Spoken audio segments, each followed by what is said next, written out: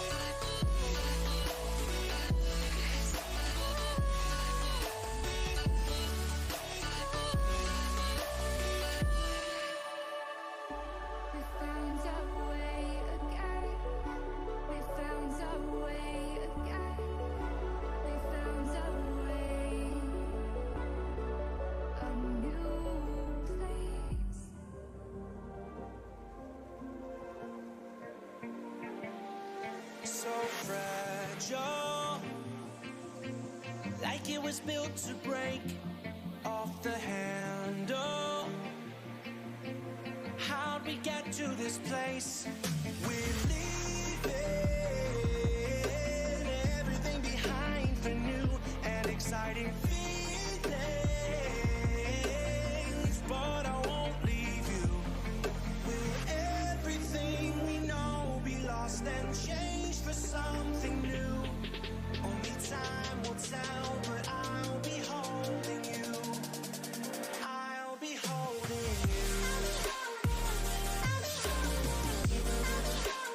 I'll be holding you. I'll be holding you.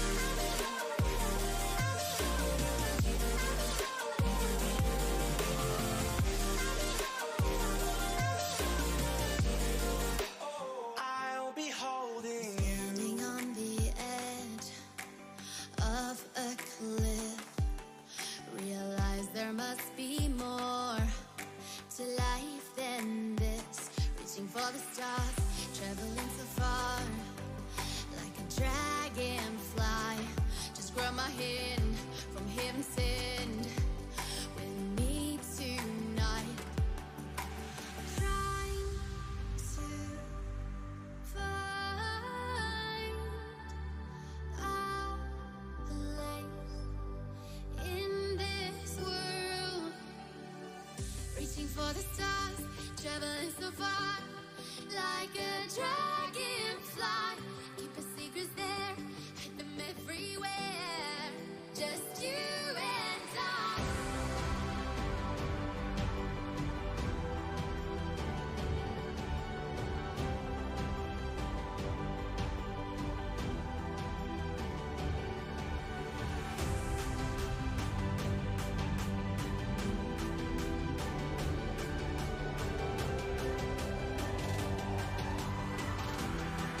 Just you and I.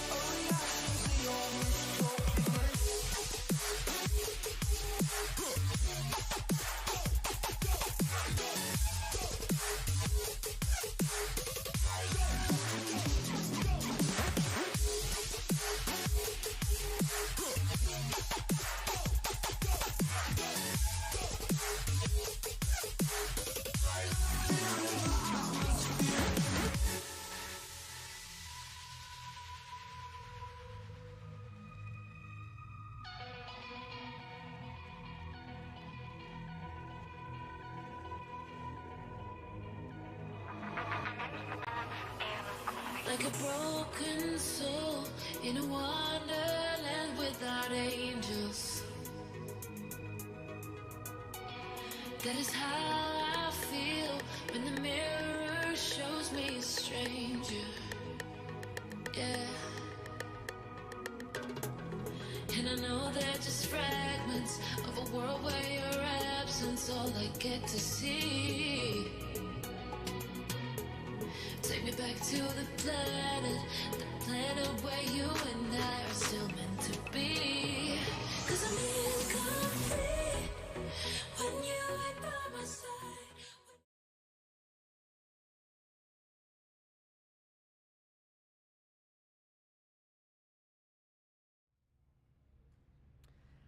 Hello and welcome to the Epos Royal Sea Cup, a tournament here, part of the Ignition series that aims to bring Valorant to the next level, particularly in the SEA scene. We're finally in playoffs. We just watched 4 days of group stages, brutal 12-hour days, grueling for the teams, where only the best of the best could make it through to playoffs. And we're here in the pre-game panel to analyze these teams and commend them for their effort. My name is Mr. Travel Plus. I will be your host for this whole event. And joining me on panel right now is Mr. Seek and Strike and Gideon Q. Yep. It's great to be here, actually, starting off the day here with a panel, just as planned. And it's really great stuff. I mean, we've had, 16 teams in this tournament. We've whittled it down to now 8. Any big teams that we won't be seeing here today, Gideon, that you thought would be making it through? Honestly, looking at the brackets, I mean, everybody has done a really amazing job in their own groups, in their own rights. I think some teams had a little bit less of a good day because, again, all of it was just condensed down. But at the end, we got some of the best teams coming in, especially for this playoff, and I'm excited to see how that's going to be rolling out. I appreciate that very cute complimentary cop out there, but I do have a couple teams ready for that question.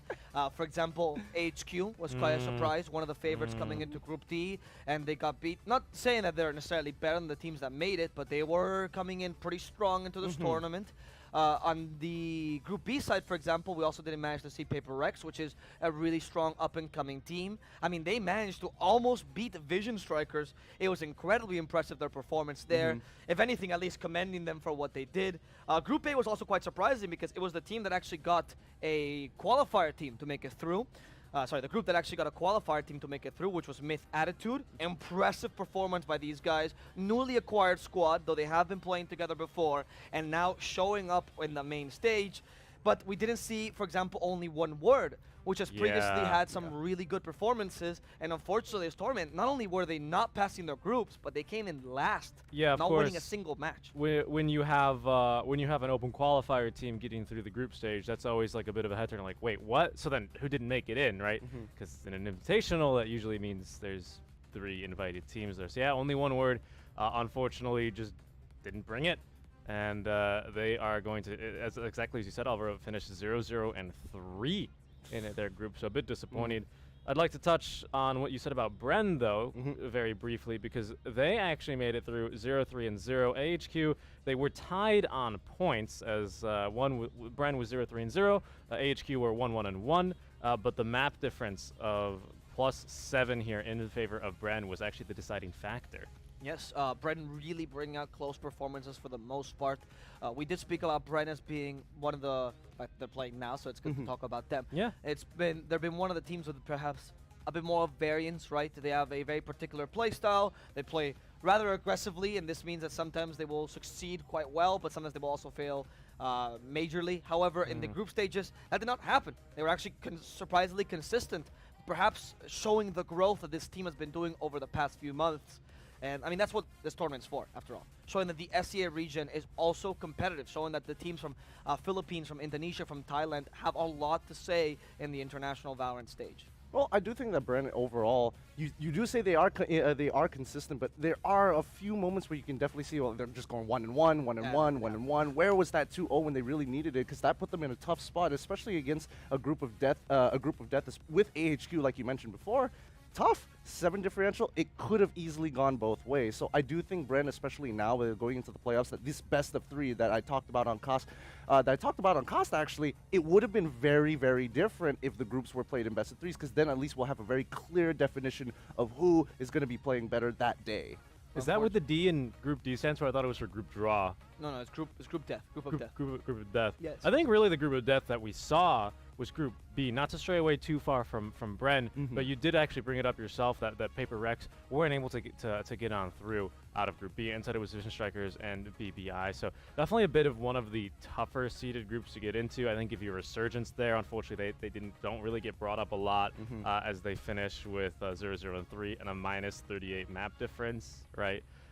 So that's a bit tough for them, but especially for Paper Rex here, who, like you said, they actually drew and they got through on a they were eliminated rather by a difference of -13. So a bit more stark there in the conference as compared to Bren, but also a really strong showing up from them. Yeah, especially coming in from the qualifiers. I mean, they are a team that's been really showing up in the past competitions, but you're up against Vision Strikers, you're up against Blackbird Ignis. These are not only some of the best regions currently that we've been seeing, both Korea and Japan, but also some of the better teams in those regions as well, right? Yeah. Vision Strikers coming in from a very clean sweep of the Africa tournament last weekend, so we are seeing really some high-level Valorant teams, and I think teams we have, Group B.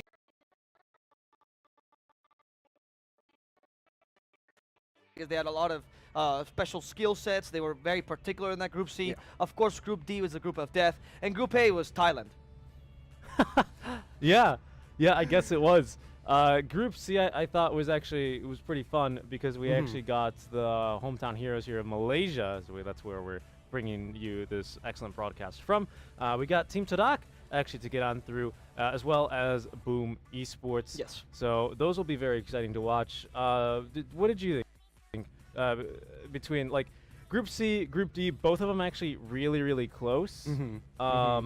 As far as Group C, like, why do you think it was AG and RRQ that like weren't able to really bring it? They actually had the same scores, 0, 1, and 2, compared to Todak and Boom. I think for AG they had like a really rough start to the day, getting bodied by Todak, unfortunately. Yeah. But I think that really just set the pace, because then they just have to crawl their way back in, and unfortunately for that specific group, all these teams really brought it on that day. So missing out, underperforming in that one game just hurt them for the rest of the day. Yeah, and you know what was really a heartbreaker, especially, was that RQ and AG were deadlocked in a 7th round of overtime, so they played an extra half on Haven, and neither team ends up qualifying. Yeah, that's just. I mean, that's just how it works out. That's how the cookie crumbles, and that's how it crumbled here in the Royal Sea Cup. But if anything, hey, it's more experience, right? And you really get to see who the standout performer on each of these teams. And yeah, I think I pointed that out plenty when I was on the cast. We had some definite standout performers here on the side of RQ, the same on AG. But in the end, it's a team game, right?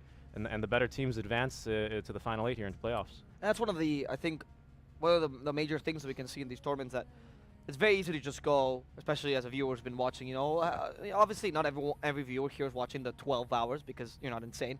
So when you do that, it's easy to concentrate on the scores, easy to concentrate on who made it through, but then you don't see the individual performance by a lot of players and what this means to them. I mean, I'm just going to tell a small little story, that I had recently on my social media, which is that, after we had Group A, Ambu Gaming, incredible performance. We were really surprised by them being one of the perhaps underdog teams. And Rafi particularly really stood out to us. His Killjoy is absolutely incredible. And of course we were talking him up on the panel. We're saying this guy really performed incredible in his games. I remember exactly what we said, just complimenting him as we should do. And the man got the clip and posted it and pinned it on his social media, on his Twitter.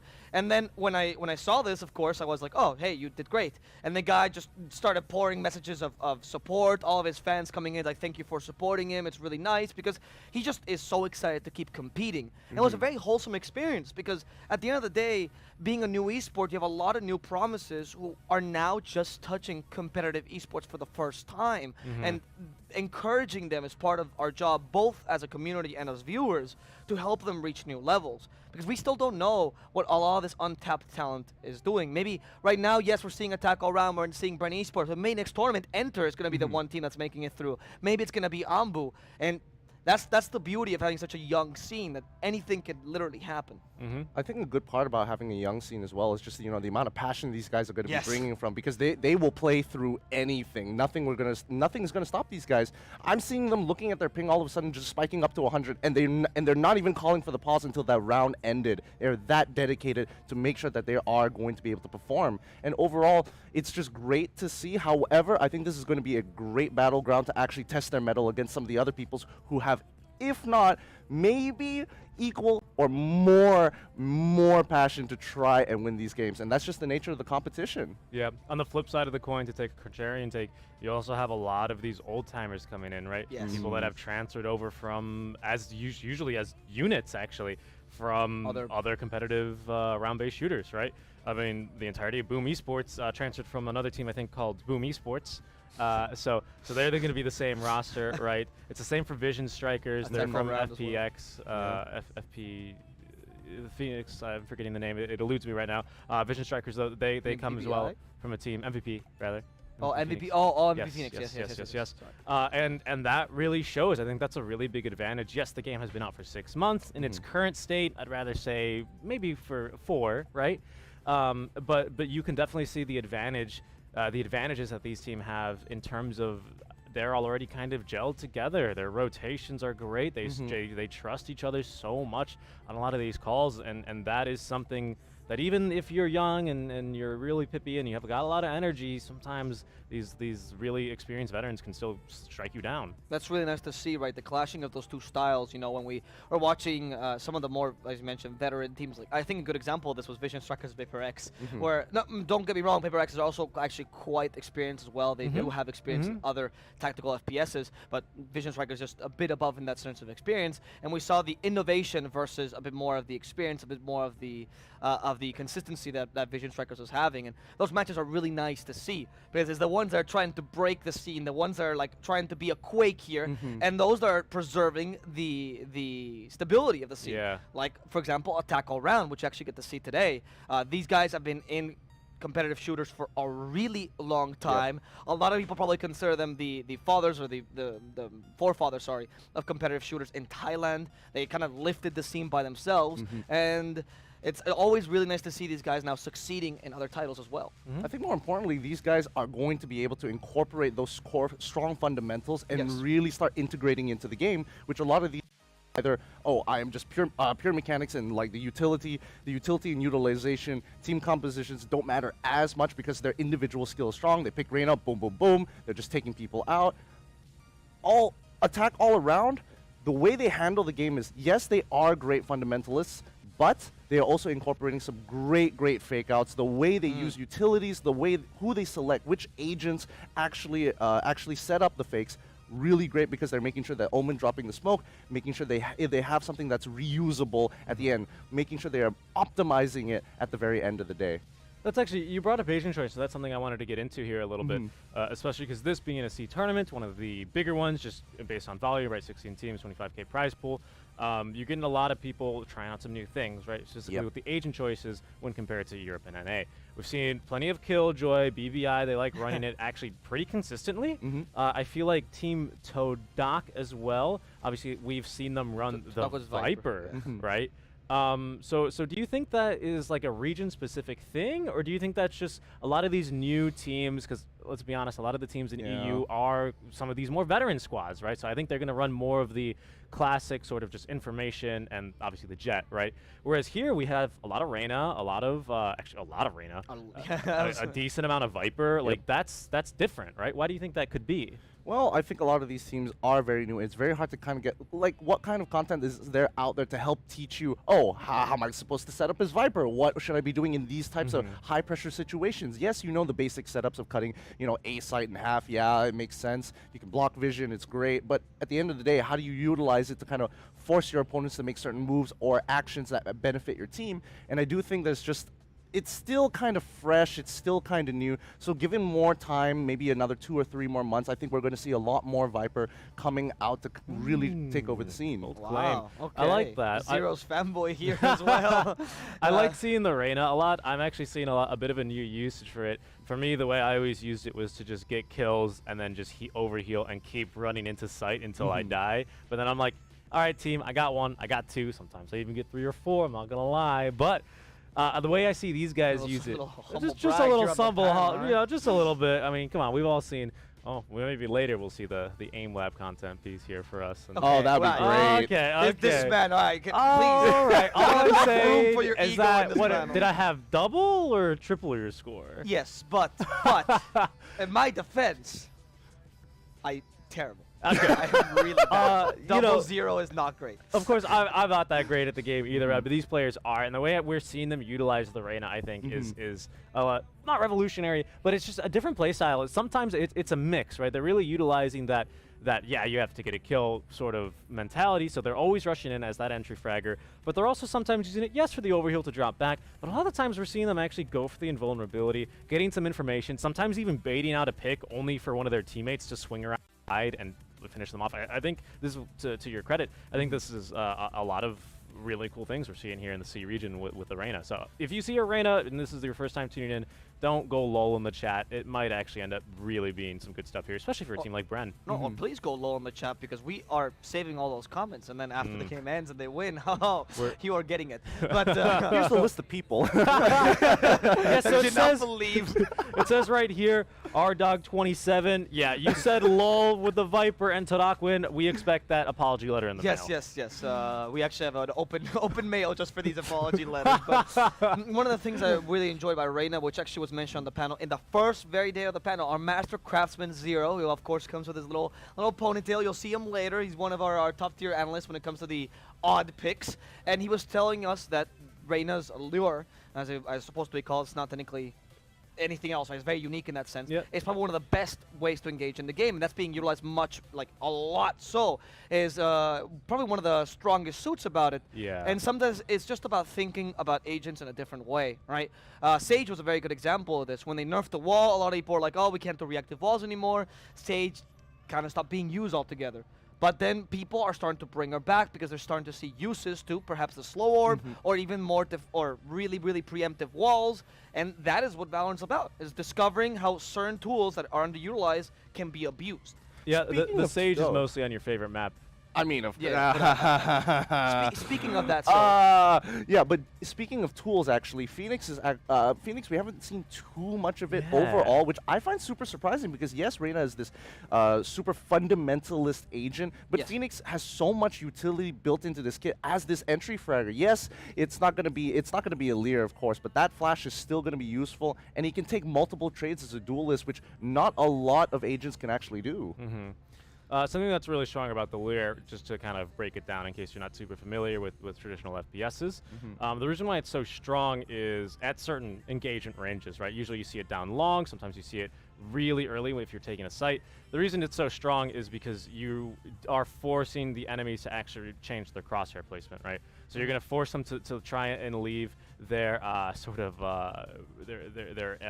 their angle, and that maybe can get you an advantage. Problem against some of these more experienced teams is that they know they don't really have to move. They can try and predict the shot, and we've actually seen that quite a few times. So it's not a guaranteed entry. Sometimes the flashes are a bit better because it's going to, as well as deafen you, but I'm looking forward to seeing the agent diversity we're going to see. Yeah, it's very exciting, guys. We get to see a lot of things, but what we're going to get to see in the next couple of minutes will be a special video we prepared for you guys. See, of course, I'm an auditory learner, so I always just like listening to the panel and telling us how the brackets ended up and how the other days went. But reality is, a lot of you guys are just visual learners. You want to see it in front of you. And that is why here at EPOS, we adapt to every single style.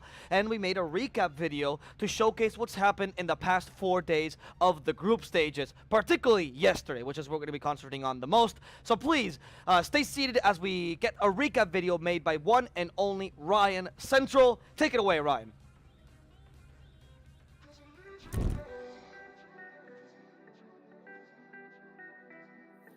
Welcome to the ePulse Royal SEA Cup. Here's a recap of everything that happened on day 4 in Group D. And it seems the D stands for draw, as 4 out of the 6 games that we had today ended 1-all in the best of 2s. The day started off this way, all of the games ended in draws and all 4 teams on equal footing. AHQ drew 1-all against Bren Esports and Morph drew against Inter with the same score. This continued a little bit more where Morph went up against Bren Esports and yet again the game finished 1-all. But none of these draws were particularly close series. It was that each of the teams had a particular map that they were strong on and would just win on that map and lose on somebody else's choice pick.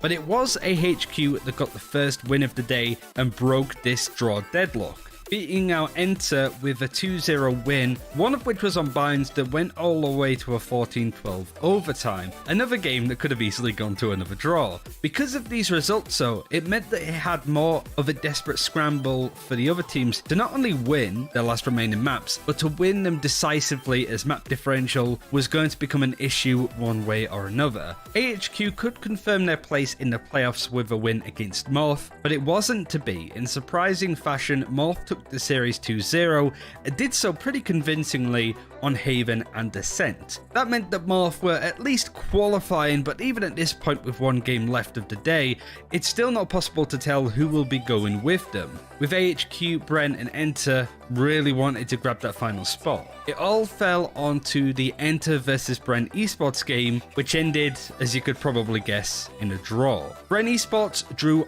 all of their games today, giving them the same amount of points as AHQ's 1 win, 1 draw and 1 loss. Because of that, it came down to map differential, and in spectacular fashion, I've never seen this before, Bren Esports qualified over AHQ with a +5 map differential, and qualified without winning a game. They didn't lose a game either, so I think that's fair, but AHQ not qualifying is the biggest surprise of the tournament so far, and it does mean that Bren Esports will be playing up against Attack All Around in the playoffs, and Morph will face off against Made in Thailand. The group stages are over, we're headed into the playoffs, and these 8 teams that are left will soon be whittled down to just 1.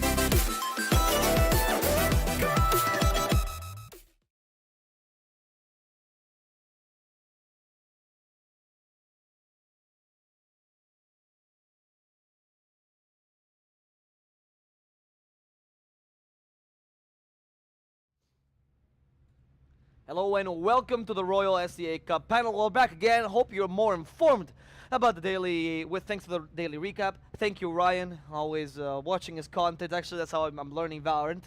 I mean, I'm still garbage, but that's not really Ryan's fault. That's more mine, but thank you.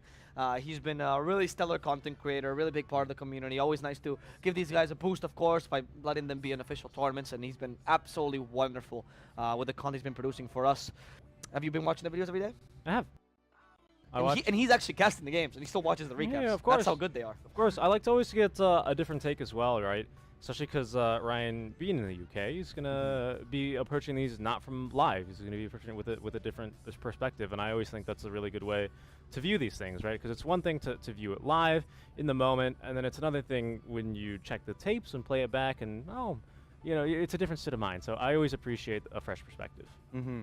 Yeah, it is a really good perspective as well, especially since you did talk a little bit about Bren evening out pretty much the entirety of the day. But what he didn't mention actually was towards the end of the day where they were looking to try and clutch this one out, because they were really starting to struggle in that first game. Initially, you can clearly see that Bren, after all that time between their games, they definitely warmed down a little, so they were really, really sloppy on their play. But the next game, they were on the ball. Even when I saw them in the lobby, you can clearly see that they're practicing warming up. And the moment that they were, you can see such a huge difference in their style of play and also just their accuracy. It was absurd, actually. The last game was like, kitty gloves, come off. We're actually playing this game. Yeah. Eater will never beat us again. It was, Enter, they actually took the first map 13-5, right? And it was quite literally do or die time for this team. They needed to win by at least a margin. Well, to win, actually, they were pretty safe. Yeah, just because they lost by 7, but they were able to actually trade scores here. So it was 13-5 against them in the first map,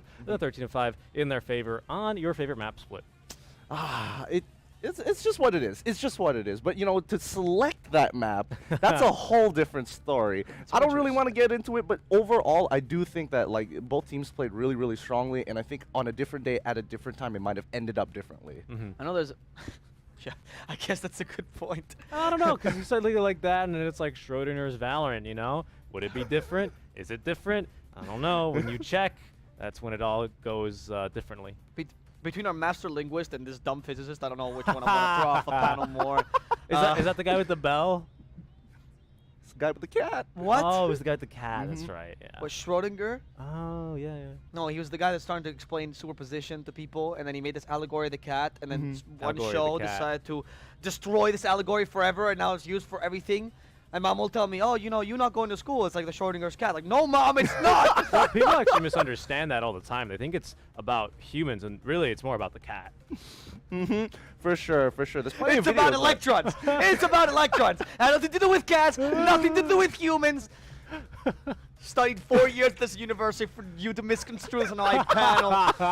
Disgusting. No, but speaking of Schrodinger's cat, actually, this would be actually a good. Well, I don't know. Maybe this might be just Where's the rubbing segue salt. going? Maybe this might be rubbing salt to the wound. But we still don't really know between Attack All Around versus Bren who exactly is going to come up on top. And the only way we're going to figure it out is watching the game. But as we are going to try and predict that. Yes, that's your job. What are the circumstances on either of these? Because personally, I feel that Bren, they really need to work on their consistency that all around seem to be having seemed to show during their run in Group A. Is that going to be one of their downfalls?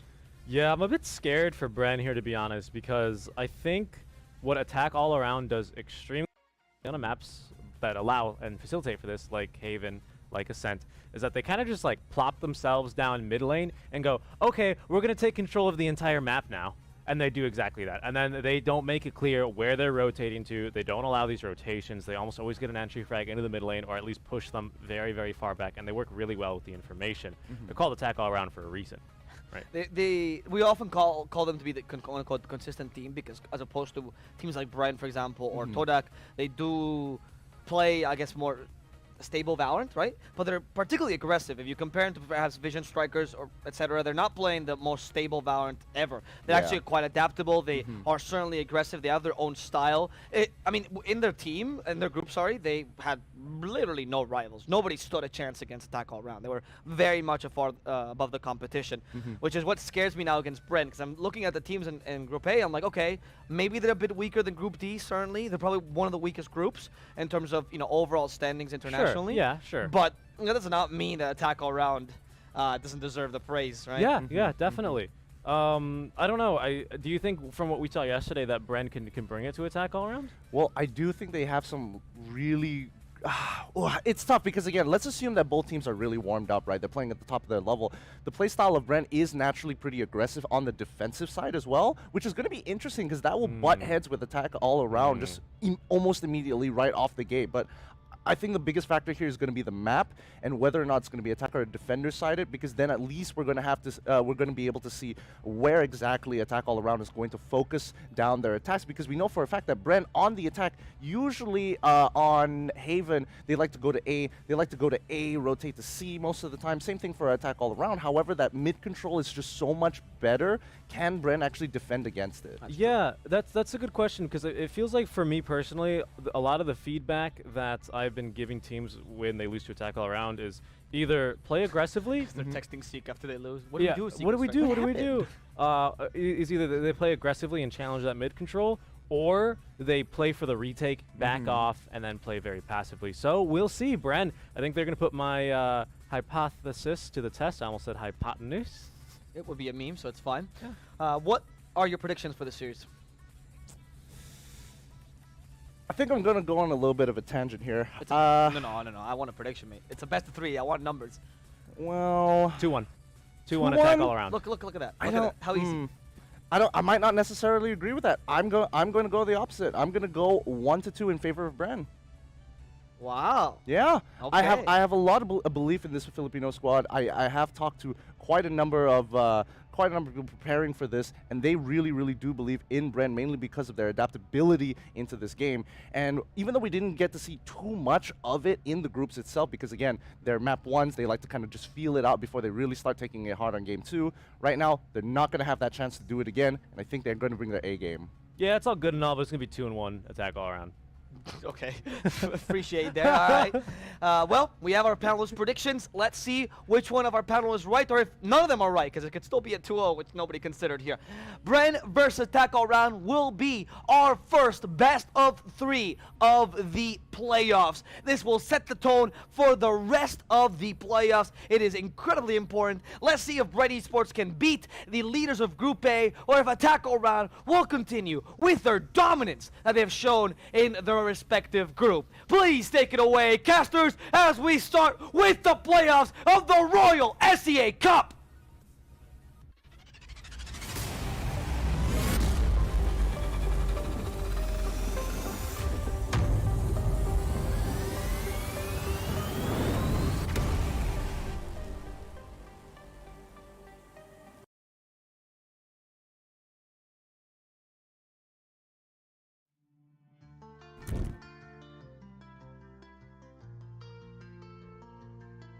Welcome to the EPOS Royal SEA Cup. The group stages are over, 16 teams have been drafted down to 8 as we now officially head into the playoffs. But before we really get stuck into the first day, let's have a look over who the teams are and how they got here. The first game of the day will be Attack All Around versus Bren Esports. Attack All Around's qualification was dominant. They had the best map differential across all of the teams in the tournament, and they beat all of their teams within their group, and based off of form looked to be in the strongest position to progress. It's a team that have made the finals in the 2 biggest and only SEA events that we've seen so far, and based off their performances that we've seen, you could say that they might be making it 3 finals out of 3. Bren Esports, whilst they did well to get to the qualifying stage of the playoffs, they didn't do it in the same amount of fashion as Attack All Around.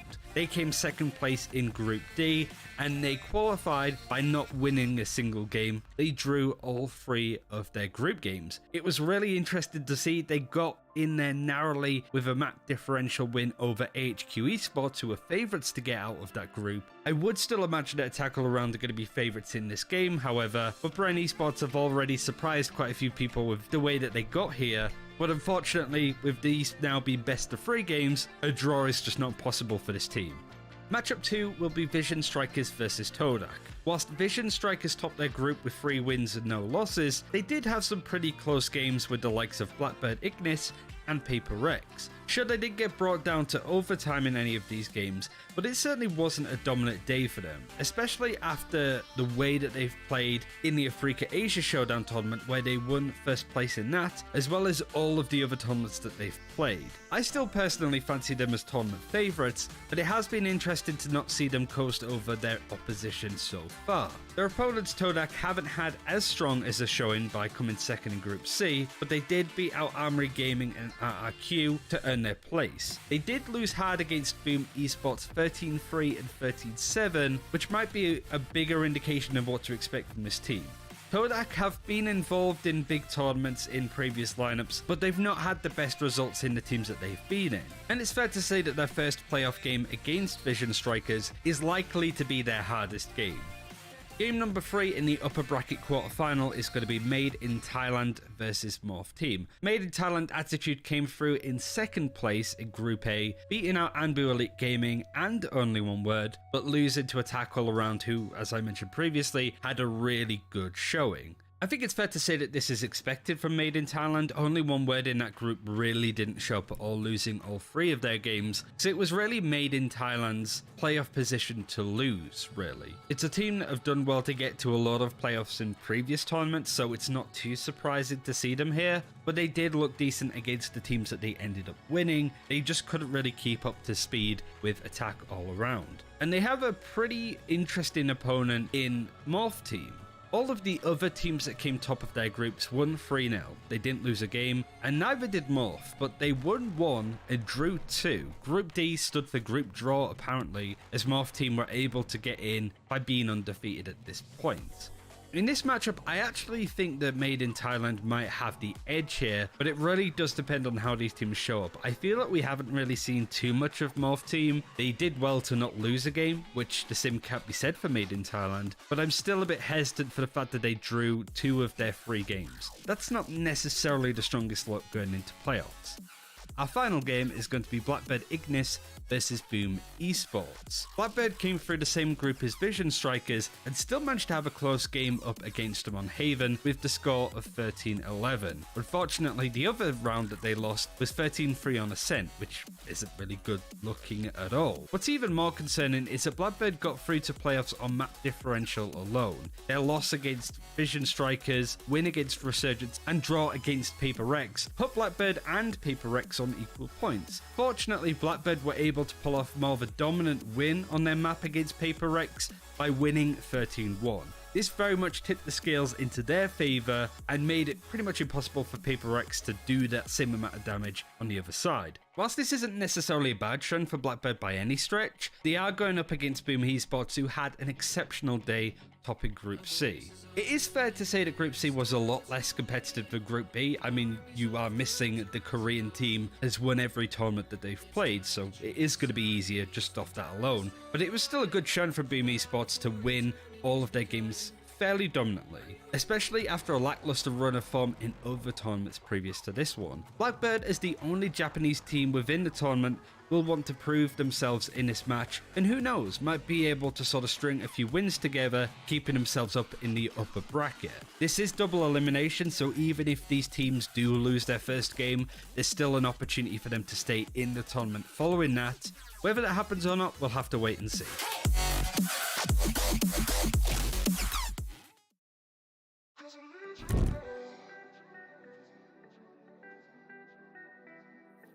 Welcome to the ePulse Royal SEA Cup. Here's a recap of everything that happened on day 4 in Group D.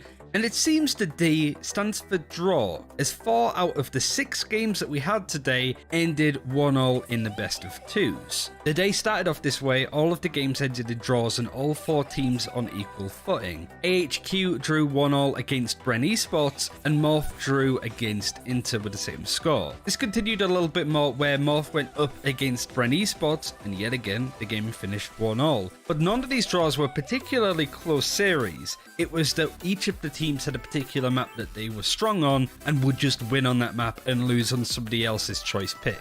But it was AHQ that got the first win of the day and broke this draw deadlock, beating out Enter with a 2-0 win, one of which was on binds that went all the way to a 14-12 overtime, another game that could have easily gone to another draw. Because of these results though, it meant that it had more of a desperate scramble for the other teams to not only win their last remaining maps, but to win them decisively, as map differential was going to become an issue one way or another. AHQ could confirm their place in the playoffs with a win, as we now officially head into the playoffs. But before we really get stuck into the first day, let's have a look over.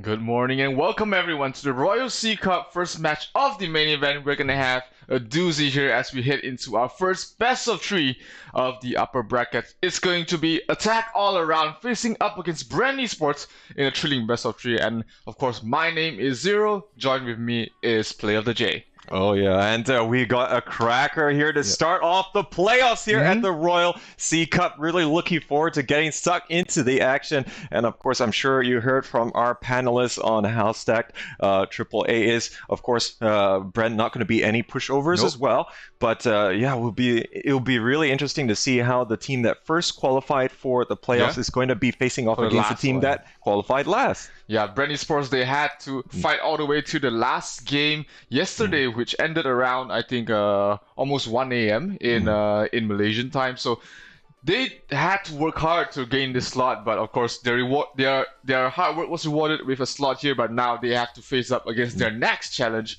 which is Attack All Around, a very solid team with a lot of great players. Yeah, and when I mean they qualified last, it's chronologically, the latest, of course. the latest, yeah. So don't infer the wrong thing from this. But Attack All Around, as I'm sure you saw from the recap video and also what our panelists were saying, they actually managed to have the best round differential. Yep. But of course, that is just a statistic at the end of the day. It's an indication for sure of their prowess at playing Valorant for sure. But I think when it comes down to it, this is the playoffs. This is the business end of the World Sea Cup. And everyone wants to perform in an Ignition Series event. Of course, it is best of 3, so we'll see how these teams are going to be faring. Now, first map, we are going to be moving to Ascent, and this is Attack All Around's pick. Yeah, Bren will be on the defending side, which is arguably the slightly more favored side. On Ascent is not that big of a difference. Bren, they have played Ascent a couple of times. Their results on it aren't not really great. I mean, they are like a middling team around the map of Ascent. So we'll see. As AAA, they did have very good results on this map. So I think this map is going to be slightly favored towards the way of Attack All Around. They are playing on the attacking side. So let's see if they're able to get off to a good start as we head into the first pistol round. Yeah, and looking at the lineup here from Attack All Around is going to be quite standard for them. They have always been opting for this lineup. They've only really swapped in maybe the Raze for the Breach or for the Sova when it comes to Split, for example. But Bren, we are seeing a little bit of a change from them. They did opt to bring Reyna quite substantially in yesterday's competition, but let's see how things are going to be shaping up here in our very first round. Yep, Dispenser is playing the Raze. We did see him come up huge in the last required win against Enter. And it was on the Raze as well. So the setup is going to be 4 players from the side of AAA heading towards mid. They have the mid control and they can decide which side they want to start executing on because the rotations will be cut off. And now they are starting to pile in mid-side. WannaFly is going to get the first pick of the day here, and it's going to be Dispenser falling down. That's going to be quite a bit lost here. Ching, he's going to try and delay as much as he can here with the flashpoint, but he's going to get flashed himself in turn. But now they are going to be inside. WannaFly is going to be on top of the stairs here. They're all trapped there. They're all taking quite a bit of negative effects. Their fault line coming out as well as the flash. Now they're going to back up here on the side. Jesse Bash is going to be following up with the 2 kills here, but looks like Attack All Around, they're going to be completely enveloped, and that is going to be a first round on the board for Bren. This is exactly why Breach is such a strong agent right now. He can stall off the push all by himself with the double flash as well as the fault line. It just makes pushing so hard. Even though you have the numbers advantage, you are basically stuck and just waiting for fault line to actually just disperse in terms of the debuff. So for the side of Bren Esports, they were able to hold on just by Ching being able to hold off and delay them long enough in the side. Breach is basically the new Sage. Yeah, and really, he demonstrated excellently on those traits that he has, and it really, Breach has been quite the success as you would expect in this tournament, and really, you're giving up quite a lot if you're not bringing him, but this is going to be a second round full. Anti-Eco coming out here from Bren. They're actually going to be opting for the Marshal as well. Let's see how they're going to do, but Dispenser is the one going down first. This take somehow gets him in towards a main, but he was able to pick up the gun, so that's going to be a slight advantage going towards the way of AAA in terms of just the numbers advantage. But Jesse Vash will be able to bring down Ginny. Always WannaFly will be on there in the trade, and they are going to try for an A push, while the Omen from the side of AAA is lurking towards mid. Yeah, he's trying to see if he can catch any rotations, but they already made their way here. PTC is going to go down to Borkum, and now that's going to level the playing field a little bit. And actually, we're drawing out to mid, but they're getting caught by Borkum. Yeah, Borkum in the right position at the right time, able to catch off the rotation. And Borkum will be stopping the spike towards me. That's going to be a difficult position to try and retrieve the spike. Borkum taking some shock dart damage, but he's able to hold on. 15 health left on him, but his triple kill will stall off AAA. And this is proving to be a very painful round here for Bren, all things considered. But Borkum, he's going to clean it up right at the death with the 4K.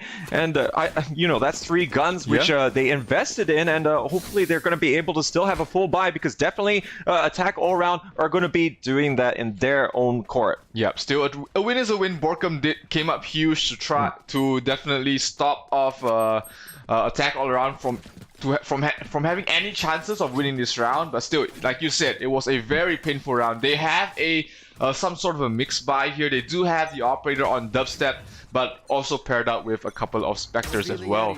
Yeah, so we'll see how they can try and duke it out with this. Of course, if they could take more damage against AAA in this round, that would be beneficial. But now there's going to be a little bit of a peak here. And it looks like Dubstep not going to be able to deliver. His opposite number is going to be able to take him down. But looks like the operator here going to be retrieved by Jesse as he moves back of Generator. And going to still hold this line. This is actually going to be prompting a bit of a rotation coming out from Attack All Around. They're going to, again, take that mid control. Yeah, PTC as well as Dubstep, these two high impact fraggers are the duels that we want to look out for, and unfortunately it will be Dubstep losing the first fight. That's going to be AAA having the numbers advantage at the moment, as they will dictate where they want to go, and it looks like it is going to be towards the market area. We have Ching trying to hold off this angle. Sprays through the smoke, a little bit of damage done, but not enough as they're going to enter the site. Oh, Dispenser gonna get the first pick here as they all stream on in here. Not able to get the second one with the Spectre, but now looks like the plant will be going down. Looks like they're starting to stack up here on the spawn side of things. Jesse's gonna take down Ginny. Not gonna have too much luck. They're still hanging around in market to try and cut off those rotations, but this is gonna give further angles. But it is a 2v3 situation. Yeah, 2v3. They have picked up the Vandal as well as the operator. Most likely we'll see a save if they don't get a pick within the next few seconds. But Brent, they don't have such a great buy, so that's gonna probably be the call here, and we should be seeing the save right now. Jesse Vash running away with the operator. Yeah, so they are not even going to be sticking around any for longer here for the exit kills. Just going to make AAA sweat a little bit, but for the most part, they're going to be thinking ahead to the next round. Now, of course, they did save on buying 2 of the guns, so they should be able to have more or less a full buy coming into round number 4.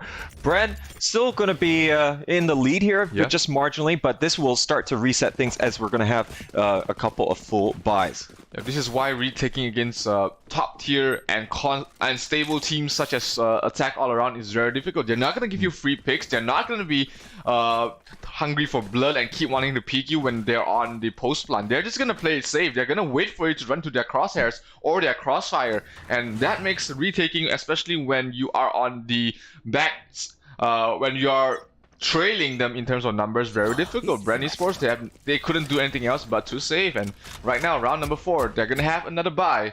Can they take this round for themselves? I like these small plays that Attack All Around are doing to try and catch the rotating players. They're just trying to draw it out by having that sustained pressure, whether it's on the A or B main side of things, and really trying to catch them through mid. Now, it has worked to a certain extent, but yeah, Brent can still fall foul of that. I think they haven't really been able to have the kind of view that we have been able to enjoy here, and you can already see that there's still a lot of intel gathering being done here by AAA, not wanting to rush too quickly into anything. This is the very characteristic of Attack All Around that's gotten them this far, and they are sticking to their strengths here, just playing for the informations, baiting utilities wherever they can, and then when they have the exact information they need, they will try and execute through a site. And here we have them trying to go towards A. It seems as they have an A short as well as A main split.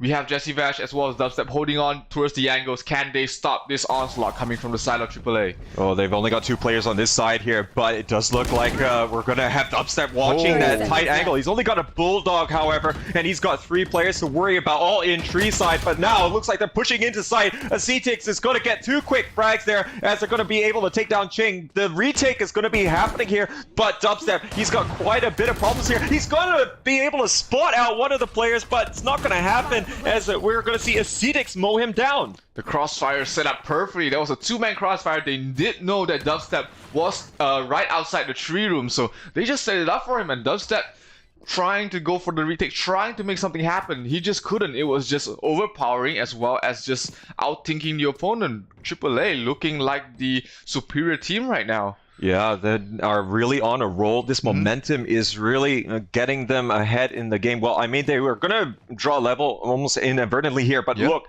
they are going hunting. This is how confident they are. And Borkum trying to save the operator. He's got very little HP, and he's actually going to get mind gamed here by his fellow opposite number, and Congrad is going to be able to take him down. That is going to be devastating coming out from Bren, as they have no guns at all to bring forward into the 5th round. Yeah, we've seen these shadow step plays in highlight videos, right? Where you get behind 5 people and get all 5 kills, but at this level, Congrad, he made a huge gamble just shadow stepping towards the backside of Borkum. It worked out. He was able to just kill the operator holder, and right now Bren is on a full eco here. Not really a full eco, they're trying to force up a little bit with a Spectre as well as a Bucky, but can it work out? It's gonna be tough. Yeah, I think he did the TP there because he knew he had the operator, so it would be more worthwhile than, you know, if he had a Vandal in his hands. But this is still going to be a stack over here on the B side. I think I like the mindset from Bren going into this. They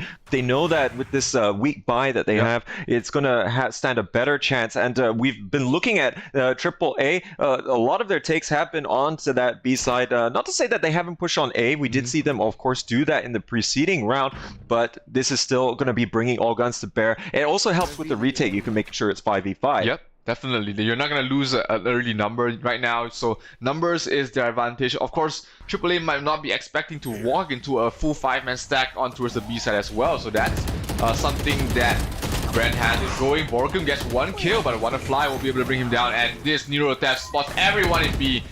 Are they going for it? They're actually going to take the fight towards the side of Bren and getting all 3 kills. No, they're not going to care about that. Ching gets 1 kill here with the Bucky, looking to put more pressure, and I think now AAA is going to be a little bit wiser of putting a little bit too much of the eggs in one basket here. They don't want to take too much damage on this round, as of course it's an eco or a partial buy coming out from Bren, and they're going to be moving all the way to A. They still have the 3 players left, and they want to maximize the amount of value from this, but now this is still going to be a bit difficult for them to try and close it out, or rather in the form of Ching. He is going to be looking for the kills. He's not actually going to be going here for any defuse, and Ginny, he's going to be able to take him down. It's AAA 3 in a row.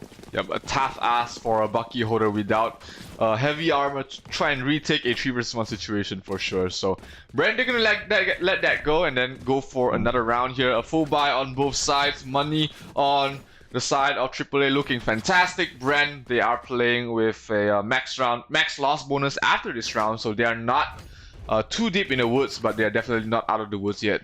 Yeah, so Dispenser and Dubstep, we have seen them carry the bulk of the load for Bren yesterday. They haven't quite woken up today. They need to be able to get those contributions in that they know they're capable of if they want to be able to get some more rounds on the board. But it is a full buy. They opted not to go for the operator here, as you did see. They got Soul Congrad here. He's watching it, but looks like the double peek is going to be good. Dispenser will pick that up. This is what they need from the side of Bren, playing aggressive, playing as a team as well, but PTC has already opened up the A side. It's completely empty. The spike will go in very soon, and they're gonna get into a very difficult post-plant situation from the side of Bren. The numbers are not there yet. This Dubstep is stuck all the way towards mid, and he might be cut off here if he's not careful. I think that double peek coming out from B main did kind of signify exactly how the distribution of the players were. They overloaded on the A side here, but Wannafly, he's gonna pick off Dubstep as he tries to move over towards A short, but Rolling Thunder coming out here. Spencer also gonna be using the Showstopper, moving in behind Generator, gonna be able to pick off PTC. Dispenser is starting to pop off here. He's got 3 on the round. He gets the face! Oh my goodness, Dispenser, he picked the right time to wake up from his slumber, and Bren is going to be able to tie it up at 3-3. Dispenser absolutely huge with the showstopper, with his spray down, and he gets the ace. Definitely, this, like you said, we need Dispenser as well as Dubstep to step up. Dispenser has done it. Dubstep, the next round is yours. Oh man, and this is exactly what the Filipino team needs here to really get going.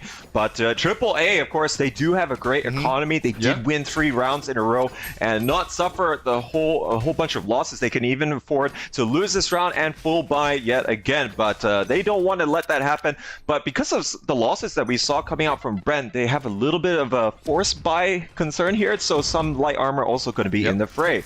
They're going to use whatever they have to try and take the lead here, as the score is 3-3 heading towards the 7th round. Ace trying to scout out with the owl drone, not really getting a lot of information from the owl drone, but he has the revealing the recon dart, recon bolt to scout things out. Not really getting a lot of information on that as well. AAA is going to make it a trying to outnumber this ace side here with all 5 members pushing on towards the tree room, and they get opening pick on towards Borkum. Wanna Fly will start off with the opening kill, and that's gonna be an advantage going towards the way of AAA. This is really prompting the rotation here from Brent, but it's not fast enough. The overload is happening right now, and look at all the vision that's going to be obstructed here against Brent, and this is allowing them to take 1v1 fights here. Vash is going to be the first one to go down as the CTX is starting to get in there. Ginny is already in the hell side of things, and looks like now we're going to see PTC is going to continue to offer a little bit more of oversight onto Heaven. Now, they might go for a little bit of a save here. Brent, their economy is not fantastic at the moment, but they are going to try and prevent these exit kills. Dispenser, he's completely aware of the threat here that, of course, we did see coming out a little bit earlier from WannaFly. Yeah, they do know that this the Cypher on the side of AAA, they like to lurk, they like to cut off rotations, being in aggressive positions like this. Oh, Dispenser spots him out. Maybe he wants to go for the kill because they are not going to take this retake for sure. But playing it safe from the backside of PTC, able to get the head of Dispenser. Dubstep's going to fall into WannaFly as well. AAA able to completely wipe Bren off the floor, and right now Bren, their money is in shambles.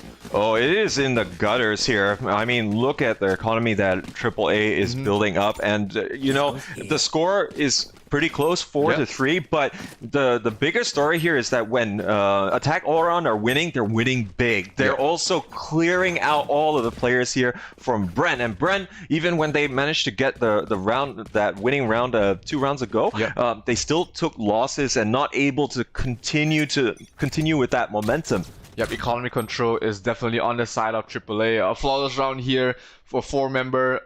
Surviving there does help them with their current situation, and they are definitely in the driver's seat for game number 1. 4-3, round number 8 will have AAA still hanging around. They like to, poke and prod, bait out some utilities, get some information, hopefully get a pick or 2. And speaking of picks, we might get one here. Ace takes fighting against 2 on towards the B main area, but we do have the Omen also hanging around. Conga Red hopes to help out his teammate being in this position. Oh, Dispenser might be able to spot out the lurk play coming here. Oh, able to land the shots there, and to also through a bit of the wall as well. Dubstep trying to do what he can. He manages to take down his opposite number, but PTC is going to be accompanied here by a whole troop there. They're going to move on to A site, and it's almost a clean sweep as we only have Borkum, who's going to be in the middle of Pizza to really just try and survive. And this is absolutely devastating at the moment, and looks like Congrad, he's still gonna pick them off. And let's not forget that Brent, because they're not bringing the Sova this time to Ascent, they opted for the race in this instance. So that's why you see the likes of Brent having to make a lot of these aggressive poke outs. It's purely to gather information. They don't have the easy ways like the recon dart without the owl drone to really clear corners or check information. So they have to rely on these 2-man picks, try and get an opening pick, or even try and just get some information, bait out some utilities. Bren, they're gonna have even more trouble when they're on the attacking side, because only having the Cypher to rely on in terms of information, they're gonna have to use their bodies to find out what AAA has in store for them. But Dispenser playing this tight angle with the Sheriff. Is he gonna get the opening shot? No, Ace will be able to get the hit of the Raze, and he's gonna be pushing forward a little bit more. But right across the corner, Ching is holding on towards the angle as well. Yeah, I'm not sure if they realize how many players are actually stacked up here on the B side of things, so they're going to be waiting here. Dubstep finally going to be able to get a pick here, and it's going to be with the Blade Storm. He's going to pop up over the top. He's able to get the second. Spike is dropped here. He's going to prevent the refrag coming in here from Tile, so it's going to to really just try and stretch and really offer that threat here. But oh, not watching here for Congrad. Borkum though, he's gonna move into market at that moment. He takes down PTC, but Congrad, he's gonna be aware. Two players coming from either side. He gets both of them here. Not a whole lot that they could do. Congrad is just on point there in the round. He's gonna get the 3K. And man, this is starting to be a little bit painful here, but Brent still can opt to go for a full buy next round. Yep, AAA looks like they are starting to run away with this round. Congrad coming up huge in 2 rounds in a row with the 2 triples as well, and definitely AAA 6 rounds on the attacking side. They can lose every single round right now and still be happy with this half. But of course they're not going to. They're going to get as much rounds as they can on the attacking side, which is going to make their defense a lot less stressful. Borkum trying to play aggressive towards mid. But this is the one round that AAA is not going to put pressure on mid. They're going to have 3 members towards A main. Only Congrad once again hoping to do his magic towards the mid area. I think they really want to take their time, AAA, to, you know, go and digest exactly what is the setup that Brent is having, because they're having some very good reads and able to overload the respective side at the right time. And I think, you know, they've had the luxury of being able to hold on to a lot of their ultimates here as well for rounds like this where it's going to be that full buy. They need that decisive and cutting edge, as we're seeing the weightage coming here from the B lobby. They're also going to be poking and prodding here and might be entering on that bottom mid side pretty soon. Yep, Wonderfly holding on towards mid, just gathering the information. And Aldrin is going to scout out that that B might be completely undefended, but that is not true because Ching is inside the side. He does have the fault line as well. He doesn't have the fault line, but he does have a couple of flash points to try and stall it out. Dispenser able to get a kill onto his Genie as well as PTC. That's what we need from Dispenser coming up here. Dubstep chiming in as well with a kill onto his Congrad, and now it's down to a 2 versus 3. AAA, they're going to try and make the fast rotate towards A. But can they make it in time? Wonderfly is kind of stuck towards the mid. Jesse Vash should get this kill as the fault line did connect. Wonderfly will fall in the end. Dispenser with a triple, but a spike will go down. Ace Kicks will be fighting up against 4 in this retake. Oh man, this looks like it's going to be really difficult for them to try and deal with. But I mean, there's only one player left here. But CTix is going to get the wallbang onto Jesse. So good play coming out from him.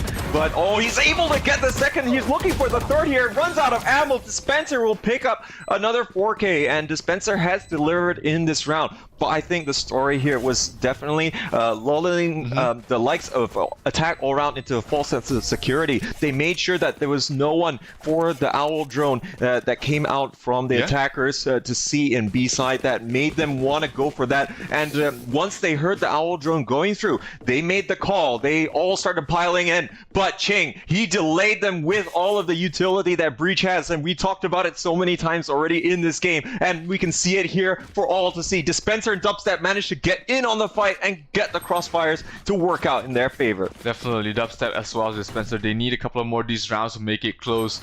Dispenser has shown us that he can, and he is alive at the moment. Dubstep has to step up a little bit more, but will they be happy with a 6-6 score? Bren, they are still trying to get the next score, next round on the board. AAA, their money should be able to carry them across the half.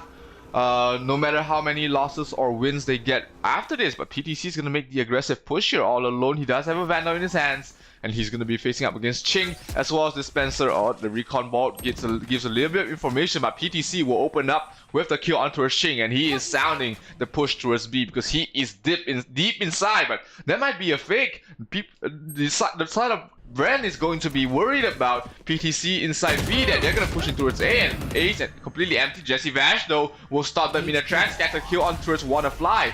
this is going to be an awkward situation from the side of AAA. Oh, the fake was definitely sold there. And now with A having quite a bit of freedom for them to move in, they only have to worry about the heaven side of things. The CTX, he's going to unleash the recon bowl here. Might be able to get this a little bit more to see. But Dispenser, he's going to take down PTC over at the B side now. Finally going to be joining his team members. Now, let's not forget that we're going to have Borka moving in here from the A main side of things. He's already going to get the flanking shot there onto Ginny. CTX, though, he's going to punish him and also Jesse as he comes down from the side. There's only going to be Dubstep and Dispenser left here, but Concrete is going to hit that moving target. The Blast Pack not going to be offering enough of dodging capability here. Dubstep, he will trade with Concrete, but at what cost? CTX, he's going to be able to take it as they push it here to 7 rounds. And I have to say, you know, on Ascent, that's definitely going to be a big plus here for AAA. They can go onto the defensive side feeling very confident. Yep, this was a huge crossfire setup there by AAA. Concrete as well as CTX able to hold this side 2-on-4, and they just kept trailing in from the side of Brain. One by one, it was just food for a CTX to get those headshots, and he is now top of the scoreboard for his team, 14-4 and 3 as well. AAA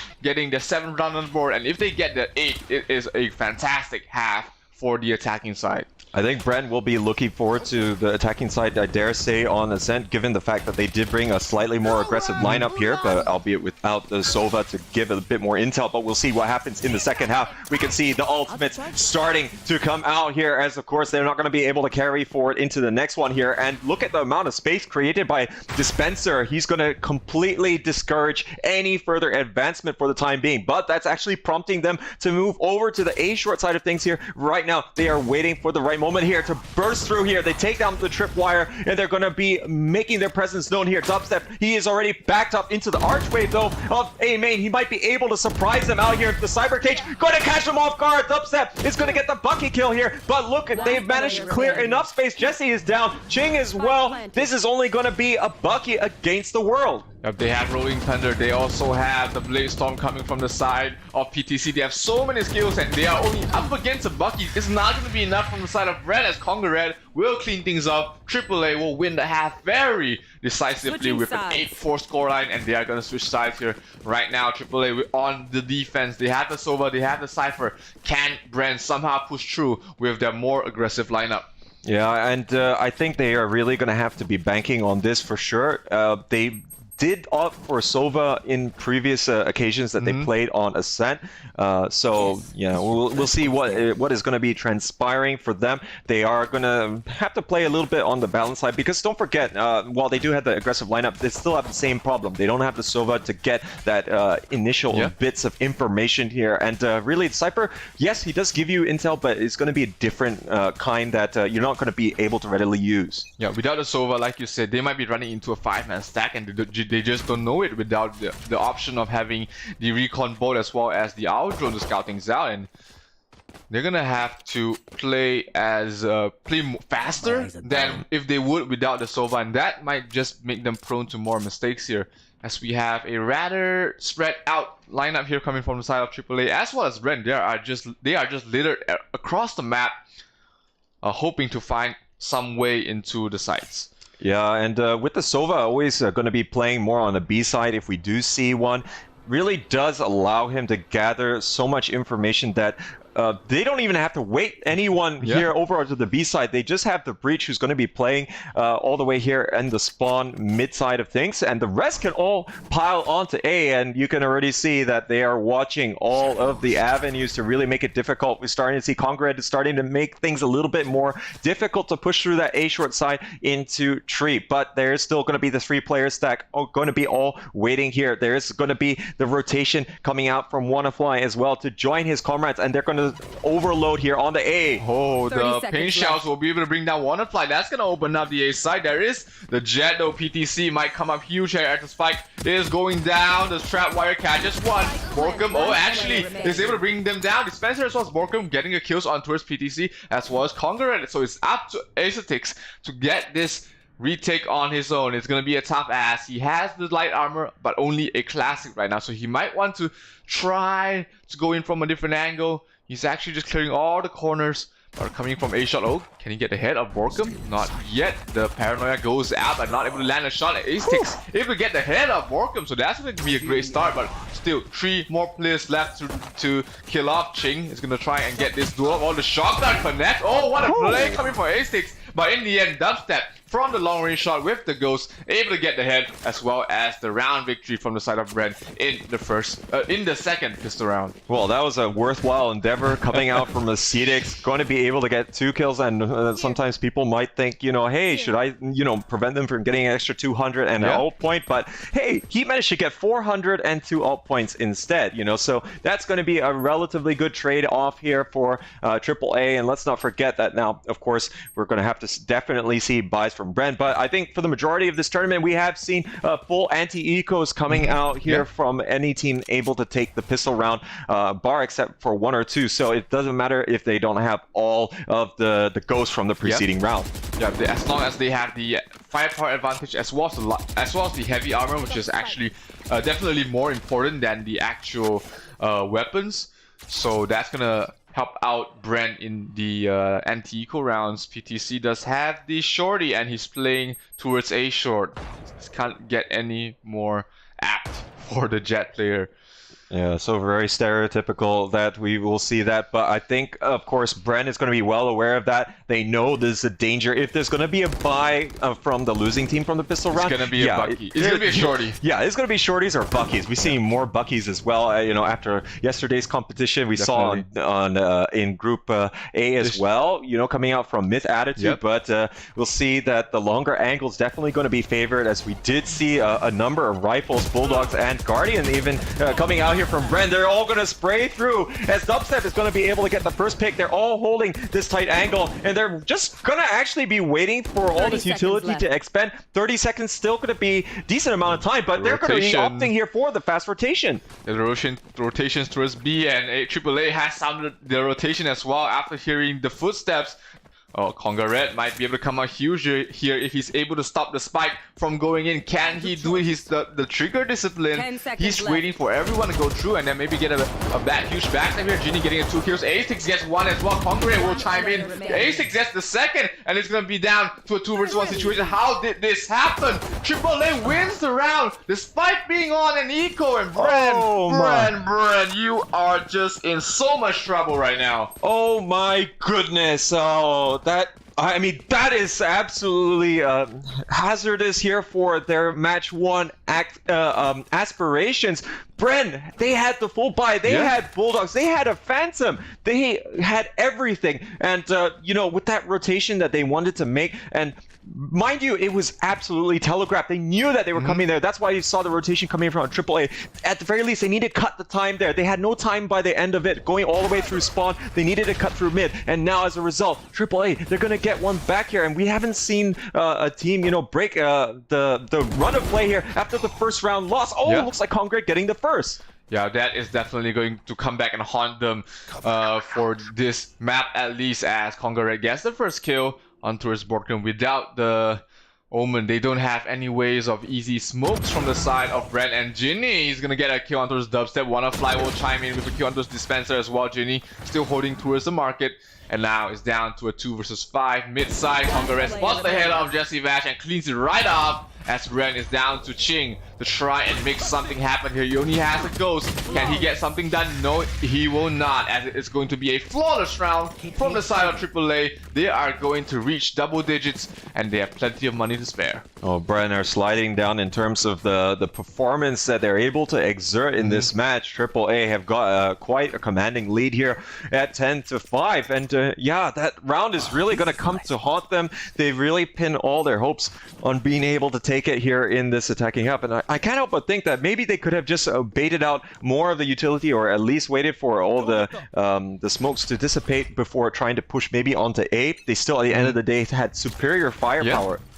Yeah, that definitely is hurting them right now. They can buy up here, but PTC will start off with a kill on towards Dispenser. That's going to be great for the side of AAA, but Borkum will even things out with the kill on towards Congarate in towards the mid. So they have to make control from the side of AAA, from Brent, but PTC will get the numbers back towards their side as a kill on towards Dubstep will get the 2 top fraggers from the side of Bren down and dusted. PDC will die.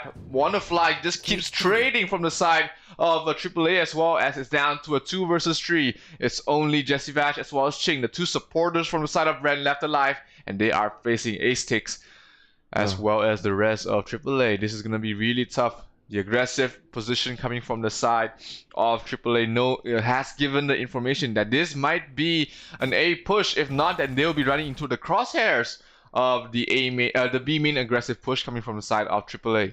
Oh, AAA are just playing the trading game so well, not giving any opportunity here for Bren to get anything in this game, but they are going to give that up. Jesse, though, is going to get refragged straight away by Ginny, and you know, it's these kind of plays here which really exemplify how AAA, after getting an opening pick, are able to maintain it all the way through and guarantee some of these wins, and at the very least snowball if they can. But now Spike here going to be all alone here. Ginny going to look to see, can he finish off the player, but Wannafly is going to be helping out as well, and there's always going to be another fellow Thai player just a few seconds away that they're going to be able to act on anything transpiring in the game. But Bren, they were a little bit scattered there, and really just not in a position to be able to counter peek anyone from A short. Yeah, it was just trade after trade, and in the end, the defensive side, they got the upper hand in terms of the trade.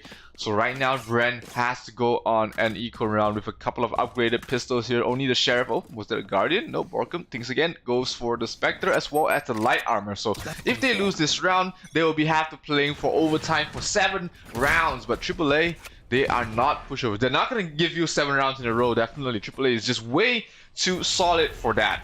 Yeah, so I think realistically, Bren, they just want to try and settle themselves, as they are already going to have to look forward to the next map, which is they're going to be their pick, mind you. But in any case, Ascent, you would expect that AAA would be able to take this. They are looking pretty comfortable on it, even from the group stage, and they're going to continue with this kind of trend. So Brent, they have to try and do as much damage as they can this round. They only have that 1 round buffer to work with, so they can't really save for the next round. So that's why you see them buying as much as they do. But Wannafly, though, he's still going to punish them, as they're all going to be hanging out here by the A main. There's not a lot that they could do. They're getting mowed down. PTC is going to pick up a double there. Wannafly is going to fall, though, in the this rush that's coming in. Jesse and Borkum going to both make inroads here into the site, and now looks like Borkum, he picks up one, he picks up the second. He's looking for the last 2, and he's going to be with just fraction of HP. And now looks like AAA, they move on to map point. Yeah, map point in the favor of the Thai squad, as they are 7 rounds ahead from the side of Bren, and it's all down to this fantastic hole coming from the side of PTC, as well as Wannafly. Borkum did make it close for a second there, but having the HP advantage just gave too much of work to be done there from Borkum. So AAA will reach map point first, and they have plenty of money to spare. The first operator of the game has been picked up from the side of PTC, and he hasn't even needed it so far. Just been performing very well with the rifles. Yeah, and just not having to deal with the operators as well from Bren, you know, it just has not required this at all from the Thai team. But now we'll see how, if they want to try and close this one out. There's of course going to be a little bit of a force buy coming out here from Brent. They are able to afford, for the most part, decent weaponry, so they are already at the max cash bonus for losing consecutive rounds. But they're going to still pile here in the mid side of things, so you can already see that AAA is not taking any chances. They have actually taken quite a step back to just wait and see what's happening. PTC, though, he's not going to see much more anymore, as Dubstep is going to be able to get that opening pick, and you can already see that they're watching here for the refrag potential, but it's actually going to be Wannafly coming all the way around top mid. But this is buying a lot of time here for the rotation. We already see that 2 players are going to be down by the A ramp side of things here, but they're going to be able to take the site here, as Concrete only able to trade out 1. Look at the back, look at the flank coming from the side of Borkum. He might come up huge. Rolling Thunder comes through. The flashpoint as well, slowing things down. Dubstep will fall. Borkum from the backside brings down Genie, and it's down to a 2 versus 1. Ace Tix, he has done this before. He has carried his squad 2 versus 1, and he might be able to do it again, as he's down to 55 HP. The flashpoint comes through. Ching will be able to land a shot on towards the Sova, and they keep themselves alive for another round, as Bren is still somehow finding these places, finding these angles to go through, and they will play another round. 6-12. Bren still trying to hang on. Now, if only that they could string a few rounds together, you could see how few and far between some of these round wins have been for Yeah. Brent. They've only won the pistol round. They lost the subsequent 4 rounds. So, you know, this is going to, again, be a very difficult proposition. They just have to take it one round at a time. As you mentioned, Zero, that AAA, they're just not going to let this happen, this comeback. But Brent, they just want to try and right the ship, get their minds in the right place for map number 2. Definitely, if they think that this round is a loss already, they can just use this as, you know, continues their warm-up, work on their communication as well. But on the off chance that AAA lets loose just a little bit, Brent is definitely poised to just try and make this comeback happen. Brent right now with all 5 members with their crosshairs aimed towards A might be able to overpower the side, as we do have Congaret already rotating towards the mid. If they make a fast move right now, Brent might be able to overpower the A side holders. It's gonna be PTC as well as WannaFly holding on towards A. No, see that they are still going to be locking down the angles. This push is going to be coming here through A short, and Borkum, he's actually going to punish a Cedic starting to peek here as he did come from the B side of things. Borkum gets the second there, catching the spawn player, not allowing him to rotate, and instead of reinforcing A, you can already see that they're trying to see if they can catch Congrad. We've seen WannaFly. He's actually going to change his mind after PTC is calling the alarm here. He's trying to fend off this push. 2 frags here going quickly in favor of the AAA, but it's not going to happen with the Bladestorm at close range, but it doesn't matter. WannaFly can clean things up here, and AAA go for a commanding win here on the first map, 13-6. That was definitely the AAA that we expected. Brent didn't really perform as well as they could. As you can see from the score here, the amount of opening picks was just way too low from the side of Brent. They just lost a lot of these opening duels. A-Sticks, of course, on the Sova. He did just so much with so little. He got a couple of eco kills. He had fantastic plays on this Sova and WannaFly as well. Just so solid in those side holes. Multiple triple kills has set them up. They didn't even need to activate PDC on the Jet to actually just go crazy. It was just the 2 side holders that actually did so well. And AAA, they did deserve this first map win on the side of Ascent. Very much so, and Brent, they did have the opportunity to have a good strong start on their attacking half, especially given the kind of lineup we're seeing coming out from them, but yeah, they just couldn't. That round still haunts me. I'm sure it will haunt the members of Brent as well, because it was a real full buy. They had a Phantom, they had 2 Bulldogs and a Guardian, all trying to make do with the situation, but yeah, they just didn't have a lot of time to work with. They should have made a more decisive decision. Yeah, whether they wanted to go, they had the numbers advantage. They could have just pressured A, or they could have, you know, make a shorter cut towards B, because that rotation was way too long. They let themselves, they put themselves into a bad situation, and then being on the defensive side, AAA was able to get the rotation there a little bit earlier, and then having them in their crosshairs with time running out, that was just putting too much pressure on towards the side of Brent, that they just lost that anti-eco round, which should have been theirs in the bag, and that just created so much of a pressure. They couldn't get their economy up and running on the attacking side, and in the end, it was just way too hard for Brent to be able to make that comeback. Yeah, it knocked the wind out of their sails, but you know, at least it looked a little bit promising here for Brent in the rounds leading up to the final one, where of course, you know, AAA looking incredibly solid and really playing the numbers game incredibly well. But we'll see if that is going to continue, because now, of course, you know, there's going to be the second map, which we'll be having on Bind, and this is going to be Brent's pick. They will be starting on attack first, so it'll be interesting to see how they want to try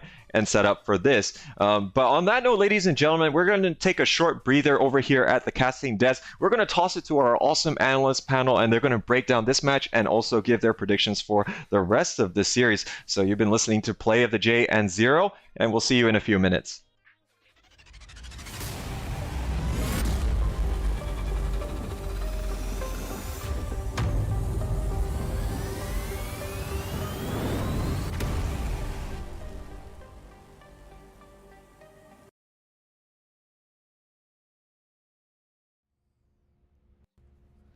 Welcome back. Here we are on the Royal SEA Cup panel to break down the game we just witnessed. My name is Mr. Ava Plus. I am going to be your host for the whole event. And joining me on panel, the Hound and Gideon Q. So, we just witnessed map number 1 of this series, and I'm just gonna go straight to it. There was a specific round where everything started to break apart for Bren.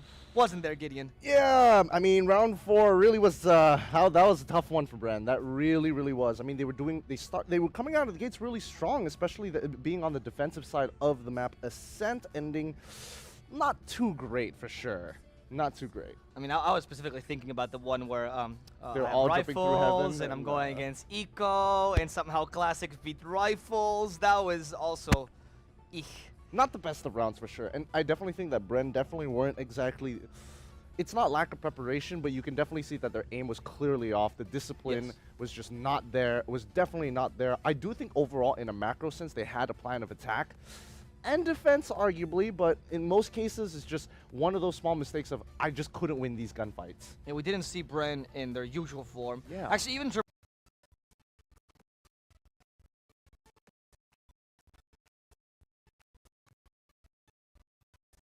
not an ability to learn from mistakes, because in round number 4 there was a little bit of a stack. Round number 5 jumped over. Yeah. Let's all go into the pit. Round number 5 was even worse because they 5-stacked at B. WannaFly was able to get the 3K. It was really bad. But I'm not going to take it away from them, because in round 6 and round 10, Dispenser was able to get 4K with the A during retake. I think that was something that was pretty good from them. However, when we look at round 14, this something that I feel that was really, how to say, bad coming in from Bren, because I don't know how to say awful. I don't want to say awful, but it was just Bren rotates after the amount of utility that was spent from AAA onto A, and AAA was on an eco, right? Yes. The worst part about it is I felt that the reason why they won this particular round for round 14 was because of the telegraph rotation. It was way too obvious, and I felt that it was just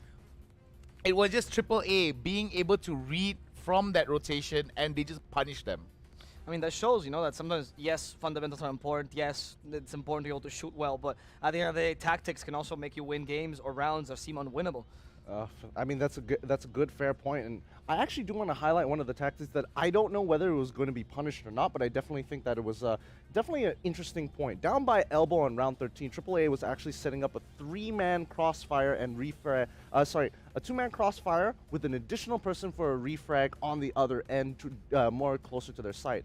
Very interesting, because this could have easily been punished. They had a breach on the side of Bren, so one fault line could have been enough to completely shatter it. They just couldn't seem to have that mid control for the most part of the game. They were looking to kind of push out, look through catwalk. Seems like everything's okay. Didn't decide to do it. Decided to go to A. That didn't work out as well. Is it fair to say that because AAA constantly has a tempo control of the game, just how they naturally play, they can get away with more of these plays? I think a lot of it has to do with just like the pickoffs that happen very early on in the game, especially with like you have PTC on the Vandal just looking once in a while, bop, you're gone. Insane.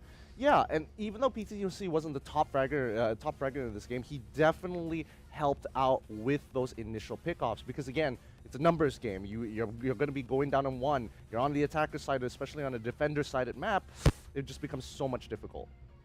One thing I want to highlight, that was for round 13. Now let's go back 2 rounds into round 11. There was a B fake from lobby by AAA on the attacking split, and I do believe that for the re-rotate to A was just beautiful coming in from AAA. And I felt that Bren was playing catch up way too much compared to AAA, because when it was flipped for round 13, when the swap came, Bren was on attack and AAA was on defense. I felt like AAA was just a little bit more, how do I say this? Polished with a lot of foresight. Compared to Bren, it felt a little bit helter-skelter, because when we look at round 11 before the swap, I felt that there was a little bit, like how Gideon said, polish with how AAA was attacking. The B fake from lobby was just great. The amount of utilities, when we go ahead, right, when we compare it towards like maybe round 17, round 14, like how we were saying, right, for the Bren rotation that was a little bit too telegraphed. The Bren rotation that was a little bit too telegraphed. The utility that came down slowed them down and immediately forced them into the hands of AAA, and it was just terrible for Bren for that particular few rounds. It's a fair that this could be first game jitters. You know, it's early in the morning, especially for gamers. We've made this joke many times. You know, they might just be not warmed up just yet. They're playing against a really strong opponent. Is it fair to attribute to that, or can we see a bigger fault in Bren's plan? Well, I do think there are a couple of things that we can attribute. One of them outside of the game was the fact that, you know, yesterday they played some really long games Right, they were quite Group late D. into the night, and then today it's going to be a little extra earlier for them to actually make it on time. So it's going to be a lot less time to prepare in terms of just like, could they fit in a scrim? Probably not. They needed to make sure that they are tip-top shape, took some sleep. It's just that overall, I don't know whether this is just me. This is not even proper analysis. This is just pure theorems and theoretical suggestions. But I don't think any one of these groups, especially for teams who are supposed to be favored and look to have that mechanical skill, just don't do well on the very first match of the day. Like even in groups, every single time. Even AG, we were expecting them to kind of slap, but they just didn't. Yeah, that's true. We saw this from Myth as well, where they the first map of the day, There's they a trend. 13-2 or so, and then they end up passing through groups. It's true. It's true. That's a good point. I guess, you know, you need to. The warm-up is much more important if you're relying on adaptability, if you're relying on these aggressive tactics. Would that be fair to say, Hound? I would think so, but when we look at round 17, Bren was already 5. AAA was 11 ahead. I don't know how much you can adapt from that, you know what I mean, in terms of how big the scoreline is. Sure. But then again, right, when we look at some of the glaring mistakes that Bren made, and don't get me wrong, AAA also is not perfect. They are fallible as well. But I felt like they were a little bit more aware of the mistakes that they were making, and they were quicker to adjust. And I think the speed at which AAA was just picking up all of these mistakes and turning it around on its head to make sure that Bren were catched on, I felt that that was something that we have to really consider, because come on, round number 4, round number 5, it didn't work for round number 4 for Bren. They still want a 5-sack onto B. I feel that that was just terrible.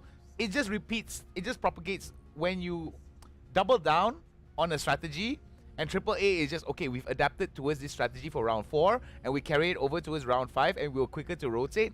How can Bren actually look forward to seeing trying to close the gap between themselves and AAA? Perhaps it was just not to exit their comfort zone, because they knew that was the strategy they were going for. And, you know, some experimenting can lead to much worse results. But you are right? If you want to get one up ahead, especially against the leader of Group A, you have to be a bit more innovative with the way you're playing the game. I mean, it does show strong commitment, though. Everybody just kind of went in on it. They didn't really hesitate in a lot of these So situations. the blind faith was there. Yeah, the blind faith definitely was there, but More blind than faith. Well, it's definitely a lot more foolhardy, of course. But you know, this kind of brings up a very interesting topic about the compositions and after the patch of what they could have done a little bit better here. Because again, the biggest question, Raze versus Sova, every single time we see Bren, they're going for that Raze. They're like, lack of information, so what? We're gonna hit hard. We're gonna hit fast. Yeah, everyone actually in the chat was commenting on that, right? Sova, particularly playing with a couple duelists and still not having the information gatherer, that was a bit tough for them. And we did see this many times where it just seemed like AAA was better positioned to get those frags than Bren. I do think that they could have taken this consideration, even though Sage isn't as good. I think it would have given them a little bit more versatility, especially when they were taking onto the site to slow down rotations, and they would have been even better on the defensive side. Sage over Raze, then you're saying? That's the thing. I'm not entirely sure. They could have switched out the Jet. They could have switched out the Jet or the Raze, one or the other. Preferably, it's so hard. It's so hard to say. I mean, it's terrible to say in the sense that when we look at both of these compositions, okay, let's go over them real quick, right? PTC on Jet for AAA, Conga Red, Omen, Wanna Fly on Cypher, Acetix on Sova, Ginny on Breach. Whereas for Brent, it was Balcom on Omen, Dubstep on Jet, Ching on Breach, Dispenser on Raze, Jessivash on Cypher. So they do have quite a bit of information gatherers on both sides. We did see that AAA did spend quite a bit on the defensive side. They spent quite a bit in terms of putting all the utilities onto A side, if I'm not mistaken.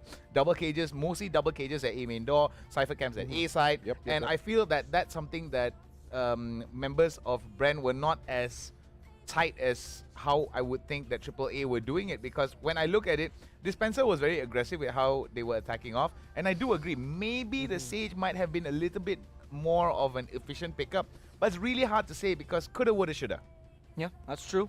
And now looking into game number 2, right? They're obviously looking to recover. We know what the map is going to be. Bind, Gideon, I hope you're happy. is his favorite map. He keeps mentioning it on the panel. I don't ask him, but he does it anyway. I'm just saying, it's a good map. It's a good map. What do you Good map. What do you think Bren has to do then in the second game to really recover? I think they definitely need to get momentum in their favor again. Okay. So pistol round's important? Pistol rounds is going to be super important, whether attack or on defense in most cases. I still think that even though they are going on to bind, the odds of them actually picking up the Sova and sticking to their composition, which is hit hard, hit fast, is going to be able to work out pretty decently on a map like this where defender side at least has a longer rotation path. So AAA isn't just going to be like there right at the right place at the right time every single round. For me, I think Gideon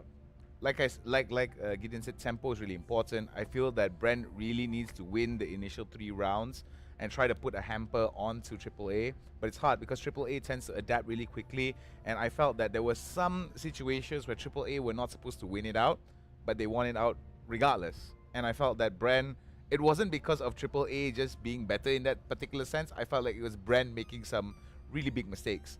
And I think they really need to minimize that. I think they really need to be a little bit aware of how they want to be taking some of these fights, especially during the first 3 to 4 rounds in Bind, considering that it is a fairly neutral map across the board, and considering that Bren has to play a little bit more innovative. They have to break themselves in a sense to be better. Is it possible? Again, just playing devil's advocate here a bit, but is it possible that this playstyle that Bren had actually might give him an advantage in the second game because AAA might start to underestimate them a bit? They might not be prepared for them to come in with a game already in map number 2? No way. Not in a competition like this. You're only expecting the best, and especially if you are like a veteran like Attack All Around, this is not something that they should be doing, and they should know this, especially going to some of the highest levels of competition. You're always expecting your competitor to be bringing their best, even when they are at their worst. So zero confidence here. Sorry, no ego boost here for AAA. Absolutely Brad not. needs to deliver, or else they're done for. I think for me, there might be a little bit of a confidence boost for AAA, but I don't think it's going to get in the way. I don't think ego is going to be... Yeah, I don't think ego is going to be getting in the way for AAA in a sense, right? There's definitely going to be motivation that they're going to be able to win it out against Bren, but they're not going to underestimate, and they're not going to overestimate their own skills over Bren. So I believe that I can't wait to see what's going to be happening against Attack All Round and Bren after this. Well, I know we're going to see this now, but I do have to ask you before we go into the map, what are your predictions? For this map number 2, I'm not asking for the whole series. Well, okay. Oh, for this particular game? Because you said 2-1, so where's the 1? I'm sweating here. Okay, don't put me on the spot like that. Okay, I still think that Bren actually is pretty decent on Bind overall. We have seen them in the group stage actually play Bind. So with that alone, it gives me some confidence, but I'm committing to it. Let's go, Bren. All right, this man took a dive. Let's see. What 13 to 8 for AAA. Whoa. Okay. That's how I think of it. All right, that's okay. If he's right, yeah, you can just take my spot next time. That's amazing. Okay, 13 to 8 says Hound for AAA. Gideon believing in the underdog, saying they can take this one, if anything, to make his previous prediction correct. Let's see what happens in the second map of the day. It's going to be Bind. It's the second map of the day, and the map that may determine the first best of 3 outcome. It's Attack All Round against Bren Esports. Take it away, casters.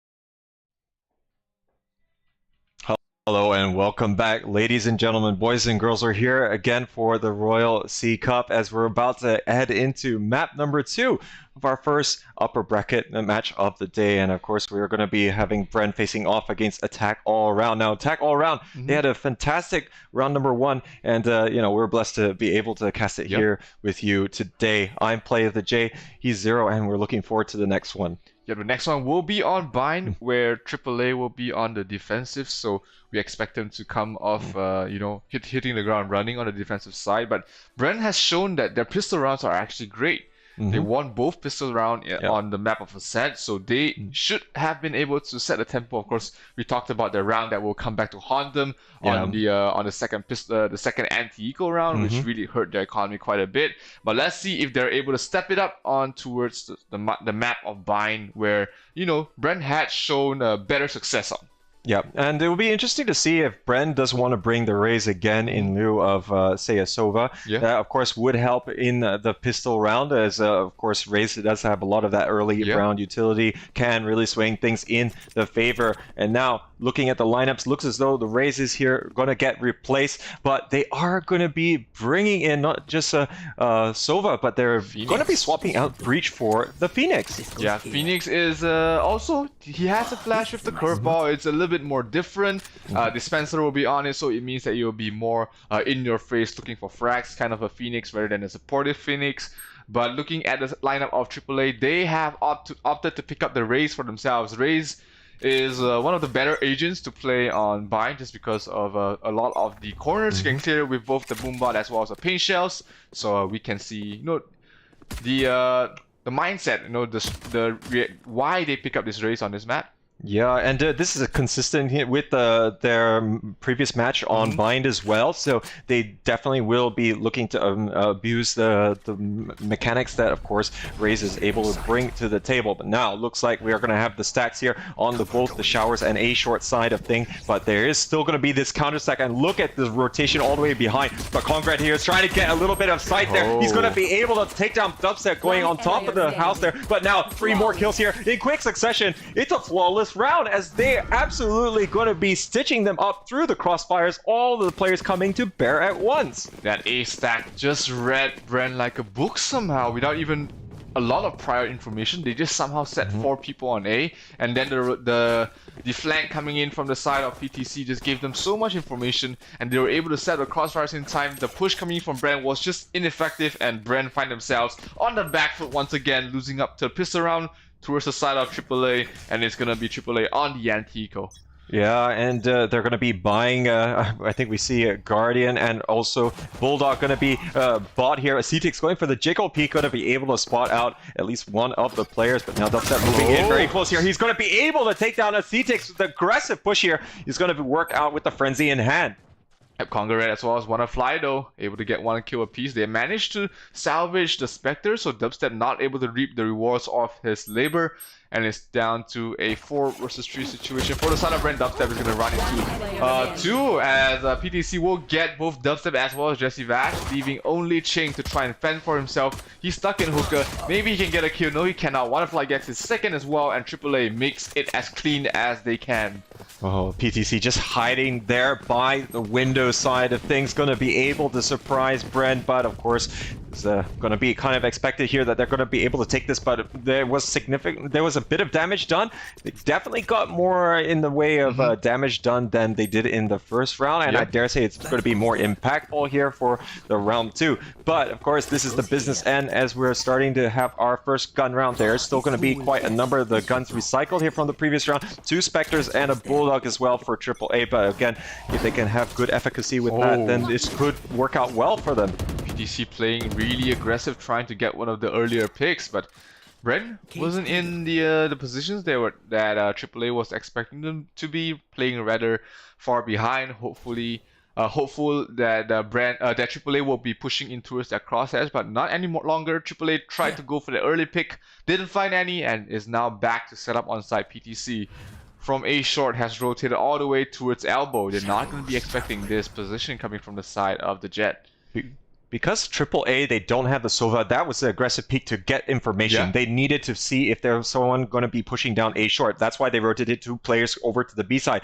But this is exactly playing into Bren's plan now. They have now rotated back here to A short, and they might be looking to try and pile on the pressure. But there is still going to be enough dark covers here. But the one way might be offering a little bit of a discouragement here from pushing in, as of course they have Wannafly hanging out by loading bay. He has got a good cross angle on this.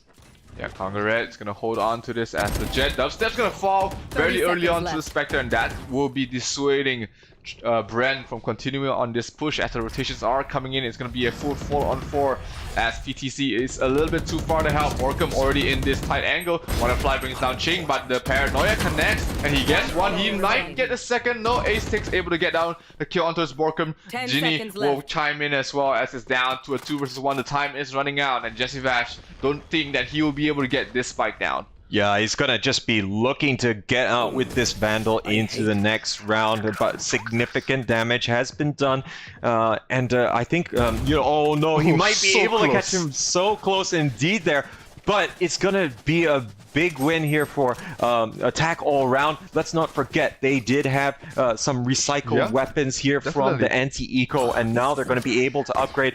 And you would expect that Bren, just based on looking at the loadouts from the start, would be able to take it, and then now this round 4 would be the first full buy versus full buy, but now really swinging significantly in Triple A's favor. Yeah, we're gonna see PTC doing his best Sova arrow impression, dashing forward and running back, as long as he doesn't get shot down here towards the long area. But looks like Bren will be playing a very B heavy lineup, B heavy focus for now, as PTC pushes out, gets a kill onto his Ching. He gets the information, might be a back off. No, he actually lines up with the head of Borkum and gets the kill as well as the ultimate orb. What's up there? We almost have Blaze Storm in round number 4. PTC is pushing aggressively. He does have the flashpoint off of the support. PTC gets 4 from on dispenser as well, but Ace will not let the PTC get the ace. He's gonna get a kill on first Dubstep, and AAA gets round number 4 very, very cleanly. Oh, fantastic push coming out there from Ginny and PTC on the B long side of things, as this was exactly why you have 2 people going together at once. You know, you can go for the trades here, but of course PTC didn't need to have a lot of trades work out for him, as he is going to get that 4K. He's looking really good here. And remember, PTC didn't actually pop off as much as we've seen him in the group stage. You know, he has been able to deliver quite significantly, but we did comment on the all-round performance from Attack all around. Yeah, he is starting this round really hot, and when a player like PTC gets into the groove, but Borkum will stop the groove right now. First death going towards the from PTC, and it's gonna be Borkum drawing the opening cure. Ace playing quick close. He spots one, gets one through the door, but he has to back out right now in a dangerous position. Dubstep will be able to punish him for the aggressive play, and right now AAA, 1 man down. They're gonna give up the B side. Dubstep goes in aggressively, gets the second kill onto his Ginny as well. 4 versus 2. This retake, can it happen? We do see AAA trying to get in position for this retake, as Wannafly will bring down Ching. Oh, that might be the crucial factor here, and I don't think there's a reason here to not go for it, but Dubstep and Borkum will win their 1v1 duels, and it looks like Bren is going to be putting their first round on the board, and they're going to actually carry 3 guns over, so it's not too shabby, but now with a little bit of a bank here built up by AAA, this is going to prompt them to invest in the operator here. PTC is going to be feeling a bit warm, will be able to get something going here, and you can already see them that they are stacking up here on the B short and going for this aggressive peek. The opposite number not going to be having the operator in hand, and this could be a little bit devastating. Yeah, PTC, this opening pick, can he get it? No, he cannot. He backs off right away, and they're gonna fall off here, giving up hookah towards the side of Bren. Dubstep's gonna be happy about that. The shot miss from the side of PTC is going to hail them a little bit of an advantage over this map control, as we have 5 men, all 5 people from the side of Bren. They're trying to get some map control, and they do get the information. They do see at least 1 in the side of B, and they're gonna make the quick rotation towards A. But right now, looks like AAA might have that read, as well as they're rotating the breach as well as the jet all over towards A. Oh yeah, it looks as though they sold the fake there with the owl drone, and also the fact that they have already used the tailwind. They know that if they push onto A, that you know, the jet is not going to be set up on decent angles there to try and work with. But now the push coming here onto A side. Oh, Dispenser, he's going to be able to find the person in U-Haul, not able to take him down. Dubstep though will fall down. Does look like Jesse will be able to get the refrag. The spike is still going down here at the moment, giving a lot of time. Wannafly though, he's going to get stitched stitched up in that crossfire. This is going to prompt the dark cover here to go onto Heaven, and is really going to hamper the line of sight here for PTC. He does have a little bit of assistance there with Acetix. Jenny here waiting for the right call. He's going to be using the fault line as he does try to ingress here into U-Haul. Yeah, this post-plant position though is perfect from the side of Bren. They are going to make life so difficult from AAA to try and get this retake. They should not be able to get this win, and they're just going to back off. They know the position they are in. 2 players up in Heaven. That's not a good retake position. And Jesse Vash as well as Borkum and Ching will already be in a fantastic post-plant position. So they're going to give this round to Bren, not wanting to give up the operator, and AAA will find themselves just having a 2-round lead. Yeah, and they are also very much wanting to keep on to the weapons that they have, is evidenced by them all heading towards spawn. But entering here into the 7th round, this is going to start reversing the fortunes here as damage being done to the economy of AAA, and also taking round to boot. But they are still going to have the operator, as you mentioned there. PTC looking to have the aggressive angles, but really could not afford to peek too much in that round. He did use the tailwind very early on to go for the aggressive peek into the market side of things, but now he's going to be watching here on the long side. He does have backup coming here. Acetic's going to be following through. Now I think they know exactly where the operator is going to be. They're going to be a little bit hesitant about pushing down this avenue. Yeah, PTC might get 1 kill. He does get Ching, and that's going to be huge for the side of AAA, opening it up without the information gathering of the recon board as well as the owl drone. Bren will be playing a little bit in the dark despite having that Sova advantage. Right now the Sova is down in the dumps, so it's going to be a 4 versus 5, but the rotation might have been a little bit too much from the side of AAA. They are only leaving the Rays on this lone B side, and they are going to commit to it. It seems that we do have Dubstep as well as Dispenser getting in position to take this B. The read here from Brent is sublime. They know that PTC and Acetix are pushing out aggressively to try and force them over to the A side. So once they got the pick, immediately PTC went there. They already have a lot of utility from the Cypher there, and Acetix is going to be here all alone. He has to fight against all of the members here from Brent, all pushing here onto the site. But luckily for them, they do have the teleport here, and there's going to be Congren moving here onto elbow side, but he's going to get picked off by Dispenser as they start to move in. The plant is going down. It's going to be difficult to retake. PTC though, he's going to start to even the score a little bit and actually swing it in favor of AAA. Yeah, but Acetix does has his showstopper, so he can go in big if he wants to. Dubstep is holding the angle. Here comes the showstopper. He hears the sound cue. He might go for it. He gets it. Oh no, he trades his life though for the side of Acetix, and it's going to be Jesse Vash. Jesse Vash does hold on as Wanna Fly. It's going to be a 1 versus 1. Blaze Storm will be used. Jesse Vash, can he do it? Yes, he does. Jesse Vash gets the triple. Daddy Vash with the clutch. He holds on, and Bren will get their 3rd in a row and is looking to close the gap in map number 2. Massive performance there coming out from Bren. They fought tooth and nail. It didn't look good here for a short while as they were a man down in this fight, but Acetix trying to trade out as effectively as possible with the operator user, but Jesse Vash coming up huge in the end, able to take the shots there onto PTC. And now look at the economy for AAA. They can at least afford to buy again here, but this is pretty much going to be it. If they can break the camel's back, so to speak, Bren will be in a great position to continue to put points on the board here on their attacking half. And now we're going to have to see a bit more reservedness coming out from AAA. You can see that they're not trying to go for these aggressive peaks here by PTC. Yeah, they're definitely a little bit more wary after losing that round, knowing that their economy is not in the best of shape. It's going to be playing a little bit further back inside and just wait for Bren to push in towards their crosshairs, leaving only the Omen as well as the Cypher to defend A as they stack out 3-man on towards the B side.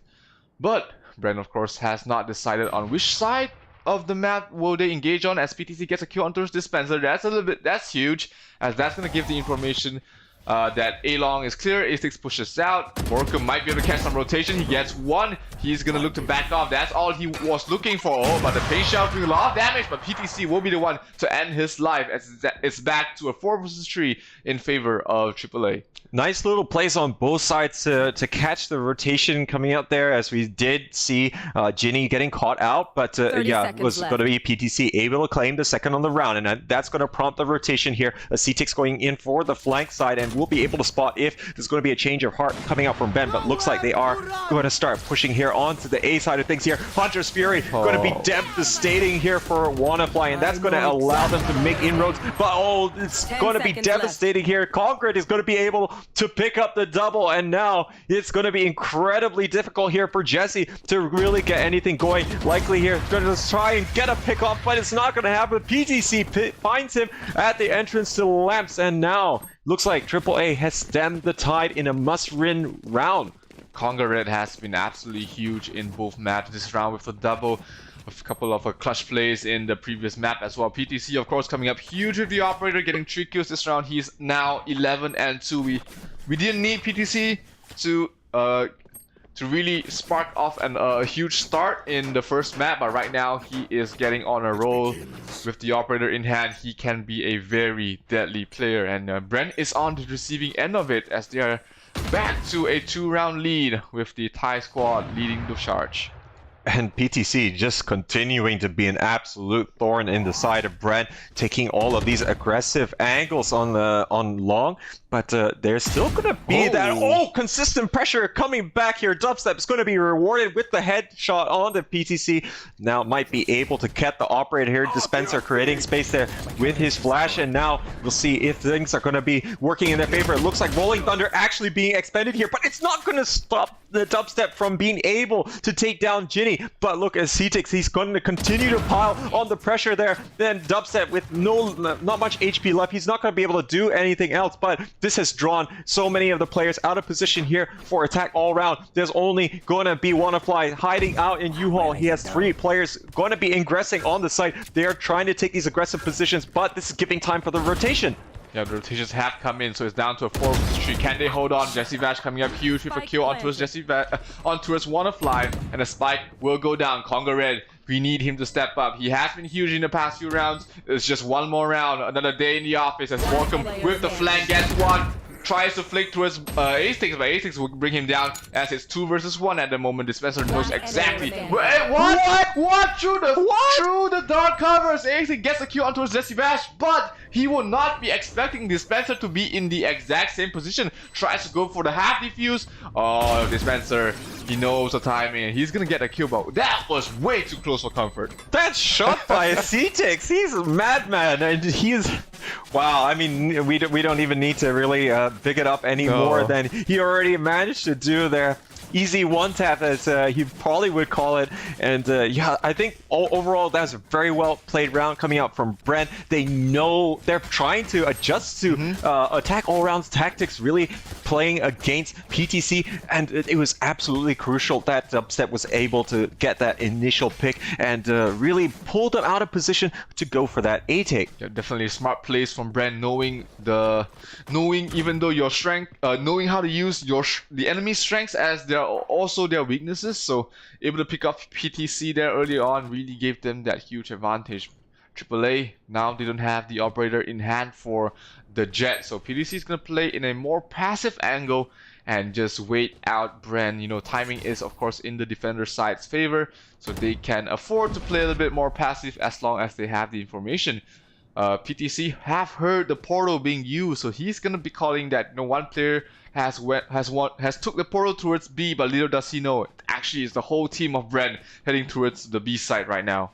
And I think you know, they're not going to be trying to catch PTC. They know that he can't get the operator in this round, so there's no reason to try and see if they can get these early picks onto him. He's actually holding a tight angle instead, and as a result, that passiveness is going to allow the Brent players to creep in here unabated. Remember, they don't have the Sova to be able to get any of these vital arrows. Bind is one of those maps that you can get it across the map here, but now look at this push starting to come through here, and PTC is actually coming through the smoke. He's going to catch Dispenser as the running back is going to fade out here. Dubstep will be able to get the refrag, but this is going to allow the rotations to come in. But Dubstep gets a second here onto a C-Take. They're all starting to try and push on the side here for the retake here, but Dubstep's going to punish Jay. no. But Wannafly, he's got a judge here. There's not a lot of time left here to really make it work. He's going on top of Metal, and Wannafly, he's going to catch him with the judge there. Then he's going to be judge, jury, and executioner. AAA are going to be able to take this round and make it 6-4. That was the time being spent way too much from the side of Bren. They had no time to spare. Dubstep with the huge play, getting 3, but it was not enough. Somehow, PTC still managed to get the damage done. He ran through his own smoke, somehow got behind 3 players, and he got a kill. Of course, he died in the end. Dubstep did get the kill, but in the end, it was just Wannafly able to get the last headshot with the judge, and that's going to hurt Bren quite a bit. They were in a good position to try and make things even once again, but losing that round, they are on an equal right now, and most likely this might be an 8-4 half. Whoa, where did that come from? Whew, yeah, that actually had quite a bit of longevity to it, especially since a C-Tix has already fallen back all the way into the back of B. But, you know, that is, again, just trying to gather a little bit more information. Ginny is actually going for a rotation here. I'm not sure he should do that just yet here, as Borkham, though, with the Spectre, is going to be able to tank down Congrid, and that's going to be your defensive spokes out here. And look at this. This is prompting the push here onto site here, but Ginny, he's going to actually come back here in the nick of time. He gets 1, but the taps there for Dispenser are going to be good. Now, they have 3 players over coming from spawn. They're going to try and occupy heaven, but it's already under that dark cover, making it incredibly difficult. It's going to be fading away a little bit here. C-Tix trying to get the nade out. He doesn't even need to land it there. Now, Dispenser's going to be right below the ledge here. Might be able to catch them if they jump down into sight. They're going to see multiple players all going to be there by heaven. They only have 20 seconds left for this retake. PTC will come up big with the kill on towards Dispenser, and he goes for Jesse back as well. And they went for 4 versus 3 to a 3 versus 1 right now. It's only going to be Ching trying to hold on for dear life as the defuse is coming in. It's down halfway. Brent has a couple of seconds left to play, but Ginny will be able to stop Ching from stopping the defuse, and AAA will be able to get the 7 on the board. Brent, they have one last round to play before they switch halves. Oh, PGC with the plays. I'm not too sure how much he knew about Dispenser, but he got the drop on him big time. Then tailwinding over towards Tetris, catching the second player out. And yeah, they managed to have a very successful site retake. But again, it was a little bit of a weak buy, of course, in coming out. And it did look like it was going to go south pretty quickly, especially Congrid. He was the first player to go down, and you know, Omen is so good on defense, not just the paranoia, but yeah, of course, get the smokes there, delay the attack as much as possible. But you can see what are the triggers here for Brent to go piling forward. Yeah, they definitely have to switch things up a little bit. They can't just keep going for the same tactics over and over again. The hookah control has been great from the side of Bren, but they really have not abused that advantage they have. But right now, they have 5 members towards B. Borkham, dark cover is on cooldown, but S6 might be able to do a lot of damage with this pace shout if he just commits it. Dispenser gets a kill onto him first. 103 will stall things a little bit. PTC gets a kill onto Dispenser and will back up. He might get a second. No, Ching will get his kill as well as Borkham as well. Butterfly gets a kill onto Ching. Is down to 2 versus 2. Ginny striking fast, and the spike will go down. Oh, maybe a little bit too overzealous there. They had the numbers, and now look at it, swinging in favor, but it's gonna now be coming down to this 1v1. Jesse not able to come out with it. Ginny is coming up with the big plays here together with Wannafly. It was a 2v4 retake, and AAA, they're looking good here on that defensive side. They are going to be moving over into the second half on attack. So can they maintain this pressure that they have? They do have the aggressive lineup, maybe going to slightly lack the information that Sova so typically brings on Bind. But again, that is still going to be working in their favor.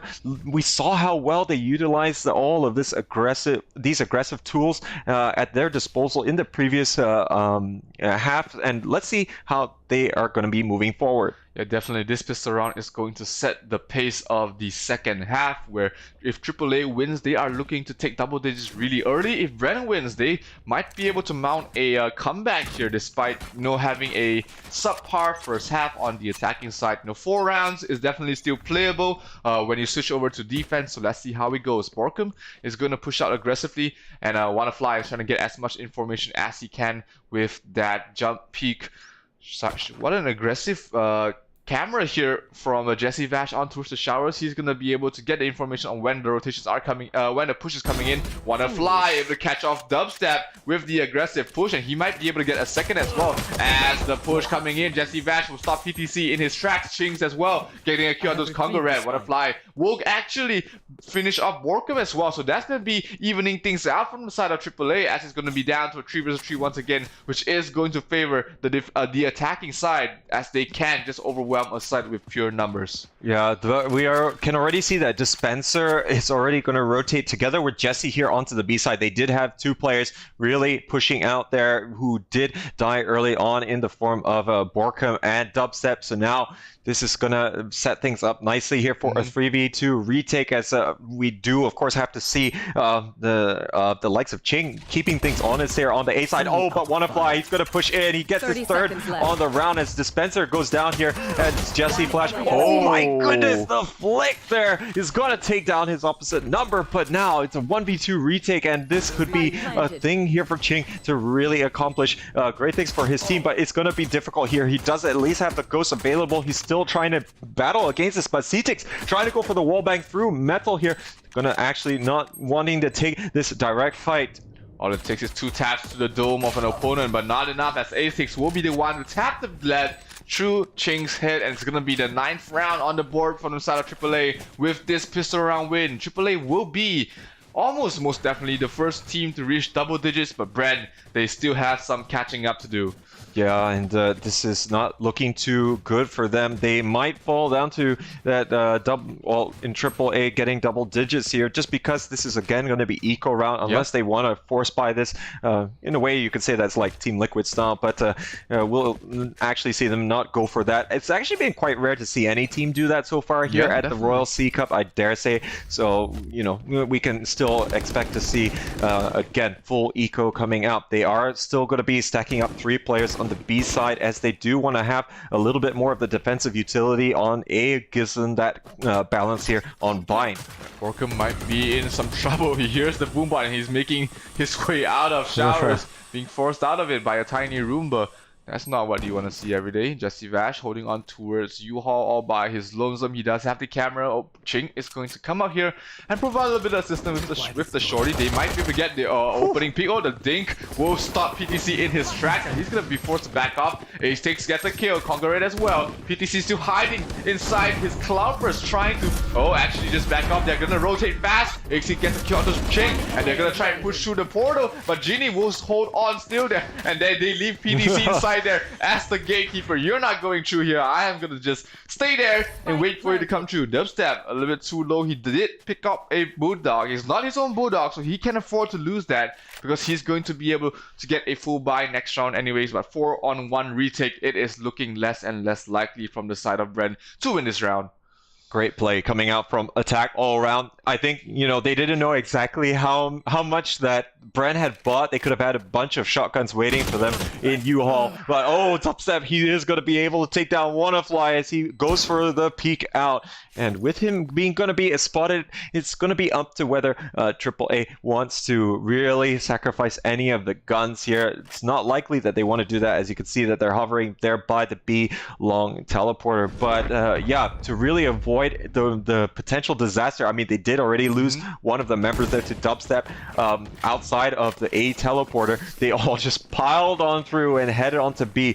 The rotation did come out very fast as well from Brent, but that's because they know in the anti-eco there's going to be a high likelihood of a congregated or consolidated push coming out from the team that won the pistol round, just to maximize the number of players that they have left alive. Yep, definitely. And of course, if you're on the you're on the eco against an anti-eco, your retake is going to be even more difficult. So you have to get those early picks. You have to play aggressive.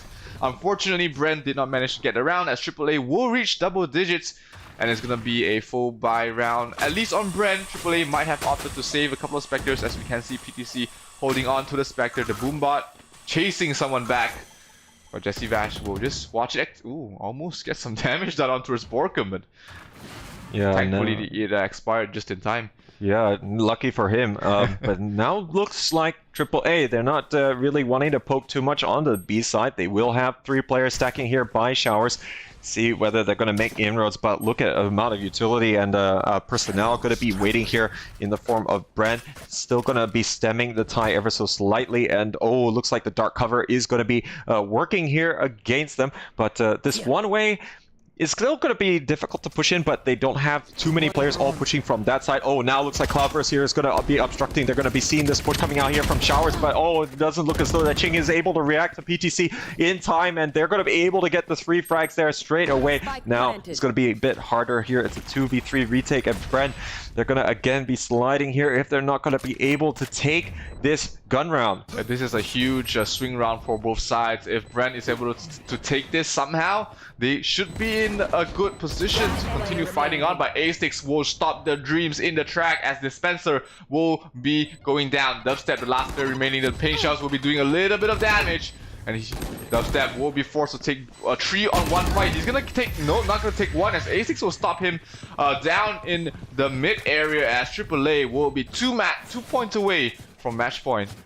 Bren, they are in a lot of trouble right now. They have to go for whatever buy that they can. Yeah. They are going to, at the very least, afford the operator. They didn't take it in their first gun round, so I think that was a good move in case they actually were not going to be able to take it. But now this round is a do or die round, because after this they're not going to have anything much to really work with, and I think it's a similar situation to Ascent. They need to have enough buffer to be able to fight back as well. Yep, AAA, they are all in on this Dubstep operator. We've seen him pop off, we've seen him come up huge, and he has to win this round. But it's Dispenser that comes up huge with the first kill on towards A6. He's gonna have to heal up with his Blaze. Actually just gonna back off as well, using the hot hands to his best of advantage. Wanna fly, he's gonna lead the charge, and they're gonna have to hold on the best they can. Dispenser trying to repeat his performance, but the rotations are coming in really quickly towards the side of A. It's gonna be walking into the crosshairs of Dubstep. Can he come up huge? He needs to come up huge. He gets 1, he might be able to get a second, he gets a second. Positions himself, and he's gonna look to try and be the anchor on this side, and they might have just done it. Bren somehow, some way manages to hold on, and it was off the Dubstep, anchoring on towards A side. Absolutely epic coming out from Dubstep, and a very good heads-up play from Attack All Around. I dare say they recognized that there was an overload of players here from Bren, and they immediately went for that rotation. But if it wasn't for Dubstep to hold the fort down here, he was going to be difficult. That was almost a collateral so right close there as well. And now Bren, that was an excellent round, not just because that they managed to take it, but because that was a flawless round in its own right. And you can even see them wanting to maximize their economy. They're not even buying that full armor. Yep, they just want to roll with what they have. In case they lose this round, they can still buy up in the next. So playing to win here for the side of Bren, not really playing around at a time here, as long as they are really just thinking about the future. AAA, they are still 2 points away from taking this 2-0 victory, and they are playing a little bit more safe right now, not really wanting to give away any early picks, so that they can have the numbers advantage when they are entering a site. Ching, as well as Dispenser, holding on towards long, but they will have a hookah heavy presence here from the side of AAA. Can they make this work? It's gonna be a little bit interesting to see if they push down long too quickly, because that could be going really badly in their favor given the positioning here that Dispenser is taking. I think they're gonna be aware that this push is coming here through Hookah, and oh, look at Dispenser, he's coming through, he takes down a CTX, and he's gonna have a little bit of backup as well, but now this is still gonna be halting this push. It's allowing the rotation to come in here. Dubstep as well, coming in from spawn. He's gonna be able to find one fly. Dispenser picks up another one here, and the shock dart from Ching is gonna be able to catch out PTC, just hiding behind the window, but there's just no room for him left to go. And now there's only going to be Congrid that's left, and he's gonna get tapped on the head there as Jesse is going to be taking him down. And only one player lost here from Brent, and in the form of Ching. It's not going to be too bad. And just like how we saw in the last round, they didn't buy the full armor because they know that if they're going to be catching up to the lead that Attack All Around does have, they're going to lose players along the way, and because they need to buy every single round pretty much. You know, if they can save spending like another 1,000, you know, for a heavy armor, it's going to be worthwhile in the long run. And now this might be breaking AAA to a certain extent. Yep, AAA is forced to go on an eco right now. Bren, they have played the economy game very well. They're hoping that Dubstep way too fast. PTC, you can't dance around me. Dubstep says he's gonna get the pick. And without the Sova, that's what they are forced to do, using their bodies as a recon dart, just trying to get a sense of where the enemy is. And for right now, Bren is actually punishing AAA for not having that Sova. Dubstep holding the angle on towards Showers.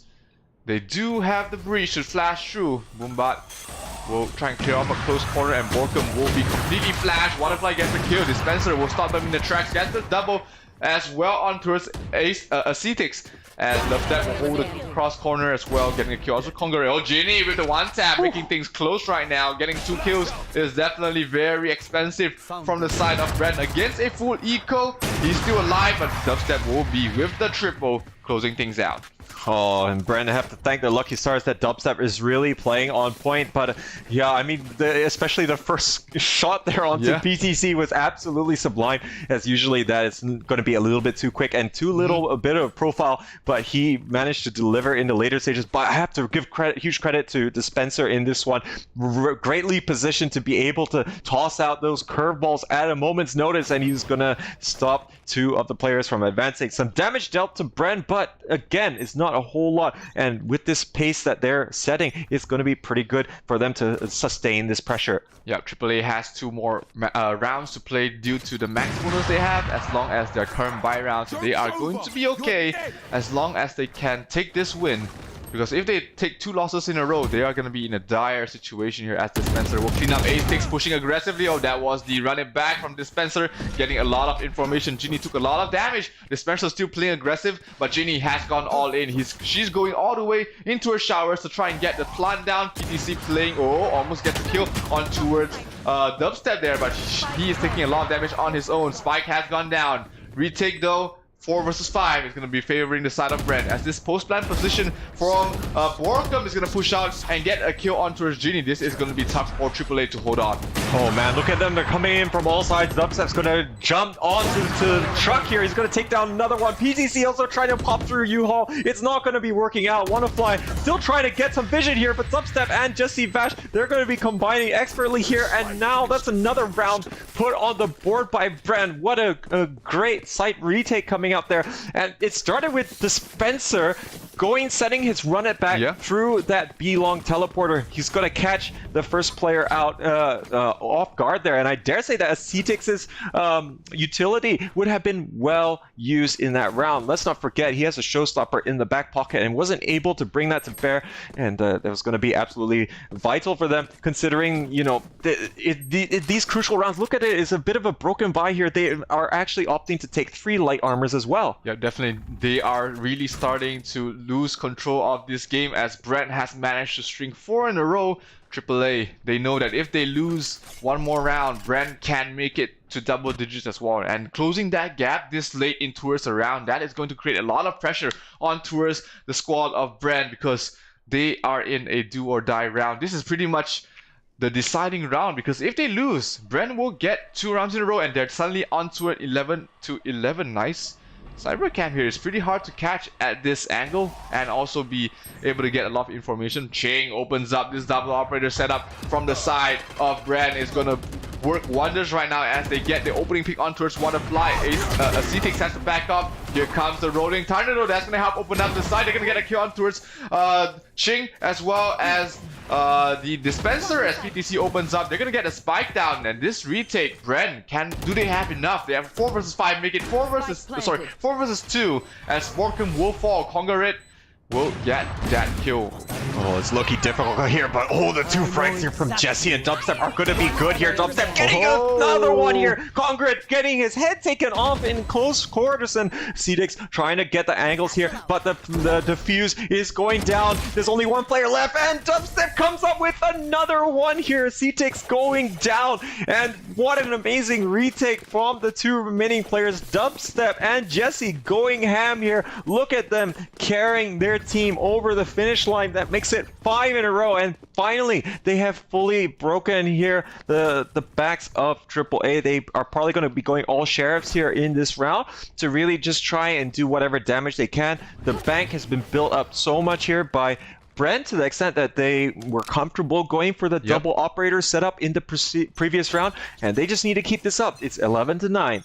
Yeah, definitely. When the last two remaining members are Dubstep, you cannot count them out. Even in a 4 versus 2 situation, they have managed to retake the side off of huge plays coming from the side of Dubstep. And AAA, they are really starting the planning right now, forcing it up heavily onto us A short, able to force Dubstep to back off. Wonderfly gets killed onto Borkum, but the Hunter's Fury will be doing a lot of damage. He gets a triple here. No, only one. I thought that was a triple for sure. PTC does fall towards it though, as Wonderfly holding a tight corner. He does not catch out Dispenser, because Dispenser has plenty of health as well as the better gun here. Spike does go down though, so AAA will be liking that at least. Jesse Bash gets the kill onto his Jinne, as well as able to clean up here. Brent will be able to reach double digits and force AAA to really rethink their strategy. Oh my goodness, and what a comeback we're witnessing right now coming out from the Filipino squad. Bren going to be absolutely thrilled with that. Of course, it was an eco round, so I can't really go and tout them too much in that sense. But yeah, AAA were getting caught up by the Hunter's Fury, and yeah, interesting choice to definitely use it on this round. Definitely has its merits given the avenue of attack that was being chosen. But you do want to try and maximize all of your players.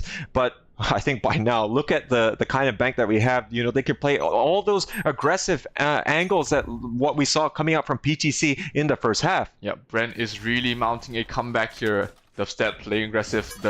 His trademark of playing aggressive Dispenser. He's doing it again. We saw this running back once before, and it's working. Genie goes down just to the running back. It's created so much information, and he now spawned another player on towards Showers. Wonderfly though able to bring down Dubstep. That's going to be huge, as Dubstep has been the shining light in the dark for Bren, as Wonderfly pushing forward. He's going to go in and get another headshot onto his Borkum. That's going to be definitely bigger, as they are going to get the numbers advantage. Jesse Vash will be forced to play on towards the heaven, as this post-plant positioning from the side of AAA is set up perfectly. Bren is going to have a tough time trying to retake this side. Maybe he shouldn't have used running back that way now that things have gone the way it has. Well, I think it did give enough information here, but yeah, this was not going to help too much here. But now PTC, he's going to be able to catch out Dispenser here. Wonderfly picks up another one. There's only one player left. Jesse also is going to fall.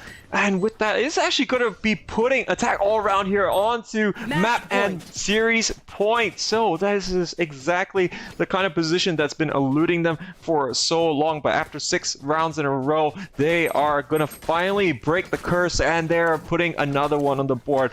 I mean, Dispenser, yes, he did get the information, but the problem was that Borkum, he was the only player on site. They had really bet on B side. If you're going to use it that way, perhaps you need to have 2 players on A, and then only rotate if the information that you gather from the run it back reveals that the weightage is heavily in A side. Yep, definitely. I definitely agree about PTC. This round, he looks to end things with the opening kill on towards Ching.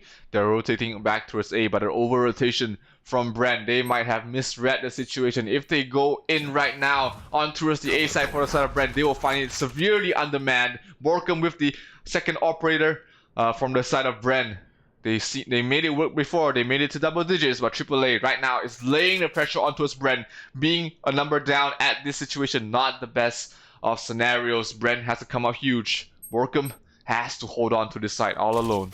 Dispenser has to not give away in this one here. He doesn't have a lot of company, and it's only going to be Borkum on the loading bay side of things, but he's going to be absolutely taken out. Oh, Concrete, he's going to teleport right in front of Dispenser. He's going to get taken down. Borkum with the crossfire, though, despite all of the dark cover. I don't know if he managed to actually shoot through all of that obstruction, in fact, but Dispenser, he's going to get found out here by Cedix. He's pushing out here. He's going to hold out by bench, but Borkum's going to find him. This is Bren fighting back yet again. It's going to be 3v2, and this is still going to be an interesting situation here for the likes of PTC and Ginny. They're all by showers. They spot out another one, but Jesse Vash, he gets the frag here, and now it's a 3v1. PTC can choose to save the gun or not, but Dubstep is going to take him down. We're up down to 12-11, and we could be heading to overtime, but there still needs to be one more round on the board for Bren.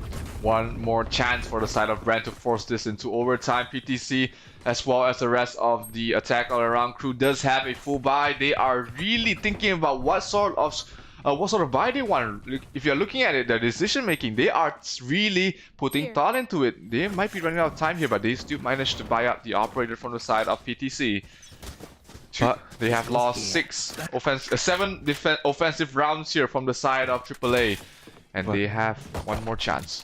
The interesting thing is, of course, they're going for double ops again, but that round which they did lose, and they had the 4-1, you know, I think when you go for double op, you don't need to have that kind of distribution. So this is looking a lot more balanced at the moment here, because whenever you have those kind of setups, definitely it makes it harder for retake, but especially when you only have the one player on site. But this, you can already see that Dispenser, he's going to be the man moving from side to side, depending on how the movement is going to be coming out from AAA. Yep, this opening pick will be very important from both sides. Whoever does take the numbers advantage will be pressuring the opponents very heavily, as a lot of time has been spent. 1 minute left on the clock. This is going to decide if we are going to be having AAA taking this series 2-0, or will Brand force this to overtime. This is as close can be. AAA, they need to take this opening pick. Ching lining up for a recon dart, but little does he know, the opponents are very close already. Here comes the paint shells, might be doing a lot of damage on towards Dubstep, but Dubstep manages to back off just in time. Oh, here comes it, Cetix. Oh, very aggressive. He's on the backline. Jesse Bash gets to kill those Ginny, but Cetix gets one onto Shing as well. The spike carrier has been brought down. Jesse Bash gets the second onto his PDC. Here comes the Neuro Tap, giving a lot of information. 2 versus 2. Oh, as Cetix drops down and is down to only Jesse Bash. Only WannaFly to hold this as much as he can. Dispenser, the time is running out on WannaFly. Needs to get this quick and get this kill, but the time will run out, it seems, as he will fall, and we are going into overtime. Oh, amazing round from both teams, but unfortunately it just couldn't happen here for AAA. Not able to get down the plant, as falling short here, as they just weren't able to push in on the elbow side of things. And now we head into our first overtime of the playoffs, as AAA and Bren really going ham. But wow, the grit and determination that Bren has here to really dig deep and come back is absolutely sublime to watch. And we're going to be starting here our overtime. It's going to be attack all around on the defensive side, and Bren will be on attack. Yeah, AAA has proven that their defensive side has been very strong, taking 8 rounds off the half, but on their offense they seem to have been at a loss, not being able to find the winning formula to break Brand into this side. They only took 4 of the 12 rounds on the attacking side. That's why we are at this overtime situation, as we have Dispenser pushing aggressively out through long. PTC, he has the operator, but little does he know that Dispenser has already crossed through. He does know he's waiting for it. He gets the kill, and he's gonna back off very safely. Oh, this is very reminiscent of the first half. Now PTC going for operator and the light armor, really pushing out aggressively. Bren actually not opting for the operator at all for themselves. They're all going to be taunting the Vandals, but they don't care about PTC. Now they are kind of gambling a little bit here that PTC might have rotated over to A. This is what he did do in the first half when he did manage to get the first pick, but there's going to be actually 3 of the players to worry about, and they know the take is coming here. The Cloudburst starting to pop through here, obstructing the lines of sight, and it looks like inroads here by Dubstep. He's gonna get the first kill on Metal as he tailwinds right inside here. Not a lot that can be done. Oh, Jesse's gonna be able to tap on the head of PTC. It's 3v3, and now the full rotation has happened already as now Congrad trying to do what he can. He is able to take down Dubstep here, but he's gonna get traded straight away. Chain coming up with a double here. He's gonna be absolutely paramount for him to continue to deliver here. He actually has the Hunter's Fury here in an overtime round, but he's gonna hit him. Jesse is also gonna get this flanking shot there from the elbow, and it looks like Brand here, they're gonna put themselves on map point, taking the first round in overtime. Brand, that post-plant positioning was absolutely perfect. Huge plays coming from the side of Ching to be able to hold the side, get the double. It was a 180 flick as well. Ching has been able to step up when he was needed. He's bottom of the table for his team, but it doesn't matter when he's able to come out with huge plays like that. Brand, one win away from forcing it to a map 3.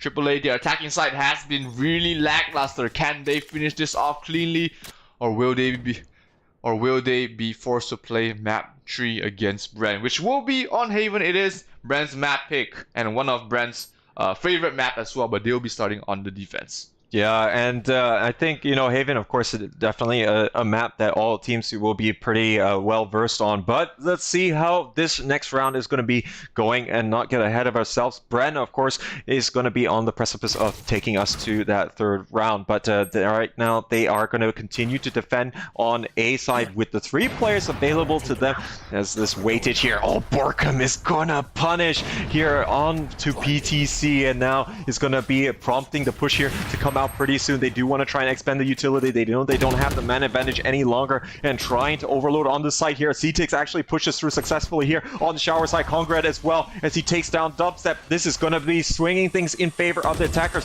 Now they're trying to go for the plant, but Dispenser, he's coming through on the shower side. He's able to take, or the U-Haul side of things, he's able to take down one, but Ginny, he's watching the angle here from A short. Plant going to be successful, but Ching, he gets the shot there onto CTX. He gets caught out in showers.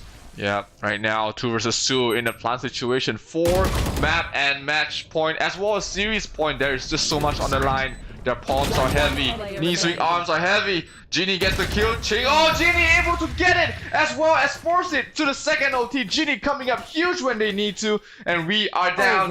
We are back to OT number 2. Oh, these teams fighting tooth and nail, and this is just amazing to see here in our very first playoff game in the upper brackets. But we're gonna continue to see attack all around, and Brand continue with the overtimes here, and I wonder if we're going to be seeing we did have a record in terms of well, I mean a record for the tournament of 7 overtimes during the group stages, so we could be seeing a repeat of that here, and these 2 teams are definitely up for the task of fighting up to that extent. Yeah, the first map was definitely a very one-sided affair, but Brand has proven that they can go toe-to-toe with the best, and the best right now is AAA, at least in terms of the tournament. They are the heavy favorites to take this, as well as Vision Strikers, but right now Brand is giving them a run for their money as we are forced to double overtime. AAA once again playing on the defensive side, while Brand will be on the offense. But I think looking at this setup, they are kind of expecting PTC to be poking out of B long, but I mean, he's been doing that for so long. He's actually changing things up again, holding a very tight angle over there by Hookah. Not going to be revealing himself too much, but oh, look at this little bit of poking and prodding here. Borkham, though, he's going to get punished. Wannafly taking full advantage of the plays there. Ginny coming in with the flashpoint, and this could be the turning for attack all around, as they are going to be severely in their PTC. favor. And now PTC, he's going to catch out Dubstep as he creeps around the corner. Not looking good for Brent here in our second overtime. Yeah, this is a disaster right now for Brent. This was not the opening they looked to get, as CTX will be able to get down Jesse Vash as well, leaving it up to Ching. 1 versus Smite. Can the man do it? No, he cannot. Flawless round from the side of AAA, but they need to replicate it once again on their attacking side. And it's not like we're seeing like one team really being able to deliver consistently on either side. These teams are swapping it around left and right, so this could still be anyone's game moving into it, but Bren is going to be at disadvantage. They do need to try and get this defensive round to work for them. They almost managed to do it, but of course it came down to that 1v1 earlier on with Ginny and versus Jesse, and yeah, Ginny going to be edging it out in that sense. But now let's see how it's going to be working. Dubstep is actually going to be peeking here with the operator onto B-Long. There's not going to be a lot of presence. There's only going to be that lurk for WannaFly, and it's actually all the way back in market. Yeah, Borkum does have the operator towards showers once again, but AAA has learned their lesson. Not gonna peek you this time. Just gonna wait for another angle to contest, or maybe just a teammate to get in. So Borkum might not be able to get anything done here in the showers, but oh, look at that. We have the Rays really inching towards the corner. He knows, he has to know that Borkum might be here about fault line. Look at that, perfect. Unscoping him for the moment. Boombot being sent out just to clear the tight angle. And the Boombot will be shot down. Oh no, Borkum will be able to get a kill on towards PTC, and that's going to start off the revolution from Bren.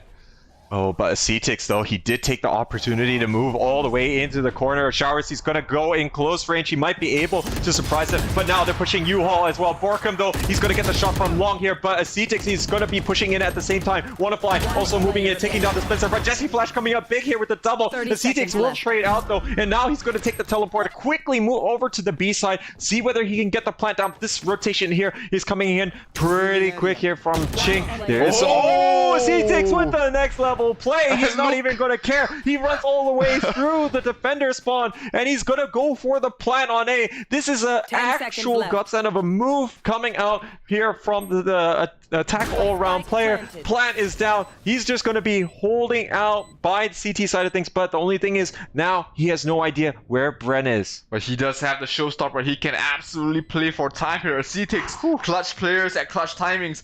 We need him to finish things off here as it's down to Dubstep, the shining star from the side of Bren. Can he force this into triple overtime? Or will Cetix come out taller than him in this round? He spots the spike, so he knows where the defuse, where the players are likely playing from. Here comes the showstopper, and he connects! Dubstep, he walks right into it, and the quarter kill from Cetix will get AAA the map, match, and series point. What a play coming from Cetix. Cetix is absolutely insane, and the heads-up play, he knew exactly how he wanted to deal with that. No chance there for Dubstep, but yeah, I think when you hear the showstopper, you gotta run, but he didn't know where Cetix was coming from. That's why you can actually see him moving away from the spawn side of things, because he thought he was holding that angle, but what a play coming out from them. And heartbreak here coming out from Bren. They fought tooth and nail right towards the end as they wanted to try and bring it out there as they stage a massive comeback, stringing together consecutive wins there on their defensive half, but it wasn't going to be enough.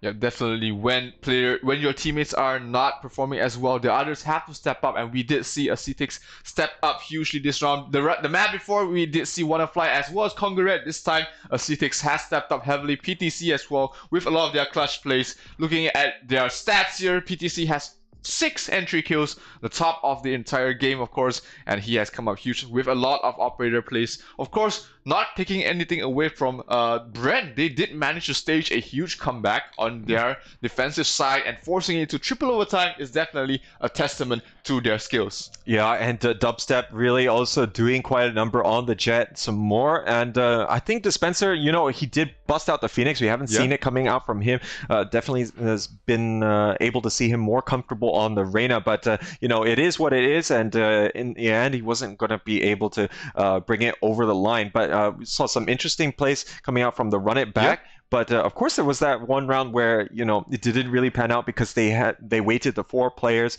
on one side, and that was a double op setup as well. So, you know, it left Borkum all by himself by the loading bay, and yeah, I think good calls coming out there from attack all around. They really piled onto the site, and of course, with that, ladies and gentlemen, it doesn't mean that attack all around will be moving on to the next stage in our upper bracket, and with that, it's going to actually be not be the end here for Bren. They're they're going to be the first team to move down into our lower brackets, which will be best of 1. Yep. So best of 1 for our first 2 rounds of the lower bracket. So we'll only know later on today who they are going to be playing in our very final match of the day. But man, we have still got quite the stacked number of games coming out. Yep, AAA, they will be the first to move on to the next round. Their opponents will be either Vision Strikers or I believe it's Todak.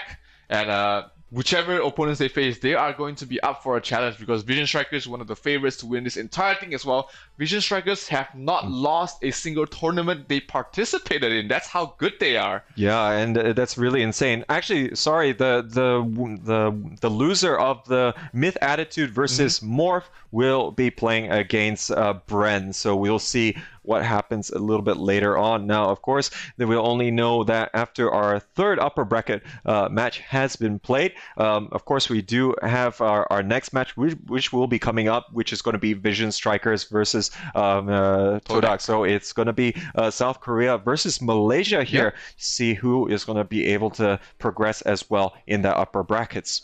Yeah, but I think it's a lot from us already. Let's see what our panel has to say about this entire matchup. It's a 2-0, but I'm definitely sure they have something to talk about in this series.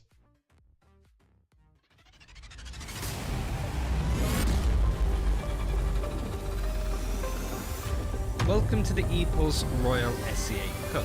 The group stages are over, 16 teams have been drafted down to 8 as we now officially head into the playoffs. But before we really get stuck into the first day, let's have a look over who the teams are and how they got here. The first game of the day will be Attack All Around versus Bren Esports. Attack All Around's qualification was dominant. They had the best map differential across all of the teams in the tournament, and they beat all of their teams within their group, and based off of form look to be in the strongest position to progress. It's a team that have made the finals in the 2 biggest and only SCA events that we've seen so far, and based off their performances that we've seen, you could say that they might be making it 3 finals out of 3. Bren Esports, whilst they did well to get to the qualifying stage of the playoffs, they didn't do it in the same amount of fashion as Attack All Around.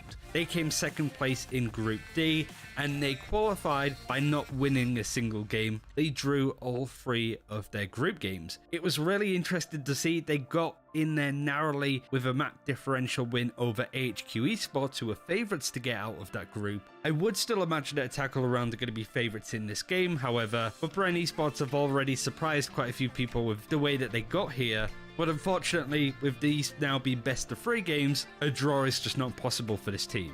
Matchup 2 will be Vision Strikers versus Todak.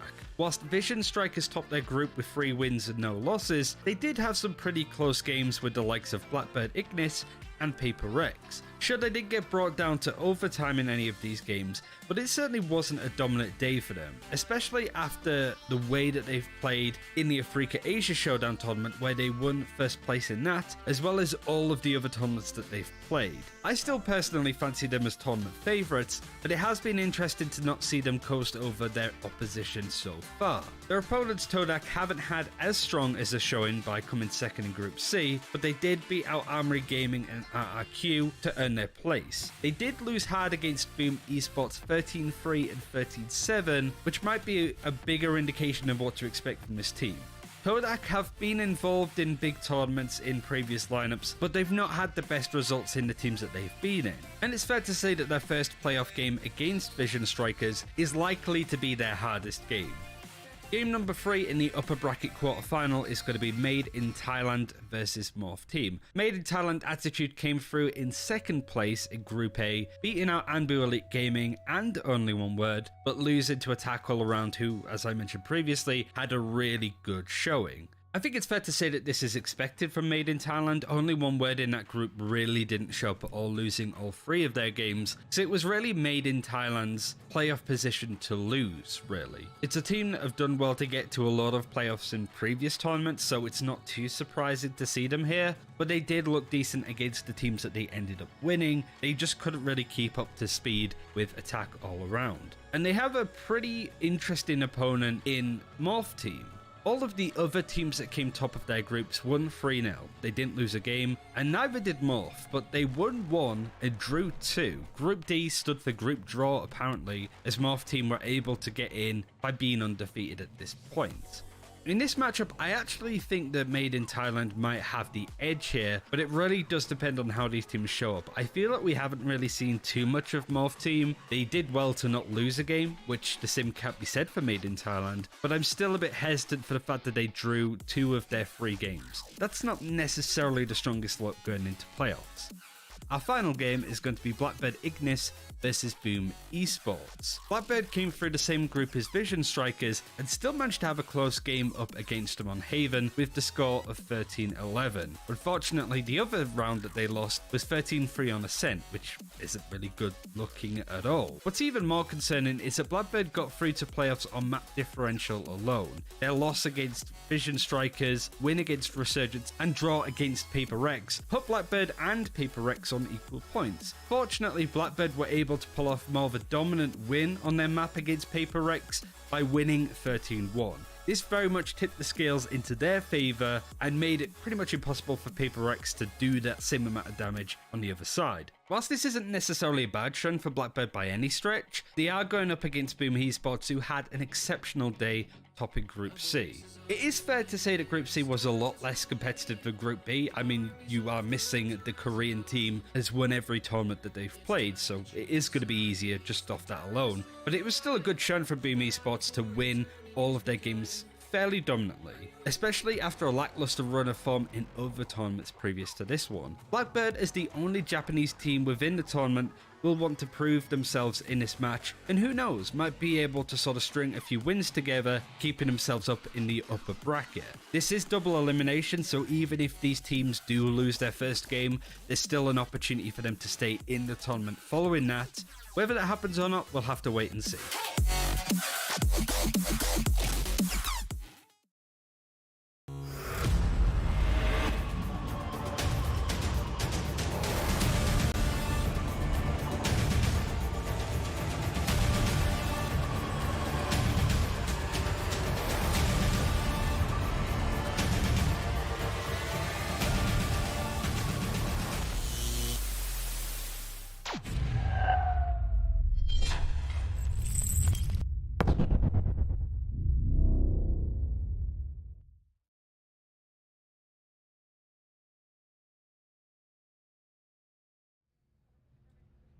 Hello and welcome back to the panel for the Royal SEA Cup, a great tournament sponsored or created, of course, by Eeples. My name is Mr. Marvel Plus. Joining me is the Hound and Gideon Q. And Hound, you were right, but your bold prediction of 13-8 was not quite true because we did happen to go to overtime. Man, it's good and bad. You know, it's good and bad. You're more right than him. Yeah, of if this is course. a spectrum, you're here, right is here, Gideon. 30% average prediction correction rate. It's not going up. It's just downward slope. It's consistent though. Consistently wrong. It's True. also consistent. There is some consistency there, at least. It's something consistent, especially in the world of esports. Isn't exactly as easy to achieve as it is in every game. But anyway, I guess we're going off tangent here. What do you got for us? What's happening for Attack All Around versus Bren Esport? Bren picked up Bind. Let's go over the agents real quick. AAA, PTC on Jet, Wannafly on Cypher, Acetix on Raze, Conga Red on Omen, Ginny on Breach, whereas Bren, Dubstep and Jet, Borkum on Omen, Ching on Sova, Dispenser on Phoenix, Jesse Vash on Cypher. First game of today that went to overtime. We have a lot to pick up. We have a lot to pick up on, actually. Right. If you're touching on the operators to start off with, let's talk about them a bit. The Phoenix, which we did talk about, Gideon, you actually were suggesting that pick not only now, but in the previous panels as well. What did you think of the performance? I think it was quite useful. Well, definitely it was useful, especially if they're going for the A default plans, making sure that they keep control over U-Haul, because that's where Phoenix really shines. But the problem is getting onto the site itself. But that's where they start bringing in the information gatherers here. The only 2 different agents overall is just going to be the Sova and Phoenix for Bren, and for the side of AAA, it's going to be both Raze and Breach. Both 2 different styles, of course. One definitely has a lot more punch to it, the other one a lot more utility and as well as versatility, which I liked initially. other than the fact that AAA started really strong right out of the gates, 4 rounds in the bag, and Bren is just left there to try and pick up the pieces. Broken econs 2 games in a row, and they just have to kind of keep pushing back. The thing I feel that I need to just add on a little bit to what Gideon was saying is that, yes, I do like this Phoenix pickup from Bren, but the thing is that Phoenix works specifically on certain tight angles. When you compare it to Breach, there's a little bit more range and a little bit more utility from Breach compared to Phoenix. And don't get me wrong, run it back from the Phoenix is so useful to get not only information but try to get kills at almost zero punishment. However, it takes quite a while to charge it up, and when it comes to throwing out that curveball, that flash from Phoenix that was being used by Dispenser, I feel that when you compare it to the flashpoint from Breach, it isn't as great. Yeah, I mean, we did see a couple times where the Phoenix was, because you have to make it much closer than Breach, and you actually have to get the angle right and everything. He actually died because he was trying to throw the flash, and people were already ready for him. And that's one of the weaknesses that you see in Phoenix, right? You have to position yourself really precise. I do have to add on something real quick, though, but by round 11, despite the fact that AAA did win out, Bren was on eco, but one thing that really stood out was when they were able to get onto the side, the deny onto U-Haul with the blaze as well as the spawn angles was actually really perfect. I felt that if Bren was not on an eco, it could have actually benefited them by quite a bit. But those are some moments that were far and few in between for the side of Bren, I felt. Well, let's talk about the round specifically there, because we saw an actually impressive comeback by Bren Esports towards the later halves of that game. What exactly happened there, Gideon? Why did they do so well? Momentum shift, and also AAA just dropped the ball midway. I mean, they had to go through two full eco rounds, and that got really rough. They got the buy, boom, got stopped right in their tracks. All right, fine, we can come back from this, no problem. Let's just do 1 eco round, do a full buy. Let's win this game, right? You're already at 11 points. You're already at 11 wins, and it's getting so close. Bang! Dropping the ball once more. Bren takes full advantage and takes that momentum swing all the way to overtime. It's true, they managed to keep that full buy towards the end of the later rounds. They managed to keep a full buy round for like 2-3 and forced attack all round to go for multiple eco rounds just to survive that. Which is, very well done. And we saw a very sharp contrast between this game and last game, where Bren seemed much more level-headed. It didn't seem like they lost the economy at any point in the game. They always knew how to respond to the good attacks. I felt that when we look at some of these specific rounds, right, there were some really aggressive plays that were coming from the side of AAA. However, Bren, I do believe that there were some really good re-rotates as well as some really good picks that came from Bren.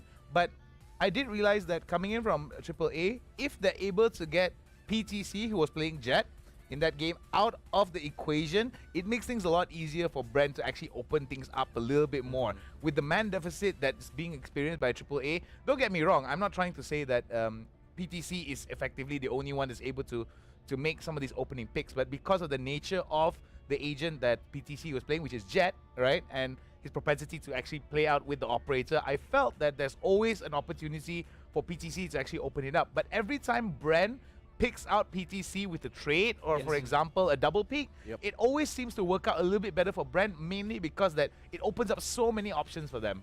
PTC was insane most of the match. He actually managed to bring a couple clutches in towards the end as well, but they did seem to understand this, right? Bren did seem to kind of try to hunt him down if possible, try to get him out. You think that was a bit of a shift of strategy from the first game? Well, here's where it gets difficult, because when you're dealing with someone who's so good at the operator, you have to kind of put into strategies to deal with it. Either you double peek and not get collateral, they're going to be looking to flash certain angles, and that's where the team kind of really struggled here, because again, Omen will almost never get in range to get the paranoia to actually get into heaven or wherever the jet is going to be set up, especially since that PTC usually likes to hang around A site before transitioning over to B after his first pick. And overall, like Phoenix as well, really tough. You have to be looking at that angle to get flashed. You can't just be like, oh, it's just in my peripherals and I get flashed. No, it's not like a Breach who just so happens to be, I can sit in a safe spot and force you to look away for just a split second. There's also some other strengths to Breach in that sense, right? The fault line, which has been really well utilized by the players. Do you think that had a bit of an impact there, not having that way to get on site as easily? I felt that it definitely did slow down some of the approaches on members of Bren, and I felt that it did kind of put a hamper into their plans. But at the same time as well, the amount of commitment that came in from Bren to be able to push out and try to actually get some of these angles compared to AAA is definitely pretty impressive. It goes to show that they're very gutsy indeed. Yes. But with AAA, what I felt that was done really well was the really aggressive push-outs onto Belong. As soon as PTC opens up with a pick, you do see that there's going to be at least a double pick to try to at least either go for a lurk or at least try to push members from Brent back away from B and try to push them into A. As soon as they try to push them into A and they try to get as much information as they can, right? They either try to shut down B short or try to move entirely towards A. And that was, we're looking at the rotations as well. Yes. We can touch on those. I did find that AAA maybe had a bit of an edge in that sense, especially towards the later rounds. We saw a couple quite late rotations from Brent's side, specifically their Cypher, who came late on the spot. Do you think that was because AAA was controlling the tempo a bit better? No, this is due to conditioning from game one itself. Okay. There was quite a number of fakes coming out of AAA in that matchup itself. So naturally, as a pro player, you're going to be thinking of all these attributes from the previous game and bringing it over to this one. So I definitely understand why there were moments of hesitation of, are they Should I really go? committing? Yeah, should I really go? Should I still be sitting on the site? And there was no real way to actually check it as each of his teammates were dying. And once they're only seeing 2 people at a time, it doesn't look like a full commitment. You don't hear teleporters. There's not enough information to go off of. And especially when you do have a Cypher on your side, you're limited to just as much as you can see outside of your side and not, further or deeper into the enemy lines. And how do you deal with that? And that's the thing. I feel that just to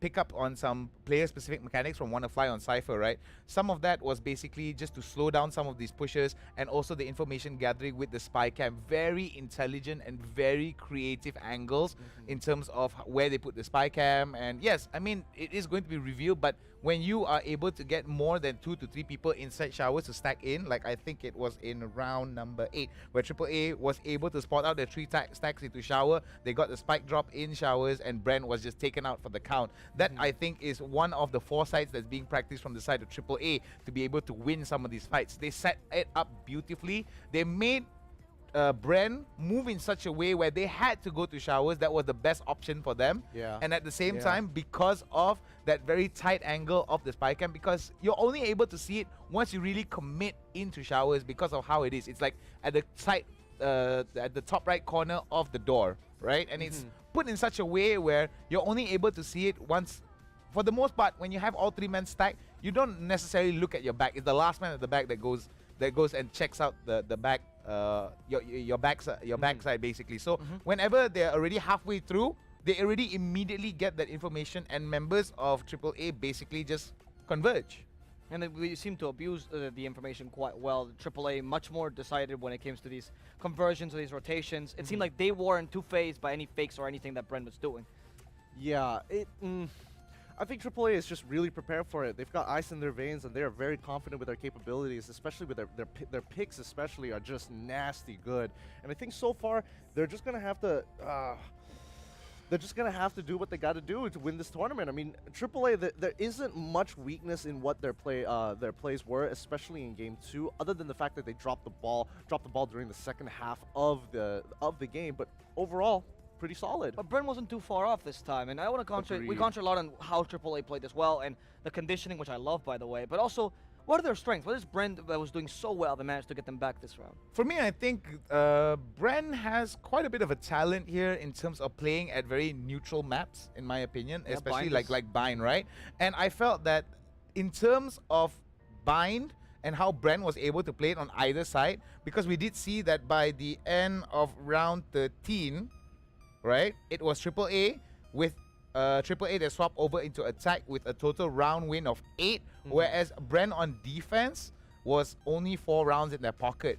The most beautiful thing about it is it was from here they were able to pick up round 16, 17, rounds 21 and above. They were able to get so many wins compared to AAA, and I felt that they did really well for the defense. On the attacking side, however, I felt that AAA kind of saw through some of the strategies from Bren.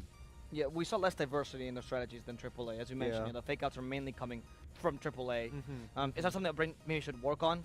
Try to expand their repertoire of strategies? I think as of right now, they just need to work on their consistency of their games, because I think there's just too much variance in it. 1 to 2, it's like night and day. Exactly, which is really frustrating, because we know for a fact that when Bren are playing at 100%, they're a completely different team. They're confident, they make sure they land their shots, their fundamentals are strong, and we know for a fact that they can play like a VS style sort of game, Vision Strikers, where they can crossfire themselves, set up in such a way and play it slow, and we've seen them being hyper aggressive on the defense as well. The problem right now is just making sure that they are consistently landing their shots and they're consistently communicating with each other. Okay, so yeah, considering the basics, then go a bit further. But I want to touch on a topic that we did a bit earlier, if you allow me to backtrack, which is what you were saying about the idea of conditioning. How much do you think the pros think about this? Like, do you think that when they go into a match and they play map number 1, they're thinking, oh, if we do certain strategies, they won't know what to do map 2, they're going to start, like, that's more fake outs in, for example, map number 1 for that precise reason, to keep them on their toes? Is this something that more teams should be doing? Well, see, the thing about tactical shooters and round-based shooters, and which I absolutely love, the best analogy for it is a game of rock paper scissors. Right. You're going to be playing multiple games. You're not just playing a best of 3. You're going to be playing at least 13 rounds minimum of rock paper scissors. So naturally, if you do rock 5 times in a row, the 6th time your opponents are probably going to think he's going to do rock again, and you switch it up, and you just have to keep playing that mind game every single time you come into these games. And especially for best of 3s, it becomes more prominent. Best of 2s, a little bit less. It's going to be more on the strategies and making it work out. But you know, based on the information at hand, you could really start getting away with things. Okay, because best of 3s, you only need to win. There's no round differential. You don't think about the head-to-head. You just, yeah, we get the best of 3. Doesn't matter if you get out by the hair of your chinny chin chin, or if you manage to destroy your opponent at the end of the day. For me, I think it's all around the expectations of the team, and at the end of the day as well, I've always told players especially that whenever you put in a lot of research, sometimes be prepared to throw that research out the window, because the expectations that come in, if you play to that expectations and you expect the team to play in a certain way just because that a particular strategy works for another team, is not going to necessarily work for you as well. Right. So there has to be a little bit of a balance, and I felt that Bren did manage to balance it out in this round, but I felt that AAA was a little bit tighter in terms of playing around with the expectations. Because when you force Bren into when they force Bren into their hands, it's immediately evident that AAA has control of the situation, because Bren, yes, they're a little bit haphazard sometimes. They take it in, and they're just like, you know what, whatever, we'll just try to do it. It works for them sometimes, it doesn't work for them at different times, but at the same time, because of that bite onto the bait, AAA is able to basically win it with ease. Okay. Well, thank you for that analysis, guys. I think our viewers will now hopefully understand that match better, because that was a very interesting map. It's unfortunate we don't get to see Brent for a 3rd map, but they will still be in the tournament. They're just going to move down to the lower brackets, where they have to go through, well, they already went through the group of death, so now they continue to go through death, which is best of 1s. We're going to watch that a bit later today. But for now, we're going to swap it up as we go to a quick break. We have a little recap of the group stages for those of you that missed them, or those of you that weren't on this channel to begin with, right? And after this recap, we'll come back with a special minigame we prepared for you guys. So enjoy a little recap, and we'll come back very shortly.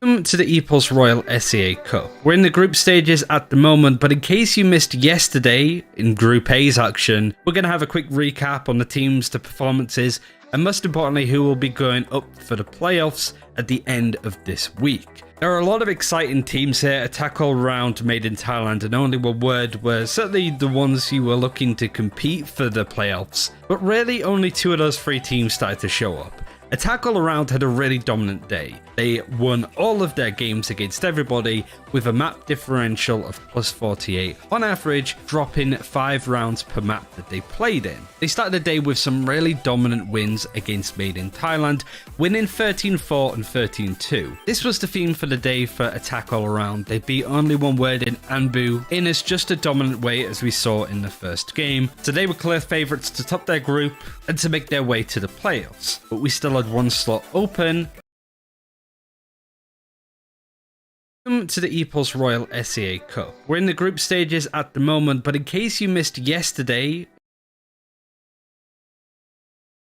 Welcome to the EPOS Royal SEA Cup. We're in the group stages at the moment, but in case you missed yesterday in Group A's action, we're going to have a quick recap on the teams, the performances, and most importantly, who will be going up for the playoffs at the end of this week. There are a lot of exciting teams here. Attack All Round, Made in Thailand, and Only One Word were certainly the ones who were looking to compete for the playoffs, but really only 2 of those 3 teams started to show up. Attack All Around had a really dominant day. They won all of their games against everybody with a map differential of plus 48, on average dropping 5 rounds per map that they played in. They started the day with some really dominant wins against Made in Thailand, winning 13-4 and 13-2. This was the theme for the day for Attack All Around. They beat Only One Word in Anbu in as just a dominant way as we saw in the first game, so they were clear favourites to top their group and to make their way to the playoffs. But we still had 1 slot open, and it was a great opportunity for Anbu Elite Gaming to surprise everybody. They won their first game against Only One Word, a team that I had favourites for qualifying alongside Attack All Round, so this was a really big surprise and a great way for Anbu Elite Gaming to make their way through the groups. Unfortunately, Only One Word can be described in one word as disappointing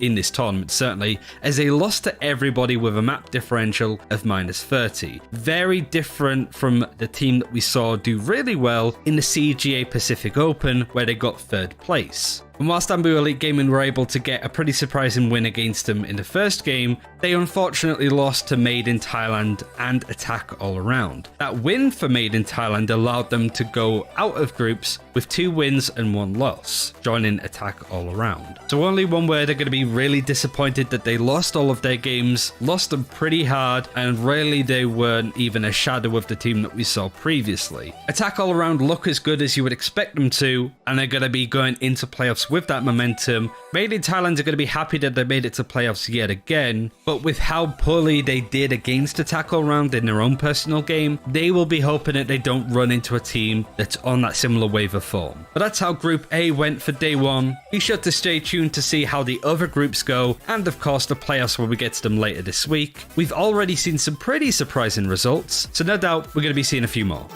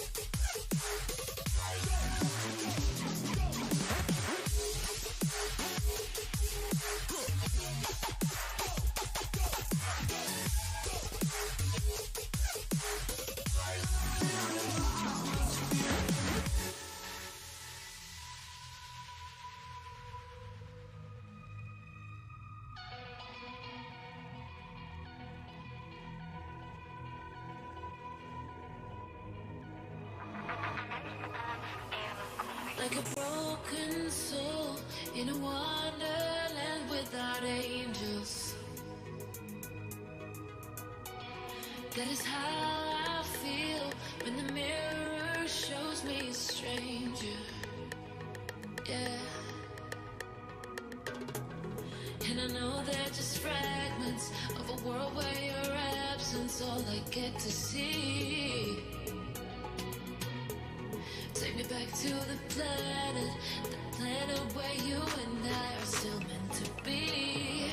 'Cause I'm incomplete when you ain't by my side, when you don't wake up next.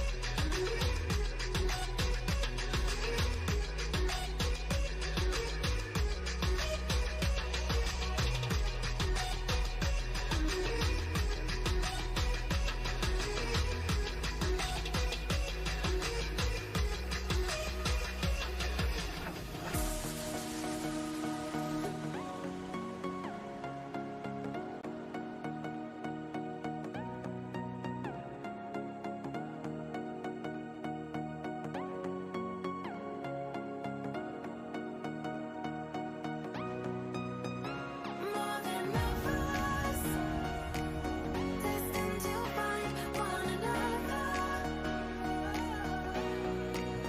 Like lightning and thunder, can't have one without the other.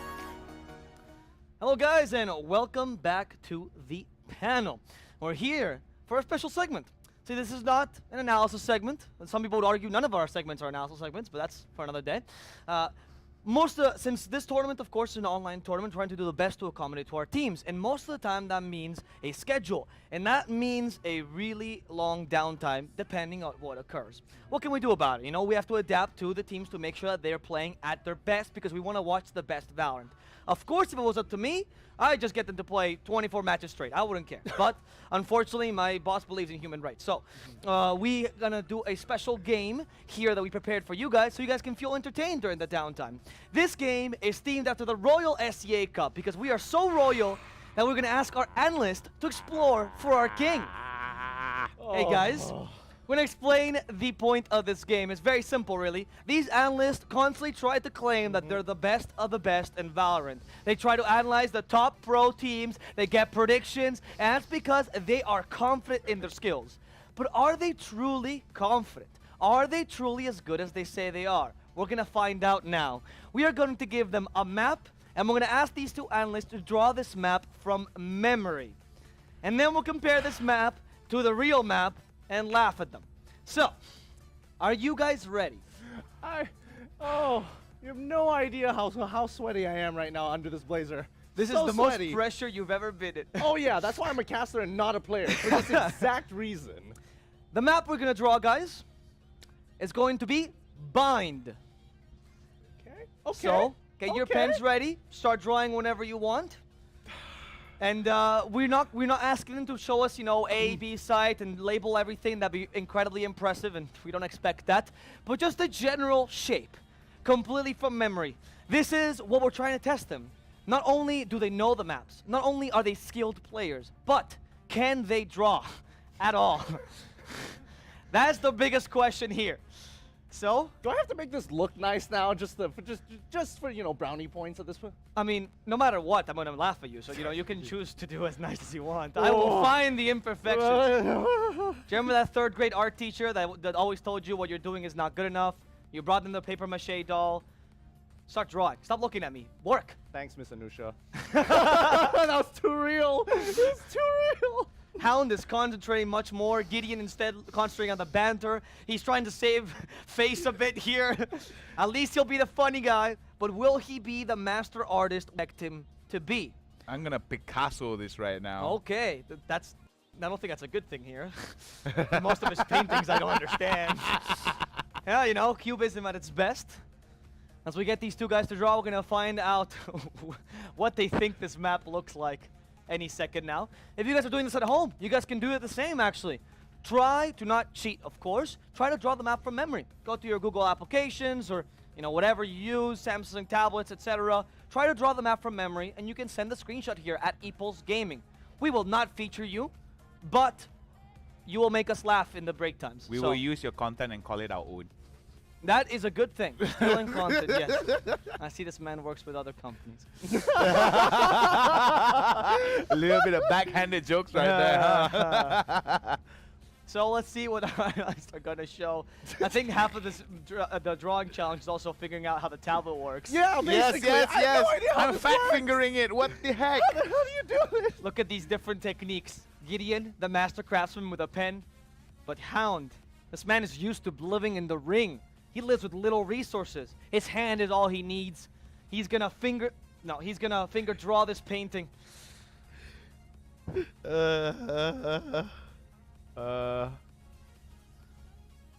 Now the true concentration is actually showing, huh? It is. It is.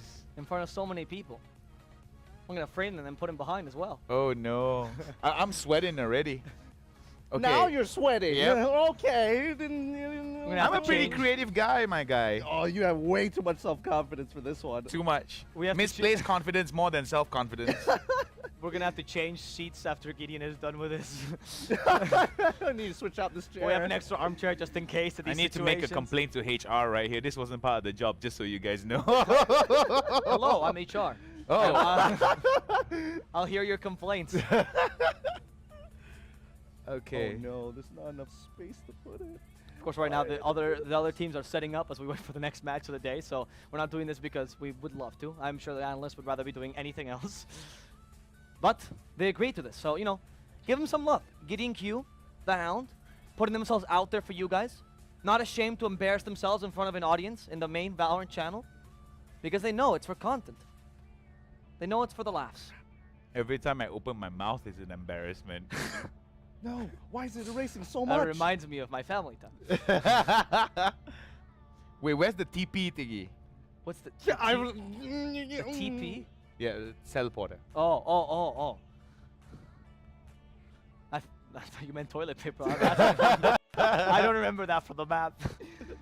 Okay, This is partially why I signed up to be a host. I don't have to do any of this. My favorite job. and they tricked us too, by the way, Gideon. They were saying that we were supposed to draw what? A split? I'm happy that they didn't make us do that. Okay? Yeah, I'm actually pretty happy that they didn't make us do that. I think bind's a little bit easier, I would think. Oh my goodness, I didn't realize. But my how drawing difficult. skills is not as great as my casting skills, sadly. We actually did tell them the wrong map beforehand just to screw with them. We want it to be That's truly sub- from memory. We don't want you guys to try to study for this. This is not your high school entrance exam. This is a real talent panel. I'd study for that and fail that too as well, okay? Just so you guys know. But anyway, oh no. I can't draw Cubby. Oh my god. Honestly, when I was planning this segment, I did not expect us to take this You long. can draw Cubby? You can draw Cubby? I can barely draw. I'm trying to be as accurate as possible, okay? I love competition, but I absolutely hate losing. And if there's one person I'm not losing to, it's Hound right now. Ooh, wow, okay. I'm not losing to you, bro. At least the spawn point is pretty accurate, right? At least the spawn point looks pretty accurate, right? You got. Guys. Stop showing your map. Stop showing your map. You have Chat, 2 minutes help- till help submitting me the out, drawing. Help me out. You have 2 whoops. more minutes, so you better start. The clock is ticking.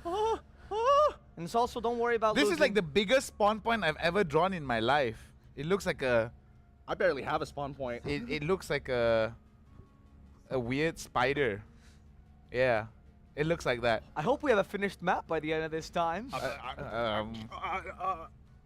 Just like my exams, I don't think I'm gonna be able to finish anything right here. That's why you became caster. That's why I became a caster, you know? That's the only thing I can study for and actually pass.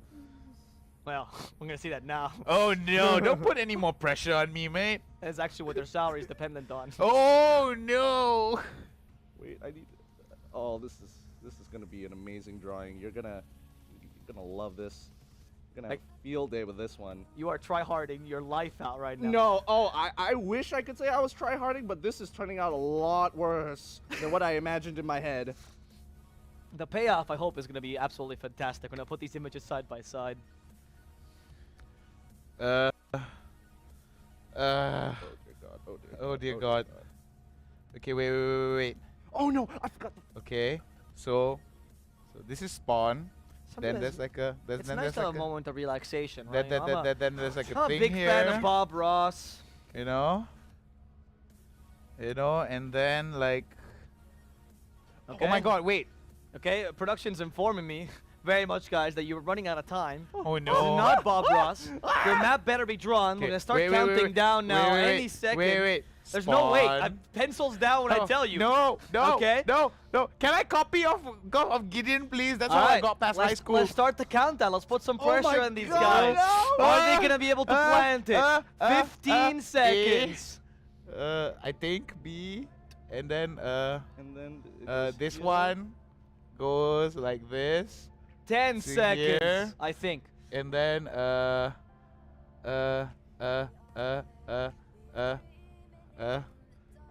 5 more seconds. shower. All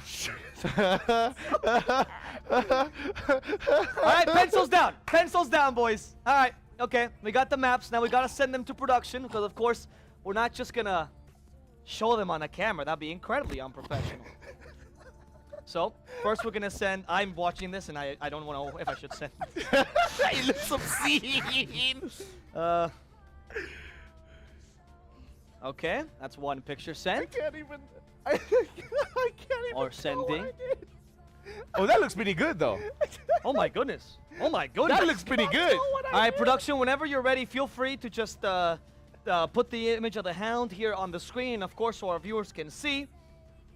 I did not have enough space, just so you guys know. All right? I did not have enough space. I panicked. I literally panicked.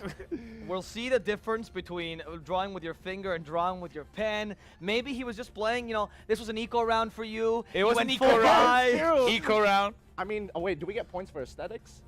I mean, you'll get points for accuracy. There's only one point system here. What about color choice?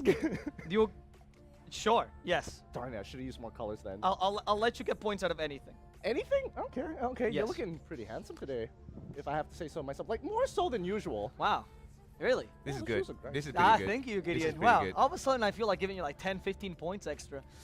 It's like, whose line is it anyway, all of a sudden? All right, Are you once get those production is ready, we have sent the 2 maps, and you guys will get to witness this. I love the hesitation of just like, I really want to showcase Hound's painting first. I think this is a true abstract painting. Yep.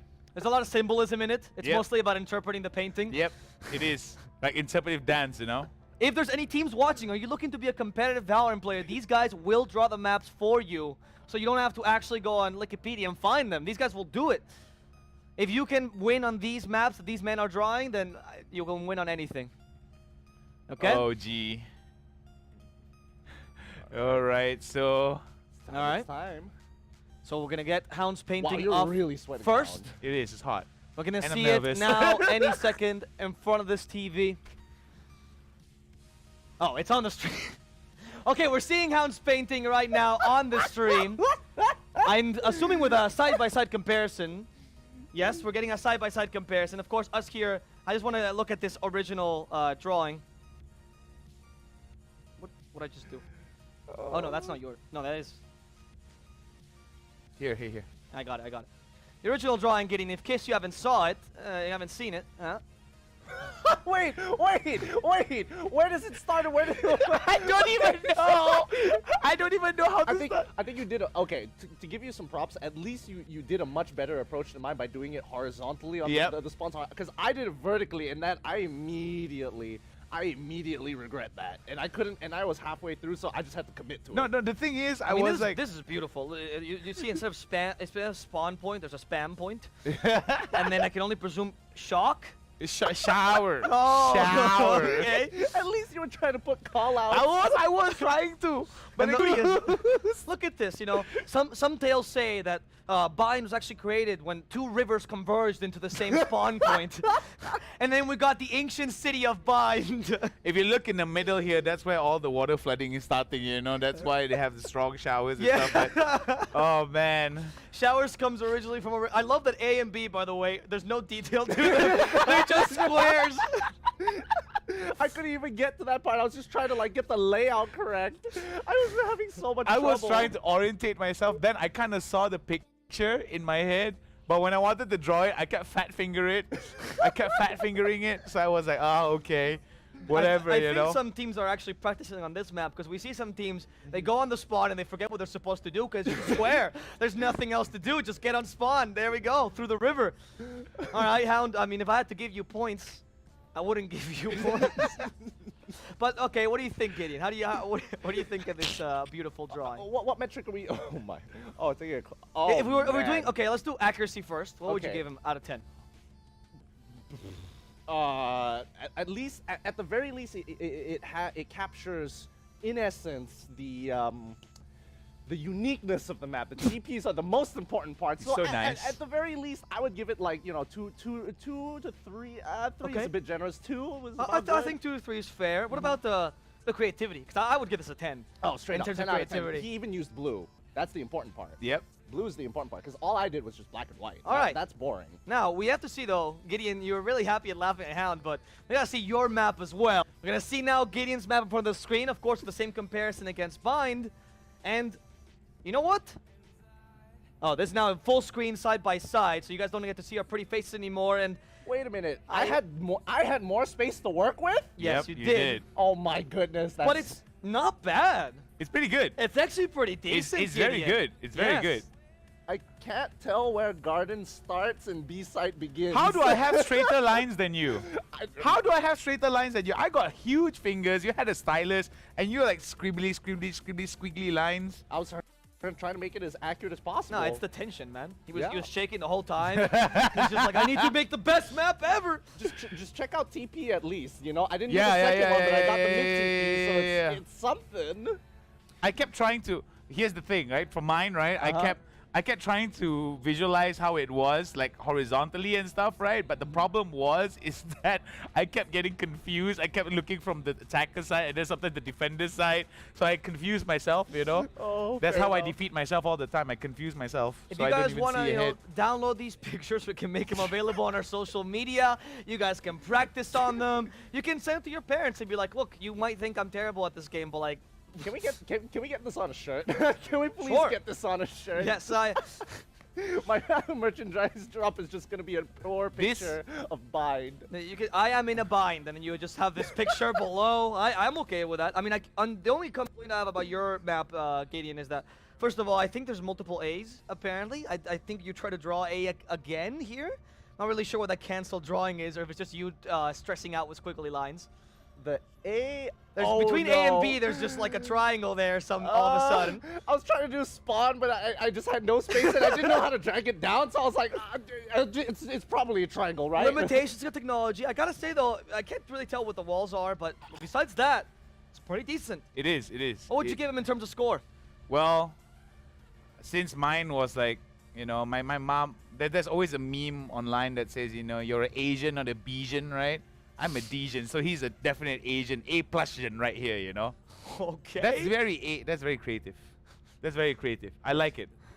All right. First time I've ever gotten that in my life. Yeah, that's a nice comp, but I would give you a 8 out of accuracy. Yeah. 0 in creativity. I No have to color say. usage whatsoever. Exactly. Like, where are the two rivers here? I don't see. Exactly. The should've put a rivers bit meet of blue. somewhere. Yeah, the rivers right? have to meet somewhere. There's not a tale of two cities. It's You went to esports for me, you know, so I'm not Yep. gonna give you that points, but you're a great analyst though, so you know, kudos for that. And that's why we have this great panel. Creativity and analysis combined together, much like the Powerpuff Girls, to create something special, something unique, something you can only find here on the Royal SEA Cup. And that's why, after this wonderful segment, I hope you guys enjoyed it, we actually have a match about to start. So we're going to throw it to a quick break, enjoy our little ad rotation as we wait for that next series to start, and then we'll get some more Valorant action ready for you guys right on this stream. Stay tuned, and until then.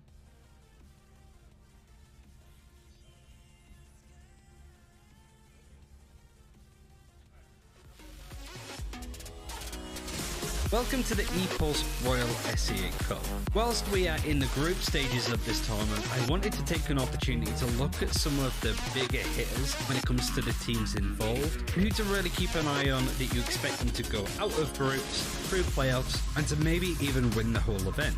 To do this, I'm going to go through all of the groups and highlight one of the teams that I think is going to do quite a lot. We'll start with Group A, and we'll start with Attack All Around. This is a team that's had some great results across the bigger tournaments in the Southeast Asia region. It's a team from Thailand, and they've been in the finals of the two biggest tournaments, winning the Africa TV Asia Invitational and coming second in the Cyber Games Arena Pacific Open. Both of the finals they played up against AHQ Esports, which we will talk about in a second, with a dominant win 2-0 in the Africa TV tournament and a very close loss 3-2 in a best of 5 in the CGA Pacific Open. This is a team that has a lot to prove. You could definitely tell that they've been watching both the NA and EU scene when it comes to strategies, executes, and what agents to use. And with the balance patch at the moment, I think this is a team that can really adapt and overcome any opponent, but most definitely they'll want their revenge on AHQ if they can get that far. I say that because there's a lot of really good high competition in this tournament, and when it comes to that, look no further than Group B, and the favourites over there, Vision Strikers. You've probably heard of this team. They're from South Korea, and they've pretty much won everything that they've played in. They've had some really dominant results in the Korean tournaments, most notably Clan Masters 2020, and this is a team that plays some really aggressive and exciting Valorant. It comes as no surprise that South Korea has taken a liking to a class-based FPS game, but that doesn't mean at this point that Vision Strikers are just going to have their way with everybody in this tournament. But make no mistake, this is the favourite of the tournament by a pretty large margin. Now we get onto Group C, and it's much more competitive when it comes to the teams involved, but there's not really a specific team that you look at and go, they are definitely getting out of groups, and you can expect to see a lot out of them. Out of all four of the teams, Boom Esports has had the better results, but they just got to playoffs in the CGA Pacific Open and lost out to Team SMG. It's not really a solid look for this team, and really any of the four teams can come through playoffs and not be a super surprise. But since CGA Pacific Open, Boom Esports have been able to win a couple of smaller tournaments at least, and maybe with the meta changes, they might be able to find a lot more solid footing. So expect to see some pretty interesting stuff potentially out of the Indonesian team, but they're not quite at the Colossus level as Attack All Round, and certainly not when it comes to Vision Strikers. Now going over to Group D, I mentioned this team before already, and that is AHQ Esports. It's basically vice versa for Attack All Around. They came second place in the Africa TV tournament, but then won out super closely in the Cyber Games Arena Pacific Open. With that momentum, they went into the Africa TV Asia Showdown tournament, which happened last weekend, where they played up against some of the bigger teams in South Korea, like Vision Strikers, as we spoke about, but also Japan's Absolute Jupiter. Unfortunately, against this team, they lost 2-0 in the semi-finals, not really having an opportunity to show their strength, losing out 13-7 and 13-8. So whilst this is a team that won the most recent tournament that they were a part of, they still have a lot to prove to really show that they're a dominant force, not only in Taiwan, where this team comes from, not even in just the Southeast Asia region, but in Asia as a whole. You'd expect this team to get out the playoffs, but if they run into a team like Vision Strikers or even an inform Attack All Round, things might be a little bit tough. But these are the favourites out of the groups. But no matter what happens, we're going to have some really great games, and no doubt a few upsets along the way.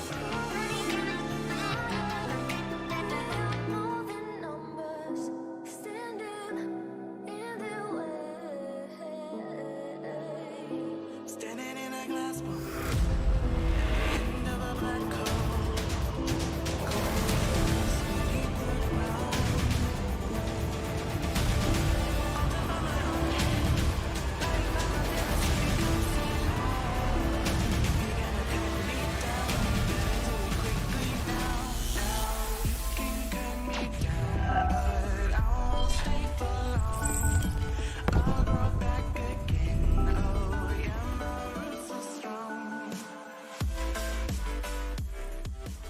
Welcome back, guys. We have Gideon back from the easel and the drawing board. We've snagged him on over here to the casting desk. He's going to be joining myself here. Seek and Strike, welcome to match number 2, and greetings if you're watching us for this Korean team. Vision Strikers, definitely going to be one of the favorites here of the tournament. Coming all the way from Group B here. Tell me about a little bit about this matchup. Yeah, this matchup is going to be really interesting. Obviously, the Koreans are going to be a little bit more favored here, especially since Dorak didn't have the best of performances coming out of their group, but they might have come up with something in the making, maybe brewed something up to show us on this map.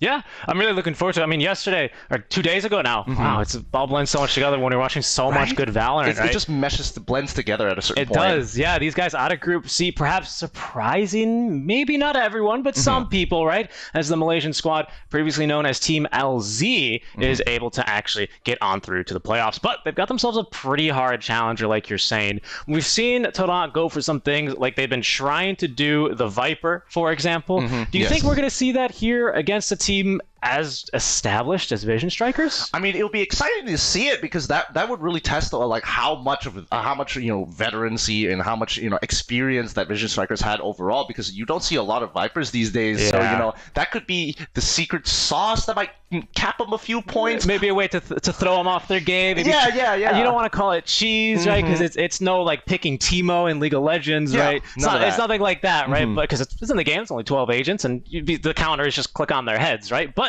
you never know. Sometimes you can definitely make those plays happen. As we will be going to Split first here. Your personal favorite map, I know. I love Split. It's such a great map. I have so much fun. Grinning through his teeth. I mean, yeah, so this is going to be a defensive-heavy side, and it will actually be Vision Strikers here on the defensive. So how do you think Torak can try and maybe get a few more maps in their favor here? Well, I think Torak is overall a pretty decent team, but the one thing that they kind of lack is just strong fundamentals, and also just the overall macro play that, well, I can't even say that because some of their Viper plays are really nice, but fundamentally Vision Strikers are just so much stronger. They are very, very patient, and I think Torak, they like to play a lot looser, so it's one of those situations where it's like, how innovative and how loose can you play to really throw a wrench into the plans of a team that's so solid like Vision Strikers. Yeah, it's going to be kind of hard. I mean,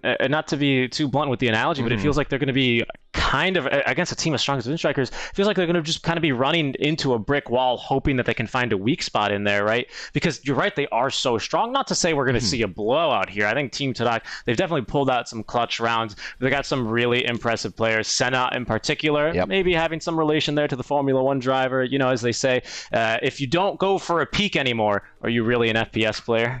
That's the famous quote I believe Senna said when he was driving back then. Yeah. No. I definitely have a tattoo right here.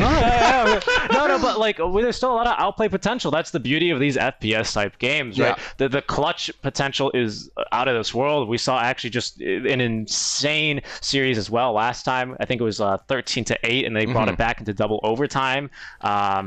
Do you think a map like Split, though, is going to be a bit harder for these sort of mismatches? Well, I think Split is rather interesting for this, especially when Torak is playing, because they're the only ones who have to show Viper this time around. And yes, there are certain Viper setups that you can actually do on Split itself, which will be very interesting to see. I just hope that from the defender side coming out of Vision Strikers, that they're prepared to actually deal with this. And honestly, it would be kind of nice if they do beat Torak, just so that other teams out there just watching in could either improve on the Viper strategy that Torak is actually showing up, or the counter strategy that Vision Strikers will be attempting to perform.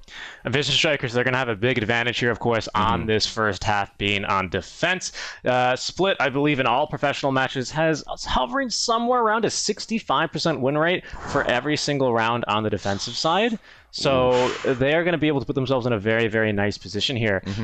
That's kind of the scary thing, right? Because if you can take eco control early on after the swap, you can really pinch your enemies and sort of just force them to run at you ill-equipped against a very defensive-sided lineup. How do you think maybe Torak I mean, other than obviously winning rounds on attack, how do you think maybe that they should be looking to play this first half any differently? Maybe just looking to really try and sneak any single round they can? Should they be playing for picks? What's your opinion here? Well, I mean, if they're going to be playing picks against VS of all people, they've got some really strong operators on their side. So even then, it's a little bit of a challenge, of course. So I think what they're really going to have to innovate is what they're bringing to the table in terms of utility. Are they going to have a Jet? Are they going to have a Raze? Are they willing to sacrifice one of those to bring a Breach? Maybe arguably a Brimstone, but even then it's kind of up in the air because you can take so many of these things, and the information is powerful, but utility is just so much more valuable. We've seen a lot of utility, speaking of that, just used in the mid lane, around vents, around mailroom here,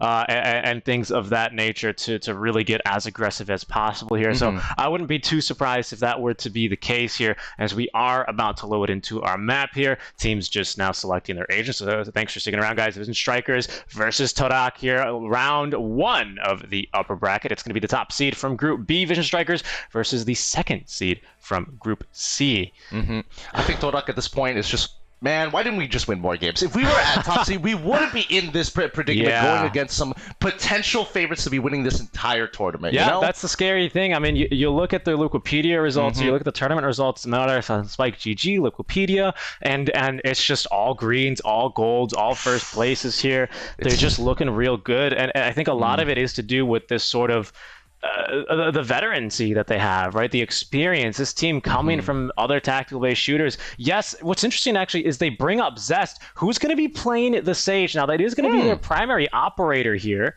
Just generally, interestingly enough, first of all, extremely confident, which is great.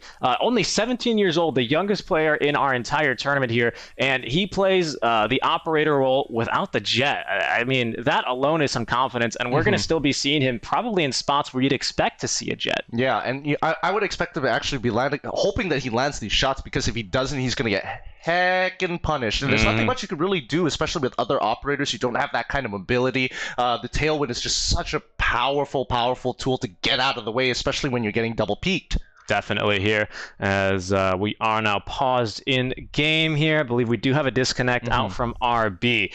Let's talk about RB. I mean, he is going to be the Jet player this time here for Vision Strikers. This is a player that knows his sights and is aggressive and has the flicks to follow up. We've seen this a lot of times, specifically Haven on C, where he'll smoke, immediately dash into it, and then just somehow find 2 or 3 kills on site that he, I don't want to say shouldn't be able to get, that we're always surprised to see. What's the way to play around this here when you're on the defensive side against a team as aggressive as this? Well, especially if you're trying to like bog down Jet, most likely you want to have a Cypher, because those tripwires are actually super effective at like stopping her from getting too far into the site, especially with that Tailwind. With those tripwires, you're going to be able to slow her down, which is great. She's going to have to turn around or take the fight, because you're going to have to make one of those 2 decisions before you get rained down with a ton of lead from the enemy side. But besides that obvious one, it's really tough. It's really tough. You're gonna be really good at tracing and shooting through smokes. Yep, most definitely. As we will now get underway with our first round here. We know how important this one can be. I always like to say here on Split, if you can get 5 rounds on the attacking side, just 5, I think you put yourself in a really, really strong position here, as we're already kicking it off now. A few ghost shots out from Glow, who's holding A ramp, but will now fall back. I believe he's only scouted 1, but he tagged him here quite heavily. It's going to be the Breach, quite lit, but most of Torak's now stacking up as they will smoke off Heaven. They also saw the fault line coming through, so they're going to make those rotations really, really fast. Jets are so far away, but that's going to be Aduka going to be the first to go down. Senna finds 2 right off the bat. Dodges the fault line, gets another one. Senna making sure this is going to work, but he's going to be teleporting. Oh, he's still alive. The paranoia comes out. Okay, he doesn't see, but unfortunately walks into the bullets. And Stacks is going to be fighting that one. It's down to a 1v1. I think RB is going to have this rotating around through screens. He might be able to get a little bit of a sneak attack going. Now, the spike has been retrieved by our Raze. 50 seconds left on the round. More than enough time to plant, but I think they're going to be now trying to make a play to another site. The shot's not connecting here either way. So lit. Just about 1 hit there is going to be that Raze, but RB, he's still looking quite healthy, as the Raze will be scouted by the tripwire. Yeah, I mean, there's still plenty of time here. Race is going to be playing through ramps. Oh, first hit, and immediately that's going to be RB winning off that duel. First round going over to Vision Strikers. Yeah, really good stuff there. And that is going to put them here with some anti-eco. We never see RB actually buy anything on this round.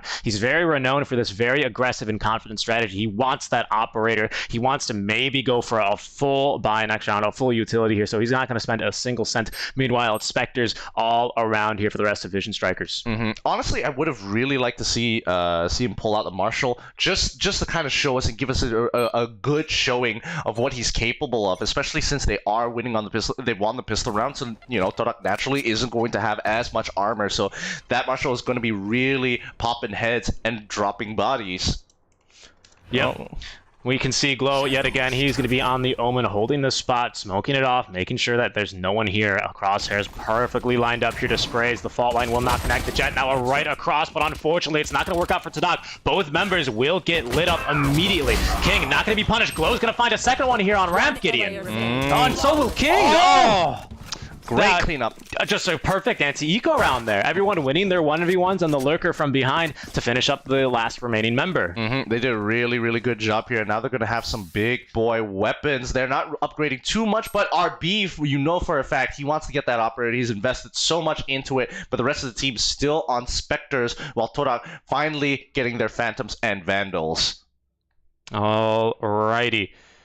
Let's take a look now as, like you said, that operator for RB, who's just able to find one pick in that round. But Tadak, with the full buy now, we're not upgrading. I think that's a wise decision here from Vision Strikers. Even on the defensive side, you're still pretty likely to get some pretty good trades now, as the Breach Flash will not get Batu here to scramble. So no information given here. They're switching things up for the side of Tadak here. We saw them try and 5-stack it, try to get into the A as quickly as possible. They got thwarted twice, and now they got to take a new approach. But they need to know what VS's overall. RB not missing the shot. There we go. First shot, first kill here for RB out of that operator as he swings around through B main. It's only the Raze there that was actually sent to lurk. The rest of the team and the Spike actually still continue to go through mid as Zest's wall here is about to expire. Smoke's coming out. They know there's at least an enemy Jet and probably more to follow. Yep, they're going to be walking through, and Zest already finds one. Finds a second one. That's going to be 2 pickoffs there. Really big, but they're going to get counter fragged here. Is Breach able to take out Zest? They're going to be pushing up through mid side. They could look to rotate towards A, but B feels more likely. Yep.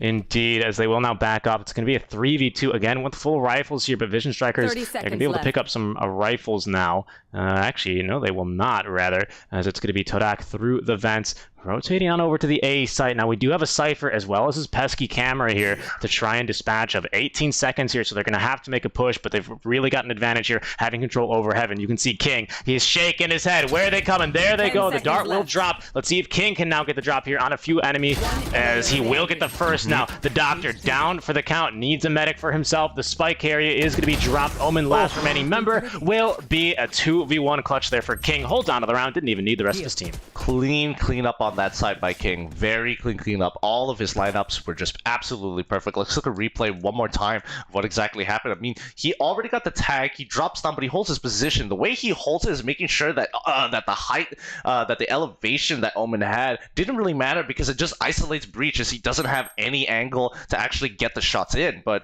well played so far. Let's see whether Todak can bring this back. Yep, indeed.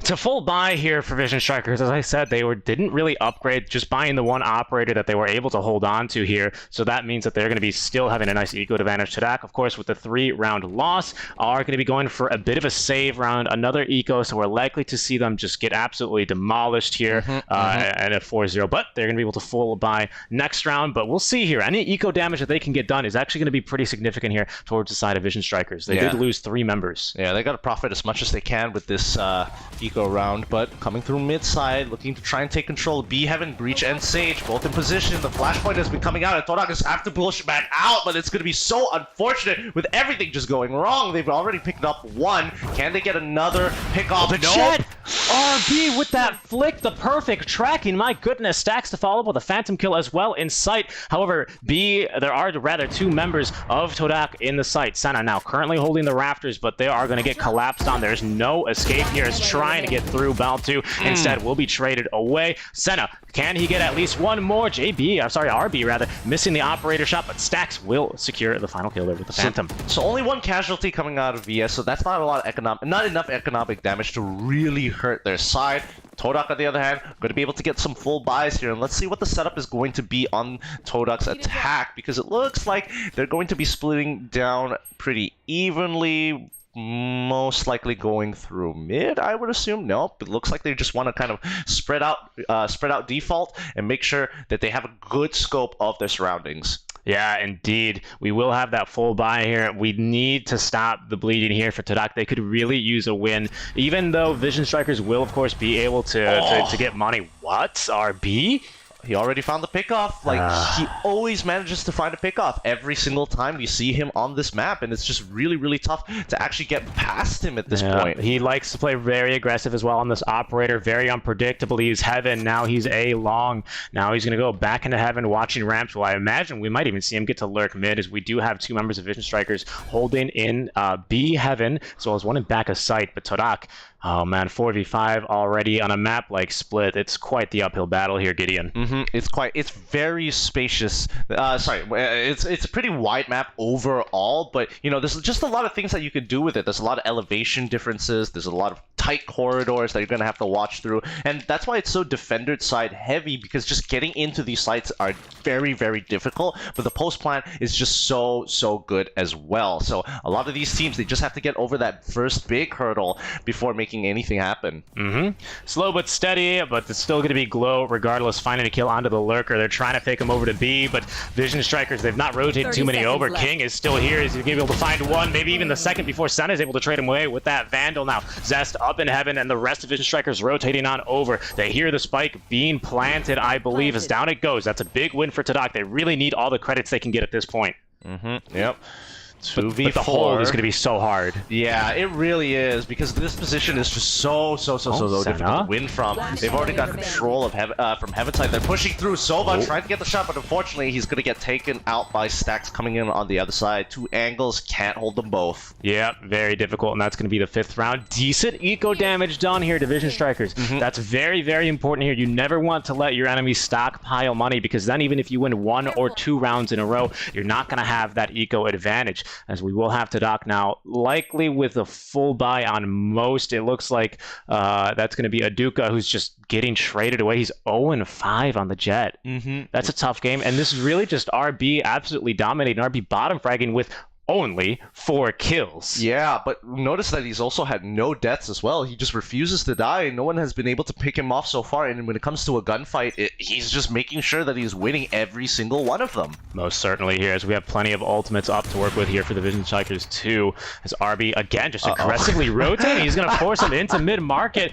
And again, Cypher just holding down the A site. The trust on this Cypher, just sit on the cameras and completely nullify any pushes here, is just so strong, as they will try and send the Owl Drone to push him back further down vents. The slow orb from Zest, he's going to find 2 before he's traded away. Todak, though, with a great peek, as they will get stacked before he gets any damage in. The rotation out from Cypher, as well as the Omen standing behind them in mid-vents. But RB holding a tight angle, misses the first operator shot. Cypher considering going up, peeking towards Heaven, but the site, I think, has now been taken by Todak. They're going to get another spike plant here.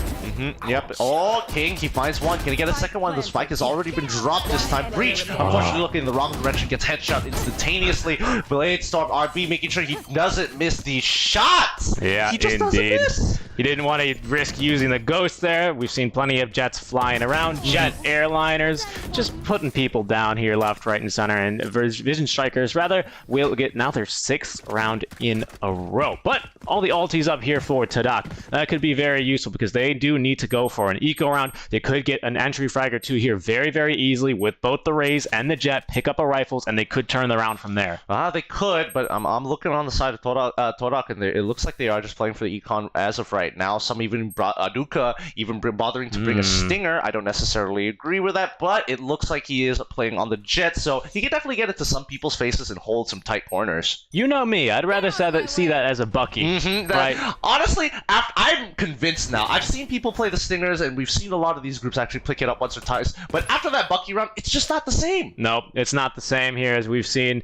Oh my goodness, who was it back in Group A? Just pick up 5 Buckies against Attack all around 2 rounds in a row. And Ascent didn't work out for them, but nearly did here as Tadak now in with the Blade Furies, trying to find any members that they have. Actually rotated around, flanked quite nice, but 2 members coming from Vent as the Hunter Sphere out from Subby to try and get more information. Tadak will find one onto Zest before getting traded away. Oh, Omen in some trouble, gets lit, but 22 HP. He's still going to live and get 2 kills right after onto the members. King follows up with 2 of his own, and he's going to find the 3rd. Vision Strikers 7 rounds in a row. They're looking unstoppable. Yeah, they really are. They are just not missing their shots. Their transfers are just crazy. These guys are not letting Todak any opportunities to breathe. They peak, they're going to die.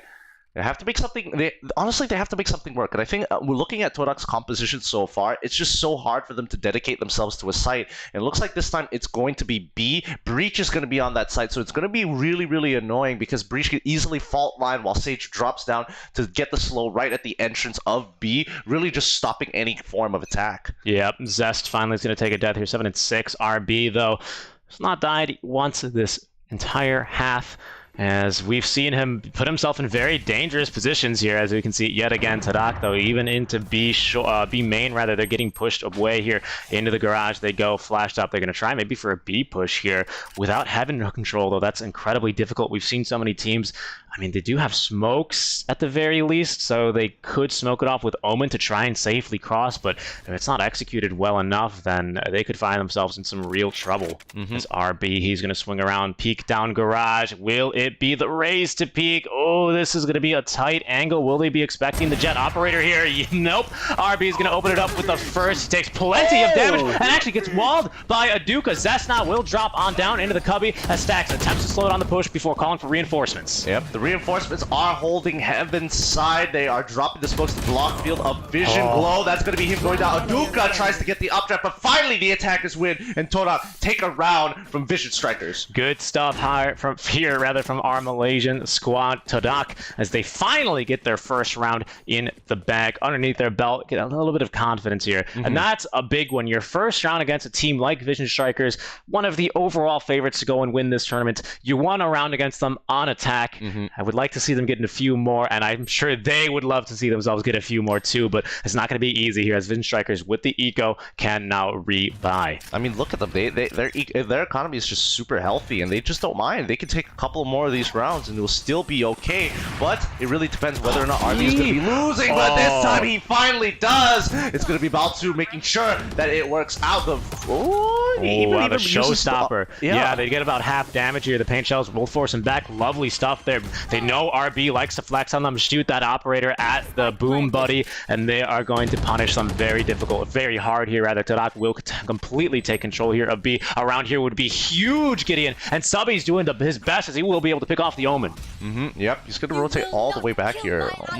Good revive, though, out from Zest. Of course, with that Sage, is going to make it a 5v4 yet again. Yep, they're going to have to make this work. Flashpoint coming out from Heaven's side as they look to try and rain down lead from the ground. They drop down from the ropes. This is going to be so awkward. Yeah, indeed, King. Now, we still have Beitu actually here, still on the rafters, as it's going to be the Cypher trying to save his money. Now, Todak, they hold strong. They only lose the Jet that round. Their second round in a row. Vision Strikers, they still can probably afford to full buy yet again, but if they can get this exit frag, no, it's okay. They're really looking for it, though, because they recognize the situation they're in. 2 rounds in a row for them. They'd love to really force Vision Strikers into an eco round to try and take maybe a third, maybe even a fourth after that one. It's gonna have to be this next round rather, as Vision Strikers will be looking to full buy. They just got so much money, but 2 rounds in a row where they've gotten kills onto RB here, Gideon. Yeah, that's gonna ruin his perfect KDA for now, but let's see how they attack this again, because we know for a fact that Todak, they're getting a little bit more confidence if they've worked 2 rounds in a row to make B work out, and now they're switching over from Cypher. Vision Strikers are sending Cypher over to B side while leaving A a little bit more open, covering it from ramps in Heaven. Yeah, they've been not contesting Heaven, or rather contesting mid whatsoever here from Tadak. They kind of ran into that wall here, like I was saying in the pregame. They ran into that wall mid. They didn't see a buckle, but they see a few buckles now B, and they're going to try 3 rounds in a row for the B rush. King here, he does have the cyber cages to try and slow down the push, as now they're going to know. Nice flash here. Aduka again with the ultimate, ready to go for Tadak. Looking to find one. Will get one there with the updraft, but Zest, as well as the rest of the team, now going from behind. Heaven, though, has been cleared. It's going to be a 3 versus 2 scenario. Glow with the ulti. Can he scout for vision? Is he actually going to commit? No, but now he knows someone was watching that B garage. The spike will be planted. This is really, really good. Great use of the ultimate. However, it's a 1v3 situation, so every one of these bullets are going to have to count. Jet, sorry, a 2v3 situation with both Jet and Omen looking to control from Heaven's side. They are just out of... Oh, wait, hold on. Looks like Omen is pushing up from the flank. This might be really, really huge as they look to cover it. One down. Subby is going to be the first to fall. They take one out. The flanker is gone, and now it's just Jet to make it happen. The blade storm doesn't actually hit through, and that's going to be Glow shoot through the smoke, picking up Aduka at the very end. Nice round there for Vision Strikers. That one was a must win, otherwise they might have even fallen 8-4 here in the half. Instead, we're going to be going into round 11 with Tadak for definitely enough money to go around to full buy here, but a loss would mean that they were not going to have enough here for that last round, which is going to be the next one. Of course, Vision Strikers, the eco has really not been a problem for them all half. Not too much of a surprise, given that they're on the defensive side here of Split, but Tadak, they really need to try and get this round now to make their defensive side a bit easier. I mean, there's still 2 left.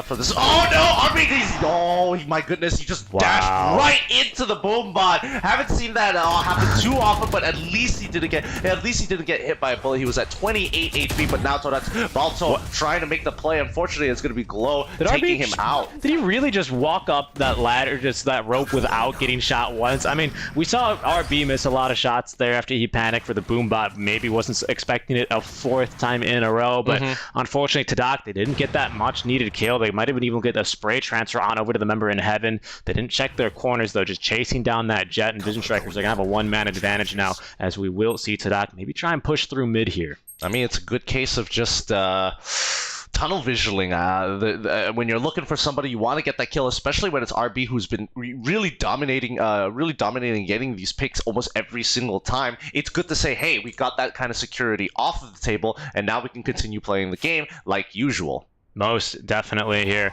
and they are playing a good game at that for Vision Strikers. 30 seconds left in this round. It looks like Tadak, it was a fake towards A, but again, the Cypher's just been holding down that site. He knows it's his job. Zest as well there, just in case they decide to rotate more over. We will have RB holding a tight angle, but it's going to be Aduka, finally confidence under his belt, will win the 1v1 versus RB.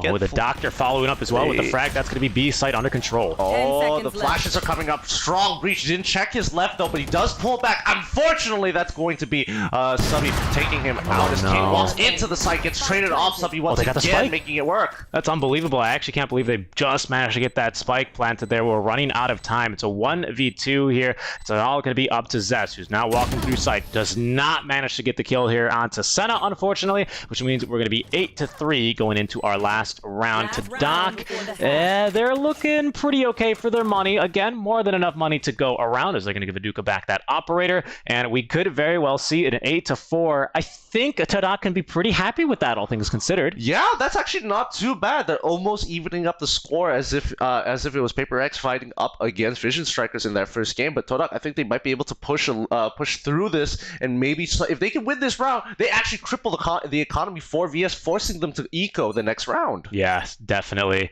And well, it's going to be the last round, right? So of course. Yeah, last round of the half. But yeah, for that pistol round, if they can get that confidence going at the reset, I think maybe we can see them take even more rounds here after Vision Striker. Because like you said, you win this round, you win the pistol round, and just like that, 8-6. You know, I thought I was just unaware and really bad at math, but I just realized I'm even more bad at math. I thought 8+3 was like 14 for some reason. I was like, why did I think that? Why was I thinking that? Aduka's insane. He's got an operator already in the second round. Exactly. I was just like not putting 2 and 2 together, but so far I mean, these teams have been doing really, really good, especially for Vision Strikers. Todak, on the other hand, they're going to try it one more time. They did it in the very beginning, and now it's like, okay, we got to end it strong. And they do. Yeah, luckily for them, actually, King is not holding a ramp, which has really been the crux of this push now, as they will be able to smoke off Heaven. Camera is going to scout them immediately. Are they going to spray through smoke? Hunter Sphere out from Subby to try and tag anyone rotating through as Aduka gets the kill onto Glow. That's a big one, but the double spray out from King, who I'm pretty sure gets 2 kills with 1 shot there. Nothing to really wall through. Yeah, it's pretty tough. He peeks up from elbow side. Ooh, he does see one, and then spots out the second one from the track and dart. King, he needs to make this work out. Oh, spots out the foot on Raze, makes it happen. He wants this ace. Oh, he's not gonna get it. RB is gonna snatch that one away. He's like, oh, I didn't even realize you had a 4K. My bad, dude. My bad. Switching sides. Can you imagine what the comms is just sounding like? He's just ace, give me the ace, and RB is just like, what? Boom, boom. My Korean is not up to par, so I wouldn't really be able to know. But yeah, I imagine he was feeling himself there. But in the end, what looked like a pretty good take from Tadak went pretty poorly there as they swing around, only to get double shot there. 1 bullet, 2 kills with the Phantom. Yeah. Not a very high penetration rifle at that. It's unfortunate to say the least, but hey, especially when you're on the defender side, you're going to be so much closer. That extra rate of fire really does help out. So 9-3 here at the half. Gideon, take a moment here, take a breather. Tadak, they need a breather as well. How should they be looking to play? Do you think that we are going to see this aggressive play style, kind of like RB was going for, or should they expect RB to kind of be crazy like he's doing so right now and try and counterplay this? I think they should expect RB to play a little bit crazy. He's definitely coming off a really hot half, so he's definitely going to be, like, feeling himself a little bit more. Flashpoint does come out. Oh, but good rotations. King is going to find 1 before getting traded away by Subby, but overall it's a 3 for 1 rather trade, as Tadak, they're going to have to rotate their members over from the A site. I mean, that was like 5-6 seconds into the round, and RB was already in sight. What do you do against that? Well, who expects that in the pistol round? Yeah, nobody expects that. And unfortunately for Todak, they're going to be paying the price for it, but also he's still holding up on Heaven's side. It gets smoked off with the cover of darkness. He needs to get down onto the ground, get his feet dirty. They're going to hear footsteps here from both angles. That's a really fantastic pick. The smoke as well, trying to allow his Omen to maybe push in at the same time. Senna with the paranoia. He didn't check his corners though. Stacks actually picks up both as Zest, unable to secure the kill, is gonna make it the the pistol round for Vision Strikers and an eco for Tadak. Yeah, and I do not think they okay, so my thought process is once you actually win the first initial round, you don't necessarily have to win the second round as well. You don't have to look to buy for upgrades, but if you wanted to, you could force it out pretty hard. Yeah, you could maybe go for a Bucky here on Aduka. Yeah. All right, well, I like that. We'll see if it can work for them. It's a bit of a risky play here because Aduka, if he dies immediately, will not have enough savings here to buy for next round, even with the second round loss bonus. So RB immediately into sight. Look at this man! You're just dead. You're just dead, Raze. He's so fast. He's such a good entry fragger here. Oh, wait, he does actually spot out the Sage wall coming up just in time, but he's got to clear through that smoke. Hopefully he can land those last couple of shots, but unfortunately he doesn't go through. So he's going to be the next to fall down as Glow clears him out. Heaven is still compromised here as the rest of the team cleans up shop. Yeah, they were really just able to set up the trap there with the Sage wall and then just collapse on them. The jaws of the trap snapping shut there onto Doc. They did get at least a Bucky kill, so that's pretty sick. Of course, I would be remiss if I didn't call that out, but only a single kill there for Aduka, which means he's going to have to go for the Vandal and only light armor. I mean, at this point, is that light armor going to be enough to keep him alive? Considering the amount of headshots coming out of VS, that armor is going to mean so little. But I mean, they still have Spectre, so they're still holding on to it. It's still looking pretty good for them coming into this 14th round, the actual 14th round, not my dyslexic 14th round. Definitely, and I hate to correct you again, but it's actually the 15th round. God, you just have to rain on my parade there. Zest is going to be good and aggressive, but again, RB just right back there, trading 1 for 1 there with Senna. Tadak have 3 versus the 4 of Vision Strikers currently standing, and if Vision Strikers wins this round, Tadak are going to be forced to just buy whatever they can. Conveniently called the Force, but they're going to be just such at a mismatch here. It's looking so difficult now for Tadak. This is pretty interesting. They pushed through mid, they went into ropes, and then they got back out of ropes and rotated towards B side. Now, the Doctor, He's got a lot up ahead of him. He needs to be able to win this gunfight. He takes out RB. He sees to it's time to drop down that fault line and force them onto the site and wait for that rotation coming in from Sova. Duka's 9 HP here. It is a 3 versus 3. There's one holding Raptors, one in back of sight, and one now just planting. We'll see what the doctor can get it done. He's going to prescribe death there to the Omen now, as Zest will trade him away.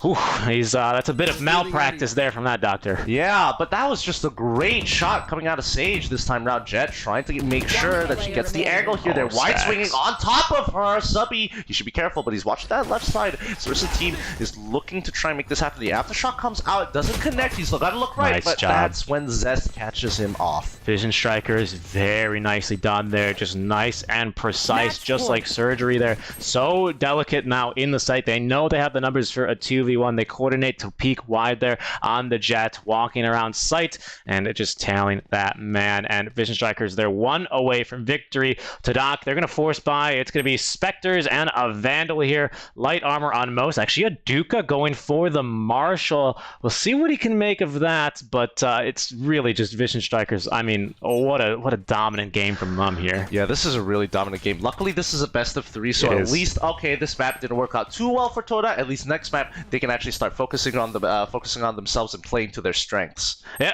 And we'll see here, Tadak going to be rotating on through. This would be a big kill, but RB's going to crouch under those shots and snag that one there, looking around through the sewers. Another 4v5 here, the weapon mismatch, and not a whole lot of damage being dealt there to RB either, as we're really quite split now on the side of Tadak. Everyone kind of just lurking and peeking and seeing what they can find here, but it's only going to be one man now watching B and 2 holding A, but it's only the lurker Cypher now who will drop back after dropping the smoke to now rejoin the rest of the team as they look to push mid.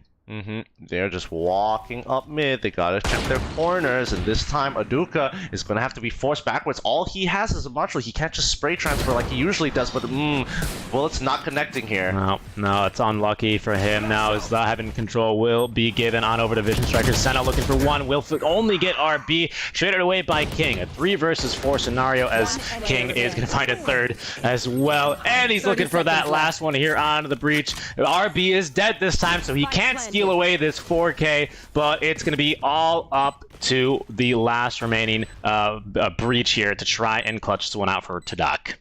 Yep, they're just they know for a fact, yeah, they could just play this until Kingdom Come, and there's nothing that Doctor can really do about this. He barely has enough utility to make this work. The Aftershock isn't going to get anybody, but even then, that's going to be Stacks through the smoke, getting that headshot. Yeah, a tough match there for Tadak, as they only are able to snag 3 rounds on the defense and aren't able to pick up a single one there on the after the switch. But hey, that's I don't want to say that's Split for you, but Split, you know, very renowned for its defensive holds, and if you're not able to get a few rounds there very aggressively, then you're going to find yourself in a bit of trouble there when the eco is not going to be under your control there, as we switch over to the lobby screen. And yeah. Yeah. So far, I think Vision Strikers are just their fundamentals is just ridiculous. Their aim, their crosshair placement, their discipline to just hold on to their sights, and more so the way that they hold their angles as well. They do not budge. They're not looking to fidget anywhere. They are just stone statues waiting for the right opportunity to pop some heads. Yeah, and RB, quote unquote, having a bad game at 13-6-1 on this Jet is just incredible. I think mostly we would have seen RB pop off a bit more. He's generally better on the attack, where he kind of just YOLO rushes in. He knows the team is going to flash for him. He knows the utility is going to be there for him to drop back if he needs to. But most importantly, he knows that he can get at least 1 or 2 kills on the Jet, right? He is a very good entry fragger, which is really scary, because when you have that kind of confidence, what else can he do? What other agents could really excel to his playstyle? Like, let's say if you had Reyna, does this change the game? I would say he's better with the Jet. I think he's a little bit reliant on getting past the first peeker, getting past that first choke point there with the Surge, and then making sure that he can actually get a few kills, right? I think that's where really he excels, because on the rest of Vision Strikers, they're able to just overwhelm the one man who's like, what do I do? The Jet just ran past me. Do I peek him? Do I wait for the rest of the team? And then he just dies. Or sometimes even RB gets him on the way in. Well, that's also true, but you know, this back and forth I absolutely love. Toda was able to get a couple of games, which does give me hope for game 2. Maybe they can actually, you know, set something up. Maybe we might actually get to see the Viper this time round, which I'm very exciting and really hoping that Toda actually whips out. Yeah, I wouldn't mind seeing that. We're going to let our panel talk more about the map choices too, so I don't want to get into it too much. But it will be Haven, in case you're wondering. So it's going to be Haven with Todak starting on defense. So with that in mind, how do you think they can take the lessons learned from this match, their first versus Vision Strikers, and try and maybe take game 2? I think they want to, abuse some of the habits. For sure, they can punish RB. Yeah. He's going in way too YOLO, and he isn't getting punished. That needs to be shut down. Well, 2 of the rounds that they did win here for Todak on the attack were actually the entry frags onto RB, isn't that right? Yep, so that's something that you have to keep in mind as they're going into this next game. Yep, our next game will be coming up here, guys, after a short break. Seek and Strike and Gideon here on the call, bringing you the action for our first day of playoffs. It's Vision Strikers up 1 map. Will they be able to close it out? We're going to throw it over to our panel to discuss.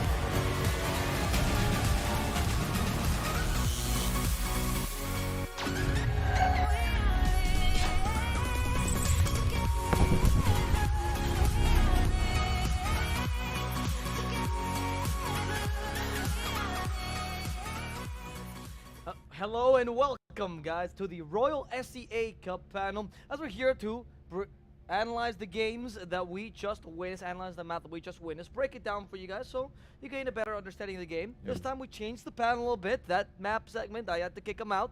But my name is still Mr. Ala Plus, and now joining me is Player the J and Zero. Look at that air of superiority, Zero, nodding his head like that. I probably would have had a better drawing than that. Yeah. Well, you call it drawing? You know, it looked a bit like a scribble. I don't know. Wow, okay, the flame from my panelists. Thank you, Twitch chat. Todak versus Vision Strikers. Yeah. We just saw map number 1, and let's not sugarcoat it, it was kind of a stop. It was 12-3, 9-3 on the half, and sorry, 13-3 at the end of the match. Vision Strikers just looked very ready for Todak, and despite it being Todak's map, they really couldn't do anything about it. Yeah, and there's always a risk of taking split as your map. You pretty much have to deliver on your defensive side. Inevitably, the other team, they're almost always going to be going for a defense first, so that makes your life really difficult if you are going to be facing such an uphill battle. Because let's not forget, when we have these one-sided instances in terms of defender versus attacker sided, if you drop too many and you drop the subsequent pistol round when you change the half, that's another 2 or 3 rounds, which is definitely going to go against you, and you're going to have your backs against the wall. And it's evident here. We only saw that Toda was able to get their 3 rounds in the initial half. So defensively, it is a bit too far gone after losing the pistol round. Albeit it was really very close. It was a 1v1 situation. Senna also got the 3K in that particular round, but it wasn't meant to be. Would you say that in those situations where you're picking a, again, one-sided map, that second pistol round when you change is pretty much the key, right, to gaining back momentum? It is. Definitely, if you don't win the pistol round, especially if you start off on the attacking side, if you lose the defensive pistol round on the second half, you're climbing uphill with only slippers as well as a walking stick. That's going to be really, really terrible. We also saw 9-3 by the side swap, if I'm not mistaken, right? 9-3, yes. Which puts you in a very difficult position, because usually when you talk about the pistol round, right? Pistol round kind of secures the next 2 rounds if you manage to win it. So you were precisely on the spot, which kind of became impossible. Would you expect a 9-3 split on this map for defense, or do you think it's a bit lower than that? Well, I think for defense, the 9-3, it can happen if it's a good half. I think 8-4 is more the middle ground here. But I think, you know, when we consider what is normal, what's not, it's difficult to benchmark for this particular match. Remember, we didn't see Vision Striker actually play on this map during the group stages. Prior to this, yes. Prior to this, they had 0% win rate on split. Mathematically, they have not won yet, right? So maybe that's why Todak felt that they had confidence picking this map because maybe they thought that Vision Strikers isn't as confident in this map. That's why they never showed it at all throughout the group stage, but evidently not. Right, maybe it's saving strats, right? Yeah. You don't play on this specific map because it's the one you prepare the most for. Get to the playoffs, boom, you get surprised by that. Yeah, jebaited. Thank you. Yeah, and I think when we consider that Toda, this is the map that they played, the last map that they played against RRQ Endeavor, which they managed to take very swimmingly 13-6. It could be a pick related to their confidence. So this is the most recent map that they played in the competition when they were finishing off Group C, and they managed to qualify on the back of that 2-map win against their Indonesian opponents. So it could be more along those lines rather than trying to throw Vision Striker off bounds, because they didn't bring a lineup that was too outlandish, that really catch anyone by surprise. And let's not forget what Todak did bring, of course, when they did play in their very first match. Armory Gaming not prepared for the Viper play coming out on Ascent. So that was a very unique play style to bring out. And we didn't see anything too weird to really catch Vision Striker out. Vision Striker, they just managed to streak ahead to that 7-0 lead, and they were not going to relinquish that in a million days. Do you think it's partially because, when you're playing against a team of Vision Strikers, they're probably one of the more established teams, if not the most established team in this tournament already, you kind of hunker down and go for the basics because you don't want to experiment too much. You're afraid that they're going to just see through you and destroy you? Like, why are they changing styles now in playoffs? Maybe just, being intimidated by Vision Strikers is a thing, knowing that they are the best in this tournament and having to face them in the first round of the quarterfinals. That's going to be a very dreadful thought to go into it, and that's why maybe they're not feeling themselves. We're not gonna try out our usual playstyle because they expect themselves to be red, and that sort of played with their mindset a little bit maybe. But I think Vision Strikers they put out a Sage in this map as well, which is one of the maps we said Sage is the only map where Sage is viable, and I think they continue to show that Sage can still be an agent to be picked. Yeah, so I mean the Sage pick working well on Split. We have said so far during the course of this Royal C Cup, we are seeing her effective still on Split. And the way that we actually saw Vision Striker using her in particular, I mean we're talking about it as we're watching the match. The most important part on defense is still getting the wall up in the middle of the park, because that's going to slow any potential advances down, allow rotations to come in from the rest of the defenders should there be a very strong and quick push that Vision Striker might not be ready for. But once they have the wall down, then they're going to allow Zest to go and try and trade out effectively. And we did still see that Vision Strikers were able to get the first picks in numerous instances. So we have always been saying how they play the numbers game very well. They're able to trade out subsequently and use that to their advantage as much as possible. I mean, they're just an incredibly solid team. When we look at Vision Strikers, all the other teams we almost saw, we would say, oh, maybe not too adaptable, maybe they're lacking the style, but Vision Strikers, they got very little weak points, especially when it comes to their tactical side. Yeah, especially, and they play very safe as well. Rounds that they are supposed to win, they will never lose. Like even when there was I remember a 4 versus 2 situation where Vision Strikers was on the defensive side, Todak was on side but only had 2 players. Vision Strikers never went for the hunt. They just waited, had a set of crossfire, and just waited for Todak to either plant or go hunt them. And the moment they hunted them, the crossfire worked perfectly. And this is the way Vision Strikers play. While in comparison, Todak, when they were 2 versus 1 against Vision Strikers, they just split apart. Even after they had the spike down, they split apart, tried to hunt down the last remaining player. That's a very risky thing to do, because if you lose one player against that Vision Striker last remaining survivor, you're suddenly in a 1 versus 1 situation, and it could be anyone's game at that point. And yeah, I mean, there are a lot of instances where we can see that maybe there are some mistakes creeping in here and there. Of course, it's a very high pressure situation. It is the playoffs. It is the upper bracket, and at the same time, it's not the end if they lose this, but definitely they don't want to drop down to the losers bracket. So I think it's evident to see that maybe Todak is feeling a little bit hot under the collar. Definitely. But I think as long as they try and keep to the basics. They should be able to get a bit of a better performance out in the next map, but we'll see how that pans out. Yeah, we'll have to see. I mean, as you mentioned, the pressure is there, especially because in their lower bracket opponents, we already know who they are going to be. It's going to be Bren, and they're not an easy opponent whatsoever. No, right? It's actually one of the better teams that we were expecting in this tournament as well, with a lot of good results recently. Yeah. And just because they got against AAA does not mean that they're a bad team. No. It just shows how good AAA is, if anything. So, we're ready for the second map. Before we go, of course, as always, I ask for predictions. So, Jay, first, do you think? I think on Haven, Vision Striker is still going to take it. It will be a bit closer. I think with the less polarizing matchup on defense and attack, Todak should be able to string more together. But you're comparing 13 to 3 score line to what potentially could be on Haven as well. So, okay, the trustworthy 2-0. How about you? I think Todak, if they are able to regain their confidence and play their usual cocky fast style, they have a chance to take it. I'm going to root for the hometown heroes. I'm going to go for Todak. Okay, and he's saying that, by the way, because we're producing this in Malaysia. Because hometown heroes, like, where are they even? Where are these teams? So Todak, of course, the Malaysian team, Vision Strikers, the Koreans. We're going to see who takes that game. Let's see if it is the hometown heroes, if it is the underdogs that managed to scrape a game off Vision Strikers, or if, well, consistency strikes and Vision Strikers just remove them away from the upper bracket.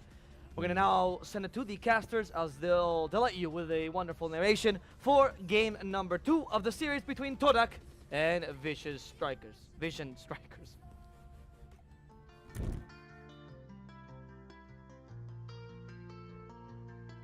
Welcome to the EPOS Royal SCA Cup. The group stages are over, 16 teams have been drafted down to 8 as we now officially head into the playoffs. But before we really get stuck into the first day, let's have a look over who the teams are and how they got here. The first game of the day will be Attack All Around versus Bren Esports. Attack All Around's qualification was dominant. They had the best map differential across all of the teams in the tournament, and they beat all of their teams within their group, and based off of form looked to be in the strongest position to progress. It's a team that have made the finals in the 2 biggest and only SCA events that we've seen so far, and based off their performances that we've seen, you could say that they might be making it 3 finals out of 3. Bren Esports, whilst they did well to get to the qualifying stage of the playoffs, they didn't do it in the same amount of fashion as Attack All Around. They came second place in Group D, and they qualified by not winning a single game. They drew all 3 of their group games. It was really interesting to see they got in there narrowly with a map differential win over AHQ Esports, who were favourites to get out of that group. I would still imagine that Attack All Around are going to be favourites in this game, however, but Bren Esports have already surprised quite a few people with the way that they got here. But unfortunately, with these now being best of 3 games, a draw is just not possible for this team. Matchup 2 will be Vision Strikers versus Todak. Whilst Vision Strikers topped their group with 3 wins and no losses, they did have some pretty close games with the likes of Blackbird Ignis and Paper Rex. Sure, they did get brought down to overtime in any of these games, but it certainly wasn't a dominant day for them, especially after the way that they've played in the Africa Asia Showdown tournament, where they won first place in that, as well as all of the other tournaments that they've played. I still personally fancy them as tournament favourites, but it has been interesting to not see them coast over their opposition so far. Their opponents Todak haven't had as strong as a showing by coming second in Group C, but they did beat out Armory Gaming and RRQ to earn their place. They did lose hard against Boom Esports 13-3 and 13-7, which might be a bigger indication of what to expect from this team. Todak have been involved in big tournaments in previous lineups, but they've not had the best results in the teams that they've been in. And it's fair to say that their first playoff game against Vision Strikers is likely to be their hardest game.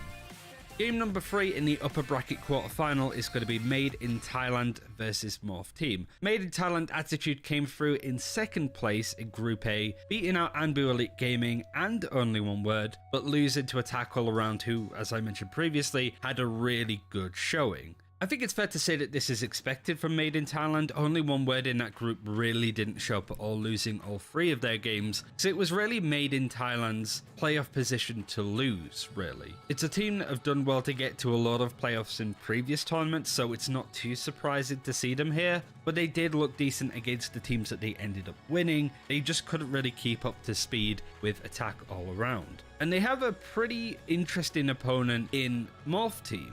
All of the other teams that came top of their groups won 3-0. They didn't lose a game, and neither did Morph, but they won 1 and drew 2. Group D stood for group draw apparently, as Morph Team were able to get in by being undefeated at this point.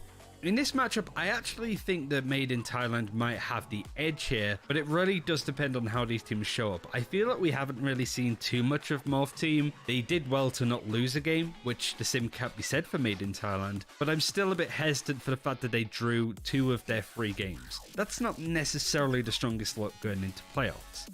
Our final game is going to be Blackbird Ignis versus Boom Esports. Blackbird came through the same group as Vision Strikers and still managed to have a close game up against them on Haven with the score of 13-11. Unfortunately, the other round that they lost was 13-3 on Ascent, which isn't really good looking at all. What's even more concerning is that Blackbird got through to playoffs on map differential alone. Their loss against Vision Strikers, win against Resurgence, and draw against Paper Rex put Blackbird and Paper Rex on equal points. Fortunately, Blackbird were able to pull off more of a dominant win on their map against Paper Rex by winning 13-1.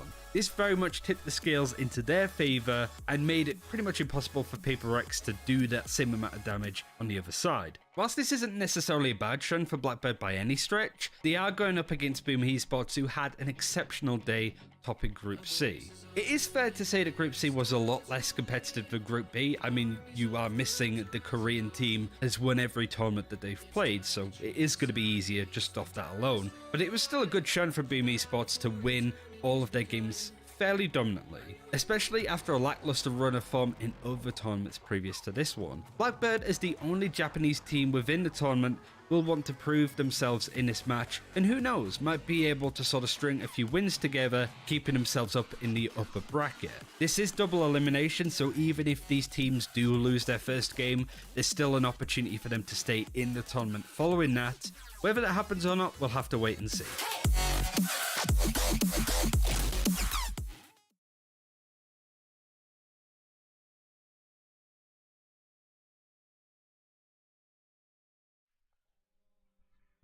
Welcome back, guys, to the ePols Royal C Cup Upper Bracket Round 1. Vision Strikers taking a commanding map there on split 13-3. Seek and Strike here, and by my side, Gideon. We're going to be going over to Haven this time. It will be Tadak on the defense, but first, I did want to break down, just look at a few of the stats there in that game, because Just a couple. Because sometimes the stats can tell you a little bit of a picture, right, of things that were going wrong in the numbers, by the numbers.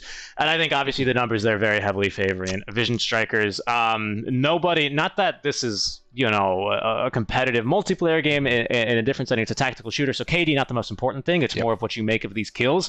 But everyone on the side of Team Tadak having less than a 0.8 KD compared to, we had KDs of 2.88, nearly 3 kills per death here on King, on the Cypher. What does that tell you, right? It tells you that he is holding down these sites like a champion. He really is, and looking at the composition that they have from the side of Todak, there's just certain areas that you just can't beat through, like especially when you're trying to go through a site. Like, you need to be able to start contesting ramp, and every single time they did, it's like, yes, we have won, but we're not going to push any further than this. We're just going to give up heaven and look to try and push through A. K just pop up, all of a sudden just a hail of bullets. They got mowed down, I think, twice in a row for stacking as 5 and looking to push into A. Yeah, King even once going as so far as to get of 2 kills with 1 phantom bullet, right? With an operator, with a marshal. Okay, right? That's pretty, I don't want to say standard, that's pretty cool, It right? makes sense, you know? It kind of adds up. With a phantom, it's like, I don't know about that. I mean, just the double peeking out wide, or the swinging wide out from Team Tadak wasn't really on the money there.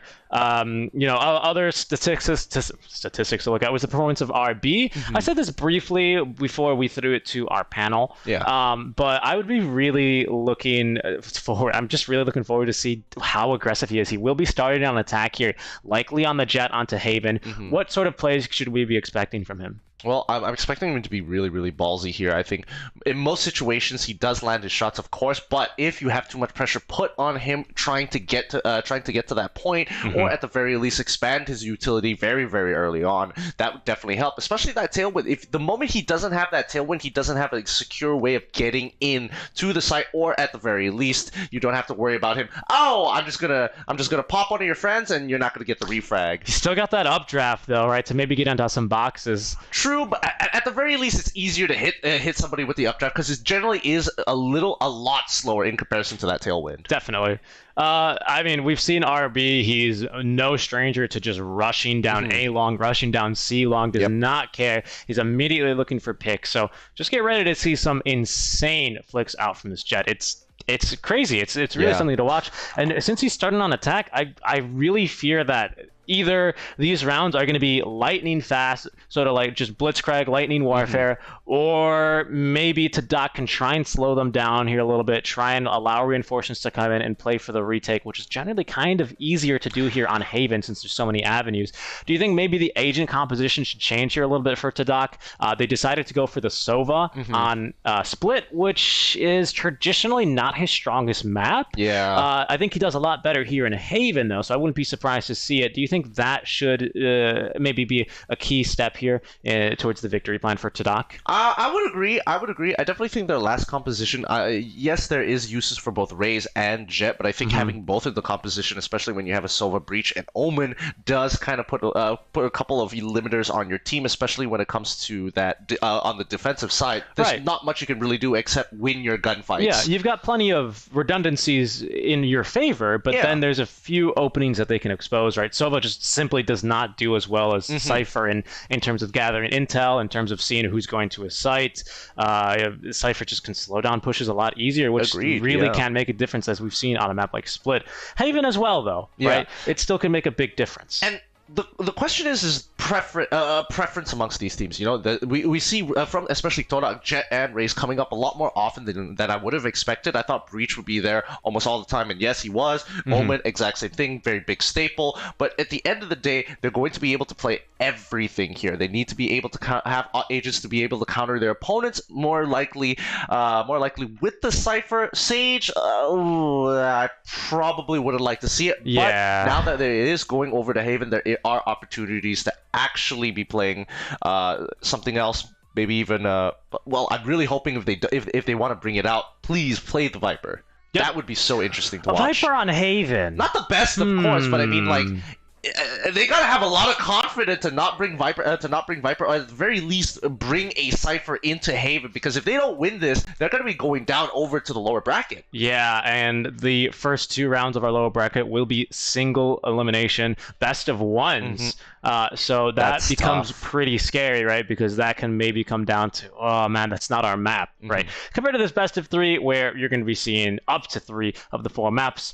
I don't want to say there's no room for excuses, but it's going to be more on the individual team's performance here, right? Totally agree. You can always try and brush it off and go, oh, that was Split. It's not our map. It's not our map. But if it's Split and Haven and Ascent and Bind, then it's really the team, right? As we will not be loading in, we do actually see that Viper coming through here. It's gonna be Balto on the Viper, along with the Sova, Jet, Breach, and Omen to round up the draft here for Tadak as they set up for the defense. Yeah, but again, no Cypher on their side this time. They've got some great information gathering. We'll get the Sova. They're going to be able to control their areas, as Viper is going to be able to split this map absolutely in half. But now that you guys can see it as well, let's take a look at Vision Strikers. It looks like a very standard composition. The Sova, the Omen, Breach, Cypher, as well as the Jet. Yeah, I agree with your point about splitting the map, actually. That might be very, very powerful. Maybe even just make it very difficult to actually take B site now that the ulti can linger. But pretty low on flashes here on the side of Tadak. We do have, of course, the Paranoia, but some would argue it's not really a flash. It's more of a near sight, but it might still be of use here long as their Tadak now in some trouble. The Paranoia, though, immediately RB. Like I'm telling you, he's just in the sight and he's killing your team as they will now drop at least the poison wall. Oh, nice pick from Balto before he's traded away by Zest. Yeah, Sax is gonna pick up the Ghost here as they've already secured C site. The rest of the team is just stuck outside. They can't really do too much. They've already lost their Viper in the process, so now they're going to have to just duke it out against Vision Strikers. Most definitely now is to Doc. Ooh, trying to retake here, but they're all going to be coming from one way. King ready for anyone to try and lurk through the garages. RB lit as a pickle now. As he's in a bit of a pickle to Doc now, they're going to be able to get the crossfire down perfectly. One man holding long is going to be traded down immediately by the Jet. Cypher left to try and stop this defuse versus 3. Look at them swarm him now from our little drone shot, as it will be the Doctor delivering that deadly dose with the shots from the Classic to secure the first round. A big win for them here on the defensive side. Really good clear. They came in as a team. They timed that absolutely perfectly. Jet went around to flank around the boxes, and once they did at the exact same time, intersecting, making sure that no matter who went down or if they even traded for one, that almost guaranteed the refrag. Oh my goodness, is that really a Marshall here on the anti-eco? Don't get me wrong, that's one heck of a weapon. Can one-shot without any armor? So maybe they've scouted. They know how Vision Strikers likes to play. They know they want to save some money, as you want to do, right? So that is some serious one-shot potential. I don't know. What would you call that here? If a glass cannon Jet is the one with an operator and no armor, what do you call a Marshall with armor? Well, I think this is a very snowbally gun because the only optimal time to actually buy this is on round 2 itself. Yeah. And if you bring it at round 3, people have armors, then you're just going to be... You got to be like a head popper. Like, you got to be so good at landing those headshots. Indeed, as we see Balto now rotating around. RB gets lit, but we'll be able to actually snag that ultimate orb as we see the first pick with the Marshall there. We don't see it, but we can hear it as Aduka claims first blood here in our second round. The rest of the team's still doing pretty good. They've stopped pretty much most pushes, but unfortunately that's going to be King. Yeah, no one was watching Garage there. Now they can pick up a Spectre. King immediately putting that to good use, maybe looking for a bit more. He will be scouted though, as Balto now rushing in through sight. He's got the wall of poison actually all up. Toxin running low, but it's all up to the breach now as they actually pick off the Jet with the bolt. Yep. Well, unfortunately, once again, they came in through Garage. Now they're running through through Garage. They go into B site and they need to get the spike down just to get those extra points. But that's not going to mean too much here, as this is going to be Doc's game. Yeah, Vision Striker though, they want that extra 1,500 there for their side. Of course, 300 apiece by 5 members to try and get that a little bit of extra money. I kind of like the call there as well to just go for the plants. There's no real reason. He's unlikely to live there only with a pistol. And now we see that eco advantage start to swing. You know, if you look at each round individually, that doesn't really make that big of a difference.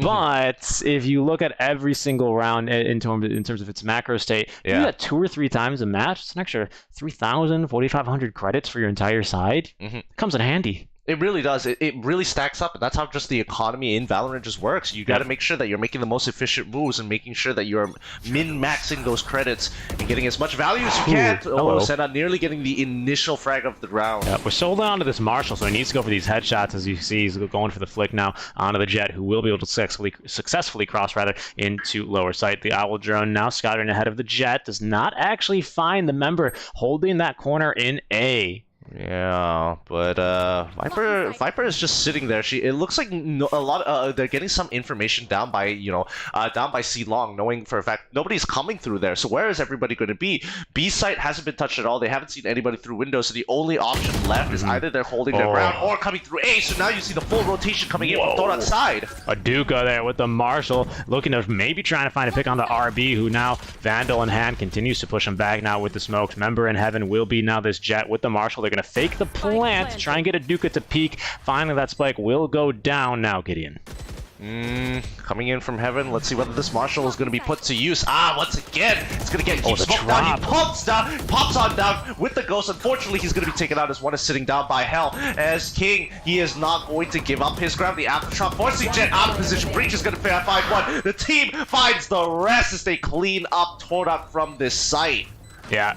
That was a really good effort by Tadak there. You can see that they were trying to coordinate the drop. They were dropping the member from heaven, who surprisingly took fall damage, even though of course you can float. But hey, maybe he wanted to get there even faster, right? To land the shots, and maybe try and get the boys to come in through that defender connector. Unfortunately, the cyber cage kind of scared him off, so the Jet just falling into the crossfire of at least 2 enemies, and from there the round is actually pretty easy for Vision Strikers. So they're able to set up very nicely, set up the crossfires, and get round number 3. Yeah, they need to be committed to the play because you can't, especially when Jet was dropping down from heaven. Like there is no going back for that. There's no way he can back out. If you're saying go, you're going to have to go. Cage or no cage, molly or no molly. Yeah, he's already actually used the oh my goodness, it's escaping my mind. Updraft, the tailwind. The tailwind, yes, he's already used the tailwind early in the round. Thank you for the lifeline there. And as you can see, he's now got this operator in hand. Okay, he uses the tailwind, but still actually gets hit there. We'll be able to escape with their life, maybe even with a bit of an ulti orb there, with the knives now available. Oh boy, look at the amount of members coming in for Vision Strikers. They don't realize that Sewers is actually wide open. They need a transfer, but they can't. Glow is going to be able to pick up that kill through the smoke. They need to get onto the site because it was so difficult to retake it from them. Snubby actually missing the shock arrow. That's going to be super unfortunate. That's not going to allow them to slow them down. Indeed, now as to Doc, they're going to be able to set up now with using the smoke and as well as that poison as cover. Of course, they can actually reuse that, and they're actually saving up quite a bit of that toxin now. I'd imagine it's got to be full here. It has a pretty nice recharge rate, but does diminish very quickly. So the ultimate available there for the toxin screen, but we'll see if they decide to use a Division Strikers. They're going to attempt now to hold on to this retake as there they go now. RB in, but immediately they just set up perfectly here, and they just run into a wall of lead. Yeah, the crossfire is just a little too strong. There's just no way if they were all coming out through the exact same area. And unfortunately for Viper, she didn't get that initial frag to open up the site for them. Because if Viper was able to get the first initial kill, I think that would have really allowed the rest of people pouring through spawn to have a much easier time. They were getting shot from 2 different sides, and you can see a lot of the members kind of spazzing out, looking at both sides, trying to decide which one they can have to start with. Not really committing there, right? They didn't have the utility. They didn't even get smoked off that time. Just kind of, again, just running into the bullets there. Now it's going to be a save round as the knives will come through from Tadak. It's looking to be a little bit more like RB. Gets hit by the paranoia, though. Second updraft to look for some more kills here, as he will be at least forced off now away from C lobby, down back long into the sites. But A is actually under attack now as RB running through that poison, does not care. And they're going to be able to get the plant yet again. Man, I love it when these players start jiggling or to tell each other stuff. Oh, here he comes, Balto. He's going to find the first initial kill here on the site. They're dropping the smoke once again. He's going to be picking up the Vandal, but unfortunately, it's going to be taking him out. Aduka has to make the play here. The only one left for the team as they're going in towards that 5th round. They want to come out with a W. Yeah, it's going to be a bit hard here. The 1v4, you do have these knives. So, you know, one knife for each to the head would actually get the job done. But we've seen this scenario play out even with good numbers for Tadak. The 1v4, yep, there we go. More like the 4K instead for King, as he has just been popping off this series on the Cypher. Yep. This Viper pick is not slowing them down whatsoever. They can't seem to get her head on, and I do think that Viper, instead of sitting by B site, really needs to play for really needs to start playing towards either C or A, because B isn't going to be as important of a site considering the fact that that it's very hard to hold and its choke points are very narrow and there's multiple elevations that you have to worry about in such a small confined space. Yeah. It's just, yeah, I think that's instead what they need to do, but they're going for this A setup. The Viper is not really slowing down the push here, like you're exactly saying here, Gideon. So maybe they should be looking to change up the strategy here, as this is going to be halfway through the first half, also known as a quarter, if my math is correct. What? Okay, just using the ulti maybe a little early there, but that should close off most of it. I guess it's like a Cypher, as you can kind of cover off both entrances. RB is going to see this and go, huh, interesting. Yeah, this is a very interesting way of using the ult to kind of cover both sides, from both sewers and as well as A long, and that's going to completely deter VS from actually pushing forward. You can see them just backing off like, nah, I do not want to deal with that. They're like, well, what does that ult do again? Someone check the... Oh, it's area denial. Ah, man, it doesn't matter. They're going to go through the garage as well as get that information at the drop of the hat. They know one member's here now watching that window as King looking for the one-way. He's got that smoked off as well. They're going to continue rushing in. Member now dropping down, and look at that. The Doctor actually from behind immediately getting traded up by Stacks, but it's going to be Todak still able to actually hold on to the site as they will now continue to lurk. Moreover, Aduka popping off now with the Marshal this round as he's able to get at least 2, looking for the 3K. The spike spike is down with 30 seconds left here, Gideon. It looks like Tadak should have this one, and they will. A very big win for them, equalizing at 3 apiece. Beautiful, beautiful play coming in for Todak here, especially that Viper. I mean, we both were kind of like perplexed, like, what in the world? Why would you use a Viper ult like that? That's kind of a weird position to put it in. But now, looking at the setup, they made sure that they had the wall cutting in from B to C, making sure that it isolates. You come out of the garage side, what do you see? A wall of gas. There's nothing else you can see because of that. And that just really created a situation where they weren't entirely sure whether or not they could push through, while the rest of the team just took their time, used the elevation to their advantage, and really started picking them off one by one. Yeah, maybe not expecting that, of course, is now inside of that ultimate in, I think, the most latest patch, maybe one patch before the most latest, then you no longer actually drain your toxin when you're sitting inside that ultimate. So you can sit in there as long as you want, and Viper will keep that powered up. Now, it's not completely busted, right? Because you can still sneak through either Heaven or just through the connector as a Duca. He's going to be able to find the member that was trying to sneak through that window, picking off all the way from B site, but now Cypher closing the gap. You're breaking the smoke. What a shot there through the wall to the head of King. Oh, I couldn't even react to it. His crosshair just disappeared. That flick was so fast, but so accurate. Yeah. All right, well played to Todak here. That's going to be 2 picks onto VS's side. And based on, based on the previous game, the moment Todak gets those first couple of picks, VS start crumbling apart. Yeah, they really do start to slow down their game here, but we'll see. They're still looking to contest this mid lane. We'll see if they can try and actually get onwards towards B. They know it's probably just an operator, maybe +1 in the garage nearby. As there's going to be a nice flash. Duca trying to line up the shot, unfortunately. Needs to just slightly readjust, shooting the shock darts at him, standing his ground as the second one actually hit the doorway. Ooh, split the gap there, unfortunately, as Zest now able to trade the Viper, who's just kind of walking on through. Hunter's Fury now as Zest trying to get even more kills with the operator. RB as well, picking off the Doctor, making this a 2 versus 3 in favor of Vision Strikers, just like that. Yeah, Vision Strikers, they've got all their ultimates down. They're just dropping them like hotcakes here, but they quickly need to drop this spike. They've got 10 seconds left, and that's Sova on the C side, able to drop the spike. He's going to be pushing through, pulling back through C long just to get a good angle here. They need to reposition Breach especially. This is a really interesting position from RB. I think they're going to try and just play for the retake. No one actually currently in the site at all for either sides or in garage, as now finding that will change. Jet just going back to check on that bomb, but they know it's probably going to be a C long plant with members now waiting in garage to peek them. So Tadak, they're going to play this one safe. They want to hold on to the operator. They don't see anyone in sight, no information. They're going to make the call to go for the save, although it looks like they're going to be trying to go for the exit frags. No, I can't tell here. RB, he's probably going to go for it here as we switch on board to his perspective. Now the Jet might get picked off. He's gonna do it, man. He does not care. Oh, they just miss each other. They just miss each other. Misconnections. Okay. Because if one of them went down there, it would have been terrible for either one of the team, but more so for Todak, especially since they are trying to play from, they are playing from behind and need to really start playing the catch-up game here. Because again, ecos are very healthy for the side of Vision Strikers. Yeah, that's something that they do extremely well here. Just maintain control of that economy now, especially with that win there. Unable to get the defuse. Just no one with smokes. Probably Jet. No smokes available for them probably at that stage in the round. And they're going to be able to take good advantage of that. Plant for the long and just know that that's going to be their round. Probably 9 out of 10, right? Yeah, 9 out of 10 times. But now here comes the Owl Drone. Both sides.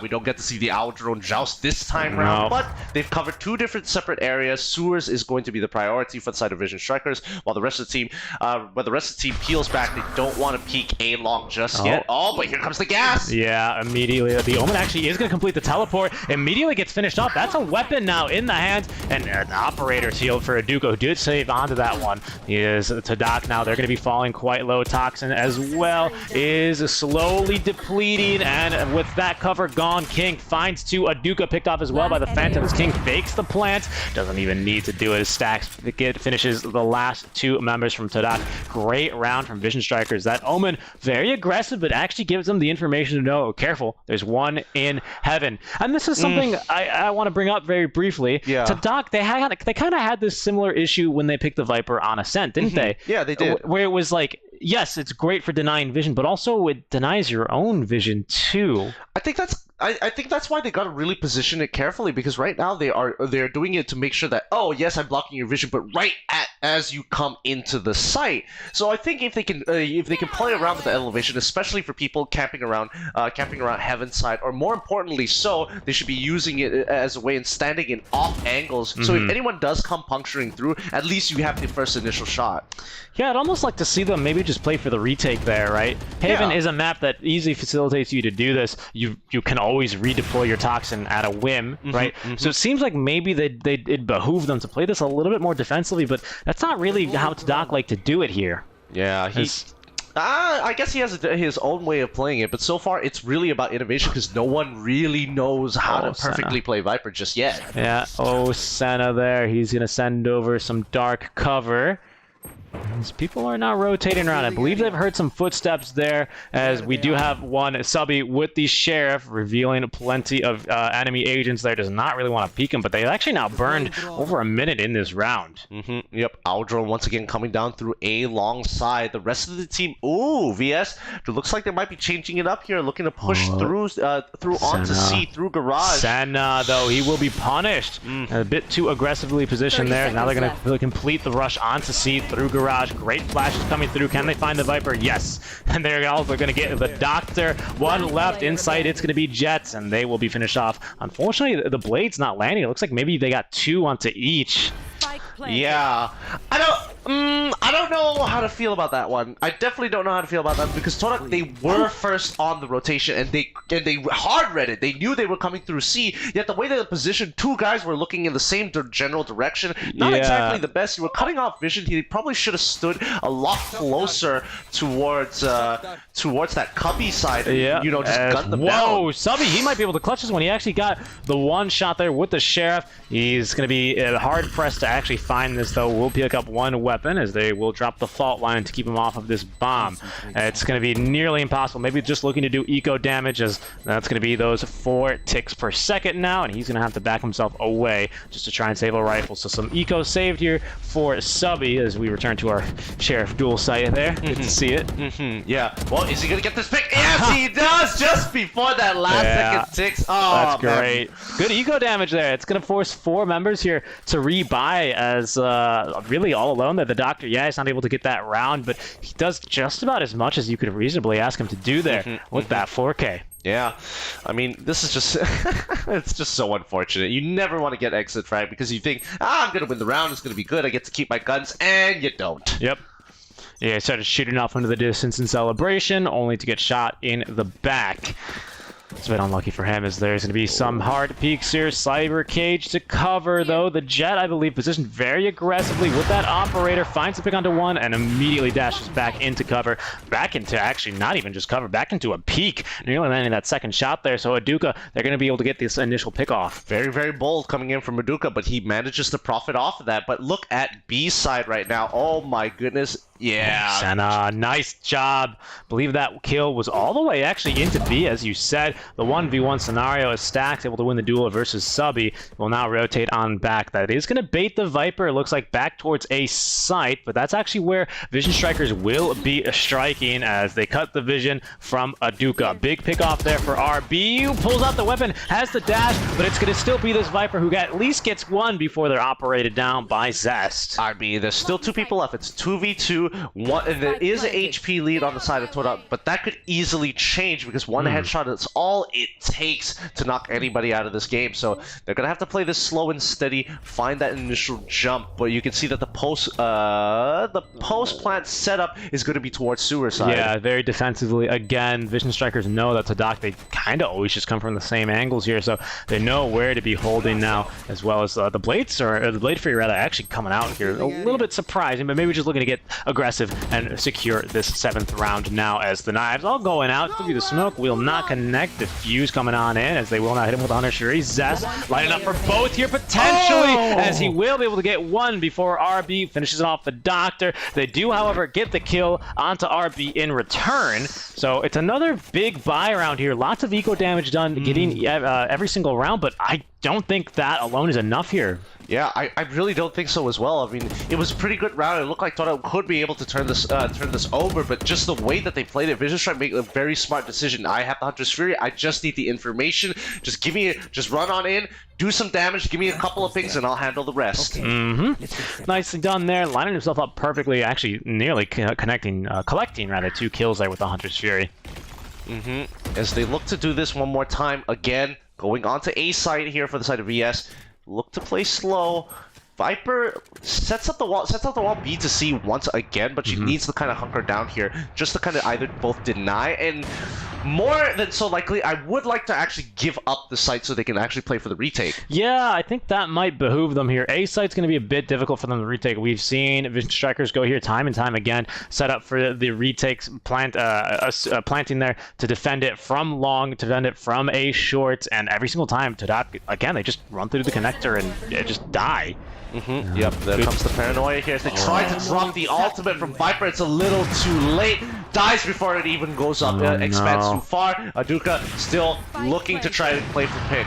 Yeah, and there's actually no follow-up there, so the decay just kind of expiring on most everyone. So everyone's still pretty healthy on the side of Vision Strikers. Also looking pretty healthy is their defense. 5 versus 3 again. I mean, just look at all the angles they're holding here. How do you approach this? I mean, at a certain point, you're going to need to get some kind of information to try and wall somebody, but there's no way. They've covered every single angle. They covered both sewers as well as A long, with Sova sitting by Garden. Jet is sitting by A long, looking down onto the bomb with the help of the Cypher. The rest of the team. Oh, yes, Globe finds that initial frag. Are they still going to go for the chase? Yes, they want to go for the chase. You betcha. 5-2. Third one? This is Vision Strikers. This is Vision Strikers, Gideon. Yeah, you can cut their eyes, but they still will get the trade eventually as they get the full wipe just before the spike explodes. It's going to be the last round here, and I don't think we actually have enough here for a full buy on the side of Tadak.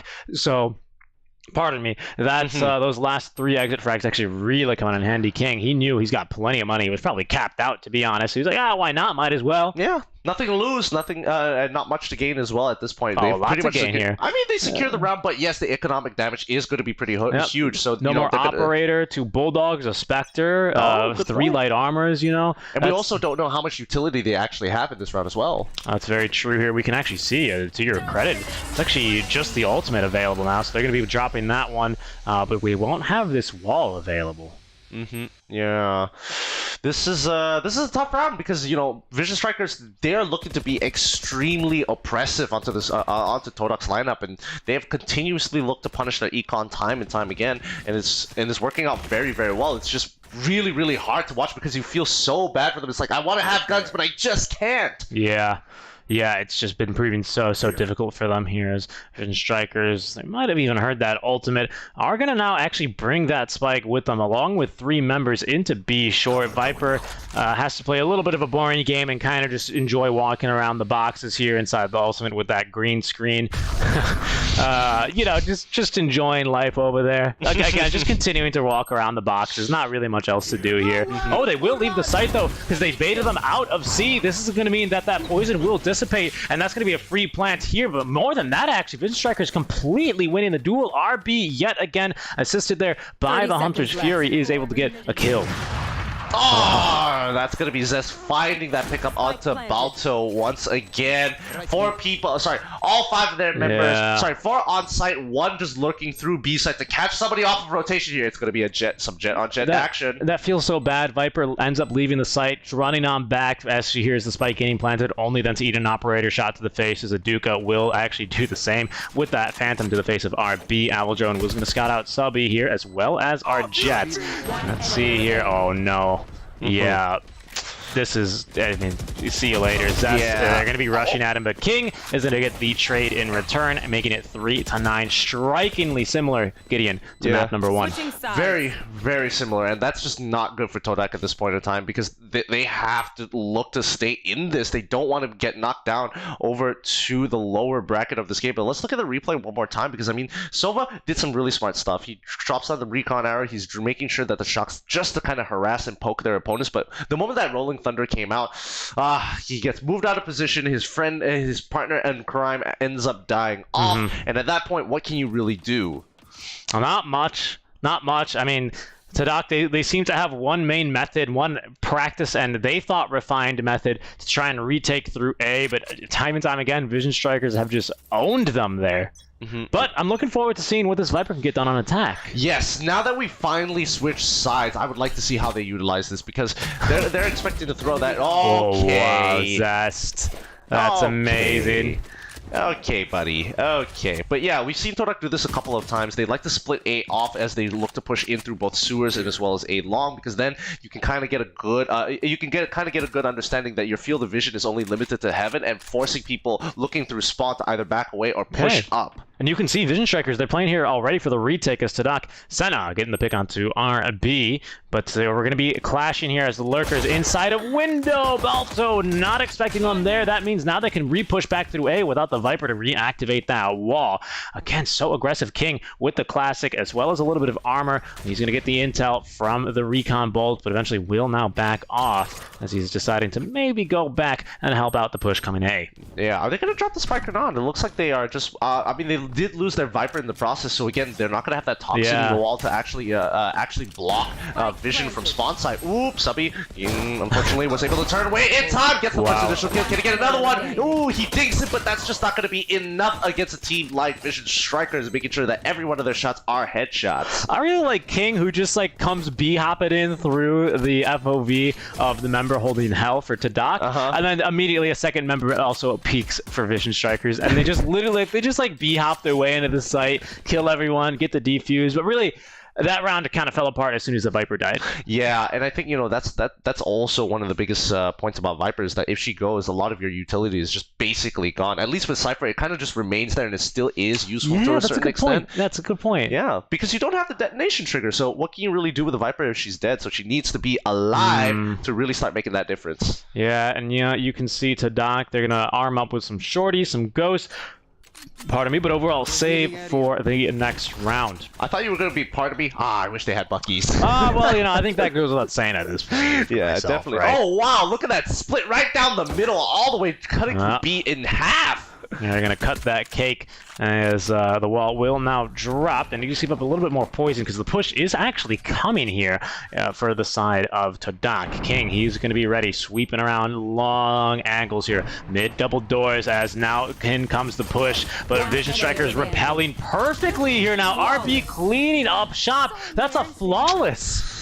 And by the way, I'm pretty sure they saved quite a bit of money there. They saved a lot of money there, and this is now becoming a very, very impossible situation for Todak to actually come back into this. They have to win this round. They don't have a choice. If they lose this, they essentially have to take another econ round, and then they have one more opportunity. But even then, it's just, what do you have? You forced by what, Spectres and Frenzies at this point? Yeah, Zest is going to pick up the Judge, interestingly enough, as I think he held on to that one from last round, decides, yeah, why not? I bought this thing. I'm going to get a few kills with it, as we'll see what they can get done. But indeed, the full buy coming through from Tadak.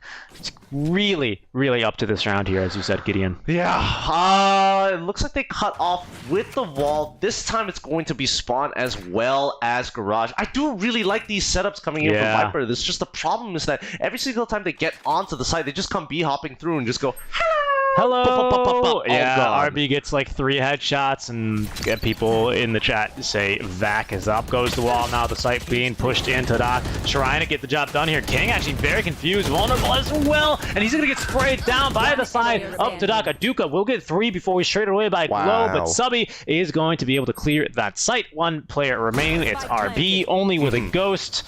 He might just go for it here. Yeah. You might actually, but I mean, so far so good. That was a really good round coming in from Todak, especially how ambitious it was. They were pushing through, and they did this on B side. Didn't work out too well. They decided to do it on C, and the amount of smokes just completely being thrown to cut off vision to back site, really, really smart overall. It's very similar to the by default plant on A. Yeah. My mistake. RB will be saving here. I thought he was just equipped with the Ghost, as he normally likes to do after winning the pistol round. But now he's got the Vandal now, and he's just having a little bit of fun there, just staring at the post with the aim down sight. practicing his peaks, and other than that, just probably having a good time. Don't you just love it when players communicate with each other just by jiggling around? They're just like, hey, do you want to go? They're counting 3, 2, 1, but you can clearly see them like trying to synchronize their sidestepping at the same time. Yep.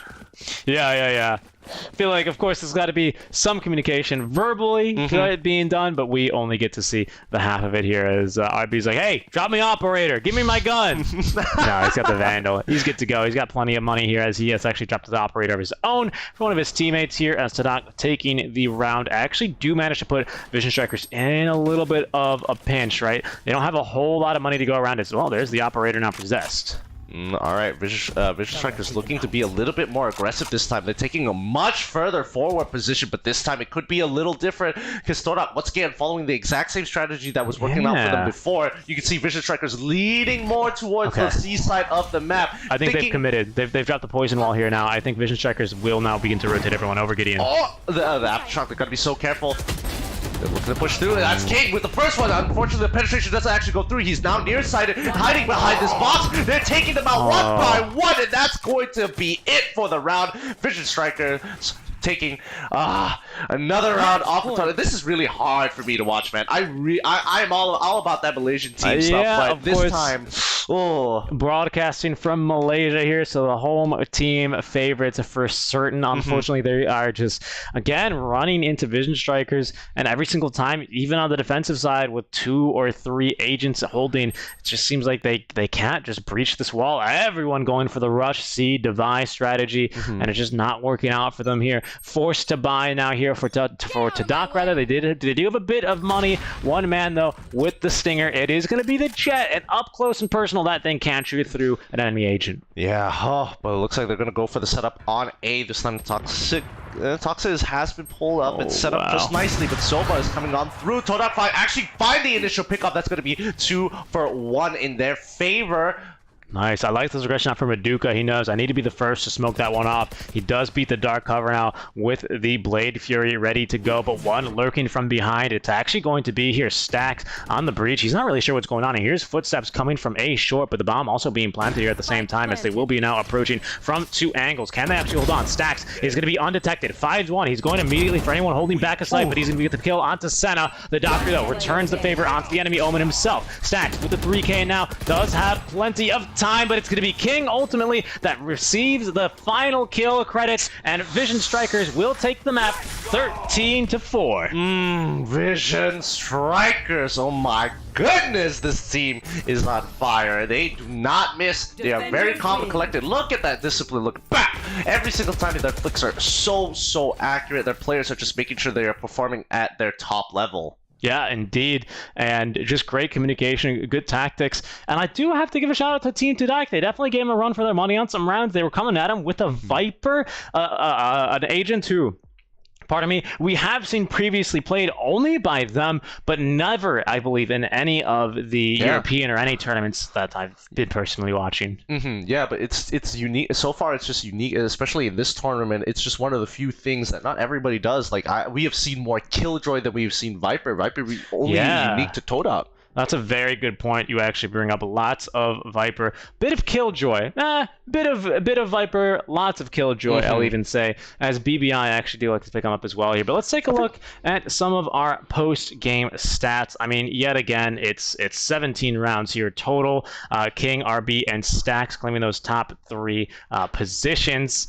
And unfortunately, I think just a bad game from Senna. I think we usually do actually get to see him be a little bit more productive on this lurker role. Unfortunately, it's just couldn't really get the job done here. 4-16-3. I mean, he really got shut down with a lot of the strategies, especially with the map that they were playing on Haven. It's just you can lurk, sure, but there's just so many places that you're going to have to check before you get to your main goal, which is going to be one of the sites that you're going to have to give all your resources to get on. Because in most situations, you're almost never going to be able to get towards the spawn side of the defenders. Yeah, most definitely. And I think a lot of this has to do with just knowing that you're up against RB, who even on defense is going to be rushing out, kind of peeking these these angles which you get shot from, and you go, why would anyone ever be holding that angle? What is this guy, insane? And RB's like, yeah, actually I am. And he goes to kill the rest of your team after that. I feel like he has like a little graph that he takes a coin and just flips it. It's like, which side am I going to be on this time? Just to really mix it up with people. Because if we literally have a timeline of the positions that he has been on the map, literally every round he is, okay, I'm going to sit here. And then he's going to play a game of rock, paper, scissors. Like, I'm going to sit here again just to mess with them. And then I'm going to go over to the seaside. He rolls like 2d4, you know, before every round starts to decide where he's going.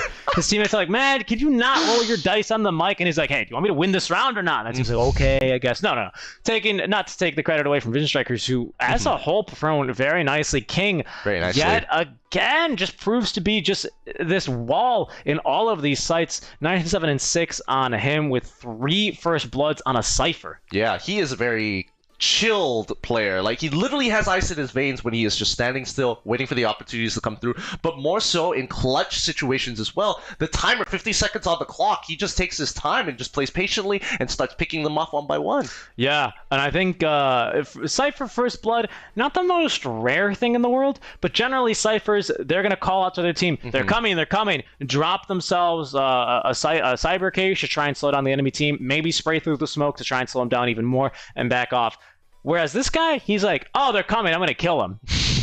I bet he just says one word, it's like, they're here. They're just here. Start cutting them down one by one. He's just being a menace to them. I mean, just a great performance as well by him. But Team Tadak, they're going to be going down to the lower bracket. What do you think? Will we be seeing the Viper from them more in the lower bracket when they go back and watch the VOD of this? Well, I mean, it's definitely going to be based on map. It is the best of ones. It's not like they have that much power in their hands to make sure that it works every single time. It is unique specifically to Haven because in their previous matchups, they don't bring the Viper unless it's Haven. They put it on Ascent, actually, interestingly enough. So I was taking a look at their lineups here. I did like on attack how they would wall off from Garage to the C connector. Yeah, you're as right. As well as on defense, they would wall off B as well as the garage window. So some real cute usage, some real great usage, actually, of the Viper. Well, the problem is if she's dead, if she's dying to rather the lurkers coming through from Vision Strikers, you just lose so much of the benefit of picking that agent. It'd be an interesting thing to see if, you know, Riot decides to change the way it works. Like, if the moment she dies, all of her utility goes off. Interesting. Yeah, that would be kind of an interesting change, right? It would work both ways because you're waiting for that timing of, oh, I see you're going to get that first pick, pull up the wall now so that the rest of the team can't really do anything. But if they trade, then it all goes to haywire very, very quickly. You're going to see like a Viper be a boomer and just run into enemy teams. Oh, that'd be great. No, but I kind of like that suggestion, right? Because that is such a big problem right now on the Vipers. Yeah, this utility's like situationally pretty good, especially if you can coordinate it very well, but as soon as you die, it's like, well, that was useless, right? That was all me. Yeah, the Viper as well, I gotta give kudos to utilizing that A setup quite nicely, being very patient. Unfortunately, I mean, they gotta have that ego a little bit broken there. That one round where they held A perfectly, Vision Strikers, they kind of just wait. They knew the Viper was probably gonna leave. They bait people over to C, I think with the Cypher alone, who ends up getting like 2 kills. So of course Tadak rotate on over. They think there's more players there, only for the bomb, the spike rather to get planted A, and the Viper to eat an operator shot when entering the site. That's gotta sting. But that's the thing. Right now we're seeing, you know, the divide start happening. These teams, some of the better teams are really taking it in stride, while some of the other teams are just looking to try and keep it together. The teams that are sitting on the top are looking to fake their opponents out. They know they can aim consistently, so now it's trying to go above and beyond and add another 100 IQ to their brains. Speaking of 100 IQ to the brains, let's go ahead and throw it over to our panel. Alba Plus and the boys after a short break to break down this match.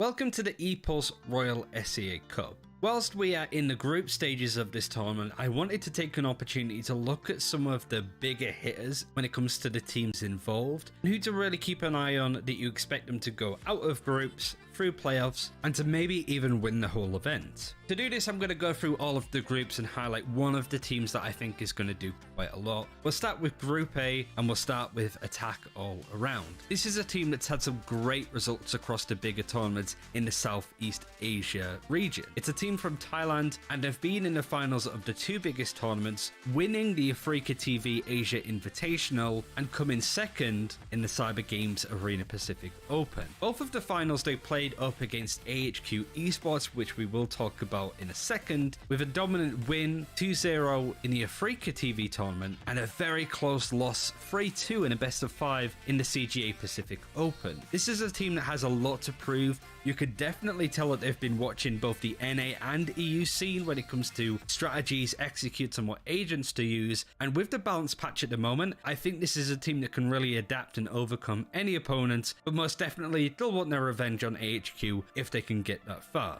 I say that because there's a lot of really good high competition in this tournament, and when it comes to that, look no further than Group B, and the favourites over there, Vision Strikers. You've probably heard of this team. They're from South Korea, and they've pretty much won everything that they've played in. They've had some really dominant results in the Korean tournaments, most notably Clan Masters 2020, and this is a team that plays some really aggressive and exciting Valorant. It comes as no surprise that South Korea has taken a liking to a class-based FPS game, but that doesn't mean at this point that Vision Strikers are just going to have their way with everybody in this tournament. But make no mistake, this is the favourite of the tournament by a pretty large margin. Now we get onto Group C, and it's much more competitive when it comes to the teams involved, but there's not really a specific team that you look at and go, they are definitely getting out of groups and you can expect to see a lot out of them.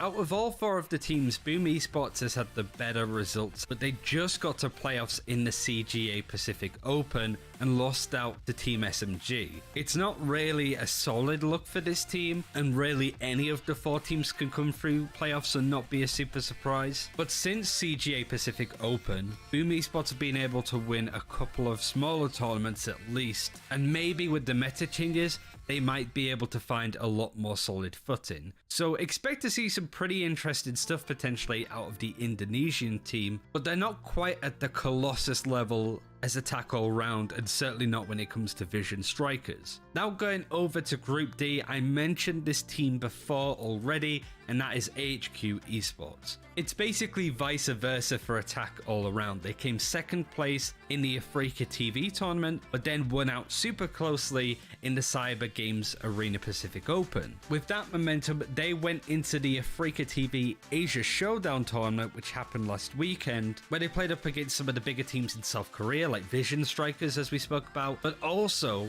Japan's Absolute Jupiter. Unfortunately, against this team, they lost 2-0 in the semi-finals, not really having an opportunity to show their strength, losing out 13-7 and 13-8. So whilst this is a team that won the most recent tournament that they were a part of, they still have a lot to prove to really show that they're a dominant force, not only in Taiwan, where this team comes from, not even in just the Southeast Asia region, but in Asia as a whole. You'd expect this team to get out of playoffs, but if they run into a team like Vision Strikers or even an Inform Attack All Round, things might be a little bit tough. But these are the favourites out of the groups. But no matter what happens, we're going to have some really great games and no doubt a few upsets along the way.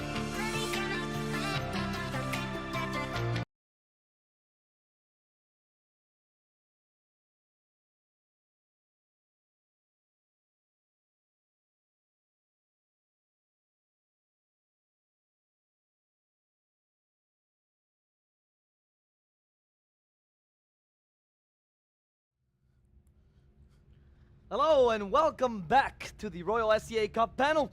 We're here to break down the games that you might have watched, or maybe you're just here for the panel. I mean, for whatever reason. Yeah. Yeah. Hey, my name is Mr. Travel Plus. I'm here with Jay, or Play of the J, sorry, and with Zero to break down Todak versus Vision Strikers. Honestly, not the most exciting match that we've watched in general, right? No, it was actually kind of reminiscent of Vision Strikers group in general, where they were just taking games easily. It didn't seem like Todak was prepared to face him. No, definitely not. I don't think they were ready for how solid and how safe Vision Strikers were playing. Like they tried a lot of things. They tried playing aggressive, they tried playing fast, they tried playing for pickoffs as well. But Todak doesn't seem to be able to find what Vision Strikers is exceptionally weak in, which is not many things. I mean, they are a very great team. Yeah, and I think, of course, we saw the Viper pick coming out once again, and not something that they did on Haven before. So this was going to be like that extra bit of flavor that we did see from them on Ascent back in the group stages. It worked in their very first game against Armory. It didn't work against Boom Esport, and unfortunately, it didn't work enough against Vision Striker. Now, the rounds that Todak did manage to get, sure, there could be an element of the Viper play. Maybe Not the Vision so Striker much. players are not 100% like, okay, you know, we play against this day in and day out, you know, and as a result we can deal with that. But yeah, it still didn't yield them many points at all. You know, I like the ideas. I think the walls are interesting, but needs to be fleshed out a bit more to be sure. We just see a couple times. I mean, Vision Strikers would just see the wall, Viper lay down. Yeah, Going cut somewhere vision, else. whatever. Walk through it, no problem. Yeah. And they always knew. It seemed like they weren't too phased by it. They didn't care, to be honest. I think that's because it's how they use the Viper. They picked the Viper in replacement of a Cypher, which, to be frank, it's hard to replace a Cypher in any sort of lineup, right? Cypher is just so useful in terms of slowing people down on the defensive side, slowing people down, buying time for your teammates to rotate, getting information. Viper, he can, I guess, slow people down to an extent. You know, slow, like the moment they see the wall, alright, they'll shoot a recon dart through, then they'll know exactly what's behind the wall. But it can't necessarily slow people down. So I think they used it a little bit wrong. They used the Viper like a Cypher, but they should have just complemented the Viper with maybe something like usually you can leave a Cypher alone at A or C site.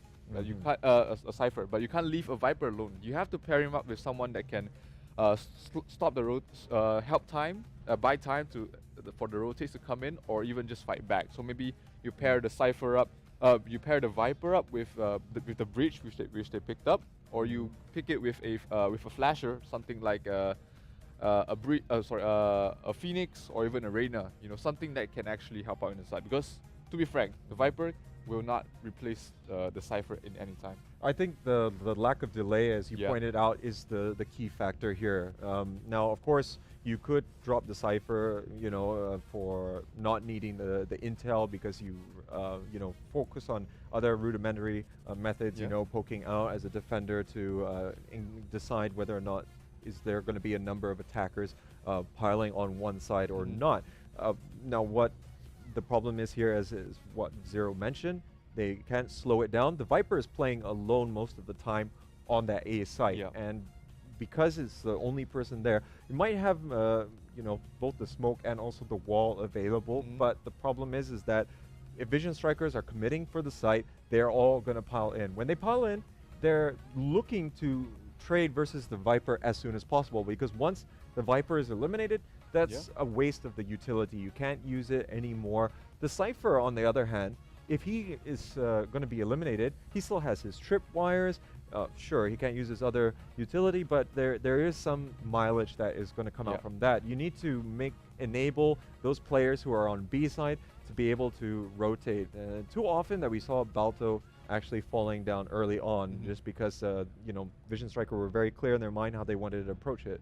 It also seems like the Cypher is more generally useful than the Viper, right? We saw great success in some other maps. Particularly, we haven't seen it yet here. But the amount of work the Viper has to do to accomplish the same things as Cypher is just quite large there, right? And it also, it almost seemed like to me, just looking at their groups, right, when they were playing, particularly against Boom Esports, to me was what really showed what the Viper is, right? A team that's unpaired against it, especially because it's so different as a agent, then they sometimes get caught off guard, right? The Viper does something quite special. They play in the vision, the intel that they can get, also pigeonholing people into a certain spot, quite nice. But once you're prepared for it, once you know how to deal with it, once you deal, you especially go for the retake, she falls off. Yeah, I think something that they could have done if they didn't want to, if they wanted to leave the Viper alone, is just to have the Viper play aggressive. Right. Her one strength like an entry is fragger? Not an entry fragger, more like, you know, play that aggressive role. Even if you're left alone A side, you throw your Poison Cloud deeper in towards A long, so you can get the ultimate orb, and then also play close towards A long. So even if you die, you get the information early that they are going towards long, then your teammates can rotate in time. Because if you're playing all the way back inside and you're relying on your smoke, your toxic screen, as well as your Poison Cloud to buy time, there's not going to be enough time. But if you're playing aggressive all the way up to the top of A long, you can use your Poison Cloud as an escape mechanism or even just to buy time.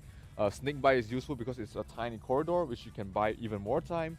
And if you die up there, you can just say, hey, they got 4 people up here towards long, they are likely going towards A. That's going to be at least another 5 to 10 seconds where your teammate can rotate in. So I think they can find a way to make it work. It's just not playing passive inside. I like you always.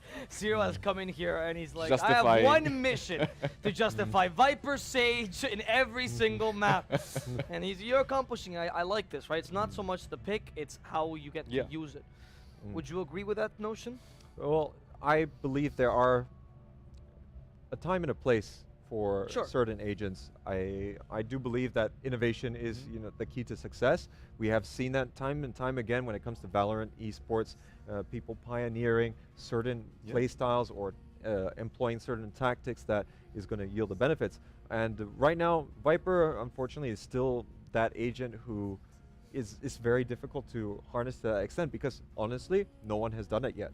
Yes. And I have to commend Todak's courage to bring it out on such a stage to really give it the attention it needs, because I think there are some good merits to it. It's just going to be a very, very difficult proposition to bust it out versus top opposition, but I guess it's always going to be a trial by fire. You have to test it out at a real high level to be able to appreciate what kind of tweaks that you need to make for it. I don't expect Todak to stop using Viper. I think the play that they're trying to do is something that everyone in the region can look at and draw inspiration from that. Vision Striker, who knows? Maybe they also will practice a little bit more on the Viper. I think teams in general, they will practice with her. It's just whether or not they are willing to gamble it. When they play in a big event. Ignition series, for example, is always going to be, yeah, exactly. So, I mean, that's why when we look at certain teams, attack all around, Vision Strikers, we don't see a lot of variation from maybe what is considered standard. Now, I mean, in the first map, I would say that, Sage is still considered as a standard pick, is an optional pick, but not everyone will bring her. So, do you find that perhaps because Todak, Vision Strikers and AAA both come from a long-standing history of playing other tactical FPS shooters. Do you think those people are less prone to experimentation because, well, agents are something exclusive in Valorant? Well, I think experimentation is going to depend on the team and maybe the region, and how they adopt new strategies and the meta. So when the so-called pop flash was introduced with the Phoenix coming out from smoke, that was done by TSM, then everyone started copying onto that. So we have an ecosystem, for Valorant. It's the same for other esports, that there might not be a lot of innovators, because at the end of the day, if there's going to be a viable strategy, a viable way to win championships, people will adopt it, and they don't really care if they're perceived as not being very original in that sense. They're going to still follow through in that respect. I want to touch on this a bit because I'm a big fan of this wonderful book called Moneyball. If anyone's ever read it, it's genuinely a great book about the changes in baseball. But one of the things that really struck me about it, that they mentioned about baseball players, in general about sports players, that just stuck with me. And of course, it's true in esports, is that a lot of players are more afraid of looking bad than they are of losing. So when it comes to a game in esports, someone's innovation can lead to complete failure. I mean, we did see it a couple times. And a lot of players, it's hard for them to beat that barrier that it's like, all right, we didn't just lose, we lost to the Viper, and a bunch of people, I mean, this is going to happen anyway, but a bunch of people are going to laugh at us because we played Viper and we lost with it, right? And until it succeeds, nobody's going to give us credit. It happens all the time. Innovators keep getting trashed and destroyed, and then finally they win, and like, Oh, I knew this all along. No, you Yes, didn't. yes. I saw your Twitch comments. No, you Yeah. didn't. And I'm always very happy, or I admire those players that can beat that barrier. Say, I don't care if I'm embarrassed, because at the end of the day, it's all about winning or losing. There isn't not much more to it. Your social presence or how people perceive you or whatever doesn't really matter if at the end of the day you end up winning tournaments. Yeah, quite right. The other example I think that we talked about in terms of innovation, and similar to Todak, maybe it's not quite rightly refined yet, is the recent Last Twitch Invitational Tournament, where we did see Team Liquid bring out a no smoke composition. Yeah, so and that is still a meme to this day. You'll still see occasional posts about, oh, I'm Team Liquid because I'm buying no smokes, haha, hee hee. Yeah, so I mean, they tried something and they saw that the results weren't really there. They got knocked down to the losers bracket, but they still used it in the lower bracket finals, and unfortunately, the guts to go through that, right? Exactly. Yeah. You know, Perhaps I think it's something, you know, that they see merit in, and not everyone else does. Yeah. Because it's easier to copy, right? More than to innovate, and innovation is always met with multiple steps of failure before you actually reach success. So maybe they still believe in themselves, which is great. Maybe it's not the best way to go, you know, not having any smokes, but they have the courage to try it, and I think that's pretty commendable. But to get the innovation to work, it's also meta dependent. So I give an example. Breach, he received a lot of buffs recently, and honestly, it's not that he was terrible before. It's they were just trying to, you know, make him enable different playstyles, enable different compositions. He did fulfill that role. It's just that he fell off. I think when we came from the beta to full release of Valorant, he was viewed as one of the top agents. He would be in the standard starting 5 that any team would have if you would think of the general premise. But then people, they would go down a different route in terms of how they wanted to comprise their teams, and he just fell out of the meta. There was nothing done to him. There was no nerfs. But because the meta wasn't suitable, then it didn't work out. The same true with Viper. So she has the capabilities which can really work with maybe certain compositions, but it can also be the case that because of the nature of Valorant, we haven't got that composition yet. Let's not forget, every 2 months we will be getting new agents which go almost very quickly into competitive play as well. I think when Killjoy came out, she just didn't see action in the FaZe Clan Invitational tournament. So when after that, then she was already straight into the competitive cycle. So you know, Viper's time might still come. We're just not sure if this is the right moment, or just there needs to be more innovation in its own right. Not to mention the map as well. I mean, it could be a very map-dependent agent. What if a new map is like a huge map where you really need this whole wall to actually make it work? Yeah, and I think, you know, there are certain maps that we have seen which Viper can make an impact. Of course, Ascent comes to mind because we've seen it, but being burst out by Todak. I don't think that it was terrible on Haven. I can see why you have those lineups. You, it's just you that have like one smoke for 2 sites. Yeah, but if, say, for example, like we talked about, the problem on the A side is that you don't have the delay, right? So if you want to have the delay, you could probably just put 2 players on there, but you just need to find what is the appropriate balance on the other side. And you might have the right composition, but it might only work if your opposing team brings a certain lineup as well. So you have to think about, you know, what can be fielded against you, and think, how likely is it? Is Vision Strikers going to bring the kryptonite here to this game anyways, you know, which is going to nullify this? And if the general meta picks are just too effective against it, it might not pan out to bring it. And of course, as well, when it comes to the C-sport, just because Valorant is such a new game, it's still evolving right now. We still have a couple limitations, and both when it comes to agents, like no banning. Sorry. There's no banning. There's no banning, right? Because you don't have enough maps. The agents are obviously going to grow, right? Has already told us that they're constantly going to be working on new features, right? So it's not crazy to think that, let's say, in the near future, maybe 6 months from now or so, we're gonna have enough maps and enough agents that you'll have like certain agent compositions, very specific just to each map, right? And agents will only be useful in maybe map A, map B, and then maybe this agent will be only used for map C, map D, right? And that can totally happen. And that's why when I watch these tournaments, I think maybe a lot of people are concentrating too much on the now. Like, what's the best team now? But that's not when the esports going to take off. Yeah. Right now, you're seeing the inklings of talent, and you want to see who might have the potential to go further. And I think Todak is demonstrating that. Both the courage, both their desire to innovate, both their desire to keep on training, their excitement as well, because they were, we can't share this because this is private comms, but they were really excited to play in our tournament. Yeah. They were very nice to our admins, one of the nicer teams when it comes to that, you know. That kind of attitude is what makes me want to see them further along the line. Definitely. I think they have plenty of potential. This isn't their first rodeo, nor will it be their last. We'll be seeing them in the scene for quite some time. So I really hope they take the learnings they can from the Royal C Cup and then just improve on themselves even further. Yeah, we've seen Todak come from leaps and bounds, first unrated, then Team LZ. Yes. They have kept the core lineup. They have added to it as well, the Doctor coming in, and they have won all of the Malaysian level tournaments. So we can definitely look at them to say, they've not stopped at just being comfortable accomplishing what they have at this tier. Yeah. They are now firmly set on embarking on these international and regional tournaments, looking to challenge the best teams. And Vision Strikers is definitely the best team. It's the best team.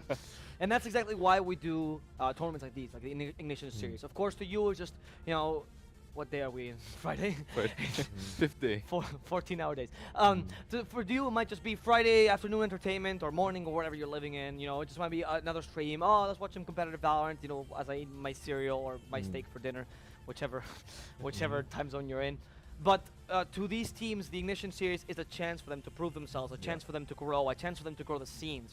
When you watch a Malaysian team, even if they don't win, just them doing decently well, you already get a bunch of other players that think, I can do this too. Yeah. I can do the same thing that Todak is doing. And that's why we're here at EPOS trying to impulse the community, try to help out the communities that don't have maybe as many resources or as many players, so that in the future we get to have an invitational with every country represented, from smallest to biggest, every community at least having one slightly competitive team. And that's the beauty of it. But for now, we need to call a break, of course. The teams are getting ready. After this break, we'll come back with a segment that you guys seemed to enjoy last time, as we try to make time before the teams get ready for the third matchup of the day. Do not worry, we're still going to play Valorant here, still going to be full playoffs. We're going to take a small break as we come back with a special segment for you guys. Please enjoy some of the videos prepared as we prepare our own little segment.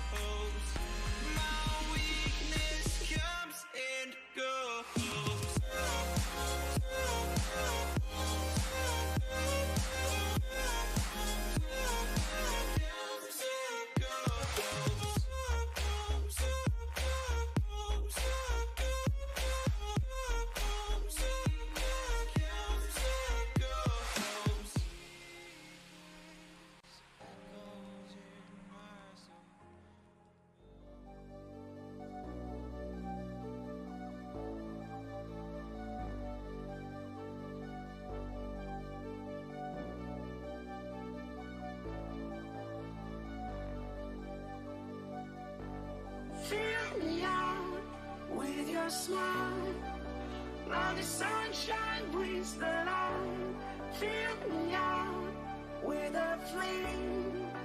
I will let you in this game. Take me out when I'm down. 'Cause with you I'm safe and sound. I'm safe and sound. I'm safe and sound. I'm safe and sound. I'm safe and sound. I'm safe and sound. I'm safe and sound. I'm safe and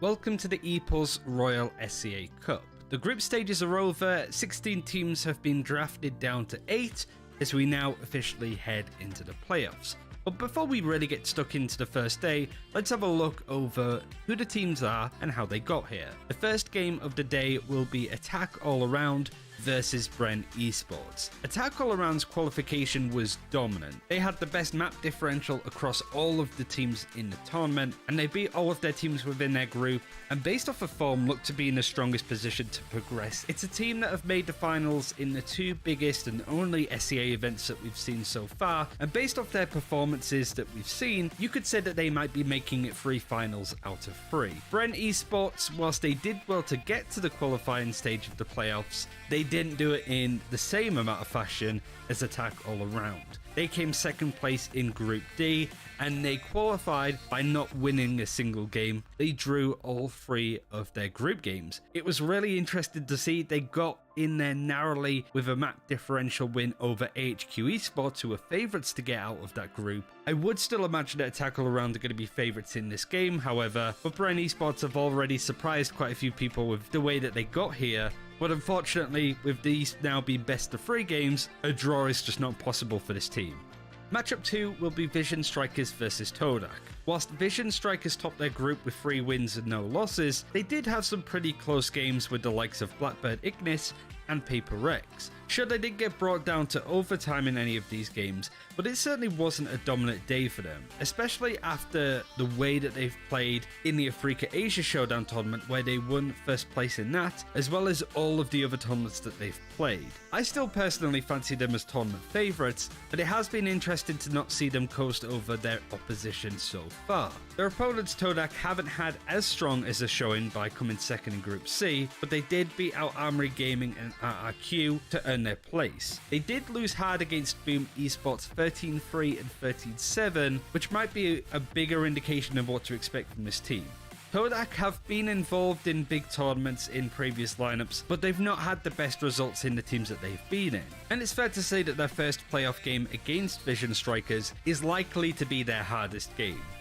Game number 3 in the upper bracket quarterfinal is going to be Made in Thailand versus Morph Team. Made in Thailand Attitude came through in second place in Group A, beating out Anbu Elite Gaming and Only One Word, but losing to Attack All Around, who, as I mentioned previously, had a really good showing. I think it's fair to say that this is expected from Made in Thailand. Only One Word in that group really didn't show up at all, losing all 3 of their games, so it was really Made in Thailand's playoff position to lose, really. It's a team that have done well to get to a lot of playoffs in previous tournaments, so it's not too surprising to see them here, but they did look decent against the teams that they ended up winning. They just couldn't really keep up to speed with Attack All Around. And they have a pretty interesting opponent in Morph Team.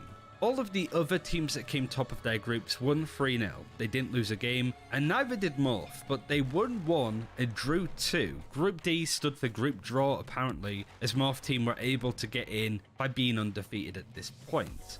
In this matchup, I actually think that Made in Thailand might have the edge here, but it really does depend on how these teams show up. I feel like we haven't really seen too much of Morph Team. They did well to not lose a game, which the same can't be said for Made in Thailand, but I'm still a bit hesitant for the fact that they drew 2 of their 3 games. That's not necessarily the strongest look going into playoffs. Our final game is going to be Blackbird Ignis versus Boom Esports. Blackbird came through the same group as Vision Strikers and still managed to have a close game up against them on Haven with the score of 13-11. Unfortunately, the other round that they lost was 13-3 on Ascent, which isn't really good looking at all. What's even more concerning is that Blackbird got through to playoffs on map differential alone. Their loss against Vision Strikers, win against Resurgence, and draw against Paper Rex put Blackbird and Paper Rex on equal points. Fortunately, Blackbird were able to pull off more of a dominant win on their map against Paper Rex by winning 13-1. This very much tipped the scales into their favour and made it pretty much impossible for Paper Rex to do that same amount of damage on the other side. Whilst this isn't necessarily a bad trend for Blackbird by any stretch, they are going up against Boom Esports, who had an exceptional day topping Group C. It is fair to say that Group C was a lot less competitive than Group B. I mean, you are missing the Korean team has won every tournament that they've played, so it is going to be easier just off that alone. But it was still a good showing for Boom Esports to win all of their games fairly dominantly, especially after a lackluster run of form in other tournaments previous to this one. Blackbird, as the only Japanese team within the tournament, will want to prove themselves in this match, and who knows, might be able to sort of string a few wins together, keeping themselves up in the upper bracket. This is double elimination, so even if these teams do lose their first game, there's still an opportunity for them to stay in the tournament following that. Whether that happens or not, we'll have to wait and see.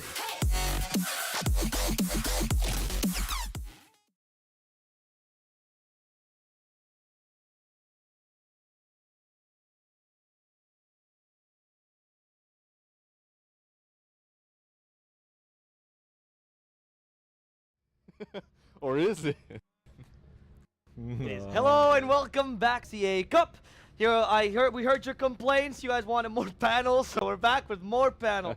So here we have, you know, the thing is, here at ePulse, right, we're trying to do our best to create the best Ignition series. But of course, there are some limitations. Like, unfortunately, this tournament has to be online, and this means that we can't just go and grab the teams because they're literally not here with us, you know? So I have to give them time to rest, give them time to prepare for the matches, right? And that's why we're trying to make the best out of what we got, right? If the match ends an hour 30 early, we have content prepared for you guys to keep you somewhat entertained, right? We also heard some of your complaints at the set. You guys say, oh, we can't buy candies. we are almost... this is really hard. We have barely any candy. ePulse can't even afford this. That is true. This is the state of the Valorant scene in SCA. Do you guys want to help us out? You guys should watch more of our tournaments. But look at what I say to your comments. You guys think it's not full enough? I don't care. On the floor it goes. It doesn't really matter, boys. It's just a little prop. We can buy more afterwards because Valorant's gonna be the biggest esport, and I could even throw this against the wall. I wouldn't care, friend. Well, not the TV, okay? Just saying ahead of time. Not the TV. So, we're going to start a special segment that we prepared for you guys, which is a segment called Explore for Your King. We have these master cartographers here, as the Royal Cup, Mr. Zero, and Play of the J. This whole time, they've been saying that they're supposed to be analysts. I don't know if I believe them. So, we're going to put their abilities to the test. Why are you guys doubting your own skill? This is really sad. This is very insecure. So, if we are to believe that these guys are the true analysts, you would have to say that they can draw any map from memory, right? Right, that's what a true analyst would do. A true analyst does not need to look at Wikipedia to find out what the map looks like. A true analyst doesn't need to do any of that. A true analyst knows the map by heart. If I were to put a pistol to your head, you would know immediately how to draw a scent. So that's what we're gonna do. They're gonna force, these two analysts will draw a scent on their tablets, and we're gonna compare the pictures to the real maps. And then we're gonna do the thing that Twitch chat loves the most, which is laugh at them and mock them for their lack of knowledge. Guys, you're gonna have a set amount of time, which I don't know, but you have a certain amount of time that I will tell you as soon as it's done, and you get to draw the map that is a scent. Okay. Are you guys ready? Yeah. No. Yeah, that doesn't matter to me. Let's go. Come on, boys. We have an hour to fill, and I want this map done and ready because we do not have the official graphics. So we're gonna use your design for the teams. So now these two guys on the tablet, of course, Zero got to go for a full buy round. He gets the pen, and he gets to draw this map much more cohesively. Unfortunately, player the J could not afford this. He lost his last 2 rounds, and he's unfortunately going full econ with his finger. Technically, my prediction was correct. I don't. That is true. Everyone's prediction was correct. Except mine. Oh, yes, true. You did believe in Todak. I think we got to swap. I don't think it's too late, you know. But that looks like. Too Oh, late. no, he got the loss never bonus mind, because he's never been on a 0% streak with his predictions. Yeah, That yeah. is. No, technically, he's almost at close. Gideon level. But Gideon, he's only not 0% because he copied my predictions. Gideon is a solid 30%. He's one of the most solid analysts. You know, like, if there's 3 maps in the best of 3, he'll get 1 right. That's pretty good. I think that's what you expect of an analyst. As long as he gets them correct. Exactly, right? I mean, we always talk about these teams, bringing up the teams. And of course, you also got to bring up the great talent in the region, which is why this is a great time to showcase your abilities. Meanwhile, on the back, we can also see the brackets as they're being formed. And you can also, continue to follow us here, of course, on social media. If you guys want to participate with us in this very challenge, draw your own maps. Don't cheat. Don't look at the maps. Try to do it straight from memory and see if you guys can draw a better map than our analysts. If you do, you might get their spot. Who knows? There is a chance for you to participate in this very tournament. So send your pictures to that Epulse Gaming, and then you will be able to participate with us in this wonderful tournament, as we'll showcase your drawings as well at some point during the day. We only have 5 minutes left. Wow. We have 5 minutes left, so I hope that you guys are up to skill with your drawings. Zero does not look very confident in his drawing. I am not. But I like that Play the J is concentrating really hard on this, though. Thing is, it's going to be not less than half done. Yeah, it's only Ascent is 5 minutes left. Ascent is pretty complicated. Oh, yes, okay. Preface it, right? Yeah. When Bob Ross used to draw his trees, did you ever complain? Did you ever say, oh, this bark is too difficult to draw? Oh, no, I can't draw. I have no idea who this guy is, so scenery? this is kind of lost on me. Are you kidding? The fact that he pre-draws half his drawings is My production is flabbergasted by that comment, Jay. Bob Ross is an angel. Yes. Hey, what did you do with the usual production guy? Got yeeted out of there. Well, it's one of those times where you guys just can't relax, They were telling us there's a bunch of resident sleepers here, it's understandable you're here to watch Valorant. So we thought some relaxation was nice. We don't know what time zone you're living in. I'm just gonna... It's possible that you guys are about to go to bed, and a nice little relaxing drawing session is exactly what you need before you go and lull yourself to sleep. You can, of course, also stay with us and keep watching Valorant, but, it depends on your time zone. We don't want to make you stay up late. We're here just to enjoy ourselves. I think I got it. No. Going down to 3 minutes, guys. I hope you guys are ready to show very soon. I haven't even started on B side yet. It doesn't matter. I started on B side, so earlier maybe we today, can merge. The Hound drew a river. By our powers combined, we have one uber crappy map.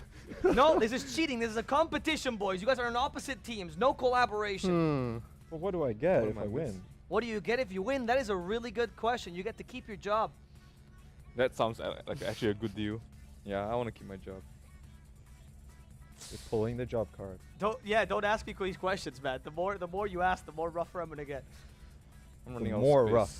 Excuse me. I lost my job there. Also, just a quick thing.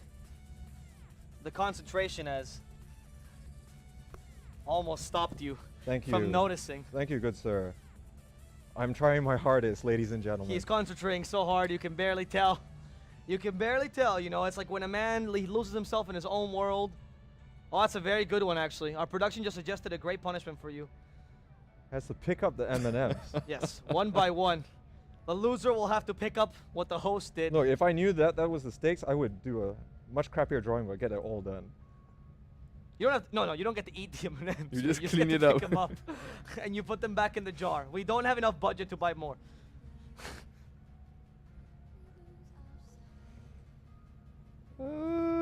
Shit. Okay. Well, it is very different from the last panel we did this, where Gideon was constantly speaking about this. He could not be quiet. He just kept trying to justify himself, and the irony was that Gideon actually had a great drawing.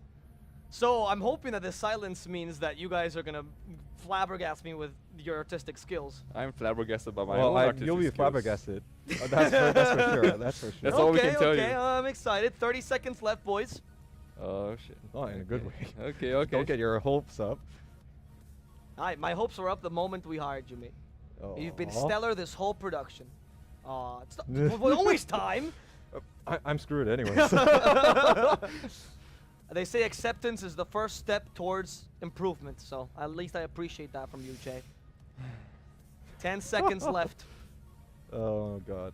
Yeah, I've run out of space. Half of production is just running the timer for this show. This is what we're mostly doing right now. Time. Put your pencils down, or your finger in your case. In my what? Send your tablets away to production so we can, actually, you can give me yours. I know that Jay knows how to do it. Wow. Okay, that's impressive. So we're not going to send these two pictures to production.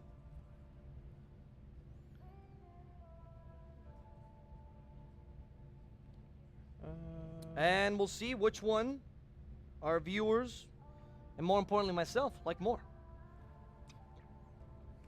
Got it? Yep. I think we're going to get to see Zero's picture first. Once production is ready, we'll get to see the side-by-side comparison How do I switch channels? for Ascent. Is it just general? I'm not sure. This is not the right one. Our production crew is working really long hours to make this a reality. So, you know, a big handout to them. It's been 14-hour days, and they're still going strong. SCA people, lift yourself up for your bootstraps. For some reason, Zero decided that half the page was not usable, and he drew in the other half. I got the... It was so confusing. I'm actually surprised. This is not half bad. I was expecting something much worse. What can I say? I've Oh, got oh, hold on. Hold on. Okay. I think that we have Okay. Zero's map ready. It's showing on screen now, indeed. So let's see a side-by-side comparison. You can go on Discord yourself and see it on your tablet as well. And we can see the differences between this map and what Ascent looks like. And you know what? Not half bad, actually. Actually, a pretty decent drawing, Zero.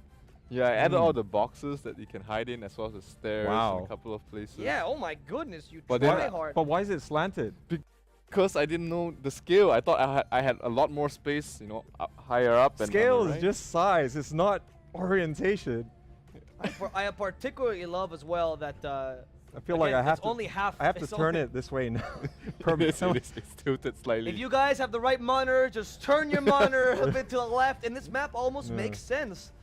In terms of accuracy, just because you drew every single box in the map, I feel like it's a solid 9 out of 10. All right, I'll That's take pretty that. accurate. Yep. Top tier analyst here, Master Craftsman Zero. In terms of creativity, I mean, you only drew the boxes. That was the main thing you were drawing here. I drew the stairs. You drew the stairs. And I like the shading technique here, very beautiful. Clearly took one art class as a kid. Yeah. I'm very surprised. What was Not that bad. show again? Art Attack? Yeah, I was a Art big fan Attack. of Art Oh, Attack. yeah, Art Oh, Art Ah. Attack. That's what I learned to. Yeah, but Nah. that wasn't with the tablet. Nah, they were using like leaves and he always was pouring salt for some reason. Or M&Ms. Or M&Ms. Yeah, it's totally Yeah, with you M&Ms. guys start to realize now what this reference was, of course. It wasn't just New me. Buchanan. It's all part of the plan. It's all part of the plan, boys. Thank you very much. Now we're going to see play the Jay's drawing. Right off the bat, I'm having trouble telling if these are the same map. It's actually pretty. We had it pretty close, I think. Okay, play the Yeah. J should be on full screen now. Yeah, just some minor Side-by-side details. comparison between the two maps. Yeah. Some of the plus points is, yeah, this is actually using the whole space, right? It's not tilted. particularly slanted. But your Yeah, not lines, slanted. they're very slanted. If I can't draw it nicely, I'm not going to draw it at all. Let's You know, put it that way. there's a big debate in mathematics, right? Whether is any shape with, you know, if you actually go to high level math, if you study this in school, there's a big debate as whether shapes that include curved lines are actually, you know, shapes, you know, because curved lines, are actually Polygons. Yeah, polygons, thank you. And Yeah. it's like, oh, is a curved line still a triangle, so and so? And this is the same, this is actually what you were doing here. You're trying to go and say that, yes, indeed, curved lines are still polygons. That was exactly what I was trying to say. They might, Yeah. they might look like the map, but it's your own interpretation of it. Oh, Like, of course. I of also course. have to question if this is how you see the map, which half the map is missing. you can tell which side of He the map I always- he play always on goes B. He when only I goes play B. Ascent. If you ever Yep. play against Play of the J, there's no point in even No. covering half the sites. Yeah, you can tell I'm a Sova main. I only stay on B. Exactly. Oh god. I mean, it's not inaccurate. It's not inaccurate at all. So, in terms of accuracy, I'd give you maybe like a 6, mainly because half the map is not drawn. So I can't really go too much further. In terms of creativity, though, and symbolism, you're telling us life is not a straight line, but a curve. You're telling us that we must adapt No, it to our has reality. to be straight lines. It's Ascent. There are no curved lines. Thank on you Ascent. for that. I like how you interpret this map. I like that you are telling us to be adaptable, to be like a river, to flow, to never quite do things as we're told. You never have go lines that are A. straight up not connecting with each other. Some walls are just have a breach in between them. I've literally fat fingered this whole drawing. So yeah. Absolutely And wonderful. you know the most torturous thing about this whole, Please tell me. I am quite the OCD individual. So when I cannot even draw a straight line with my finger, whoo. Don't get me Oh. started. Well, thank you very much, Jet. Thank for creativity and for spirit. You get a 10 out of 10, my friend. You certainly tried. Thank you, analysts, for giving us this little segment. Of course, we're only here to try to entertain you guys, try to make you laugh. Of course, not everyone's going to enjoy this content, but we're trying to do this because we just can't have non-stop Valorant. We need the teams to get a rest. We need to respect their schedule. Yep. And the most important thing when you're in a tournament is not so much entertainment value, at least not for us, but rather to respect the teams and ensure a fair competition. So that's why, of course, we're doing little segments like these, and we appreciate very much talent like Zero and talent like Play of the J who play along with us. Who bring the talent to the table. They cannot see that talent, I'm telling you right now. All right, That's all right. great, Never that's mind. great. It's not worth seeing There's anyway. no. This is next level, right? You actually just showed the most beautiful picture. You just couldn't tell, right? Indeed. Look. You can also check these maps out if you want to fully see them. You want to make shirts with them. They're going to be on our social media at ePulse Gaming. So enjoy that. Yeah, we're gonna ascend even higher with our drawing skills, right? Well, That if I'm ever going to make a No, garment, it's going to be undergarments. Okay, there's no way I want anyone to see this at all. I think. Can you imagine if you like get home with your wife and she just takes off and her undergarments is this map drawn on them? what is that? What do you? It's like she Is that a has to good thing? she has to complete the labyrinth and everything. Color it in, there's no color in. You gotta color it in. Yeah, color it in. exactly. I mean, if you told me, But then if I use the fill function in Paint, I can't even fill anything. Yeah, because here. there's too many holes. out of context, if you told me this was the thing, I would not know what to look at. It's just a bunch of lines. It's like yeah. someone playing foggy boxes and never quite finishing the match. Oh my goodness, that has been. Oh, that's. I'm sorry, a Jay. world That ago. hit his heart there for a second. Right in the childhood. It's Oh, like a yeah. really bored kid in class. He tried to. Okay. Well, we're ready.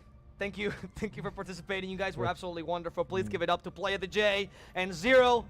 No shame is great in esports, and you guys were absolutely wonderful. Thank you for participating in this little mini game of ours. We are going to throw it away again. We have a small little break before the game starts. Yeah. But do stay tuned because they will start anytime now as we get the teams ready and into the lobby. And of course, our casters prepare for the next match of the day between Myth and Morph. Stay tuned. And until then.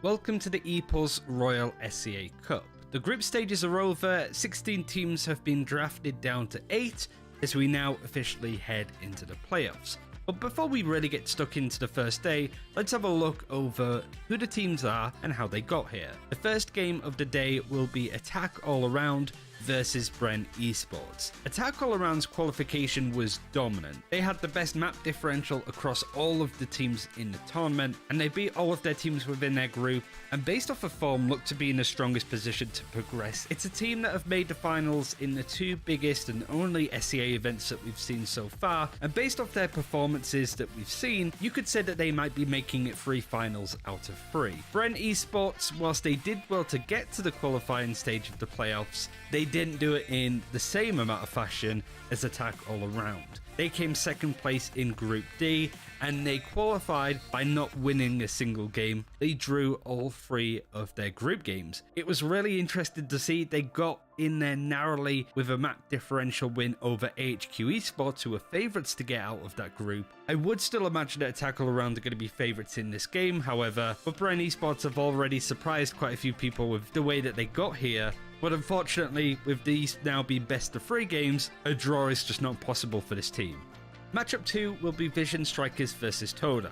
Whilst Vision Strikers topped their group with 3 wins and no losses, they did have some pretty close games with the likes of Blackbird Ignis and Paper Rex. Sure, they did get brought down to overtime in any of these games, but it certainly wasn't a dominant day for them, especially after the way that they've played in the Africa Asia Showdown tournament, where they won first place in that, as well as all of the other tournaments that they've played. I still personally fancy them as tournament favourites, but it has been interesting to not see them coast over their opposition so far. Their opponents Todak haven't had as strong as a showing by coming second in Group C, but they did beat out Armory Gaming and RRQ to earn their place. They did lose hard against Boom Esports 13-3 and 13-7, which might be a bigger indication of what to expect from this team.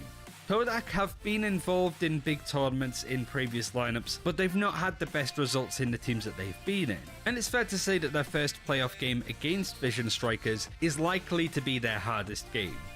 Game number 3 in the upper bracket quarterfinal is going to be Made in Thailand versus Morph Team. Made in Thailand Attitude came through in second place in Group A, beating out Anbu Elite Gaming and Only One Word, but losing to Attack All Around, who, as I mentioned previously, had a really good showing. I think it's fair to say that this is expected from Made in Thailand. Only One Word in that group really didn't show up at all, losing all 3 of their games. So it was really Made in Thailand's playoff position to lose, really. It's a team that have done well to get to a lot of playoffs in previous tournaments, so it's not too surprising to see them here. But they did look decent against the teams that they ended up winning. They just couldn't really keep up to speed with Attack All Around. And they have a pretty interesting opponent in Morph Team. All of the other teams that came top of their groups won 3-0. They didn't lose a game, and neither did Morph, but they won 1 and drew 2. Group D stood for group draw, apparently, as Morph Team were able to get in by being undefeated at this point. In this matchup, I actually think that Made in Thailand might have the edge here, but it really does depend on how these teams show up. I feel like we haven't really seen too much of Morph Team. They did well to not lose a game, which the same can't be said for Made in Thailand, but I'm still a bit hesitant for the fact that they drew 2 of their 3 games. That's not necessarily the strongest look going into playoffs. Our final game is going to be Blackbird Ignis versus Boom Esports. Blackbird came through the same group as Vision Strikers and still managed to have a close game up against them on Haven with the score of 13-11. Unfortunately, the other round that they lost was 13-3 on Ascent, which isn't really good looking at all. What's even more concerning is that Blackbird got through to playoffs on map differential alone. Their loss against Vision Strikers, win against Resurgence, and draw against Paper Rex put Blackbird and Paper Rex on equal points. Fortunately, Blackbird were able to pull off more of a dominant win on their map against Paper Rex by winning 13-1.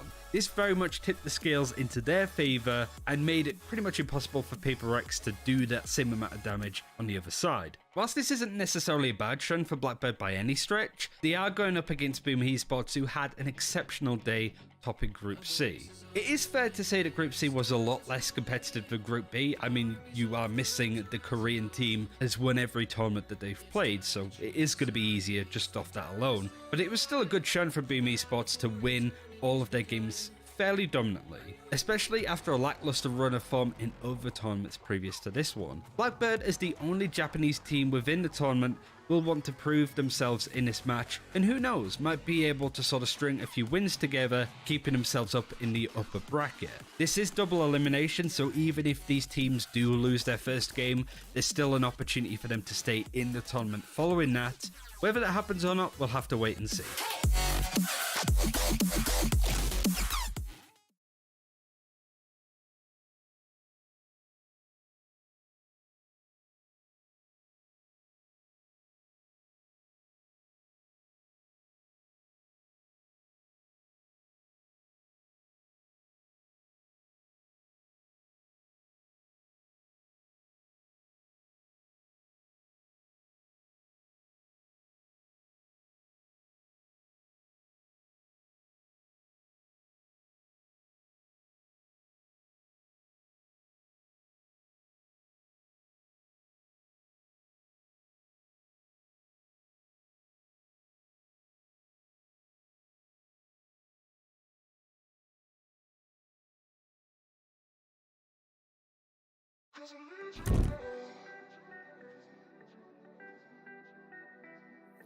Welcome to the ePulse Royal SEA Cup. Here's a recap of everything that happened on day 4 in Group D. And it seems the D stands for draw, as 4 out of the 6 games that we had today ended 1-all in the best of 2s. The day started off this way, all of the games ended in draws and all 4 teams on equal footing. AHQ drew 1-all against Bren Esports, and Morph drew against Inter with the same score. This continued a little bit more where Morph went up against Bren Esports, and yet again the game finished 1-all. But none of these draws were particularly close series. It was that each of the teams had a particular map that they were strong on and would just win on that map and lose on somebody else's choice pick. But it was AHQ that got the first win of the day and broke this draw deadlock, beating out Enter with a 2-0 win, one of which was on binds that went all the way to a 14-12 overtime, another game that could have easily gone to another draw. Because of these results though, it meant that it had more of a desperate scramble for the other teams to not only win their last remaining maps, but to win them decisively, as map differential was going to become an issue one way or another. AHQ could confirm their place in the playoffs with a win against Morph, but it wasn't to be. In surprising fashion, Morph took the series 2-0 and did so pretty convincingly on Haven and Descent. That meant that Morph were at least qualifying, but even at this point with one game left of the day, it's still not possible to tell who will be going with them, with AHQ, Bren and Enter really wanted to grab that final spot. It all fell onto the Enter versus Bren Esports game, which ended, as you could probably guess, in a draw.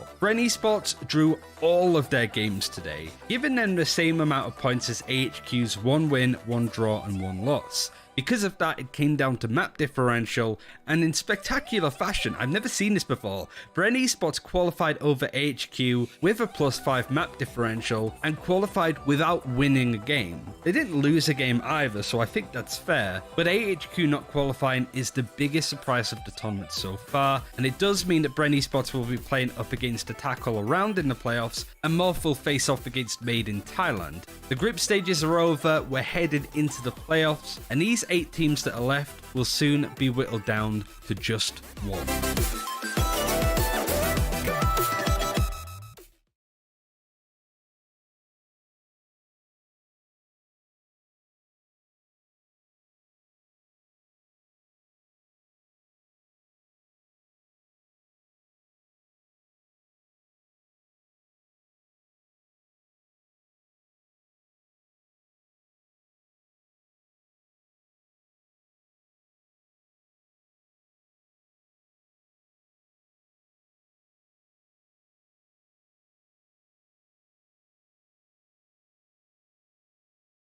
Welcome to the ePulse Royal SEA Cup. Whilst we are in the group stages of this tournament, I wanted to take an opportunity to look at some of the bigger hitters when it comes to the teams involved, and who to really keep an eye on that you expect them to go out of groups through playoffs and to maybe even win the whole event. To do this, I'm going to go through all of the groups and highlight one of the teams that I think is going to do quite a lot. We'll start with Group A and we'll start with Attack All Around. This is a team that's had some great results across the bigger tournaments in the Southeast Asia region. It's a team from Thailand and they've been in the finals of the two biggest tournaments, winning the Africa TV Asia Invitational and coming second in the Cyber Games Arena Pacific Open. Both of the finals they played up against AHQ Esports, which we will talk about in a second, with a dominant win 2-0 in the Africa TV tournament and a very close loss 3-2 in a best of 5 in the CGA Pacific Open. This is a team that has a lot to prove. You could definitely tell that they've been watching both the NA and EU scene when it comes to strategies, executes, and what agents to use. And with the balance patch at the moment, I think this is a team that can really adapt and overcome any opponent, but most definitely they'll want their revenge on AHQ if they can get that far.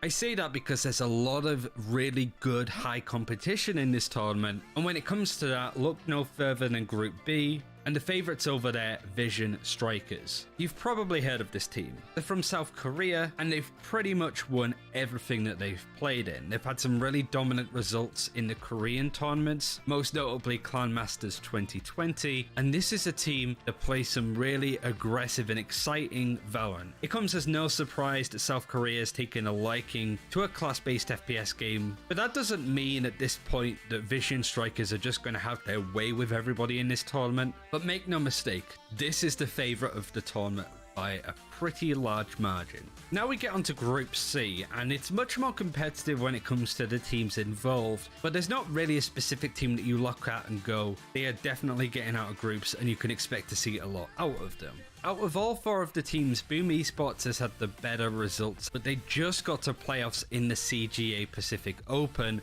and lost out to Team SMG. It's not really a solid look for this team, and really any of the four teams can come through playoffs and not be a super surprise. But since CGA Pacific Open, Boom Esports have been able to win a couple of smaller tournaments at least, and maybe with the meta changes, they might be able to find a lot more solid footing. So expect to see some pretty interesting stuff potentially out of the Indonesian team, but they're not quite at the Colossus level as Attack All Round, and certainly not when it comes to Vision Strikers. Now going over to Group D, I mentioned this team before already, and that is AHQ Esports. It's basically vice versa for Attack All Around. They came second place in the Africa TV tournament, but then won out super closely in the Cyber Games Arena Pacific Open. With that momentum, they went into the Africa TV Asia Showdown tournament, which happened last weekend, where they played up against some of the bigger teams in South Korea, like Vision Strikers as we spoke about, but also Japan's Absolute Jupiter. Unfortunately, against this team, they lost 2-0 in the semi-finals, not really having an opportunity to show their strength, losing out 13-7 and 13-8. So whilst this is a team that won the most recent tournament that they were a part of, they still have a lot to prove to really show that they're a dominant force, not only in Taiwan, where this team comes from, not even in just the Southeast Asia region, but in Asia as a whole. You'd expect this team to get out of playoffs, but if they run into a team like Vision Strikers or even an Inform Attack All Round, things might be a little bit tough. But these are the favourites out of the groups. But no matter what happens, we're going to have some really great games and no doubt a few upsets along the way.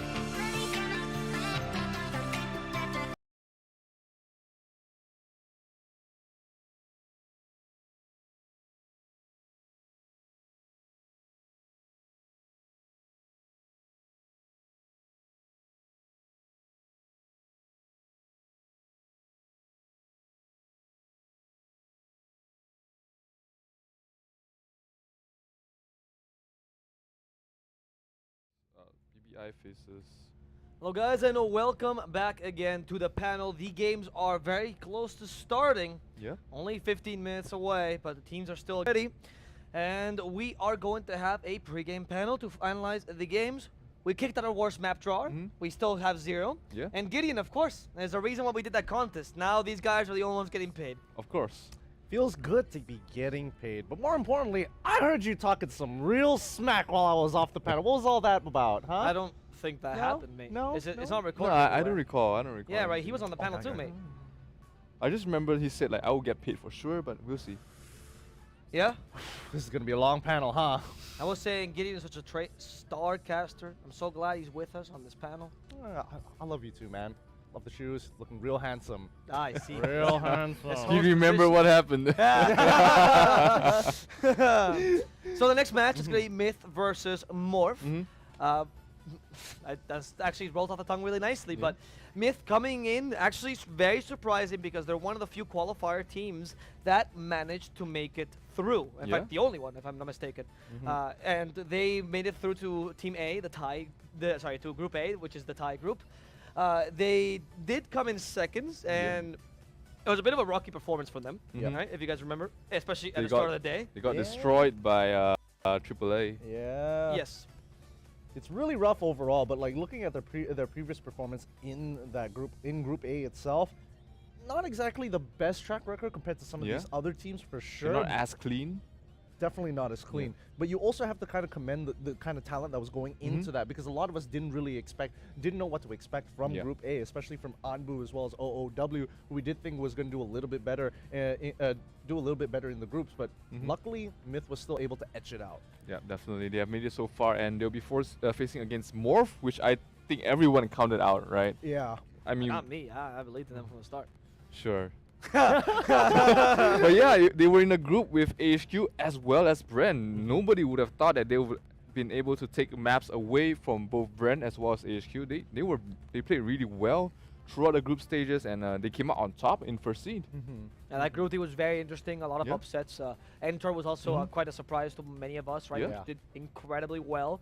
And you know, Morph, that Indonesian Pride, they actually played incredibly well. We saw at least for me, a lot of difference between perhaps some of the local tournaments that we've seen Morph in before and then how they're playing in right now. It seems like they've actually improved at a ridiculous amount since their last performance. They have. I mean, their youngest player, Cut, which is 15 years old. 15. He can't even play in First Strike right now. He is absolutely crazy. We've seen his jet plays. I mean, they just wow us. I mean, famous as well with the Reina. Very aggressive, very great at getting frags. But on the other side, you have Myth. You have New Gen, you have the rest of the players. They are no slouches, and I think this is, if anything, this is going to be the closest first round matches we'll have for this bracket. That's actually a good point, considering that we've seen a lot of these teams just crumble under some really, really tough competition. So this is going to be a very interesting matchup between Myth and as well as Morph. But I do think Morph might actually have a little bit of an edge in this matchup. Yeah, I mean, most people, especially after their performances, I think it's probably what the general consensus is, right? Why do you say so? Is there a specific reason? Is there track record based, like just purely off of their report card? We're not even comparing like stat by stat basis here. We're just looking at the amount of wins that they've gotten overall compared to the amount of losses, and also the differential. It's relatively in Morph's favor overall in comparison to Myth, who really had a rocky start in their group, in their groups. Though I do think that they could etch it out depending on what map it is. It is a best of 3, so I'm excited to see how that plays out. It's hard to gauge Myth, right? Because honestly, in their group, we saw a ridiculous amount of variance from them. Now they're actually playing in the 3rd match of the day, and I think this is the best example of a team that performs better as the day goes longer, right? Which happens sometimes. It might just be your schedule. So they might have a much better performance than they did when they started Group A. I mean, they literally played in the first match of the tournament. Yeah, it could be recency bias as well. I mean, we remember Morph being the ones that upset the entire Group D, which happened yesterday. But for Myth, they happened on Monday. I don't even remember like specific details of the matches they've played so far. So that's why I get a bigger notebook sometimes, you know. And I hear you've been writing essays in that. Yes, I have. I've also got like my exams. Doing maths. I have so much stuff in here that I don't even. I've lost track of it. Basically, pie charts there. Yes, what are the pie charts for? Okay, it's designed, but it's for a completely different thing. But to make it all in full circle, as they call it, or a pie in these cases. Nice. Go ahead. I was just waiting for the rest of the compliment. No, I was waiting for the point. Yes, but more importantly, I do think when it comes to certain maps, that Myth actually perform a little bit better on. This is a best of 3, so they're going to have multiple opportunities to really take it to Morph, because overall, Morph, very aggressive team, very, very solid. We just haven't seen them at 120%, really push to that limit. If we were to define their playstyles, you know, if we were to define, let's start with Morph, right? You already called them aggressive. Would you agree with that? What else would define their playstyle? I think they are a mix between Bren as well as teams like Todak or Paper Rex. Interesting. They're pretty loose, right? They rely on these high-performing flashy fraggers. Right? They rely on Cut, they rely on Famous, they rely sometimes on Fidel, on the Sova as well. So they rely on these flashy players to make the plays. Whereas for Myth, they rely on as a team. It's more of a team play kind of thing. Yeah, they don't rely specifically on one person to really shine. They don't need their top fragger to shine. They just need him to do his job, and then they, as a team, will be able to execute as they planned.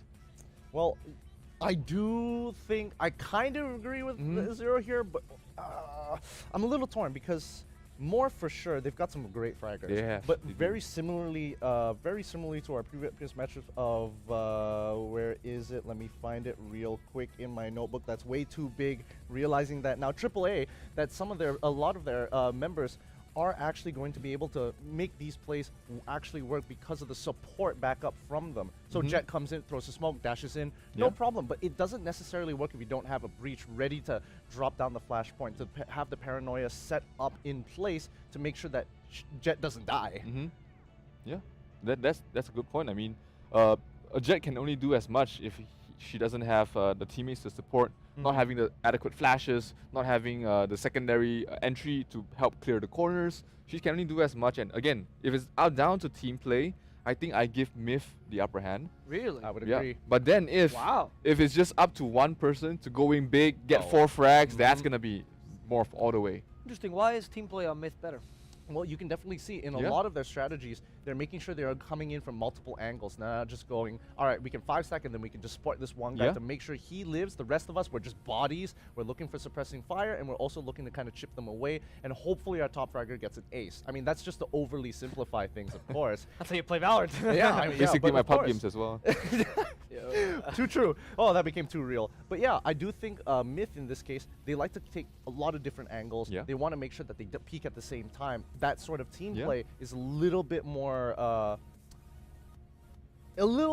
prominent coming out of Myth. Yeah, at a stretch, I guess you can say they are a budding team, such as they're playing the same playstyle as Vision Strikers, as Attack All Around. They have the same mentality. They come in with the same game plan, and it's you can see that because they are just going things through a checklist, right? You do everything according to the steps, and the site will fall.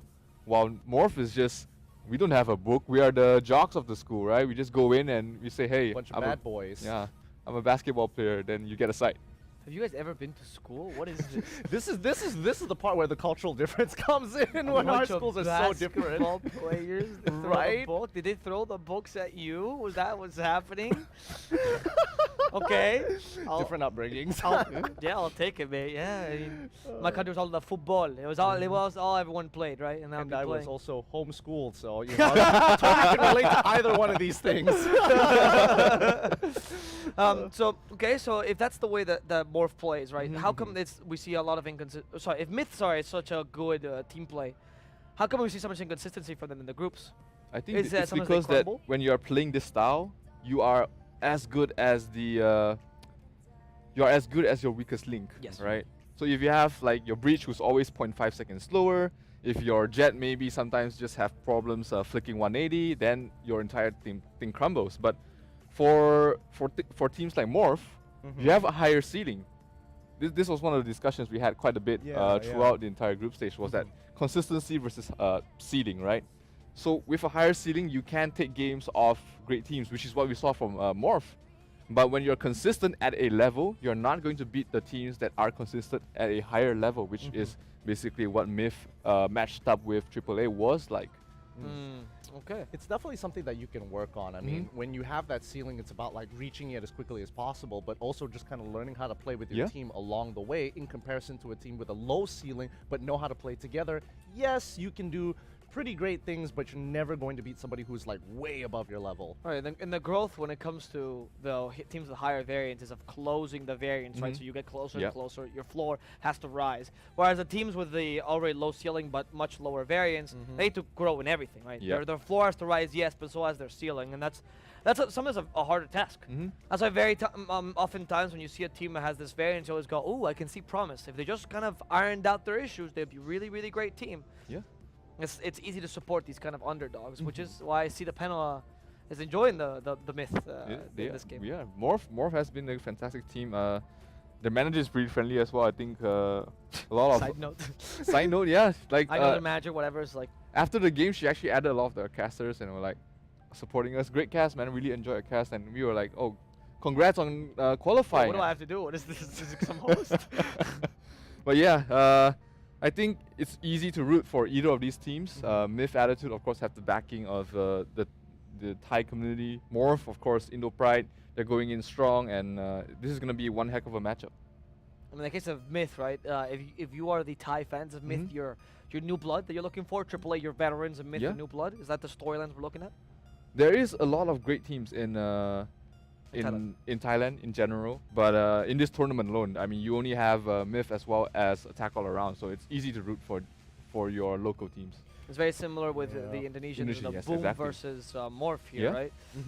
It's hard to know which one to support. Do you want your scene to support this new blood, crazy people, or do you want them to support the veterans who finally need to win something? Yeah, I would agree. I actually want to get your opinion on something, because you were talking about that Myth Attitude. Their ceiling, as of right now, is only a certain level in comparison to Morph, which is like, oh man, so high, but their team play is a little bit, you know, a little bit shaky.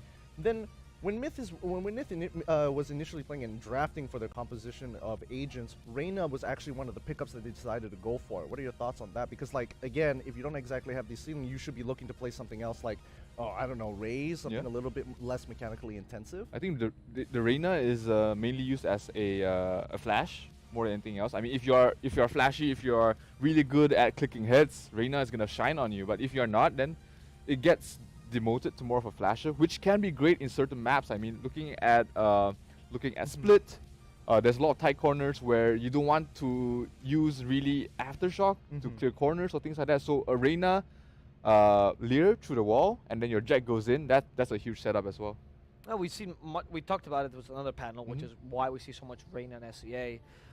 We didn't actually get your answer though, Zero, because you're one of the fans of these other picks. Why do you think Reyna is such a good pick here? Reyna is one of those heroes that you can when she's 1 versus 3, you can imagine her actually getting all 3 kills. Yeah. But if it's a breach, you're like, oh, 1 versus 3, it's a breach, it's over, right? So she has that, just the agent ability alone has that high ceiling, and if your player has the high ceiling alone, that's a match made in heaven. Does that make sense for you? I mean, of course it makes sense. This is all like, the theoretical stuff, which all adds up. But to me, you're going to have to maximize the agent, every aspect of it. So if you're not going to be that top fragger on that Reyna, why pick it up? Why not go for something like a Phoenix? Great utility. Yes, he is a flasher. Maybe he's not going to 1v5, of course, but he can clearly do a 1v3 if he has to. I think one thing about Reyna is that if you are a team that plays together, Reyna shines especially because you don't have to rely on the Reyna to get solo pickoffs after solo pickoffs. She can be the one to go in, get a pickoff, help a teammate get just finish off the last thing, and she can provide so much information. Like having the dismiss, I think it was Jay or Rich that talked about it yesterday. Get that using the dismiss to get information, especially with the Empress ultimate active.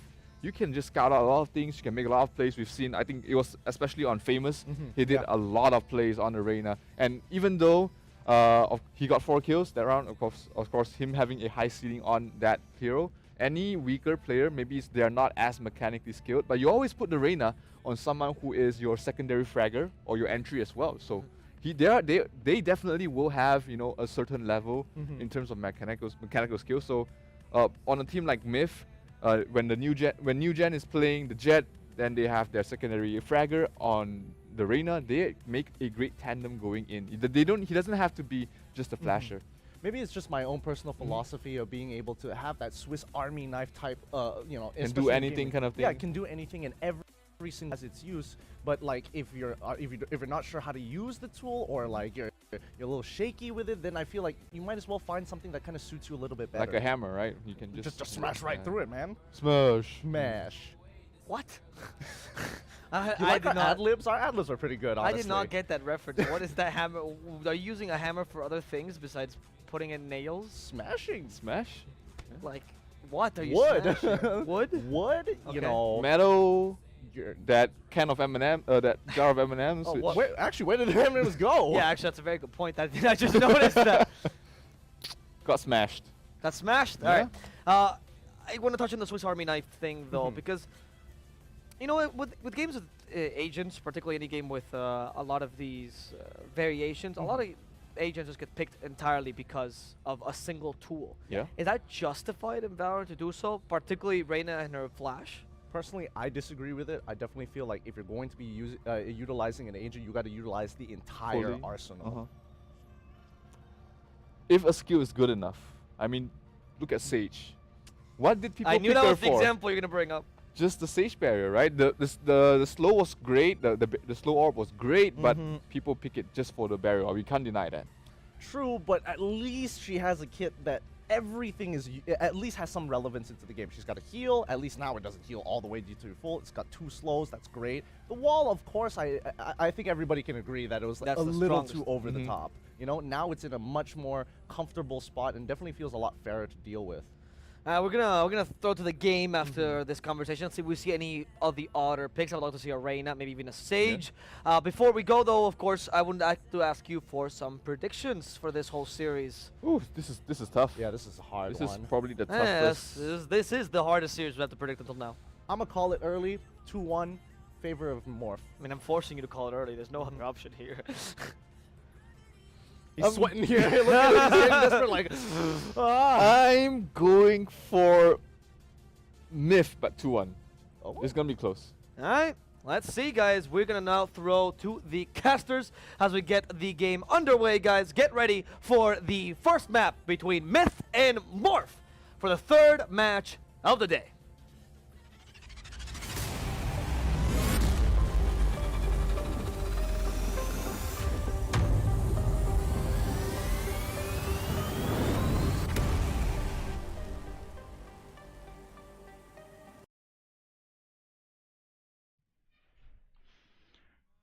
Welcome back, ladies and gentlemen, boys and girls, agents from across Asia and the world. This is the Valorant Royal C-Cup playoffs, part of the Ignition series. Top 8 teams from 4 groups are going to be duking it out for a cut of that $25,000 prize pool. For all of you who just joined us, you can check us out wherever you like to watch: Twitch, YouTube, Facebook at ePulse Gaming. I'm Hound, he is Seek and Strike, and we're ready to be casting some games for you guys. It's going to be Myth versus Morph. Yeah, I hope so. Actually, I think we might have to relaunch our lobby. Someone might have not selected an agent. No, we are loading in.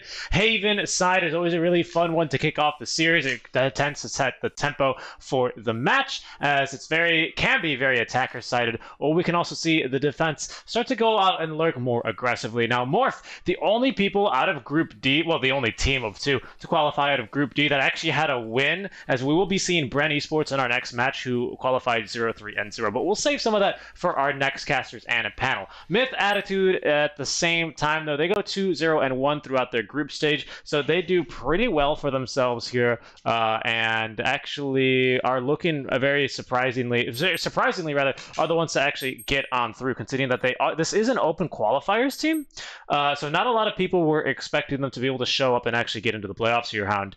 Most were expecting only one word, perhaps even Anbu. You might even be surprised if you're like, I thought they were supposed to be playing now. Like, you know, hey guys, big Anbu gaming fan, can you tell me when they're playing? I don't see them on the schedule. Sorry, they got eliminated here. So it's going to be Myth Attitude going against Morph. Really looking forward to this match, as we can already see Famous on the Reyna here. You like to see it. Yeah, we do like to see the Reyna being picked up by Famous. Morphs tend to pick it up quite often, especially at maps that I think almost all of the maps, they do have the Reyna pickup, which I think is always great. So let's take a look at the agent composition. Oh, but before that, though, Penguin will be able to take that pool one tap with some good shots. Yeah, we cut away just in the nick of time to miss that kill, unfortunately. But very surprising that he was able to control the spray from the Frenzy to actually get that. I mean, going down long with a Ghost versus Frenzy seems like that should be a Ghost favorite matchup, but pardon me, got caught off guard there, looking for the ultimate orb, and now lurking on through. Nicely done, gets the kill onto one. Fat Penguin is surprised, not sure where they're getting shot from. Now the Ghost recovered by Nugent, as he will lose the duel to Fidel. Wow, but it's a 2-for-1 trade. Luckily enough, they won't punish too hard on A long. They will be able to score into A side.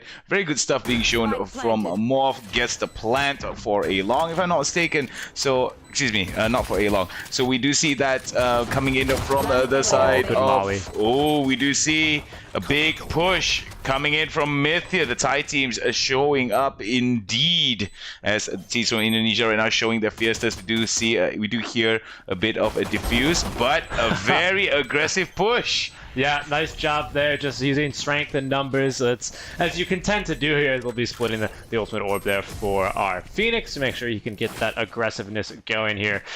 Good stuff. It was a really good usage there of the Sova drone, because that way they knew someone for sure was hiding in hell. They're able to volley them off, prevent them from actually getting any damage in, and from there the site retake is actually very, very easy. But a good job overall as well from NewGen. Using that classic for the double kill there, not the easiest thing to do. I think maybe a bit of panic coming out from the side of Morph. Fat Penguin did very well to get that initial kill down long, ends up actually just kind of losing the plot there. All right, so we're going to be seeing here relatively easy start here for members of Myth with the anti-eco pickup, even a Marshall there being picked up. I do like what I'm seeing. A bit of a bit of fights here happening towards mid-side courtyard. It's going to be flashed out a little bit by Patpan. Goes for the Molly onto the side. Has to be very careful. Courtyard here is good. Ooh, Fidel, wow, gets it onto Patipan. Yep.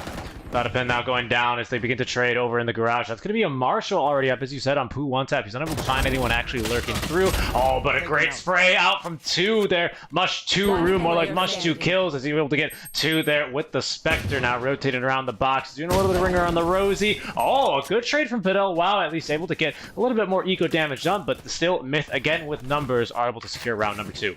All right, so looking at what we have been seeing thus far, it seems pretty standard from a Myth to play this out. They do have a 2-round advantage, may put members of Morph in a bit of a pickle here in terms of economy. The anti-eco round was definitely in their favor, and as you can see already, oh wow. What is this strategy out from Made in Thailand attitude? That attitude is feeling a little bit Bucky, perhaps. Is this going to be the 3 Bucky loadout, holding on to that Bulldog and a Marshall as well to set up for this round. I do like Myth's lineup here quite a bit, actually. I think they're going to have themselves a fantastic time on defense. They got so many ways to actually slow down all these pushes as pushing out through mid. Famous is able to get the pick, and with the Vandal, he's going to know that something's up here.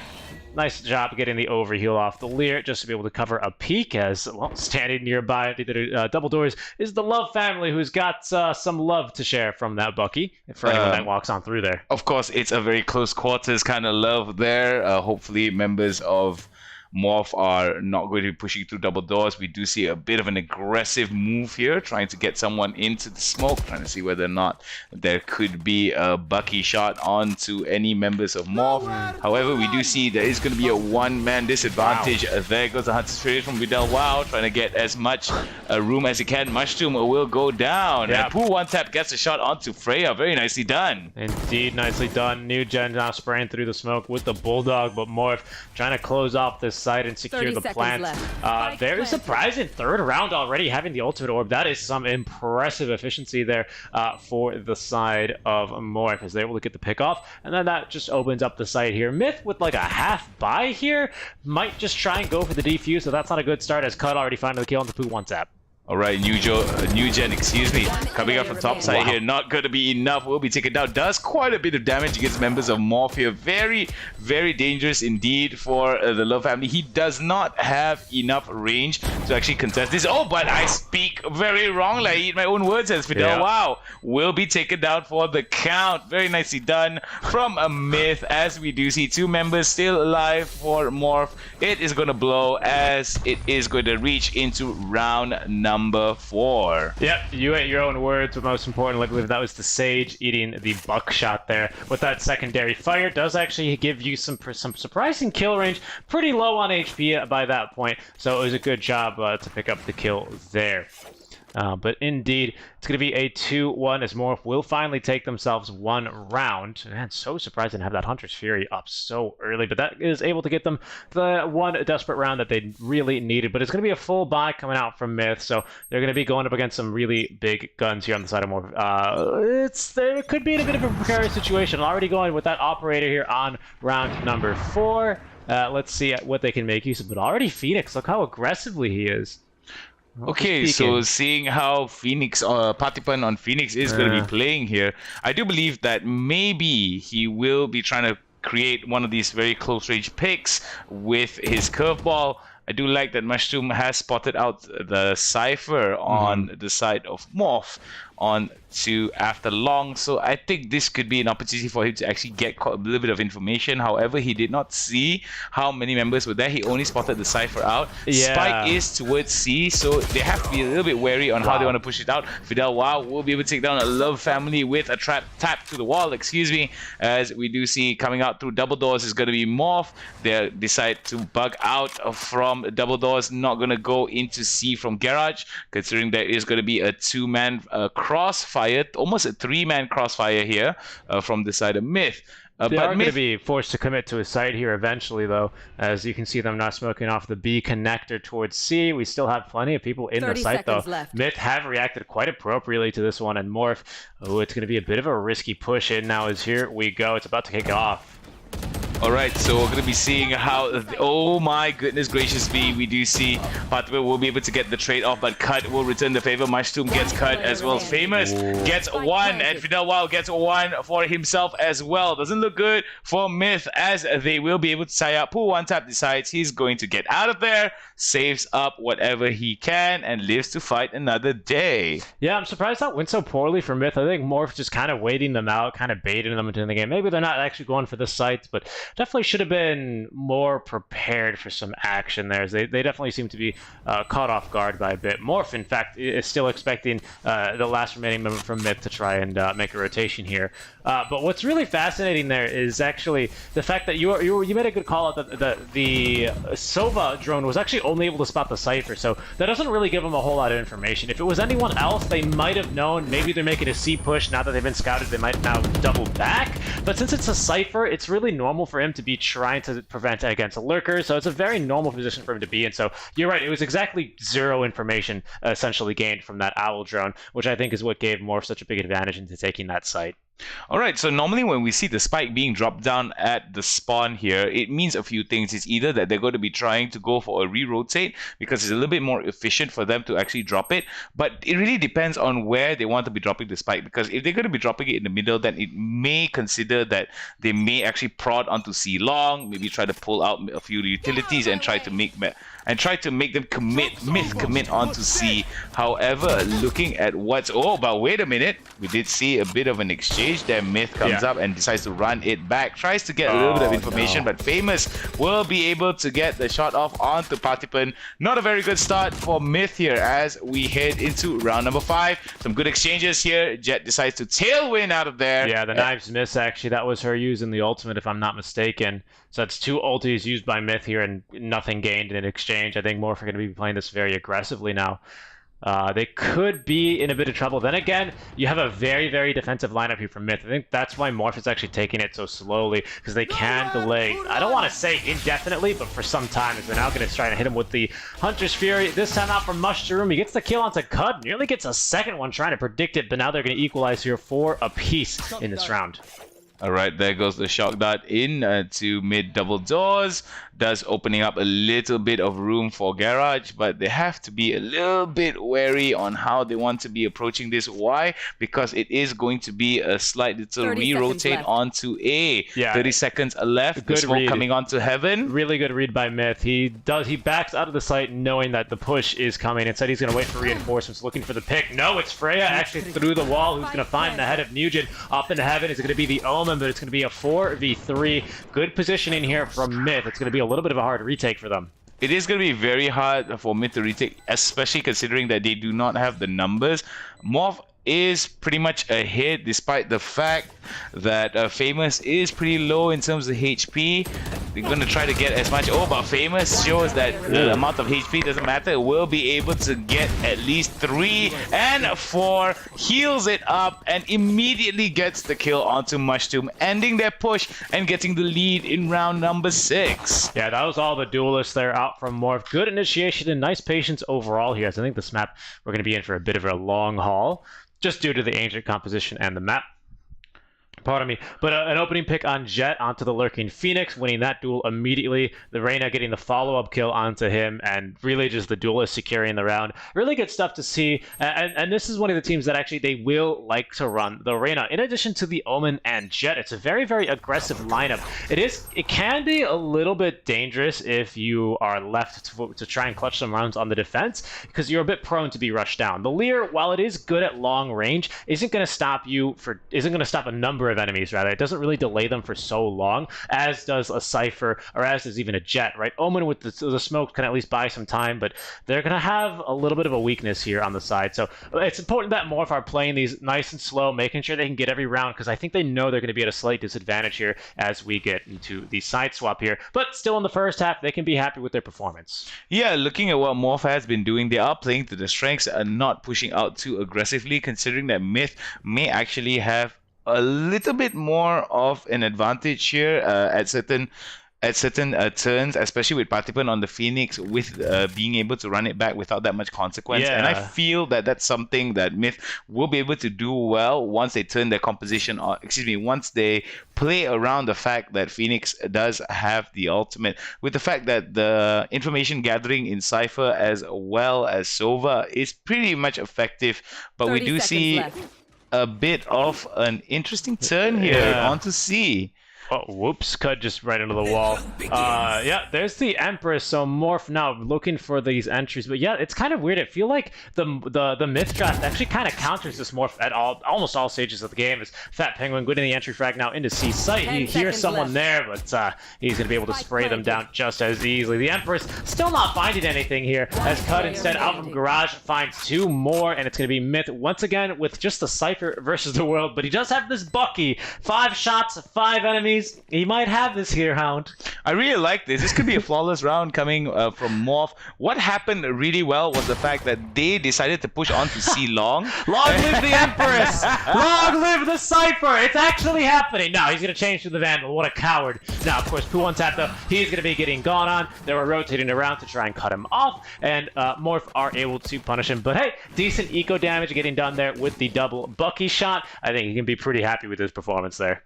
Alright, so what's important is that they were able to take down the Love family without much information being relayed towards members of Morph, right? It was shot in the back, didn't see much coming, but we do see Nugent as well getting killed onto C-Link. And immediately we did see that they did have a little bit of a C garage. They had C garage in terms of control. Goes up onto window, pushes up onto B link to C, and immediately closes in that angle. Yep. So they only have the spawn from spawn to C to actually worry about. Yeah, I like Myth here. They're going to go with the double operator. I'm usually not a fan of the double operator lineup. I think this time it's actually fantastic for 2 reasons. Morph, they purposefully want to play this slow. Take some of these slow opening engagements and then try and just slowly take control of the map here. Against an operator, you're gonna lose with that play style overwhelmingly the amount of times that you try it here, just because of the natural range advantage that you have.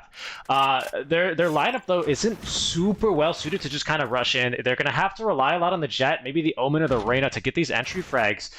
They could really find themselves in trouble with this double operator strat, but it depends on what opening pickoffs we can get. Myth as well, just so patiently. Finally, they're gonna show each other, but it's gonna be Poo one tap doing just that here onto Fidel Wow, that is. Fidel Wow.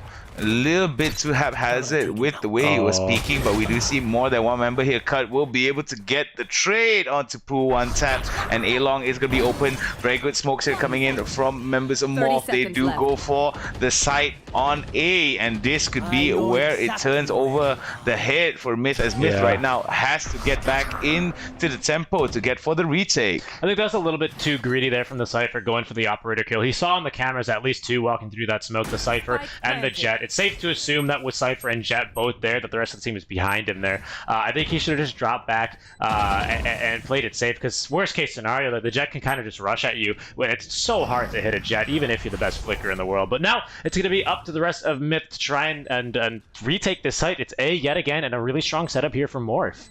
All right, Morph right now with 4 angles being covered with 4 members. We do see Myth right now looking towards getting in the drop from heaven. Very reckless indeed. Very good stuff being shown from Patipan, but it's not going to be enough, as Cut will be able to take down 3 and 4 and ends the round with the Love Family being the last frag of that match, of that round, excuse me, as we head into round number 8. Yeah, that was kind of madness. I wish we had a drone shot of that, because it was a really good entry out from Myth. But I think I'm not sure quite what happened. The Molly was a bit off, in my opinion, there out from our Phoenix. In any case, it was a good effort there, but Cud just able to clean it up. He finds himself at the best angle there, wins his initial pick, so he's able to really just gun everyone else down. As we're not really expecting him to still be alive there. Now he's got well, a 4K in his pocket. He's feeling real good. He does have the ultimate as well, as Morph will take their 5th round as we head into round number 8. This is a really, really good attacker side, especially against this lineup.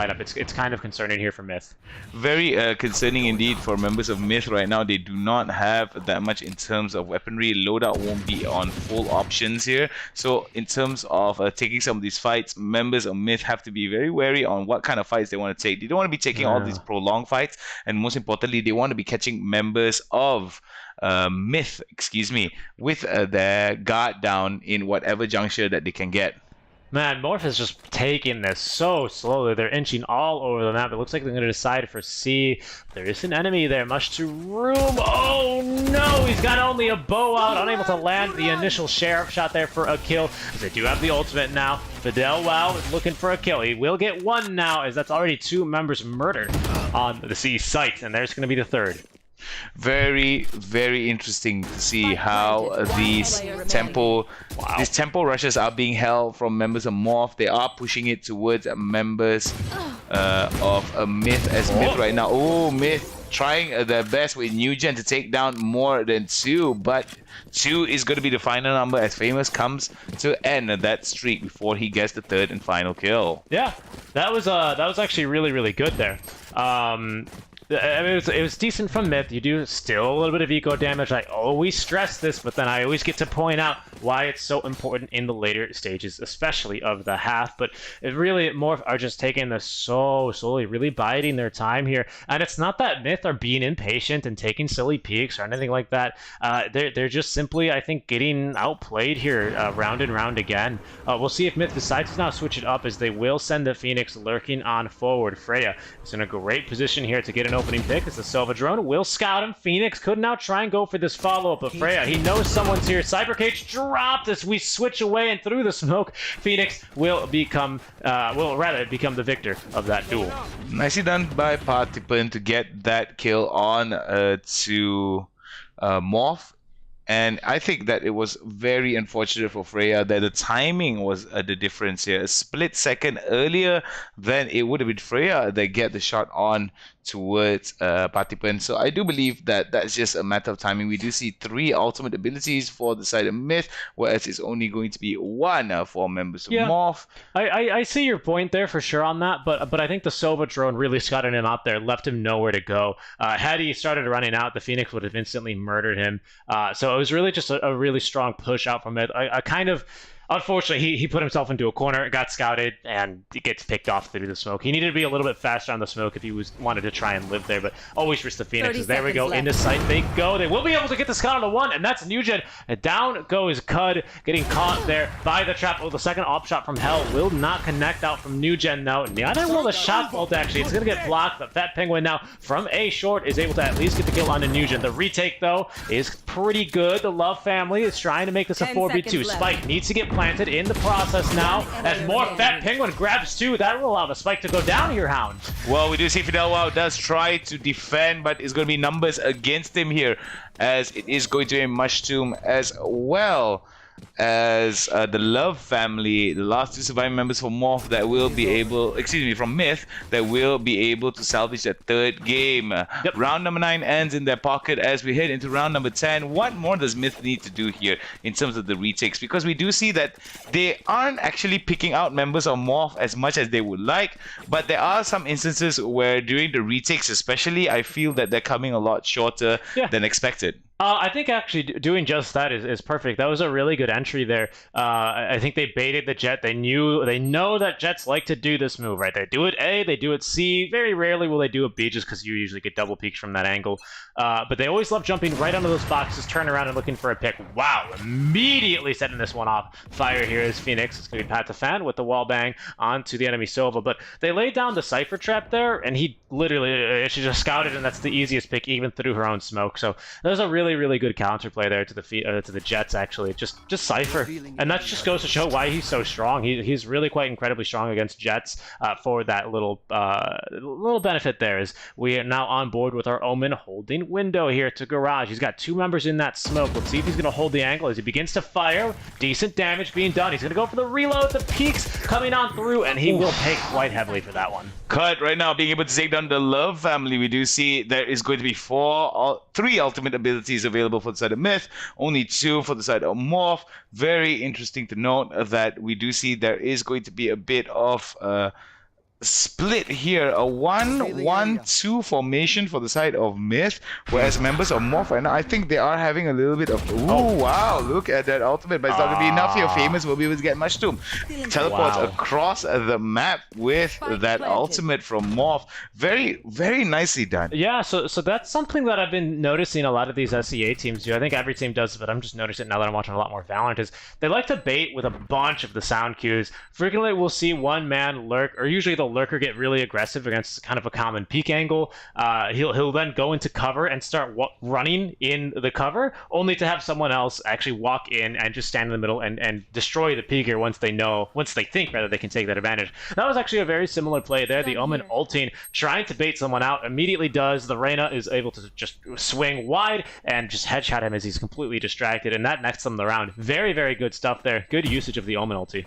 Yeah, it was a very good usage indeed, and they were able to cover a lot of ground and with relative safety because they had all the entries covered from the side of Morph. They knew for a fact that members of Myth are not going to be pushing in and try to contest it, so it was just an easy decision to make. However, Myth could have benefited if they actually threw out a few lurkers here, but considering how Haven is and how dangerous it could be, very long angles to actually push into can be very dangerous if you don't have the proper intel, especially from the defensive side. I think Myth might be caught up here now. I mean, they're maybe caught off guard, especially by just how largo and how slow this Morph tempo is now.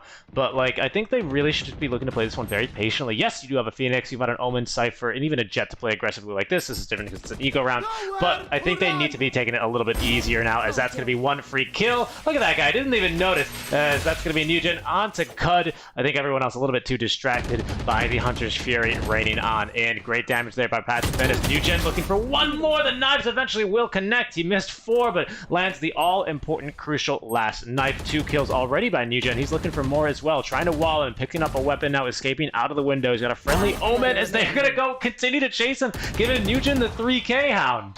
That is what I was saying about Myth here. The last final member for the side of Morph is going to be Famous. Famous right now is going to whiffs it, and it's going to be punished by Famous. Nugent had a bit of a streak there, will be taken down for the count, and we do see that a lot of this was basically because Myth. But wait, Famous there being able to take down 3, trying to clutch it out. It's got to be careful, but no, it's not going to be enough. Poo one tap decides to say enough is enough from you, Famous. Now I want to reiterate this.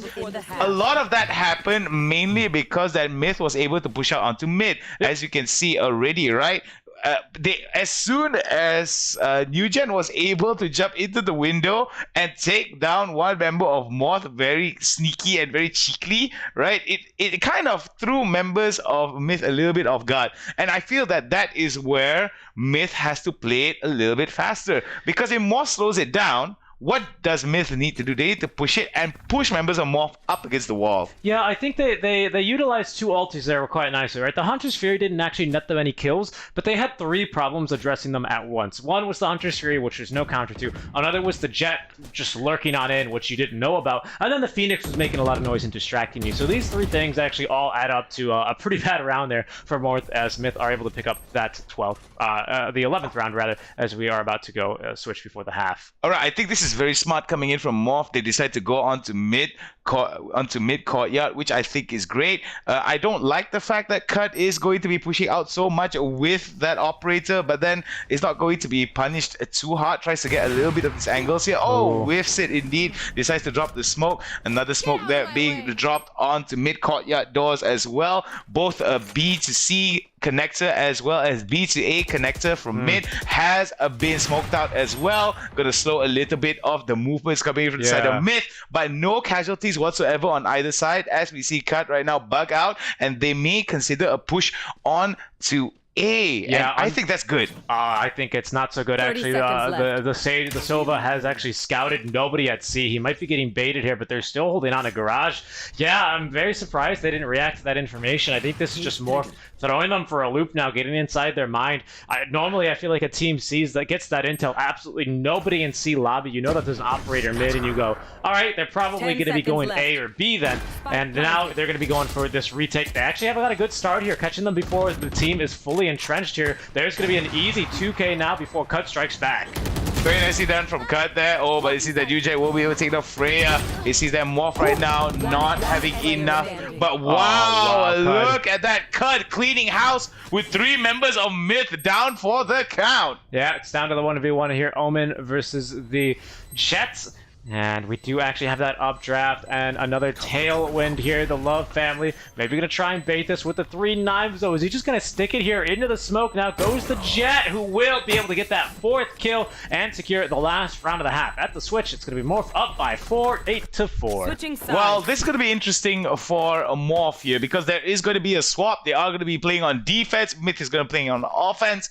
I do think that members of Myth may actually benefit quite a bit, but considering that Morph has quite a high number, actually not that high of a number, has quite a bit of an advantage here in terms of rounds. Is it too late for Myth to actually come back into this? No, I don't think so. I think this is that Morph did the appropriate thing there and won by the amount I think they needed to. 4 rounds to secure the tie, or at least 5 to win here, is definitely doable with their lineup, especially if they win this pistol round. So there's a lot of pressure there. But they don't do a very good job of slowing down attacks. And Haven is a map that really is an attacker's paradise. You might even call it an attacker's haven here. With the 3 sites, a lot of interconnectivity, as they're going to be going a bit aggressively here straight away. Double doors. Cut is going to be peeking this one with the Ghost. He hears plenty of reloads. He knows there's at least 1 here. But the flash might be good enough, at least forcing Cut to use plenty of utility now. The push coming from C in the meantime as well. Very nicely.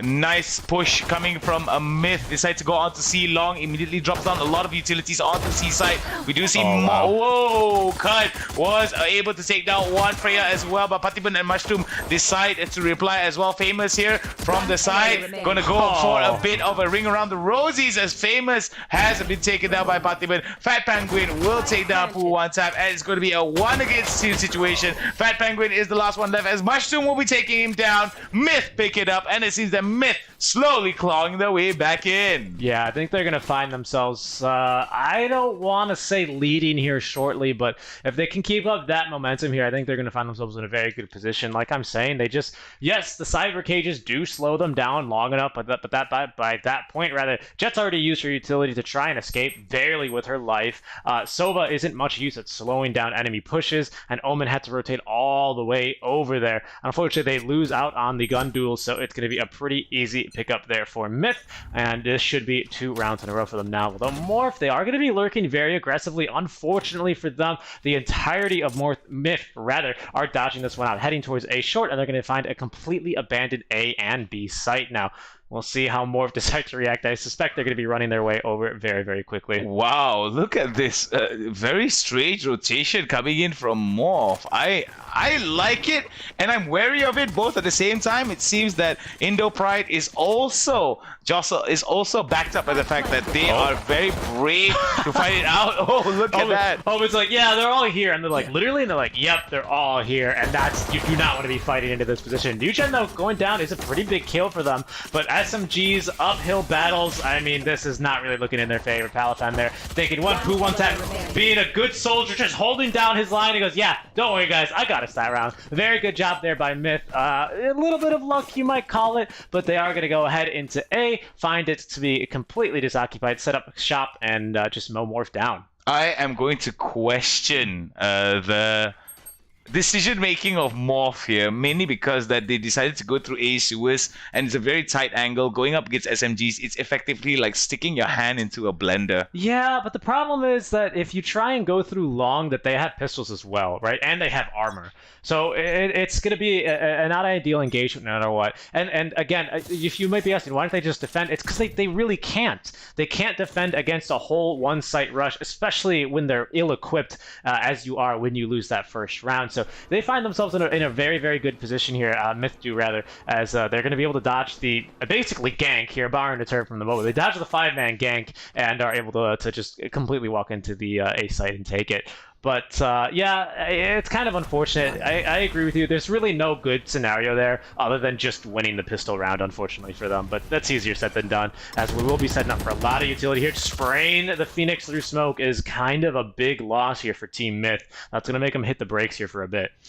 What is very precarious indeed was the fact that Penguin decided to go for the Blaze and decided to go for the Ultimate Orb, and I felt that that's something that he shouldn't have done so recklessly. The sound cue is pretty loud, and I definitely know for a fact that members of Morph will definitely start spraying down immediately. Yeah, that's something that you generally do to fake it and then see how many enemies are willing to blast at you through sight, 30 right? seconds left. In your pubs, it's not always the best idea to spray someone down if they're taking an ultimate orb. Sometimes it's better to just let them take it and let them think that there's no one else in the site there. Now, Myth, they know there's at least one here, and it's a rifle, as they will now get the location of that Penguin. He's going to be holding this angle, and it's, whoa, a little bit of a longer trade there, but eventually the duel won by more, as they're going to give it the flawless after all. Wow, impressive stuff for them there, and a much needed 9th round in their inventory.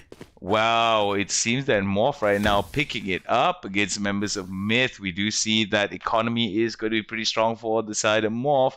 Myth may actually be in a precarious situation if they get taken down and they're not able to basically get any kills. If Morph gets another flawless like they did in the last round, it's going to definitely force an eco onto Myth for sure. Yeah, again, it's not going to be really easy here for Morph. Luckily, they are going to be able to bank themselves a little bit of credits with that flawless, and they're going to definitely need to in order to stand a chance here against Myth. Like I said, it's not a bad draft. It was good on the offense, but they are very, very vulnerable here. And I'm surprised that Myth are playing this so patiently here. I think both teams, a lot on the line right now, so they're just wanting to make sure that they don't make any silly mistakes. It's Fat Penguin rotating on through. The Sova drone doesn't scout anyone here. Fat Penguin is going to go ahead and throw forward a dark cover just to maybe lurk a little bit more, but he could find himself in trouble. Poo one tap holding a pretty good angle. He's going to be hiding behind a box. If he stands up, he might be able to see that Omen, but for now, they're just going to be continuing to just look at it in each other's general direction, I suppose. But a good read here out from Morph. They don't see anyone at long A or mid B, so they set up really nicely to retake C immediately. Yeah, and it seems that from members of Myth, they do want to be giving a lot. Oh, but Fat Penguin there takes out Poo one time. Very unfortunate indeed. Decides to go for the dark step into A long just to make sure that he doesn't get punished too hard. And I do like the fact that members of Myth decided to bug out of Garage and decided to go away from trying to go to C, but coming in from C long though, 3 members from the side of Morph, they are practically reading into it. Mid is still very much open, but we do see that there is going to be someone from B to C link, so there's not going to be an issue. But Indeed. Let's see what they can get done. Hunter's Fury as well. They need to finish off this jet. They're not going to be able to do so. Morph just picking them off all the way down long. 1v3 scenario, and they are going to be able to gank them from Garage. Ooh, that was a bit rough. A very good read indeed, and I think Morph, this is the way they realize they have to play now. They have to play for these retakes because they simply can't slow the push down. There's not enough utility, but they're actually dealing with it very, very nicely. I'm shocked, to be honest, but I'm very impressed. I'm very impressed too, looking at the Indonesian team of Morph, showing Myth who is spicier indeed. Regardless of the amount of utilities being used by Morph to basically slow down the push, they're quite aware of the fact that sometimes they are not able to slow down the push as a whole. So they immediately know that they smoke out some of these places that allow some of these sidelines for members of Myth to gather information. And when that happens, right, Myth are not able to make a decision without calculating the odds in their favor. Yep. They're going to now maybe look to favor an A push. This is, again, is going to be red as no one has scouted mid, no one has scouted C. They've got the sight for Cam as well, so he doesn't need to peek it. But on the rotation, they might be looking to just push through mid. The dark cover there, everyone's lurking. I've never seen a game this slow. It feels like everyone is walking immediately from when the gates go down until the first shot is fired. With Newgen, he's got the knives out. There's going to be the flash right into B. Are they going to plant here is the question, as the knives will not get the kill. Instead, it's the headshot from the Sheriff of the Phoenix. I do like this Blaze Wall here, trying to get denial of line of sight from the side of Morph, making it a lot harder for them to retake. But amount of sight here coming. Oh, nice. The trap gets cut in his feet. This is a really good hold. Actually, nearly actually getting the spray. He is going to get the spray through the smoke with the Sheriff. I've said before, that's not really a gun you spray with, but they're proving me wrong already. The two-pronged attack here up from Morph is falling apart at the seams, as they will not be able to scout one. He's going to be able to get half the defuse, but immediately murdered. And that's going to be a Thrifty now in the favor of Myth. Not only do they escape with 2 rifles, but they're going to put their eco in a much better position now. They've closed the gap to 3. Unfortunately, Morph can still buy, so they'll be up against a full buy versus a full buy here. A full buy round here from both these teams, as we do see members of Myth as well as Morph are going to be going for an AR build here. Vandals all across the board for Myth. However, we do see 2 Phantoms for members of Morph. A little bit mixed up in terms of the AR, but nothing too different between these two teams. Yep. Oh, some very good Hunter's Fury here coming in from Fidel. Wow, will not be able to take down anyone, but Kud will be able to open up onto Patipan. Very nicely done here as they try to go into double doors for Newgen. Oh, Newgen tries, but gets traded. Yeah, that's a bit unfortunate. Nice Hunter's Fury there. Checks for anyone in A, checks for anyone in window. So either they're going long, which is very unlikely because you must have heard their footsteps, or they're going to be in C. They predict that one very, very nicely out from Morph, playing with the intel that they're gaining from the Sova ultimate. It's not just the Owl Drone that gives you information. It's the ulti as well. If you can line up your shots there, you end up getting a lot of information. Mushroom, then he's going to be now left to lurk through the garage. They have a Cypher as well, but 2v4 scenario. It's a little bit early to call for a save. I think they're just going to play this one really, really slow, as is no surprise, to be honest, this map, and see if they can get any additional pickoffs. Perhaps even get the spike down in order to get a little bit of the eco back in their control. Okay, so looking at Myth, numbers are not in their favor. 4 members for the side of Morph. We do see that both these teams are going to be complete in terms of their loadout, but definite advantage for the side of Morph. More members in. Freya right now getting a lot of information here, but no clear cut. Does spot 1 going on to C long as well, and going towards C link. That's going to be interesting to see how that's going to be transpiring. Not going to be enough, as Fidel Wow will be able to get it. Fidel Wow gets the double, and it's going to be an easy defuse for the side of Morph as we head into the completion of round 18, and round 19 will be coming up next. Yeah, I'm not sure if Myth are going to have good money here or not, to be completely honest with you. Let's take a look as our observer will actually show us that scoreboard, but I'd like to see what they're buying. Yeah, it's pretty good. It's pretty good. They might have to share the love a little bit. Some people are going to be ill-equipped. Newgen let's see, does not have that ultimate, unfortunately, which sometimes you see Jets kind of go for and opt to play a little bit more aggressively with the ultimate. So it's kind of a half buy coming out. No, they're going to make the call for a full eco instead, selling off. Hold on. I'll just wait a second here. It is going to be the call for an eco after all. But shoutouts to this shoutouts to Cud. Cud is playing an incredible game. They recognize that they can't really play too aggressively here on this Jet, especially on defense, because there's nothing really to back her up, right? On the more normal teams, maybe you got a Breach, maybe you got a Brimstone or something else. I'll hold that thought. Cud, again, just continuing to pop off. He's going to use his utility defensively here if needed to get back towards the team and play for the retake. Now Famous is going to be rotating on over as Nugent able to get the pick onto one, but there goes Reyna as well as Sage, setting up the crossfire over to B, just setting up the killing zone. They hear them now going into C. They're not going to peek them from garage, and it's going to be another plant, but probably not another win here, as Morph still have the advantage 4v2. Even the Reyna is able to stay alive, dodging out the Sheriff Shop, going invulnerable. Mushroom going to get only one more before he's taken on down. 12-7, Morph within striking range of taking this first map. What I liked about that was Morph was pretty quick in terms of moving back into the retake. I did like the fact that they managed to punish members of Myth, despite the fact that members of Myth were a little bit ill-equipped.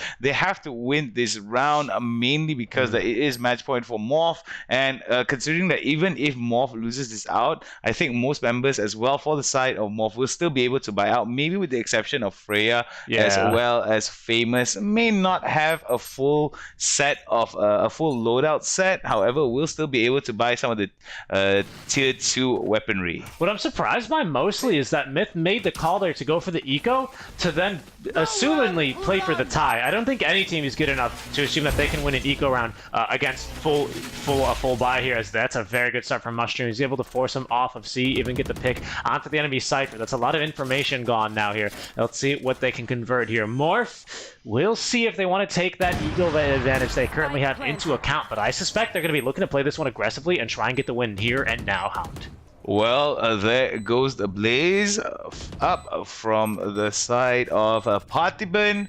Not utilized the way I would have thought would have been good, but I think it wasn't as great. Fantastic shock arrows. Those are some of my favorite things to see. Mushroom actually falling there to the 2 shock arrows, timing those to perfection. Knew someone was going to be holding. That might give Morph now the in, but Myth, they're holding really, really hard here. They know that they have to hold on to this one. Morph not really looking too hard for this round. They know that they got a lot of rounds to play with here. There's a lot of money in the bank, so they go out and save some expensive weaponry and just let Myth close the gap by 1. We're out of the group stage. The round difference doesn't matter. It's all about who can take the map.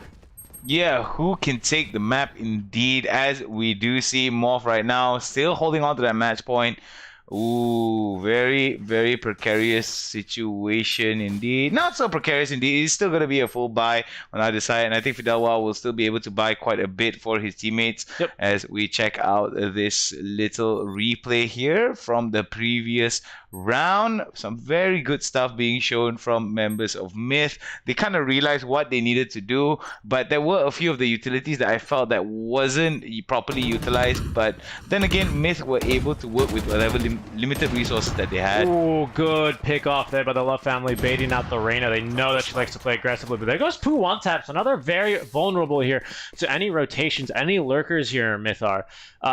Something else that I really enjoyed seeing there was the fact that they killed the Cypher means that there's almost nothing to slow down this push. They immediately proceed into the site. They got plenty of intel. They know that no one is holding the elbow or the connector. They're coming from defender spawn, so it's pretty much a free site for them. They don't have 2 smoke screens to work with. Jets, I believe, already used one early in the round, and well, that was basically it. Morph, of course, they're not too hard pressed here. They're going to be playing this one incredibly defensive now. 4-4 defenders, of course, always with a natural advantage here on Haven, a little bit more nullified just due to the layout of the map. But now Cud is actually rotating on over to the A site as Freya will be scouted up in Heaven. They're going to come make the call and make the rotations over to A as the spike will be planted by Mid. Oh no, actually, they're going to force him to back off here a little bit. Hunter's Fury is going to completely whiff all 3 shots, but it will at least delay the spike plant. They don't really have enough time to rotate over to another site here, Hound.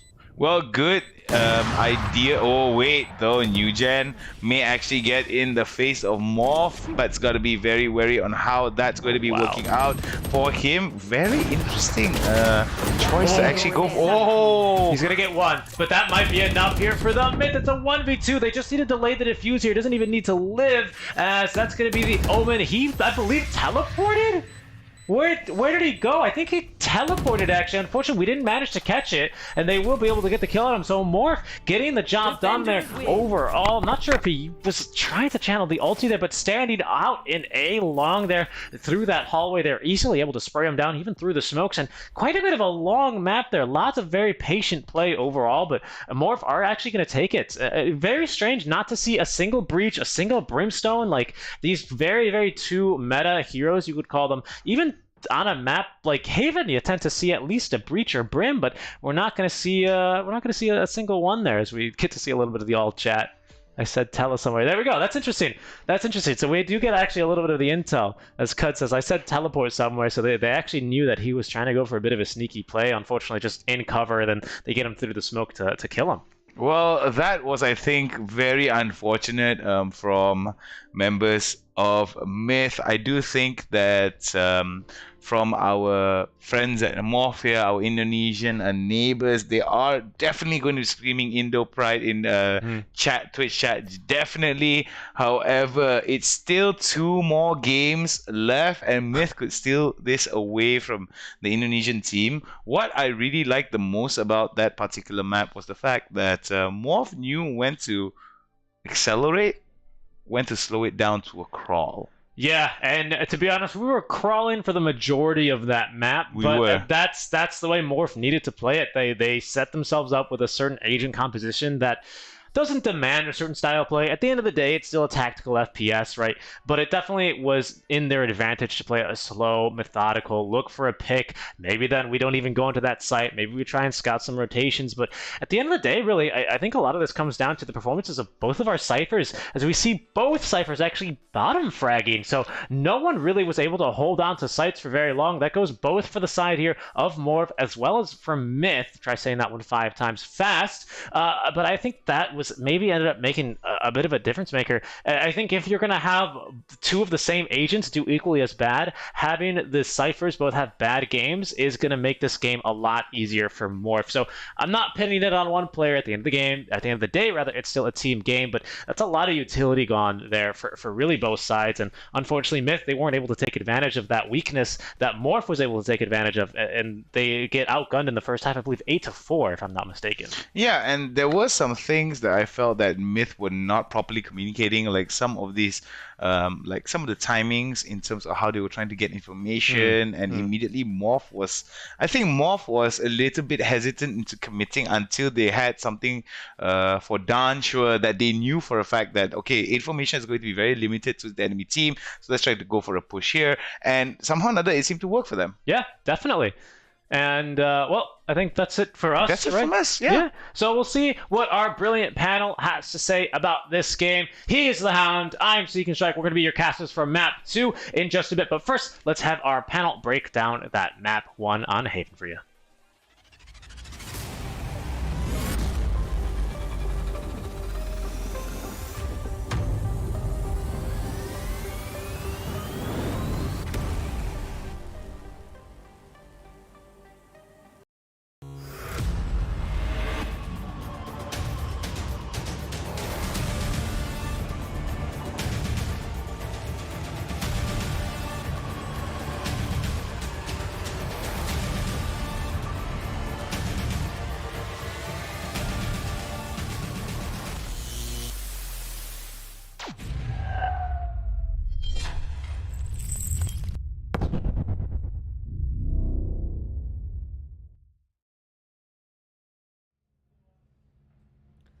Hello and welcome back to the Royal SEA Cup panel. We're here to break down the games, analyze them, and also have a bit of fun as we enjoy Myth versus Morph, the third matchup of the day, and by far the closest we've had right now.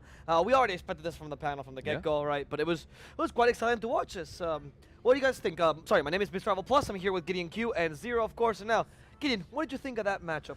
Well, I mean, the moment I started watching the match, midway through, the first thing that came into my mind was like, man, Zero might actually be right to a certain extent. And I think, you know, to a certain extent. Yeah, you can't just be right. Well, I mean, I can't give you all the credit here, and neither do I like being wrong, so I kind of had to justify it in my head. Okay. So I did things that a lot of people don't do, especially, you know, us as guys. I thought about how I felt about it. And the first thing that came to mind was the beneficiary of Reyna here. The pick coming in from Morph's side. The only difference between both the compositions was the Phoenix and the Reyna, which we did touch on pre-game. Yeah. Very interesting, because the first thing I saw, man, that ceiling is high. Yeah, it is. It's insane. That hero, if you put it on the hands of a very capable player, such as Famous, as we've seen, he can go insane. Yeah, he's gotten some like really close moments of actually clutching out the rounds, and Phoenix just unable to get on that site is really, really tough. That retakes, it's just impossible for him to really do much besides, you know, throw the flames. Hopefully it slows them down just enough for the rest of the team to start pushing through. Yeah, and if you're a Reyna, you just lure in and get a kill. Play around with your dismiss, you know, ghost in, ghost here. Hey, what's up, guys? What's wrong? What's going on? You pop another head, you can do it again. That's the beauty of Reyna. Yeah, we did see it. You know, we were speaking about that's one of the advantages. Yes, the lure is, I would argue, probably better. It's one of the better Better flashes. Yeah. It's not quite there, but it's a flash, right, more or less, in the game. But if you manage to really pop off and use her whole toolkit, that's like just a plus at this point, right, when you're playing the Reyna. How did you like how they played her? Because we've seen a lot of different styles of how they try to use Reyna. I think they played really well with the Reyna and without it. I mean, it's hard to tell whether Myth that far apart in terms of just mechanical skill, because Cut, he was just insane this match. He has, I think, four kills as well as 1 3 kill. That is pretty much the highlight of this entire game. It was just the Cut show. He goes in, Blaze Storm gets 4 kills. Haha, I won the game. Won a round. Next round he goes in, gets another 4 kills. It's just another walk in the park for him. I won another round. Yeah, and Cut is has been just carrying his entire team on his back, and it's just insane to think that he's only 15 years old. Yeah, it's pretty crazy, but I would like to see them go up against Vision Strike. Vision Strike mainly because I want to see the jet-on-jet combat here, because both of them exact same style, the exact same not even style but strategy. Throw in the first initial smoke, tailwind right into it, and let the team support you until you can start fragging out. Yeah, and because we talked about, you know, the ceiling, and Cut this game obviously played at the 100%, you know, the top of the ceiling. Next game he might not be. That's the problem with, you know, having these high ceiling players, is that their consistency is not always at the 100%. If he's at the 50%, the next game we might be seeing a completely different Cut, you know, underperforming under pressure, or even just, you know, just that slight miss of a shot can affect the entire game. This game was pretty close. It was 8-13 at the end. I think we can't get it closer than that. Yeah. These two teams were playing pretty great. I mean, New Gen had a couple of great instances. Fidel on the side of Morph as well. He was just fantastic on the Sova, as expected. So the next map we'll be heading towards Split, which Myth has found great success on it. They are 3-0 so far, which is 0 losses. While Morph is off middling results. They have 1 win and 1 loss. So this is Myth's map pick. So they are going to have that slight advantage going for them. I'm assuming Sage is going to be part of the composition here, or what do you... It's actually a lot of it's a team preference. You know, some people have moved on from playing Sage. You know, Jet is a new Sage anyway, since Jet can revive them with the ultimate. But yeah, we will have to wait and see. Myth might not pick up the Sage and might go for Raze, which is great on the map as well, or even a Reyna of their own. We'll wait and see. True. Are you guys expecting better results? Because if we always rely on the, we talked about this earlier on another panel on the group stages, but the reliance on a single player can lead you to essentially win any matchup, really. Yeah. But it also means that it's kind of harder to perform if they manage to stop him. I mean, that's one thing that we actually saw from other teams. Like, for example, Ambu in the group stages, Rafi was essentially the team at that point, and they figured that out, and they started just stopping him every single time on his Killjoy, and that could be something that Myth tries to propose as well. Yeah, but for the side of Morph, they just have so many players to look out for. I mean, it's not just Cut. You got Famous on his Reyna, you got Fidel on his Sova. How do you stop all these players? By playing as a team, of course. That's what Myth is known for. That's what Myth's strengths have been so far. So if they're able to play more cohesively and play more aggressive as a team, I think they stand a chance to force this into a game 3. Well, I don't know how aggressive they can actually be until they start meeting against some like really defensive oriented or just like some strong fraggers coming up to some of these other top teams here. Because looking at the stats overall that I have here opened up, we can see that number one, Cud and Famous both doing really good, but Fidelwa, as you mentioned, was able to consistently get 4 double kills almost each and every single time, or at least player kill the first initial what's it called, first bloods, of those rounds, and those really skew their advantage, especially against a team like Myth, who is so dependent on their numbers. Yeah. Look, to ask you guys, now the game is about to start, I don't want to delay any further, we want to get on with the map, but do you guys think that Myth can bring it back? First you, Gideon, please. Well, on a map like Split, there's definitely going to be a chance. However, I still think it's going to be real tight. I think it's going to be about 13-7, one or the other. But for whom? Obviously for Morph. Okay. Wow. Obviously. I gotta stick to my guns. How about you? I think Myth, being this is one of their favorite maps, they have performed quite consistently on this map. I think they have a very good chance to force this to a game 3. Okay. Let's see which one of my analysts is correct here. We're gonna find out right after this game as we start with map number 2 between Myth and Morph to see who can make it further in the upper bracket and who's gonna unfortunately go down to the death that is the lower brackets. Take it away, casters, and delight us with a wonderful narrative of this matchup.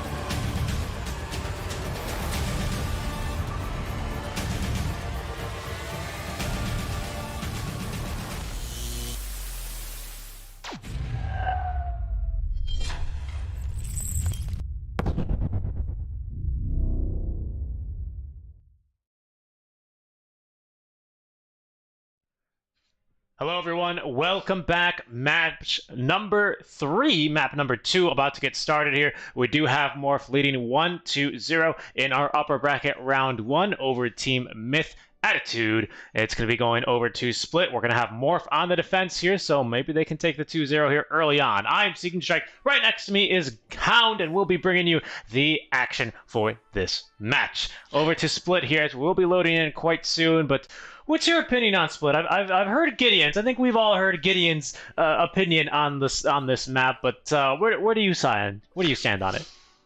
I'm a little bit so about it personally. Not one of my most favorite maps, to be honest. Not one of my most favorite maps. I personally for me, I really do enjoy Haven a little bit more. All right, yeah. It kind of gives a little bit more options for I think attackers and defenders, in my opinion. It really depends on the.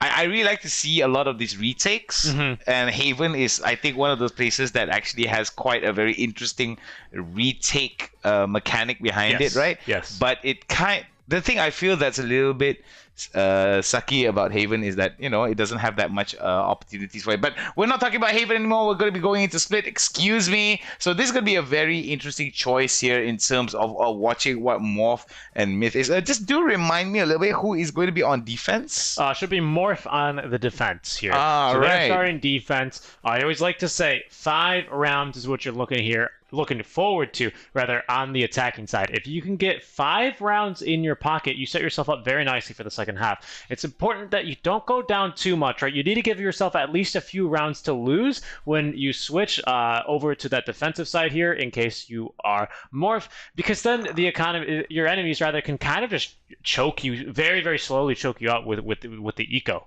right? So that's something to be aware of here. But we'll take a look at our lineup as we do now have that Brimstone actually coming through for Morph on the defensive side. The Sage as well making an appearance. Sage, Raze, as well as our Jet. So no flashes here. Actually, no flashes at all for Team Morph. So I think this seems to me... Oh, wow. Look at that aggressive little play there for now chasing out. As nice job there by Pacifan, able to use the jetpack to bounce on out as Myth, they have taken the site. Very, very aggressive out of the gates, quite literally. Really quick there to finish my point. Morph, they're not going to do too hot here on the attack. That's something to really keep in mind. Whereas, actually, no flashes at all. No flashes at all, It's but actually... you do see that both of them actually pick up the Sage here, so there is going to be very... oh wait, but before that, Fidelwa will be able to take down onto the Love family, goes immediately for the defuse here. Very good stuff being shown from Partibus, but it's not going to be enough. Myth, one last member standing nice at job. Defenders, will be able to win out. Very nicely done from the side of Morph here, getting it, but it's going to be Famous that gets taken up very cheekily by New Gen. Yep, right there. Exit frag during the eco round doesn't really matter. But hey, it's nice to have that 200 in your pocket as well as getting to feel good there, getting that exit frag. Cud, again, going to be going for this Marshall. Again, I need to come up with a better name. You know, the glass cannon is going to be a jet without armor. I don't know what you call a jet with armor, but with a Marshall. Maybe like a bit of a pea shooter there, right? Yeah, a little bit of a pea shooter, a tank that shoots maybe peas, I suppose. I mean, not entirely tanky, but you know, you get the idea. Okay, but looking at it here, I think the biggest thing about Split is mainly the mid control and how the Sages on each side will be able to delay quite a bit. And look at this already. Look at this Morph. Yeah, they're daring anyone to jump on top of that wall. Cud, is he going to get baited? There's the Tart covers. They take their knives to it. Cud, he's going to find one before he sprayed down. Fidel only gets another one. I thought maybe they're just going to go for a just full savage knife rush there. Just keep on going through on through. But in the end, it's going to be Morph still with the defender's advantage. The spike is getting planted here. B again. They forgot to clear back of sight, and they're going to be punished heavily for that one, Hound. Very nicely done here from from Morph. 2 rounds in their pocket already will definitely be very, very precarious for members of Myth. With 2 rounds behind, it definitely creates this slight economy difference here between Morph and Myth. Considering that Morph were able to win those 2 rounds very convincingly, they will be able to push it out, especially since the anti-eco round was so effective against members of Myth. And we do see that everyone will be able to go for the full buy. Maybe there's going to be a mixed buy here from Morph compared to Myth. They don't quite have enough there to upgrade. I'm always really interested in seeing teams' reactions. I think on normal maps, you don't really mind not upgrading your Spectres because you need that 2nd or maybe even 3rd round bonus. But on a map like this, where you kind of need this round on defense, we'll see here. Morph, again, we see them play incredibly defensively. They don't have any interest in defending this beat take, as Nugent will be able to punish Fat Penguin, who is peeking over from the rafters. Alright, so we do see here coming in from Cud, Morph right now may actually go into a very interesting spot as he decides to go to his tower. Again, look at this. Look at even where the enemy Sage is located as Morph. Now they're going to go for the retake. A great wall, though, will keep that enemy Sage outside of sight here for a little bit longer as she's saying, let me in, let me in. I'm supposed to be on the other side of this thing now. She will now get the entrance onto sight, finds a kill onto one. Famous as well with the explosive pack. We'll be able to blow up Boom Barappa, but Parafen is going to be able to delete that Sage who was now trying to flank. Now it's down to the 2v1. 2v1 here, and not going to be enough for Morph as a Myth will be able to take this round away. 3 rounds in as we go into round number 4. Finally, Myth will be able to get their first win. Maybe that's how you counter this sort of retake strategy. Get a Sage. Because honestly, I didn't really think a Sage on attack was all that good. This map, of course, withstanding, but usually you see it for the control mid, right? Never would I think that they would know that there's an enemy Sage down that hallway, wall her off, focus on the rest of the team, and then end up winning the round. Now you can see it's a mixed buy coming out here from the side of Morph. We have a few weapons as the knives coming all around here. But yeah, I think there's a few Buckies, plenty of pistols, a frenzy here for Fat Penguin, but Myth should be set to win this round here. Again, it is going to be split, so we could see some shenanigans, but it seems to be, again, that B rush with Myth have favored thus far as they kick it off now with the Guardian, getting that 2-tap now onto Fat Penguin. Fat Penguin tastes a little bit of the Guardian here as Morphs are famous right now with the Bucky. Is going to be not going to have that much in terms of range. Decides to go for the pain shells. He does have that showstopper though, Hound. You got to be careful for that. Yeah, he does. And that's something that they have to be very wary of here, especially considering that if they decide to get very, very clumped together. I do like the fact that they are going to be rushing. They might actually go for this retake onto B. And this is where most of the fights may actually slow it down. Patiban decides to go for the pain shells, slows down members of Myth by quite a bit. There goes the smoke, as well as the wall. Like you said, the aggressive play, how do I say this? Oh wait, but before that though, Famous gets taken down. But they need to start defusing now though. That bomb continuing to accelerate. They're not going to get the chance, as Myth will equalize your 2 apiece. The eco damage, oh, that's a bit better for them now, as we will have to rebuy on the Jet, but still a very big win there. Now it's going to be the Jet operator as well, coming through from Nugent on the attacking side. We've seen some very aggressive plays out from previous Jet operators, especially on this map. RB rather, on Vision Strikers is very, very well renowned for this. He is going to start running up your A ramp and find picks on Heaven, only to then back off and do the same in B site. So we'll see how they're able to use this bit of aggressiveness coming through from Cud. Yeah, so when I look at it from this point of view, right, I did like the fact that Myth actually used the Sage wall in a very aggressive manner to stop the push. It's very anti-push, right? Yeah. So it actually slows them down by quite a bit, and also because of the sound cue that comes, it actually reveals quite a lot for Myth to basically hold on to some of these angles and readjust. But looking at how Morph has been doing here, it could be a very interesting game because it's going to be 2 for 2 thus far. We'd like to see how Would like to see actually Morph try to steal this a little bit ahead. They checked, but they looked away too quickly. Wow, Fidel's going to get 2 before being picked off there by Nugent. A very, very big win there, but it's already popped off there. 3 dead on the side of Myth versus the 2 for Morpheus. They will not be able to force them outside of B Heaven, but the spike actually being rotated on through. Raze is not going to find anyone here on their long journey out from A through now B markets into low and mid site, and the bomb is being rotated over here. Brimstone could be very, very caught off guard. I don't think he's going to expect to be coming from defender spawn. 30 seconds this left. is going to be something of a wildcard here from the side of Heaven, Myth. that could be a problem. Towards A. I'm surprised they're not sending anyone to clear out Heaven. Everyone's still just holding their ground. They've completely relinquished. Look at this. No one contesting the sites right now, Hound. No one contesting them at all. I am just as confused as you are, to be honest. Newgen as well as Boom Barappa have been able to move to A without any kind of punishment, without any kind of contention. And this immediately is very, very bad for the side of Morph here, mainly because that, yes, they do have the 3-man advantage over members of Myth. Look up picture. Everyone's walking. The bomb's planted. Put a pep in your step, boys. Let's get moving here. But now they're playing it slow, calm, and patiently. As the 2 members from Myth are going to rotate into Heaven. This is where it might be popping off as the Raze ulti will be used. But Famous is not going to scout anyone to use this on. They're going to shoot it over there. That's going to let them know there's not anyone there. But Nugent lets the presence be known by finding the trade onto 1. It's down to the 1v1 scenario. And Boom Barappa able to clutch this one out. What a round! I don't know about you, but Boom Barappa just clutched it out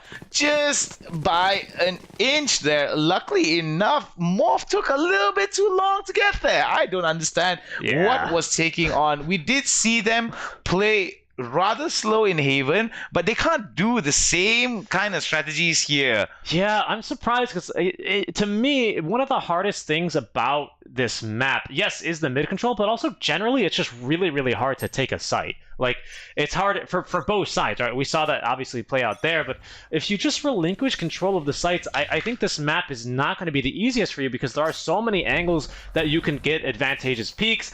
Maybe you can even get a 2v1, so many 90-degree angles that you're not going to be able to check perfectly there. Even, pardon me, Myth started off that round by losing 2 people to the Sage there and still ended up winning. This is a very interesting choice here for Morph to actually get this wall off and basically wall off Garage, and I think that is I don't think it's the most efficient way because they'll be able, it doesn't slow them down by that much, to be honest. Yeah, they're already upside. They're going to be real loud and obnoxious about this one. It's the Molly straight into the cluster nades as well, as that's not going to be a very happy race. Getting healed up by the Sage, so they know one is going to be Raptors, is in through A main. They go, cut it over to B. The Sage is like, all right, I guess I'll come over, but in the meantime, Morph are able to melt 2. They're on eco here, so a 3 versus 2 is actually pretty advantageous for them. This New Gen will be able to finally pick off that race. New Gen picks up Famous, nicely done, as we do see the Cypher's going to be uploading as, it's going to be the Love Family that takes it down. The Love Family with 4 on to Fidelwov, his final kill for this game, as we do see 2 rounds in favor of Myth. If this keeps up, we could have our first third game of the day. Yeah, I mean, I hate to criticize this early Morph, of course, on the eco as well that time, but I think they need to dig themselves in here a little bit more, be more willing to stand their ground and delay the pushes here. They've got a much better lineup to do it this time alone with the Raze and the Omen, and especially the Sage. I don't think that they should be so willing to give up these sites. That's where, I'm telling you, that's where a lot of the strength here comes from. That mid control, yes, of course, but also just holding sites and being as annoying as possible, letting those rotations come in, and then trying to get a 2-pronged attack onto your enemies. If they just let this go too easily, I could really see this one slipping away in the defensive half, which is never something you see. I find it really sad here from the side of Morph. They were able to win the first 2 rounds. However, Myth have been 4 in a row thus far in terms of round 1. So I think this could be putting a bit of a hamper for the side of Morph. They did come off from that eco round. It is not going to be the strongest kind of economy coming in from Morph, but they will be able to at least buy it out here for at least the next few rounds. For Myth, however, I'm pretty sure that they are doing pretty well in terms of the economy. This is 4 straight for them, so they got plenty of money in the bank right now. Morph unable to really find too much eco kills, too much damage. As I like that little play, just getting a little boom buddy, give them a little bit of a trampoline as they will start rotating people over. 45 seconds left. It's quite a small map here, so we could still see a rotation towards A, possibly, as the Omen lurking on through. Yeah, mid lane, they're going to just dodge each other out yet again. That's going to cause some confusion. The Brimstone's like, what? Where did this Omen come from? He's going to be completely blindsided now as the call is being made to go over towards A. Omen did a great opportunity here to land a huge pick here onto the Brimstone, and that will be the A site control just given over, although they're gonna, no, it's actually Freya who gets the pick, and now this is going to be a very bad push. Myth are going to be running probably into a lot of trouble here as control of Heaven is completely secured here for Morph. Alright, so we do see that it is going to be a smoke onto Raptors. I don't know whether or not this is going to be a very wise choice for the side of Myth, but it seems that they're making it work somehow or another here.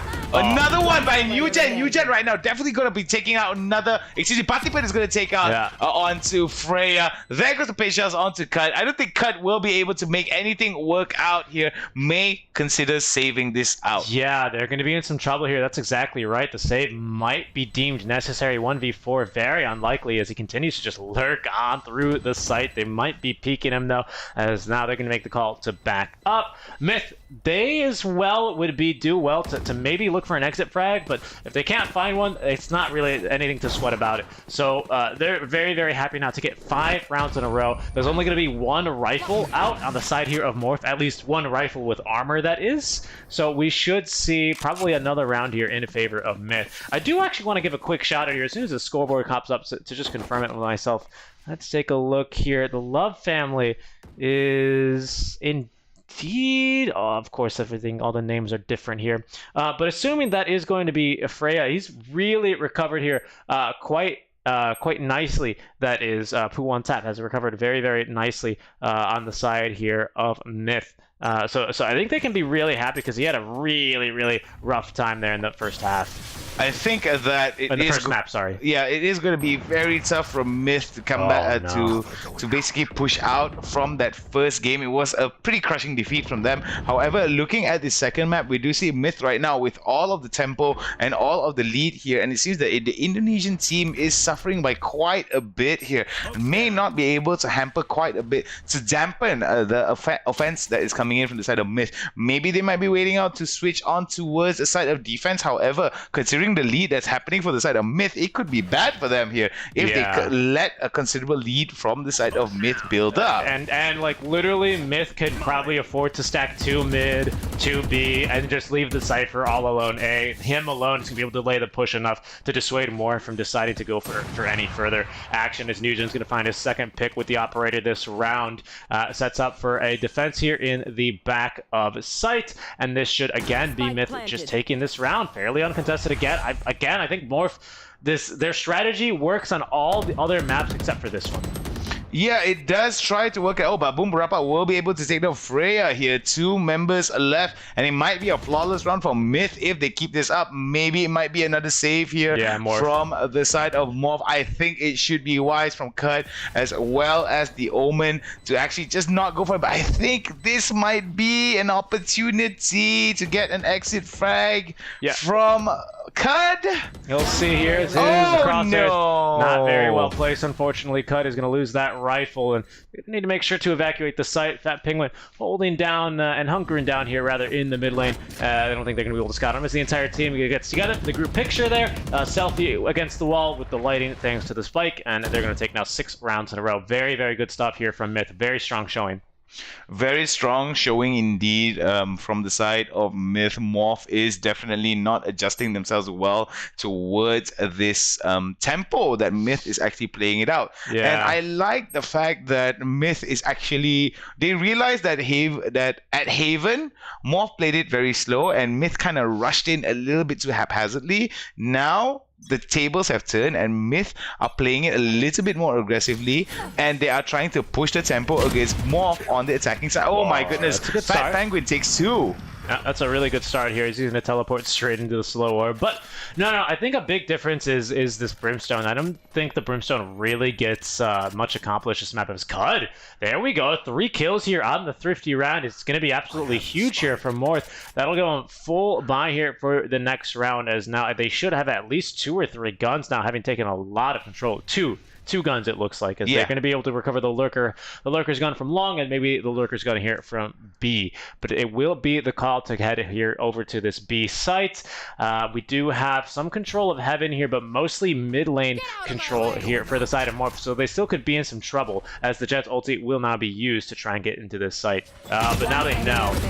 Oh, nice. Fat Penguin will be able to take down Nugent. Boom Barapa will be able to take down another one. Thrifty goes over towards Morph, and it seems that a semblance of hope has been breathed into Morph here, as they will be able to buy it out and move on to the next round. Still quite a bit of rounds for them to catch up to against Myth, however, as Myth already has 6 rounds in their pocket, whereas Morph only has 3 in round number 10 of this game thus far. Yeah, it's a really good round for them as well. Famous is able to use the packs to get themselves over to those rifles a bit faster. Make sure you can exit the round with a very, very nice Vandal. Save yourself a bit of credits. So Morph now with this round have put themselves in a very, very good position here, especially if they can take this round. Myth are pretty much going to have to concede the next round as well, unless they just somehow, the ultis aren't going to line up. Jet's already used the knife, so they won't have that one. But with this Sage ult still here currently that Myth are holding on to, they might still be able to sneak something here, but we'll see. This is going to be a very important round, but Myth already up to 6, and like I say, you really just need 5 on this half, especially with their lineup, with the Cypher. I think Myth, it's too early to call here, but they're setting themselves up beautifully here for the switch. We still have 2 more rounds after this one here. It's the operator shot. Is going to miss somehow so many targets, a target-rich environment, and they're going to miss too many. Now death from above now, as it is going to be the man from Heaven finding a few heroes before Nugent is able to land the operator shot to the face of Cud. As Patafan, not going to find anyone there, waiting in screens. It's a 3v2 here in favor of Myth, and they set themselves up very nicely here to hold on to the A. A nice resurrection there coming in from the side of Myth, if I'm not mistaken, to get back Boom Barapa, if I'm not mistaken. Or wait, I may be mistaken on who she resurrected, if I'm not mistaken. I think it was the Raze, I think, for the side of Myth. Oh, now we do see Fidel Wow as well, getting the res on to Raze as well. Showstopper is going to have the map on open, but he gets the kill on the Nugent there, as the Hoof family sprays down 3, gets a 4K there. Could barely see it, but nice job. It's going to secure the 7th round now Right, very interesting. I wonder why the map is open like this. Well, it's good to have here in the pre-round for sure. Yeah, but not during the whole game, that's for sure. All right, so looking at it here, we do see a very interesting turn of events for the side of Myth, as they were able to cinch out that round very convincingly away from Morph. And I think that there could be some problems for the side of Myth here, for the side of Morph here, because it is going to be quite... I really can't see what's going on here, actually, to be honest. Hey, we can see the map very clearly, and luckily on a map like Split, that's how you really need to look at here. Yeah. You can see the wall down mid, so we have a few lurkers. The Spike actually a bit in a precarious situation there, as Padafen will be able to get the kill onto the Fat Penguin here. I'm looking on our other monitor here, which seems to have the feed as Cuddy's setting up here for a very defensive position here. On board still with the Love family, with this map wide open. He's got this GPS now good to go, telling him to head straight and follow this Cypher. All right, so looking at Love Family now, he is going to be going up onto ropes, and it is more interestingly enough going to be heading towards a lobby. May consider that push on to A here, but it's got to be very wary that from screens it is going to be someone looking down. Oh, we do see Famous there. We'll be able to take the participant on the kill feed. There is going to be a 3-man push, a 4-man push actually coming in, but we do see the ultimate coming in from Boom Burapa on to the side of A. So this is going to be very good. We'll be able to get that plant in onto the A side corner, closest towards screen. A back is still relatively open, as screens will have the Omen and heading towards defender spawn. A final one is going to be at mid-bottom heading towards B-Link. Yep. We can see still on board here with the Love family, as Myth have now gotten the plant here. They are setting themselves here very nicely. We see Cud over in B, but they're not really going to find anyone there. Just hoping to save and try and make a difference here on this final round upcoming. But 8-3, maybe even 8-4 even is still a really big win here for the defenders on Split. Alright, so we do see Myth now gonna be just holding on towards what they do. Wow, Cud will be able to take down. Wow, big kills. Big eco damage, and that's the operator now in the hands of Cud. Very nicely done here. Give Cud an operator. It could be a bad one. This is gonna be the last round before we change it to before we change sides. This goes here. So I don't know about you, but this is going to be one of those situations where it's all or nothing for the side of Morph to actually try to get another one. And there, it could be... Alright, so our problems have been solved, guys. Sorry about that. Yeah, it's just, you know, we talk about this map so much. We did the map challenge earlier. We really wanted you to focus. It's like subliminal message. Remember the map. Remember the map. Yes. It's coming up. It's coming up. Alvaro might have us draw it for how long. It's been burned into our memories now here, Hound, as we're going to be on board still with the Love family, but Fidel now trying to hold this corner. Up to the wall goes the Love family, and down goes Fidel. Wow, says thank you very much for the lift, my friend. Jet looking for the killer, nearly getting sprayed down. They're lucky to not take any hits, as now it's going to be Myth looking to try and secure this 9th round, which puts them in a very, very strong position. All right, looking at how Morph is going to be moving around.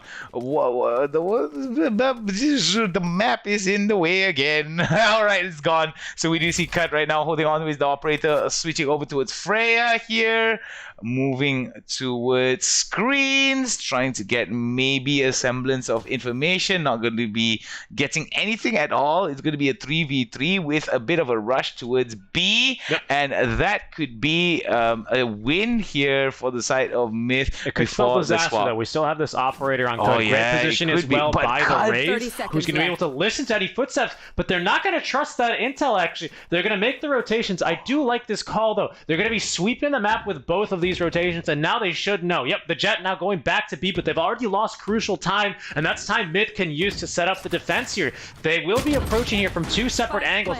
Make that only 1 now, as it's going to be Cud up in heaven, trying to find anyone in back of sight, as there's going to be the res as well, making this a 4v2. They really want this 9th round, Hound. They really want it, and I think that that's just going to help them a lot. They will be able to concede a few rounds, whether it's early on, but they don't want to be losing that out very good use of the Roomba there. Just to get some information. Boom Buddy getting sniped by Cud, who sees 3 enemies there, nearly lining up for the double. He's going to find only 1, but traded back down immediately after. 9-3, a dominant performance here by Myth on a map like Split here, and they have set themselves up here very, very nicely to force a game number 3. I do like what I'm seeing here for the side of Myth. Morph is definitely struggling on this map. Hopefully third map will not be that much of a case from either side, from Morph as well. Could always be very, very helpful indeed in terms of them providing a very good fight here, as we do see that is going to be on the menu for these players here. As we approach the start of this round, what are you looking forward to here from either side of the team for Morph and Myth? Seek. Yeah, I mean, what I like to see here, and what we need to see from Morph, at least from Myth, all right, what we need to see from Myth for them to secure this is that they have to be able to dig in here. That's pretty easy to do. You can already see Cypher almost by his lonesome holding A. Since it's the pistol round, Myth are more eager to rotate more bodies over earlier on to make sure that they don't get completely ran over in this site. As for Morph, I don't think the slow methodical approach is really going to be working out very well for them here on this map. I think we've definitely seen this a few times before, and on Haven it can definitely work because you have that advantage. Even on the defensive side, they played nice and patiently, but here it's a whole different ball game as Fiddlewell looking for a quick pick. Look at this aggression now, building up that wall. It's going to get the a little bit of the paranoia, however, will force him back as this Sage, while slowly expiring, more going to be forced around a few times, but it will be Myth drawing first blood here in this half. It's the classic all the way down to B main, and that might be now another pistol in the hands of Myth, but the A push is successful here. Bomb already in the site, and Spike will be being planted, so at least Morph will be able to force the issue here a little bit. Boom Barappa rotating in and around is on to A heaven, goes the rest of the team. The classics with the crossfire, they able to get a 1-for-1 trade though, and with Myth having the bodies, although not for long, as Fat Penguin able to put down 2 in the span of 3 shots, or well, 3 in the span of 3 shots here, as that's just a fantastic bit of shooting out from him. It's going to be all up to him though. With the classic here, Nugent actually has a really nice advantage as long as he's able to scout out his enemy here, as we are cutting to the replay now, but on board here with the picture-in-picture, it is going to be the Jet, still able to take it, to defuse with plenty of time, as well as it will be Myth taking this 10th round. Very nicely done here for Myth. 10 rounds in their pocket, and it seems that the only break in that entire cadence of dominant displays here was 3 rounds before the swap, and it was Morph that was able to get it up, and it was a Thrifty. But looking at how it's going to go here, not a very good start, not a very good round 2 here, not a very good game 2 here for Morph. Very unfortunate indeed here, as Myth has quite a bit of quite a bit here working for them. Yep, indeed. As we can see that Myth now with the anti-eco lineup, Morph are definitely in a bit of a pinch here, and more than just financially here, as they're at risk of losing the entire map, just based already on the round score. I mean, not even taking the eco into account for Morph. There we go, the bit of aggression here, full bind now, especially with the SMG here, is able to get a really, really good bit of damage in. Alright, oh my goodness, we do see Myth right now losing out 2 members here, but it seems that Myth Mushter will be able to get the pump and dump onto Morph, as we do see that it is going to be Fat Penguin that goes for the spike drop. Will it be enough though, as he does hold on towards this 2v1 situation? Mushroom now, spots it out, going to be at A back here, as one is going to go for it, and it's not going to be enough. Mushroom will be able to take him down with the stinger beautifully onto Fat Penguin, and it is going to be the round for the side of Myth. I like this, giving even the ultimate point here over to the Sage. They know that can really be the difference maker here in one of these rounds, and Myth, they need all of them. They can get Morph in a very, very, very bad position here economically. They went for the full buy there, so yes, they do have that 2-round loss bonus going for them, but having spent some decent amount of money, they actually don't have rifles here. So Myth are positioned, pardon me, very, very well to get actually this nice bit of that nice and all-important 12th round, which would at least give them, oh boy, quick maths, 8 rounds straight. Yeah. Of chances to at least get that additional one. So very, very impressive stuff. They actually don't have the best eco either, having full bout and actually getting knocked down to only 2 members standing at the end of that one. So it's not really looking all that fantastic here for them either in terms of their economy. Boom Barappa, though, that's a fantastic pick. And look at them, they're going to try and run away, but Cud forcing the issue there with another SMG. They are able to trade, so it's still going to be a 4 versus 3 in favor of Myth, as they still look to hold on to the site. A little bit of an explosive pack launched on in as Cud will glance over at that, just kind of but ignoring it. But as New Jet spraying through the smoke picks up the kill onto the enemy Jet. That Penguin here only with a classic. They're trying to lurk forward. The call has been made to get the Cypher into sight, but it's going to be a 1 versus 3, and that 12th round and a 3K going the way here of Myth. New Gen making in some work here. Very unfortunate for the side of Morph to actually push into that little hard spot and to go into a B garage, and I think that was just a determining factor here. Walking straight into the blades of the blender was definitely Morph here. Now, final round, Myth as well as Morph, both of them going to be buying out full loadouts here across the board. Very healthy economy for the side of Myth. Even if they lose out, like you said, they will have quite a bit of rounds to work with. Yeah. Morph, however, slowly building up the economy, but it is all or nothing here. Quite a bit, as they have 9 flawless rounds for them to consider. Morph Cut right now in a very hard spot, has to crawl towards the mail room here, but nothing is going to be punished. We do see smokes from the side of Morph being dropped down on to a mail room as well as a mid onto ropes. I think that's going to not be that much of an issue, but Famous right now getting into a fight with Myth. Yeah. Patiban. And this is like a really difficult situation. More find themselves in. Oh, nice job there to cross, slowed down and lit up, but still alive. There is Cud. Will actually get the kill here onto Myth. That should make make that B a lot easier to take. There is still actually a Sage still holding here in a very, very peculiar situation, but Fidel Wow is able to pick him off, and a very, very nice entrance into the B site. Beautifully done here by Morph. That will be their 4th round here for them. Unfortunately, as I was saying, Myth are still going to have plenty of money to play with here. They're going to have enough for a full rebuy, and even maybe they can actually afford to save to make sure they can get even more rounds in a row. Stack up that loss bonus just to make sure they're capped for their eco. Like I said, it's we're out of the group stage, so the round difference bonus doesn't matter anymore. It's all about getting this win. Are you really willing to give up maybe 2 rounds now? Probably not. I think if you're Myth, you just want to get it over with and full buy here, but something to consider here as we will be saving on the Cypher. Right.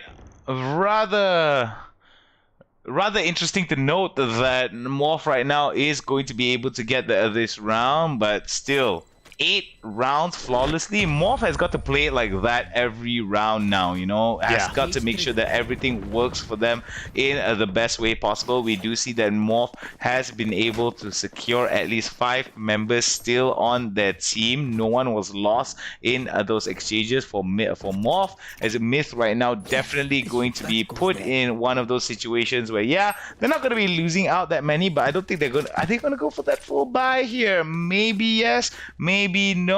Yeah, it looks like they're, I don't know.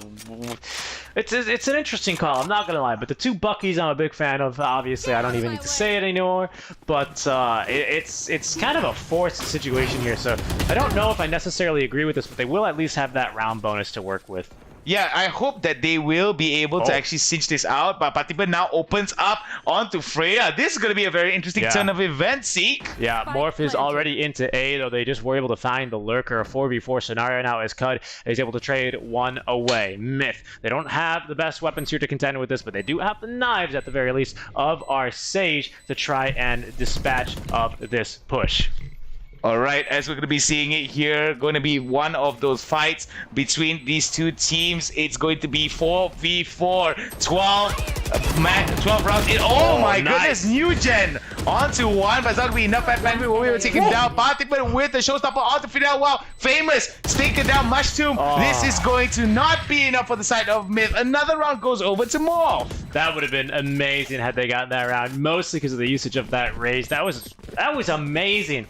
That was some Quake-like stuff right there. Just using the rocket jump there, getting into the site, finding the kill onto the man in the corner. And again, I don't agree with the the call here. Myth, they're going for like another force buy. I don't think this is necessary. They can afford to lose at least one round, and I don't know why they're forcing the issue so much here. Do you see a different reason? Okay, I think they're just doing it to please me here with the 3 Buckies, so now I have to be in favor of it.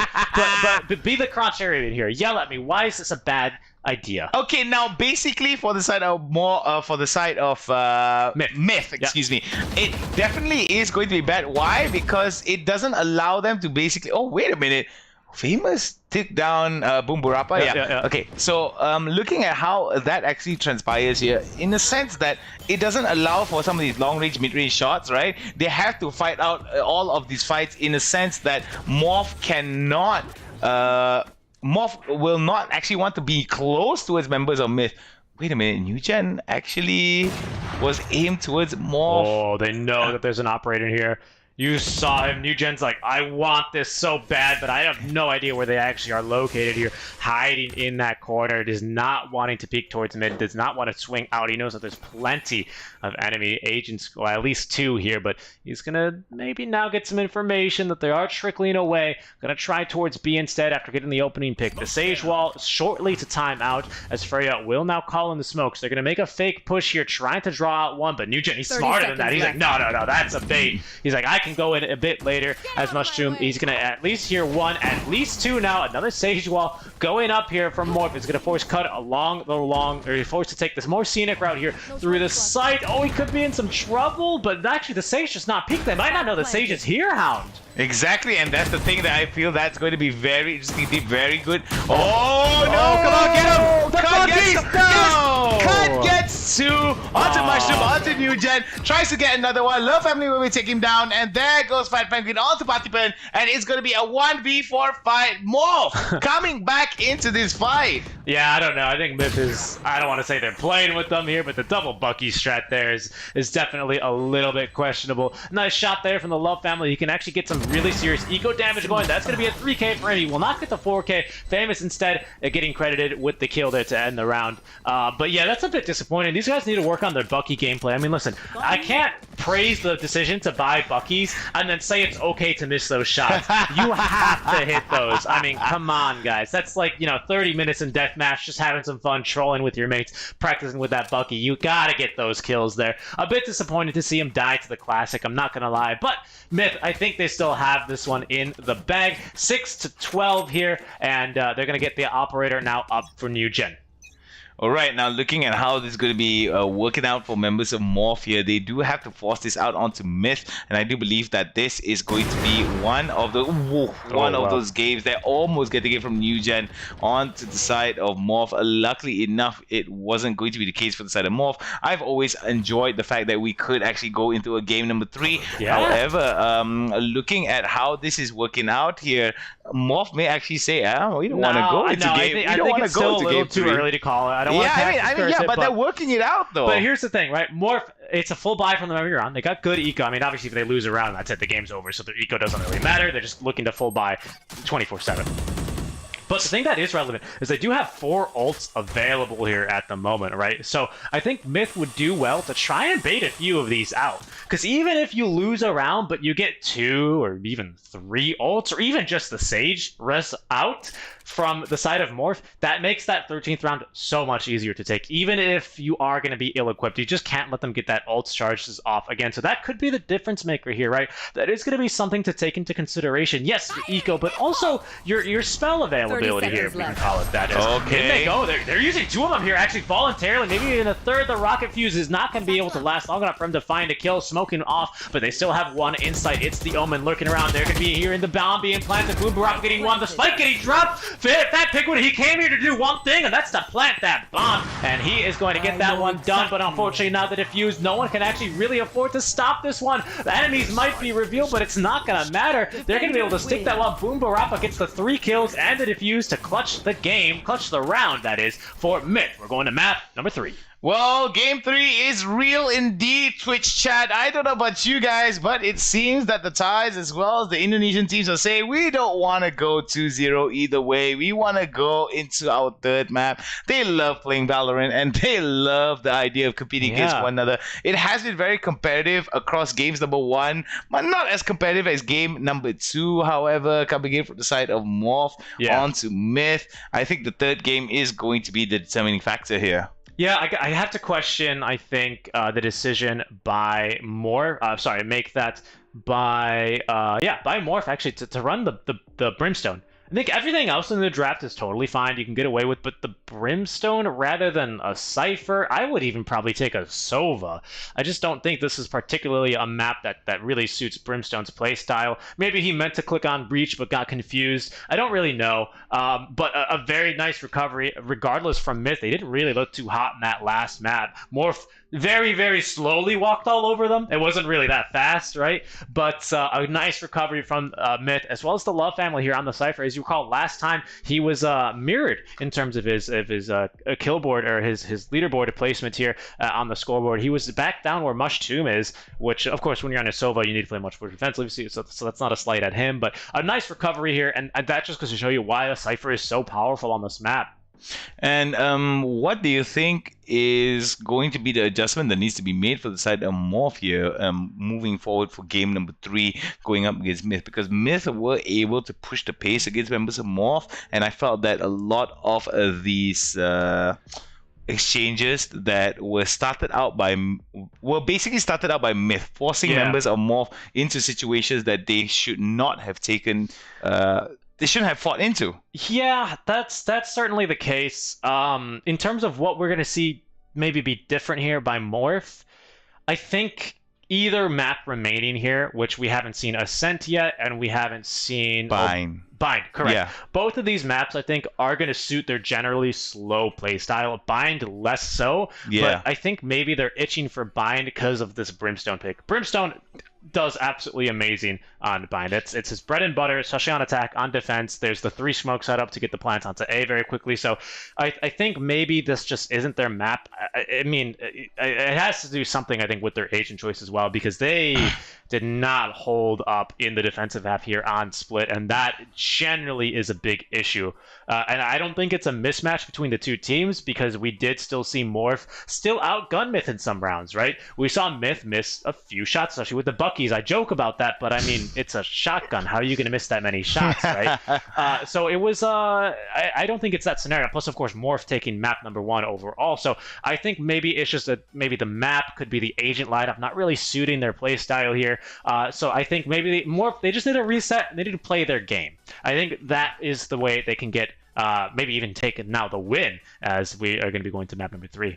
I'm pretty interested to see whether or not Morph is... This is just a case study for Morph having a very weak split, right? Maybe it could be the case. Sometimes it just could be the map that just throws them off. Yeah. And hopefully this isn't going to be the case, and Haven is not just the exception to the rule, I suppose, right? No, I don't know. You know, it's really interesting that you say that, because the Morph we saw yesterday, they were the only ones actually out of Group D equals Group Draw to actually win a match, right? Brent Esports, which we'll see in our next match, so wait around a little bit longer if you're hoping to see them. They actually got through 0-3-0, so they drew every single match and they actually got in. So I'd be interested to see, maybe Morph just is still used to this Group D play style of taking it nice and slow, playing for the draw, playing for the retakes, but I think they definitely need to adjust a little bit more to their opponents, adjust a little bit more to the map, and they should be finding some success here. I think that should be enough from us. We're going to take a short little break. Over to the analyst. This is Mehound. He is Seek and Strike. I don't know about you guys, but there's so much more at stake here. Who's going to come out on top? Team Indonesia or Team Thailand? Stay tuned to find out.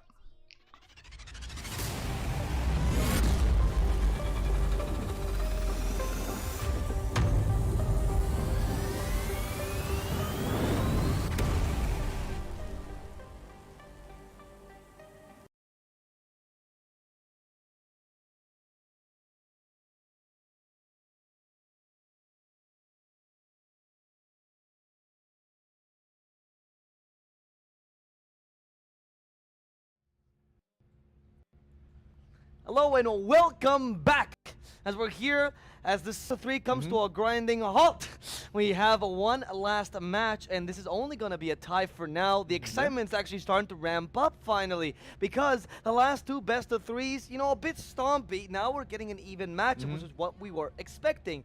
Morph versus Myth. Indonesia versus Thailand.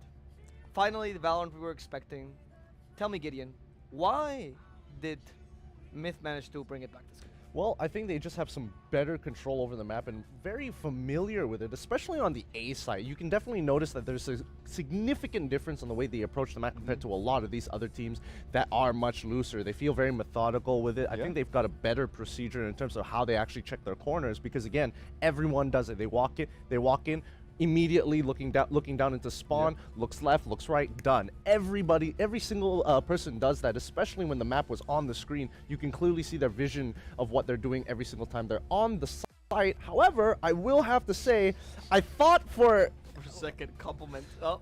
No. This is I wanted to compliment Morph because they actually decided to bring the Brim on top of both teams actually bringing the Sage, and I think Brim is just a great compliment to Sage in general because yes, the fortification takes a while. You just Brim smoke it, buy a little bit of time, throw a molly, and it really slows the team down. I actually think that Brim was the reason they lost because okay, with the Brim you lose the Cypher, and I don't think Brim is a good replacement for the Cypher. Imagine you have a Cypher and a Sage in the same team, which was basically what Myth had. You have B side on lockdown for sure. Mid is going to be controlled by the Sage, so you really just have to stack up maybe one player towards mid, which can rotate quickly towards the A side, and the rest 2 players towards the A side. But without that Cypher, or even without the breach, something to slow people down, other than the Sage, of course, then you're just lacking in terms of counter initiating and control. Because honestly, when Morph was playing on the defensive side, they just kept getting ran over and over again. Boom it was Myth could just do whatever they want with the side, and there was just really nothing that Morph could do about it. Yeah, I would have to agree. Again, I thought initially like Brim was like, yeah, this might actually work. They might actually have a plan to slow this team down, which is what Myth wanted to do. They just wanted to be really, really fast whenever they get on the site, especially on the attacker side. It just didn't work out as well. They just had better map understanding in general, some good game sense, and overall, Brim didn't work out, even though I really wish it did. Yeah, I mean, it's kind of what Zero said, though. Brim's strengths come out much more on the offense side. He helps you get on site very well. But on the defensive side, how can you complement this agent to make sure that he's well utilized so that you don't suffer so much on the defense? What the agent would you like to pick? If you say that they really want to go onto the Brim, right? Say you like the idea, Gideon, right?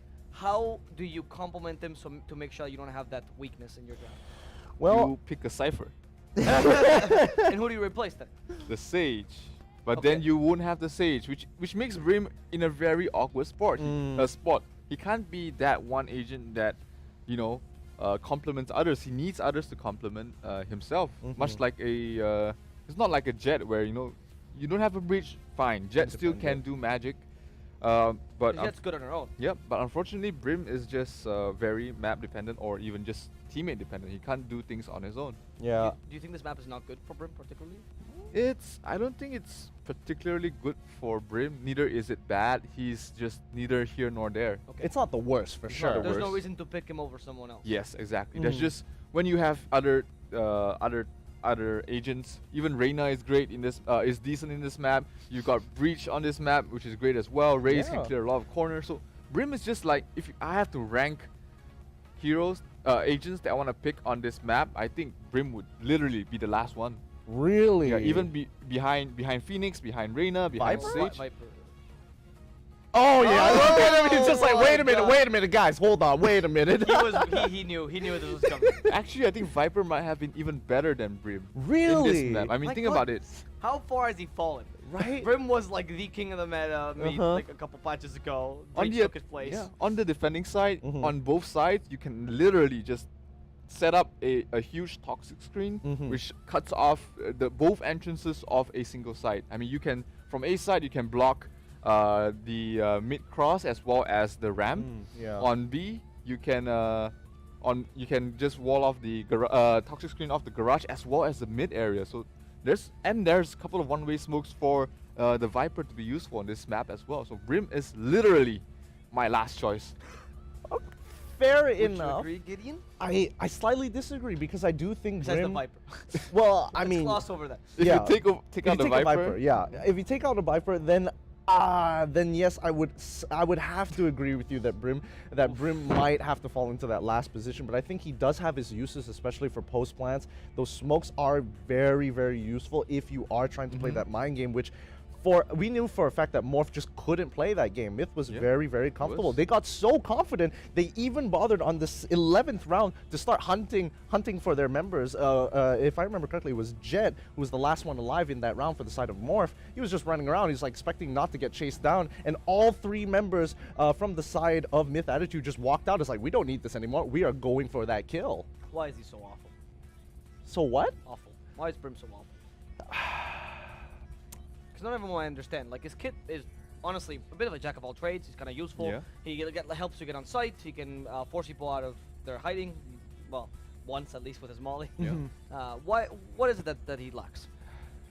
I really don't want to admit this while Zero is here because I know he's going to hold it over my head for the rest of the day. But yes, I do think he is a very, in terms of animation, in terms of his animation for his abilities, a lot of them require either setup or are just generally slow. It's not like Jet instantly can get the smoke down where it needs to be. And even though it puts herself in a compromised position, in this map itself, especially on Split, it's a lot of narrow corridors, and Jet can curve it if she wants to just to keep herself safe.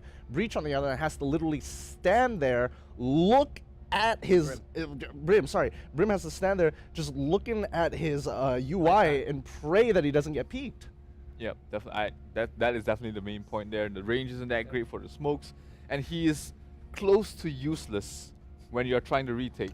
I mean, what do? You throw a steam beacon, maybe you try to line up an incendiary somewhere, block off main with your smokes, but other than that, I mean, think about it. Breach can have 3 flashes, maybe 2 if you use one before. You got a fault line to close to just shut down their operator, and then you still have your your Aftershock to clear off tight corners as well. Breach in every situation is already better than a Brimstone.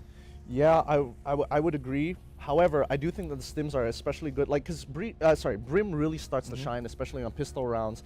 You drop down the stim, you're going to naturally have more damage than your opponents. And even if you're not landing those headshots, like a good amount of body shots with enough people is going to be great. But the molly, I think, is still a very powerful tool, especially if they can set it up right for the post plant to get it on the bomb, which again, they couldn't get it on the spike in most situations. He's just gone. It's a single charge, so that's one of the things. Yeah, that also you have one chance. hurts. You have one chance. Literally one chance. Compared to not necessarily a molly, but the slow orb that you get from Sage, for example. That not only do you get multiple charges, but has more utility rather than just dealing damage, right? It feels like it's kind of underwhelming more than anything. I feel like this is an unfair conversation because y'all know that I really like Breach, and you're comparing Brim to Breach. It's the worst. I mean, it's just the they look worst. so similar. I mean, I'm not gonna lie. When I was first learning the game, I'm like, why? Is They look very similar, exactly. No, they don't. One has a cat and the other one doesn't. One That's is the biggest clearly a Swede, and the other one doesn't have a mechanical arm. There's a clear difference. One has a beret, and one has a ponytail. You know. I see two white men with beards. That's all I see. They're all the same to me. You know, but that does bring a very interesting point about the map split itself. You know, a lot of these agents have their own benefits, and I particularly like the fact that both sides decided to go for the Sage, even though we were deliberating Sage or Sageless. Yeah. We were thinking about will they pick a Sage in this map, but you wanted them to pick a Sage. I like it that both of the teams agree with my analysis. That makes me better than what I think I am, which gives me a lot of confidence. So, go Viper. Go Pony Boy. Go Pony Boy. Go Pony Boy. Yeah. But yeah, it's no, I'm gonna cut you off because that's what I wanted to end the analysis on. The game is about to begin. I do want final round predictions. You actually did believe in the 1-1. Yeah. So what do you think, Zero? I think if it goes to Ascent, Morph takes this for sure. Okay. If it's Bind, then Myth is gonna win. Okay. Wow. Bold. How about you? literally the exact same thing. Had you picked me first, at least I would look a little bit smarter in that situation. Now, Gideon whispered this in my ear before we started the panel, so I can ascertain that you knew this. Very, very smart. All right, guys, we have the final map of this series about to begin now. This map will determine what team stays in the upper bracket and what team drops down to that really scary best of one lower bracket. Yeah. So let's see what the teams have to say about it. Let's see if our panel is correct about their bold prediction. We're gonna watch game number 3 between Myth and Morph. Take it away, Mr. Seek and Strike.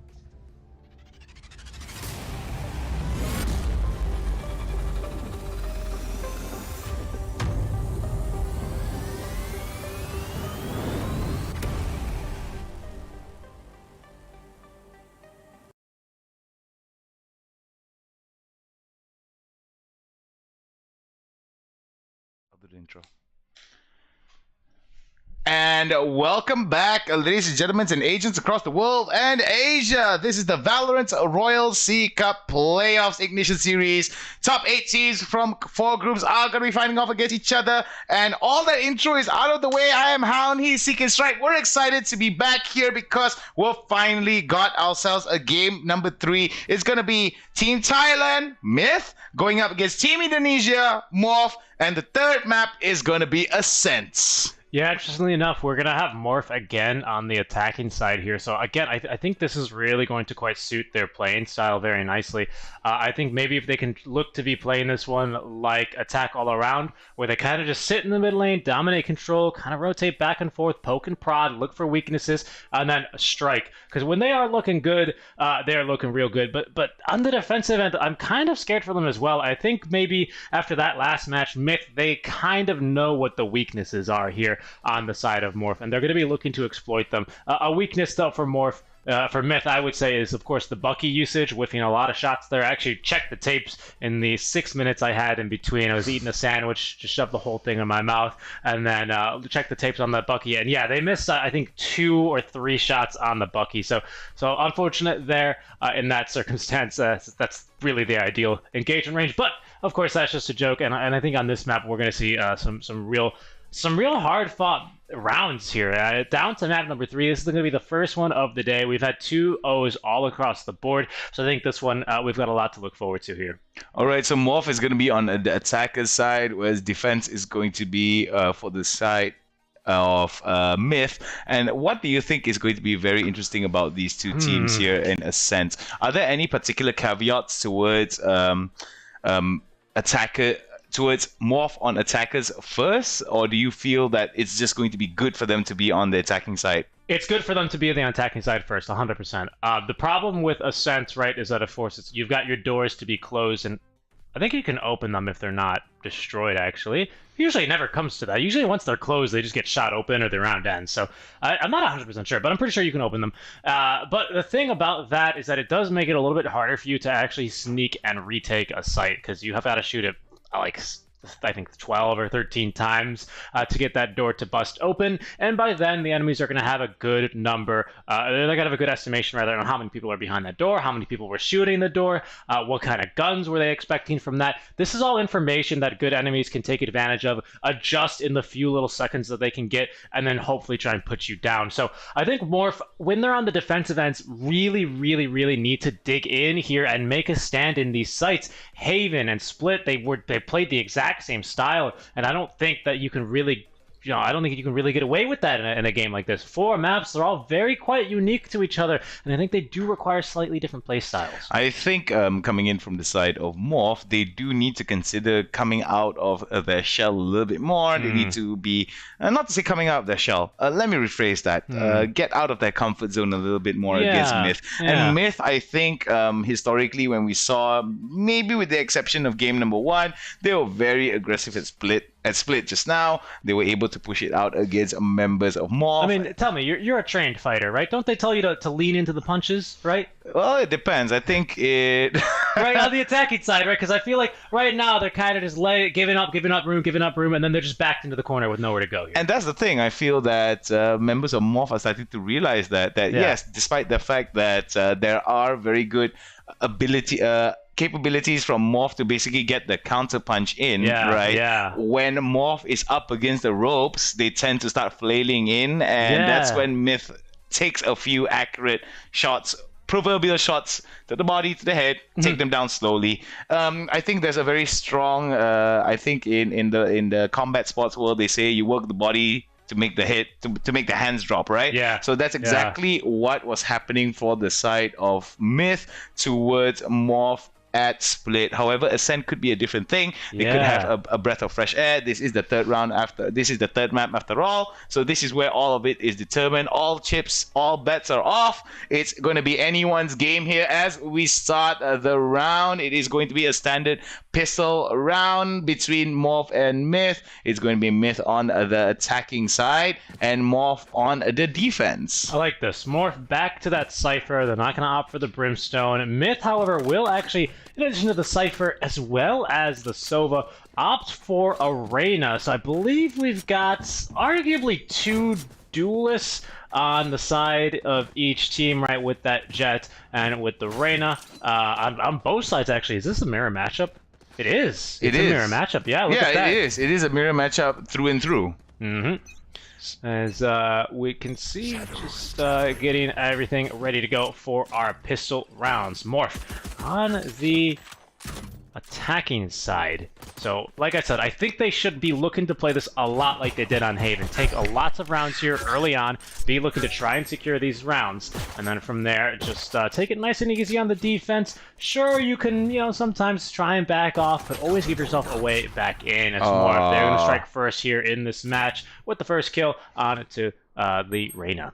And very interesting enough here, coming in from the side of Morph, were able to open up with a very good kill onto Fidel, if I'm not mistaken, for the side. Fidel was able to get that shot onto Myth, and that is definitely something that they need to be very wary of moving forward. Looking at how this is going to be turning out, Fat Penguin will be able to take down Boom Burapa, but it could be that this is going to be the case here because they were able to win out the early initial pistol rounds from the side of Morph. Oh, they got to be careful at E-Box here. Some good shots there. With a shorty. Actually, I'm not sure if he got a shot off or not. NewGen forced all the way back here, but Morph will now enter through the site. Mushroom finally able to draw first blood here for his team, but that door's been closed. On the pistol round, it's not too easy to go on in. A nice crossfire setup here as the Omen will not be scouted. Immediately punished for not fully checking his corner there, and it's down to the 1v4. Very interesting, as we do see a Love family coming in from A Garden, may actually either try to push it out towards A tree into the door. However, there is going to be quite a number of crossfire here. Very good. There goes a one down for the count out to Freya, but no, it's not going to be enough as Famous will be able to take him down. One round in favor of Morph, and Indonesia strikes hard in this first round. Yeah, that was pretty funny. I'm surprised that he baited him so hard with the tripwire there. Because you could see that was like an FPS player reaction. He's like, "You want it, boy? You want it, boy? Go get it!" And then he kind of just like shot it and immediately was able to refrag him there for some reason. But nice job there by the Reyna, who I believe holds their ground. You can see here, it's just why do you shoot the you shoot the tripwire? It's gonna be okay. Just don't go out there. But a nice little bit of sneaky play there. Is you throw a trap in front of a player and they're gonna shoot it no matter what. All right, now looking at A side here, going to be a very interesting for Myth, as they're going to be trying to get that initial pick onto Patipan and onto Famous, excuse me, as Patipan was able to sheriff him out of here. Sheriff says you're going to be sitting this one out for members for the side of Morph. Not a very good start for them. However, they have been able to make it work with less. Yeah, and the good news is that weapon isn't exactly recoverable here either, right? You're not going to be able to walk up and take, I believe actually the Reyna might have saved here, just having the Ghost, but you're not going to be able to, you're not giving up a weapon, you're not giving up an SMG, so you still have a big advantage here, although Titan is positioned nicely, does scout one, knows there's at least two, now three, as they will be able to get a bit of a wall onto the Fat Penguin, trying to spray through the smoke, getting the headshot onto Cud, stealing that extra bit of life, and re-healing back up, as now the counter rotation, Patipan will get three before he's finally traded away, but Smush to room with the last kill as the entirety of Myth, minus the Cypher, rotate on over to help collapse and take round two. A very somewhat rare anti-eco win for the side that is on Eco. And now we see Myth here, very positioned here, their economy in a bit of an interesting spot now, and Morph will be forced to Eco then in return. All right, so I don't know about you, but looking at this, it's going to be turned around on its head here. Now it's going to be Myth on the anti-eco, whereas Morph is going to be on the eco here. Yeah. And most of those weapons are from the side of Myth all belong to Morph, so it seems that both these teams now taking turns against each other. We'll see if it's going to be a really exciting match if we go back and forth here. As we do have a requested pause, could be due to ping issue here. Morph are going to request that one. Yeah, Famous there with the over 100 ping compared to the pretty nice and stable 24 of the rest of his teammates. We will be pausing here with 17 seconds left. So then it's going to be a nice save here as Myth, they still get away with 4 surviving members at the end of that round, so they're able to recover the weapons. And like you say, that they're going to be making possibly a real dent here in the strategy of Morph. They do very well generally on the attacking side. Even on Split, they might have won more rounds on attack than they ran on defense on Split, which is really saying something. So we'll see here as we soon get good to go again. Both players saying we're good to go. What does the 5 mean? 5 is ha ha ha in Thai. Oh, interesting. Yeah. Because I know the 7 is well played in, what is it? We've got a few teams from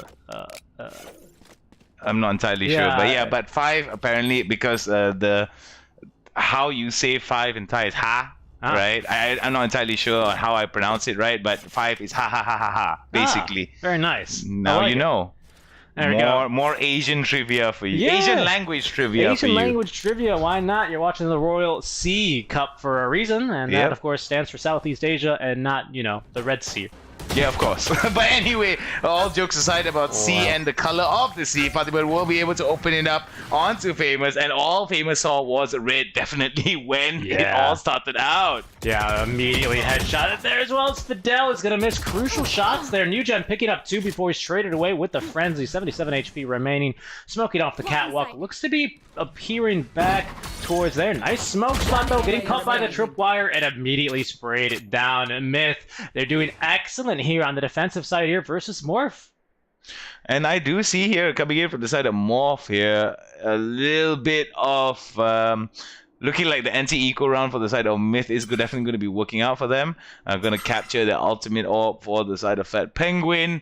Not going to be that detrimental towards Morph in terms of their economy, but it is going to go over to Boom Parappa instead of giving out the economy.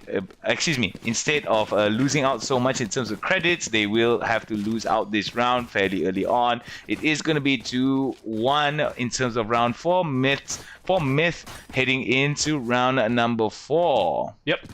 Indeed, but it will be now a full buy here out from the side of Morph, minus actually 1, so it's kind of a force here for Freya, who is going to be instead with the Spectre and the heavy armor, but that's still viable here, especially because we're still holding on to 2 Spectres here on the side of Myth themselves. So, like I said, the economy not in a very standard spot for either team, as we're going to now follow the arrow down onto a current spot. Look at that, setting up there for the double in case someone was holding that spot. You can time them nicely with the bounces. So speaking of bounces, how about 1 single bounce there and a little bit of, actually no damage done, but they did hear 2 sets of footsteps there, so good and valuable intel there in exchange for only 1 of the shock bolts. NewGen now holding on to commit. Cubby decides to fall back onto Tree. Gonna go try to take some of these shots into courtyard. Mushroom right now getting a lot of information. I think he saw more than 2, and I think that's going to at least signify towards Myth that members of Morph are going to be pushing from a B main. Going to be very interesting to see how members of Myth are going to curve They're just into the site, but look at this. Myth are so positioned quite nicely. Morph, though, with a nice entry frag, could secure themselves back of sight, but mid-market here, still a bit of a point of contest, and the Lear coming out at a bad time. That allows Freya with the Spectre to spray down 1. Boom Parappa will respond in kind there onto Famous. There's 1 in the boathouse. Oh, the boathouse duel won by Boom Parappa, and it's a 3 versus 1. NewGen wrapping around there from the defender spawn and picking off the Freya with the operator. Good win for mid. Very, very good read on the map. You can see them actually just kind of collapsing and just strengthening the chokehold there onto Morph. They just really didn't have anywhere to go. Now, looking at it, it has been 4 rounds in total thus far, with Myth holding on to 3, whereas Morph only has 1. We head into round number 5. This could be an opportunity for the side of Myth to push members of Morph up against the wall even more.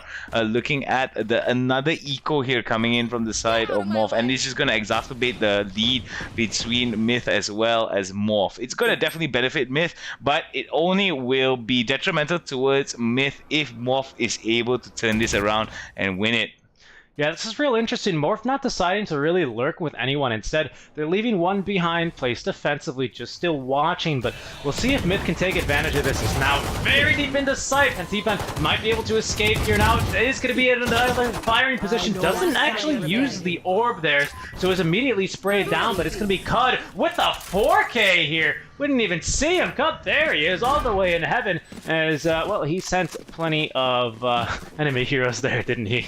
Yeah, looking at this here, I think Patiban was able to use the Leer pretty well, but it was coming in from the side of Morph that was basically a point-blank frenzy to the face. This is where it was able to take down 2, Cut with a 2 as well for himself. I think that was very impressive coming in from the side of Morph to be able to turn things around. And look at that, Cut with 6,300 credits. They will be able to buy everything out. We do see an Odin, if I'm not mistaken, coming in from Much Tomb. The Odin, the double operator, and 2 rifles here. Very diverse sort of build here. As Nugen, nearly actually got that blind shot there through the dark cloud. Right. Looking at some of these blind sprays from Patiban, will not be able to get anything out of it. But we do see that Cut right now being very close. Got to be careful that you don't get spotted out. It's going to be Patiban that opens it out with the opening frag onto Cut. And we do see that coming in from the side of Morph. They are going to be 1 man down for the count. Some good shots there. Some shots coming across. Shots. I don't know about that. I don't know what he was shooting at, to be honest.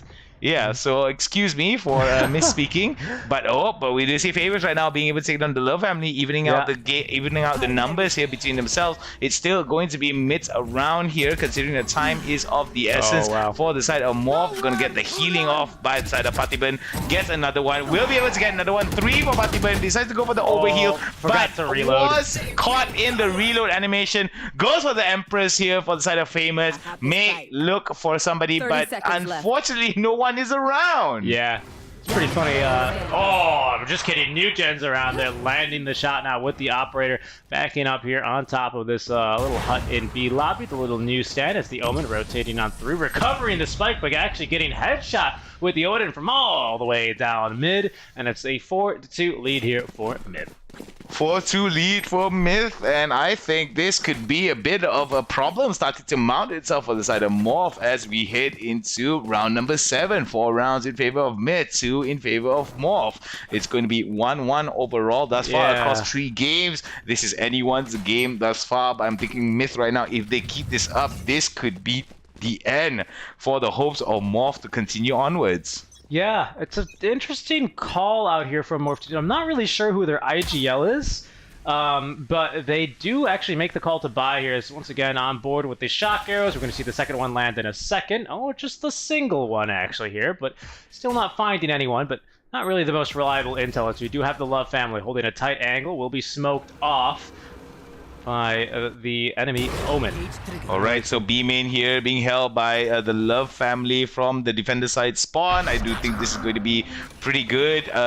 Push from a Morph into B. Ult on ult. Look at this, actually. Look at the enemy rotations there as Omen. They're both going to actually scout each other out as now coming from spawn will be Myth. Odin in the boathouse. Can he get another one? He's going to get one more before he's shot away by Cud. But that is going to be now the control of the bomb site going over to Morph. Although I say that, Rifan is able to pick up one more before trying to get through this door. Will be blocked off, trying to go there to the pistol, but nuked down before he even gets the chance. That's the second time in a row he's actually died because he forgot to reload. Well, unfortunately, it seems that timing is not on his side here. Another win for the side of Morph, and we do see a little bit more competition being handed to members of Myth here as the Indonesian team of Morph is showing their fierceness, showing their proverbial fangs here as we move forward into round number 8. It could be anyone's game. I've said it time and time again, but it's truer now because when you compare it to the previous round, it was only the first 2 rounds or 3 rounds, if I'm not mistaken, that Morph was able to win, so they were able to steal it out. We did see that coming in from the side of Myth, they were able to get a 3-game win, but it is going back and forth slightly now. All right, where's the Hunter's Fury here? There it is. It's going to be out from Fidel, but Newjet's already got 3 in the meantime, so that's going to be plenty of distraction. This round nearly over. Oh, he's going to miss 1, but that's okay. Palafan is right there. What an aggressive round out from Myth. It was, and it seems that, like I said, Myth is more concerned about protecting the head. Now Morph is going to be attacking the body, as we do see that the guard is being dropped from the side of Morph or to protect the body. That's when Myth decides, okay, we're going to start attacking the head. And whenever Morph feels a little bit comfortable and feels like, okay, Myth is not going to push out, that is when Myth decides to push out and deliver the fight and brings the fight to Morph. Yeah, really excellent stuff there. 3 kills there with the Blade Fury. Traded away, unfortunately, but they still recover the Operator and Myth now. It's going to be a very, very good time to be the Morph. It's going to be scouted here. Cud, it's going to be the Jet. So, as you can see, that's already going to force the Cypher and the Omen to rotate on over. You can't really commit the Jet here. It's a bit too dangerous, although Footsteps now being heard through mid-market, but a very good screen. Look at how aggressive the new Jet's going to be, as he's going to find the wall bang there onto Freya. Famous, though, has now threatened the mid lane with the Love family, able to strike back, and that's now going to give them the information they need. Fidel, wow, is going to be scouted here on one side of the smoke, but double smokes here into the mid lane as Newgen looking for the pick. Misses once, misses twice, misses now, only twice actually there, as he will get the kill onto Fidel. Wow, but Cud, the last player standing, looking for the kill onto him, as they have scouted him heading towards A with the spike. Third time seems to be the charm on the side of Eugen, as the spike is going to go down into E-Box here. Very good stuff being shown from the side of Morph. Cut with 2, with 3. Will it be lucky number 4? Third time is the charm, but 4th time could be better. But no, it's not going to be enough, as Love Family will be able to take him down. That was unlucky. That was an insane shot on the enemy Jet there. Just, where's the gun? Where's the gun even? Or were they a little on? Well, give me a second. It's actually below. I believe it's... Oh! No way, he actually found it. That's incredible. That's some sharp eyes there coming in from the side of a Love Family. Even we couldn't see it there. Had no idea the gun could even get back there, but the physics having a very fun time and tossing the operator back. But yeah, what an insane shot there. Nearly Cut trying to put the team on his back there in this specific round as we take a look at the replay here for Newgen. This is going to be the pick through, not really a wall bang, but a kill through the wall with the operator. And smoke, for that matter. It was a slow one. Boom! Look at that. Newgen on to Freya. Beautifully done. Newgen definitely going to be picking it up. I do like the fact that it's going to be a double operator pickup. They may actually hold on towards mid-Kabi as well as try to curb the push that might come towards mid-court. Yeah, but no, it's not going to be. It's not going to be the case, as A might be the spot. They are going to be at A main right now, and Boom Burapa is going to basically set up a blender here. Yeah, I mean it is the Ikar, and we do have the knives. Those Paranoia. Cut looking for a kill. It's going to find 1. Cam down, get up to Heaven here with the updraft, as the enemy Jet actually is going to be able to dash away. 3 now on Heaven. 1 approaching from mid-guard, and the spike actually still not planted. Is now Mushroom going to get that intel. Cut looking to smoke him off, as we have now recovered a rifle here in the hands of Myth. Morph make that, but Cad may now actually hold on to the site. Lorena looking to be dueling down Catwalk. That should be an easy win as we turn the corner there. Yep, indeed, Reyna winning that one, so that's going to make the take a little bit easier. She's now having really good control over the garden area, spraying through the smoke. 1 on the garden. Newgen's able to pick off Cud now. Really tight angles being held here. Patfun able to pick off 1. Mushroom as well. They're going to use the Cypher ulti, surprisingly, and they will be able to find the man in back of sight. That's going to grab the round. delivering 3 kills for his team. Very nicely done for Myth as we close out round number 10 in their favor with 7 rounds in the books for Myth and 3 in the books for Morph. And I do believe that Myth right now is slowly picking up it's not only slowly picking up the pace, but controlling the pace and basically not allowing members of Morph to play the game that they want to.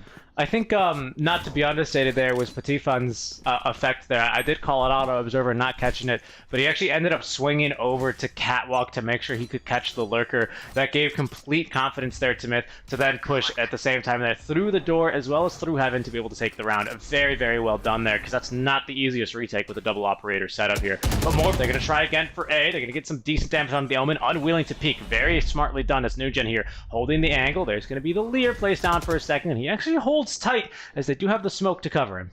Nugen now still holding on towards this tight angle. I do believe that Cut may consider putting in a smoke as well as dashing into it. We've seen him do it time and time again. Oh, wow. But it's got to be very careful here. It's Look going to at be the a read 5v5 here. That's insane. Now 5v4. Your caster's cursing that one, and they're expecting the rotations. Morph, they're holding fast though. They want to try maybe recover that operator with the smoke. Not ideal as the Reyna swinging around to find 4 enemies there, and now it's the go-ahead from Morph. All forces all in, but Nugen able to pick off one. Booparappa as well. Mushroom, it's going to be only a 2 for trade now as the Love family up from Heaven, finding the op shot onto the enemy Reyna. That's going to be the 8th round now for Myth. This is looking real good for them. Morph, I don't know. I really thought this was going to be their map, but it's almost a repeat here of Split. Yeah, it's going to be a bit of a repeat of Split here. Seems that Morph has dropped the ball slightly. We're going to be seeing a forced buy here from the side of Morph. Everything is relatively the same in terms of Phantoms and Vandals, but a Spectre for Fat Penguin. Not the most ideal weapon considering this is the last round before the swap, but hey, you got to work with whatever you have. Myth right now definitely going to be full in terms of that. I don't know whether or not it is going to be a double operator or 1 operator setup here, but we do see an Odin here. He's tagged one. So he knows that he's at least hit something as, wow, Nugen snapping to the head there of Cud. Has the knives out. His Famous looking very aggressively once, twice, but the Famous is going to be able to turn before getting absolutely mowed down by the Odin. Odin go brrr, bro. Odin over Empress. Even with that one eye, they're able to take the duel there, as now we see the Owl drones beginning to 1v1. But look at this, the rotations from mid, they're going to be coming from behind. They're about to get absolutely pincered here. The Leer at least able to be shot down, but they're going to be forced to reposition. Nicely done here with the Hunters. Fury already in the hut will be Fat Penguin. They have no idea where he is. He's able to get the peek onto one, but now there's the intel. They need to play this wisely here. 3v1 scenario, 2 in sight. Myth, it is the last round for them. No reason to try and go for a risky play. They know that actually they don't have the spike here. So with a nice teleport out, Fat Penguin just making sure he clears enough space before he starts running, and will make his way towards A. Well, he's gonna start running to over A from Garden as well, heading over to Tree. Doubt that's going to be punished anyway because he will be able to get there quickly. But Patipa just short. Yeah. Just as the door from 3 is going to go down, this is going to signify to his Fat Penguin that he is going to know that there are going to be people pushing on to him from there. But we do see the multiple angles. He's pushing up through Garden, and he's going to have a bad time. They couldn't even have the double peek on him there. But the good effort there from Fat Penguin. The spike plant really not contributing too much. But hey, he at least forces the issue and makes Myth work for it. But in the end, it still will be 9-3 here in the first half. A dominant defensive performance here from Myth. Well, it is going to be the case here as we're going to be switching sides. It's going to be Myth on the attack now with Morph on the defense. Hopefully Morph will be able to get a little bit of hope back into it. We did see that they are pretty adept at pulling out some of these scrappy pistol fights, and they were able to get some thrifties, which I think is really weird coming in from the side of Morph, mainly because that they're just able to work with such limited resources and somehow another pull through. But when it comes to full buys as well as going up against, I mean, when both of them are even in terms of full buys, right? It doesn't seem to work for the side of Morph for some reason. Yep, no, absolutely. And they have not had a very strong first half. This time, what I really do enjoy is it's a mirror matchup, so it's can't really just blame the map now or the agent's choice, can we? Yeah, we can, and that's the thing. I feel that this is just more about strategy and tactics more than anything else. As we do see, it's going to be a full-on B rush from the side of Myth. They're going to be hanging out 5-man stack onto B main. Could be very dangerous indeed. All the utilities have been dropped down. Maybe a few more seconds before the utility is going to close up. Yeah, they're just in the site as well. Boom Barappa going to get the first pick off here as Famous will find the man in the huts. But the door will be closed now in the face of the Reyna. She's going to be forced to break that one down, but the rotation's now on the left side of Rem. Freya, not really sure where he's getting shot from. He can't manage to fight two people at once. It's going to be the 2v1 advantage. Into the dark cover he goes. He does have the frenzy, so can spray out of it, but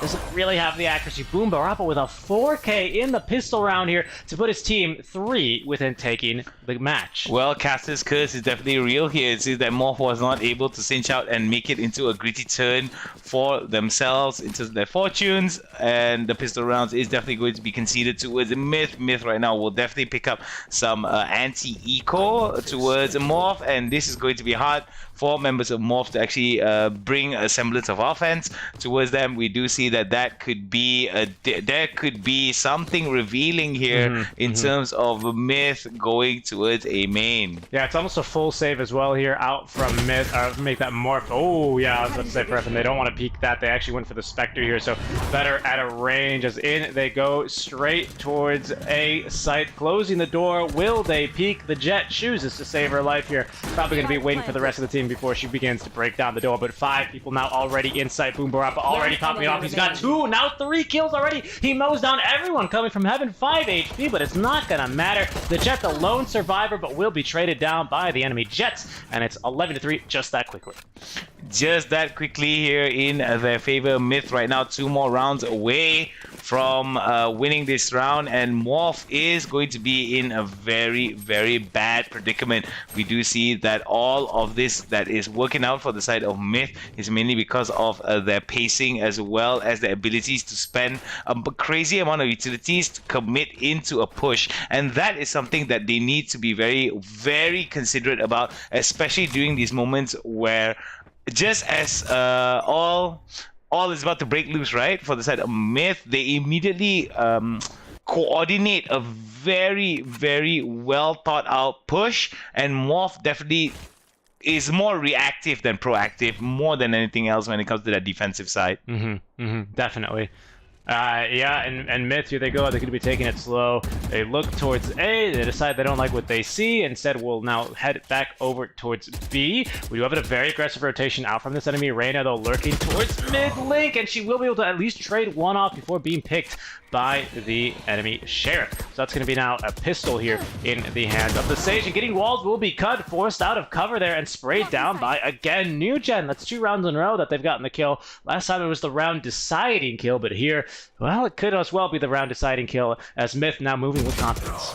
Alright, we do see Fat Penguin now will be able to get taken out from New Gen. Nicely done as 2 members survive for the side of Morph. Myth right now has all the advantages and all the freedom to reign over A side. This is real scary here because, yes, you will have that 3 loss bonus heading into the next round, but Morph, are they going to decide, yes, it's worth it? Are they going to look to play for the tie? Oh, no, he doesn't have the god weapon out there. The Ares, it's going to be the one to pick off Freya in the Cypher versus Cypher matchup. It's all up to Fidel, a little bit of hide and seek as he is going to be B-hopping. He does hear some footsteps. The Love family now pulling out the Vandal, taking a swing. Crosshair, not exactly an ideal placement for both players there, but they're going to be able to escape and eventually close in on this enemy Sova. It's going to be Patifa getting the kill and that crucial 12th round. 1 away from taking the match and the reverse sweep. Well, it seems that the cries of Indo Pride is definitely still going to be there, but doesn't look too good for the side of Morph.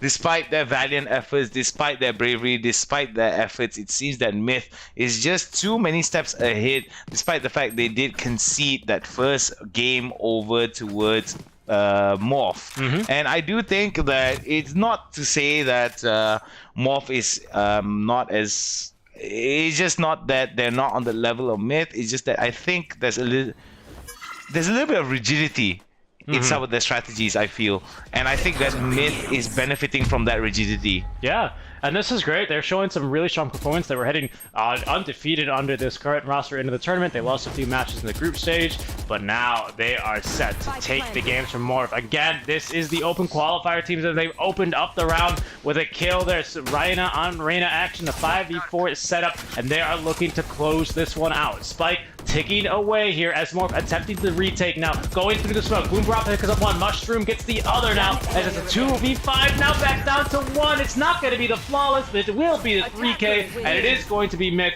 Moving on, the reverse sweep Hound. They get the job done. Incredibly impressive performance out from the team. Yes, and I do agree that with you that it was a definitely impressive game that was being shown. Very, very steady game of Valorant there between these two teams. And it seems that okay, there we are. Yep, there we are. All right, so let's take a look at these scores here. What do you think about New Gen as a participant opening this up with some crazy first bloods here, 4-4? Yeah, I think what really was showing there here is we've actually moved over to the lobby screen instead for our next match. What really stood out to me there was, of course, I think both Reynas, right? Both Jets, as you tend to see, are going to be closer to your top fraggers. But both Reynas there, the difference being that it was going to be Myth able to just get the favorable trades, the better rotations and better lurks here. And this time I can't chalk it up to, oh, it's the map, or oh, this map suits their playstyle. No, because it's the same exact agent composition for both sides. I think Myth just showing that they're the better team here today. And I agree. Myth, I think they were able to get some of the pacing, the pacing quirks away from. Excuse me, they were able to take advantage of the pacing quirks that members of Morph had. They figured him out, right? Yeah, they did. You know, he always drops his left when he goes for a right. Yes, exactly. So when that opportunity presents itself for the side of Myth, I mean, you're not going to be throwing the same tactic over and over again from Myth. And Morph, I think, yes, they did try to change some of their approaches, but it was a little too late. And I feel that Morph, what they need to do after this tournament is just maybe scrim a little bit more, or maybe like try to put themselves into a situation, into, how to say, theory crafting a little bit more in terms of how they want to be approaching some of these fights, how they want to be approaching some of these, what's the word for it? Retakes as well, because I think that's some of the biggest weaknesses here. I do believe that they do have quite a bit of coordination behind them. It could be better, right? It's not entirely worse. It's not the worst, right? Yeah. But it could be a lot better. And unfortunately, they don't really have time to take a look. Well, they don't have too much time, right? Because they're going to be playing a best-of-1 elimination match here later today versus Bren Esports. So that'll be coming up after our next series, which is a best-of-3 still in the upper bracket. BBI versus Boom Esports. That one will be exciting. But I do want to touch up on what you said, because it does kind of feel like, yes, maybe they were a little bit slow to react here on the side of Myth, right? But once they found the pattern, they looked really, really strong, didn't they? Especially on Split, especially here on Ascent as well. And that's the thing. I feel that for Morph, they need to be considerate about the fact that, you can't put all your eggs into one map. That's one thing. And yes, despite the fact that they were able to basically, because of the 3 sites that were available, they were able to play maybe a little bit of mind games and kind of make Myth a little bit impatient. Yeah. And well, not only that, actually, I would argue that Myth were a little bit too patient on map number 1. Maybe they didn't actually really want to commit to the counter rotates, and I think that has to do, yes, with the fact that there are 3 bomb sites, so they want to make sure, we don't want to rotate towards C and then have the retake at A be hard if we get juked out, right? Which tends to be the case, but I think later, especially on Split, and really showed their stuff here on Ascent, they were going hunting here, weren't they? Yeah, and I feel like it was hunting season, and what was the game that was being hunted was definitely members of Morph here from Myth. There were some really interesting moments at B main as well, and A main as well, where we did see members of Myth actually try to push it out, and it had varying degrees of success. There were a couple of times that it worked out for them, but whenever they set up this blender, this proverbial meat blender for the side of Morph, Myth just walked headfirst into it. All right. Well, with that, that's going to be it for us, right? We're going to go ahead first to our host, who's Evo? Evo Plus. Evo Yes, Plus. Oh, knew not that. Evo Minus, right? Evo That guy, Minus, right? Evo, well, who knows, right? Who knows, right? We'll find out. He is the Hound. I'm Seeking Strike. We're going to throw it over our panel here and just after a short break. We'll see you then.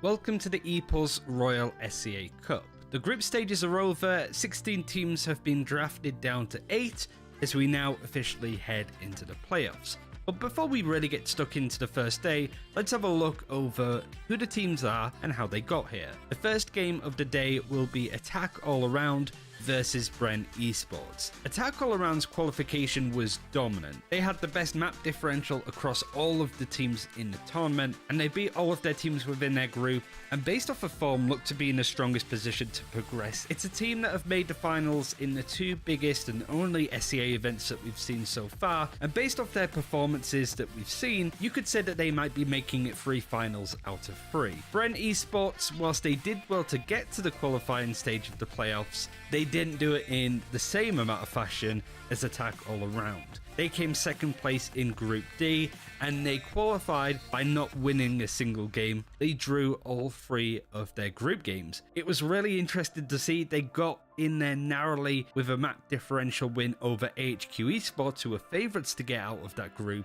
I would still imagine that Attack All Around are going to be favourites in this game, however, but Bren Esports have already surprised quite a few people with the way that they got here. But unfortunately, with these now being best of 3 games, a draw is just not possible for this team. Matchup 2 will be Vision Strikers versus Todak. Whilst Vision Strikers topped their group with 3 wins and no losses, they did have some pretty close games with the likes of Blackbird Ignis and Paper Rex. Sure, they did get brought down to overtime in any of these games, but it certainly wasn't a dominant day for them, especially after the way that they've played in the Africa Asia Showdown tournament, where they won first place in that, as well as all of the other tournaments that they've played. I still personally fancy them as tournament favourites, but it has been interesting to not see them coast over their opposition so far. Their opponents Todak haven't had as strong as a showing by coming second in Group C, but they did beat out Armory Gaming and RRQ to earn their place. They did lose hard against Boom Esports 13-3 and 13-7, which might be a bigger indication of what to expect from this team. Todak have been involved in big tournaments in previous lineups, but they've not had the best results in the teams that they've been in. And it's fair to say that their first playoff game against Vision Strikers is likely to be their hardest game. Game number 3 in the upper bracket quarterfinal is going to be Made in Thailand versus Morph Team. Made in Thailand Attitude came through in second place in Group A, beating out Anbu Elite Gaming and Only One Word, but losing to Attack All Around, who, as I mentioned previously, had a really good showing. I think it's fair to say that this is expected from Made in Thailand. Only One Word in that group really didn't show up at all, losing all 3 of their games. So it was really Made in Thailand's playoff position to lose, really. It's a team that have done well to get to a lot of playoffs in previous tournaments, so it's not too surprising to see them here. But they did look decent against the teams that they ended up winning. They just couldn't really keep up to speed with Attack All Around. And they have a pretty interesting opponent in Morph Team. All of the other teams that came top of their groups won 3-0. They didn't lose a game, and neither did Morph, but they won 1 and drew 2. Group D stood for group draw, apparently, as Morph Team were able to get in by being undefeated at this point. In this matchup, I actually think that Made in Thailand might have the edge here, but it really does depend on how these teams show up. I feel like we haven't really seen too much of Morph Team. They did well to not lose a game, which the same can't be said for Made in Thailand, but I'm still a bit hesitant for the fact that they drew 2 of their 3 games. That's not necessarily the strongest look going into playoffs. Our final game is going to be Blackbird Ignis versus Boom Esports. Blackbird came through the same group as Vision Strikers and still managed to have a close game up against them on Haven with the score of 13-11. Unfortunately, the other round that they lost was 13-3 on Ascent, which isn't really good looking at all. What's even more concerning is that Blackbird got through to playoffs on map differential alone. Their loss against Vision Strikers, win against Resurgence, and draw against Paper Rex put Blackbird and Paper Rex on equal points. Fortunately, Blackbird were able to pull off more of a dominant win on their map against Paper Rex by winning 13-1. This very much tipped the scales into their favour and made it pretty much impossible for Paper Rex to do that same amount of damage on the other side. Whilst this isn't necessarily a bad showing for Blackbird by any stretch, they are going up against Boom Esports, who had an exceptional day topping Group C. It is fair to say that Group C was a lot less competitive than Group B. I mean, you are missing the Korean team has won every tournament that they've played, so it is going to be easier just off that alone. But it was still a good showing for Boom Esports to win all of their games fairly dominantly, especially after a lackluster run of form in other tournaments previous to this one. Blackbird, as the only Japanese team within the tournament, will want to prove themselves in this match, and who knows, might be able to sort of string a few wins together, keeping themselves up in the upper bracket. This is double elimination, so even if these teams do lose their first game, there's still an opportunity for them to stay in the tournament following that. Whether that happens or not, we'll have to wait and see.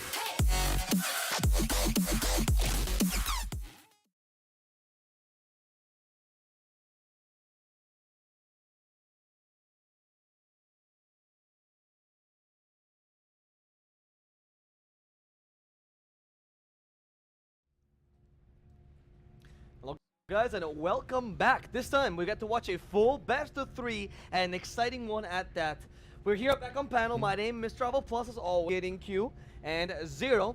And guys, honestly, it's really a bittersweet ending for me because I mean, you guys didn't expect this. Yeah. You guys actually thought the opposing team would win here. Myth ended up taking it quite convincingly as well. But ending such a close best of 3 on this note, not that exciting. Definitely not. Definitely you expect them, you know, being this close in terms of competing with each other, you expect them to have a closer last map, especially if it's Morph's one of the Morph's best map, and they played the exact same agents as well. So we have no excuse of saying, oh, Brimstone is bad because they use the exact same agents. Well, to me, the way I look at this is like an anime arc, because initially it didn't seem too good. Morph was really bogging them down 13-8. Then it turns around, you know, Myth taking it on split 13-6. We think maybe it's just the map. Maybe this isn't some hidden untapped potential. And all of a sudden coming to Ascent where we were expecting Morph to really start smurfing, they just didn't. And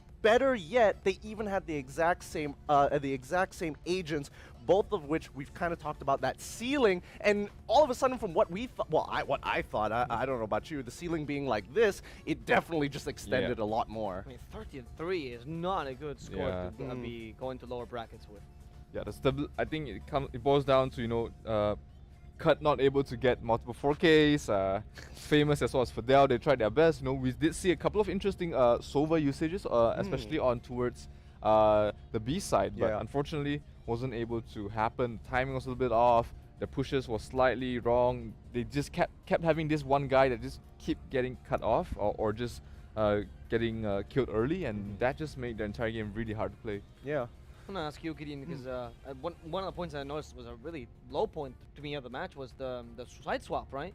I was expecting that to be a bit of a difference now, and maybe you start picking up the slack. Now you're on the favored side, perhaps, but then you just lost 4 in a row, and it was over. Exactly, right? I mean, it's just one of those things where it's like, I definitely think that they started off pretty strong into the round on their side. And the moment they switched over, it's like, okay, this is Ascent. Defenders are definitely going to have a significant advantage. This should be fine. It was not. And I think this is one of the I'm not going to say small, but one of the cases of, in a perfect example of whereby team play is actually going to succeed, especially against the team, with some really strong fraggers, but their weakest link actually, well, the weakest links at this point in time really started to show, and those weaknesses got exploited.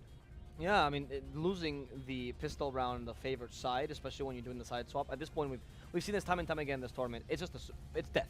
Yeah. You really can't do that because you now have to overcome something with a worse econ. It becomes impossible, and the snowball effect is from there.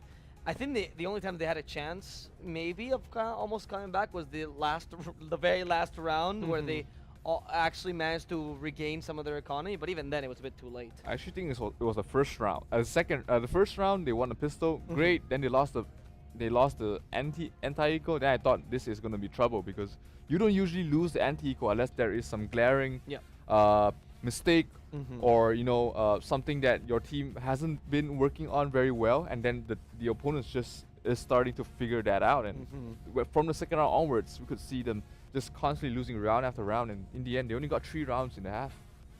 I mean, I could argue that it could have been better. I definitely think that just overall, Myth's team play is just really, really solid now because it took them a couple of games to really get it together and become a little bit more polished. But I think on that third game, they were really popping off. Like, A site was basically unwinnable for the side of Morph. Every single time that they were on it, yes, you would take a site, but the retake was just too good.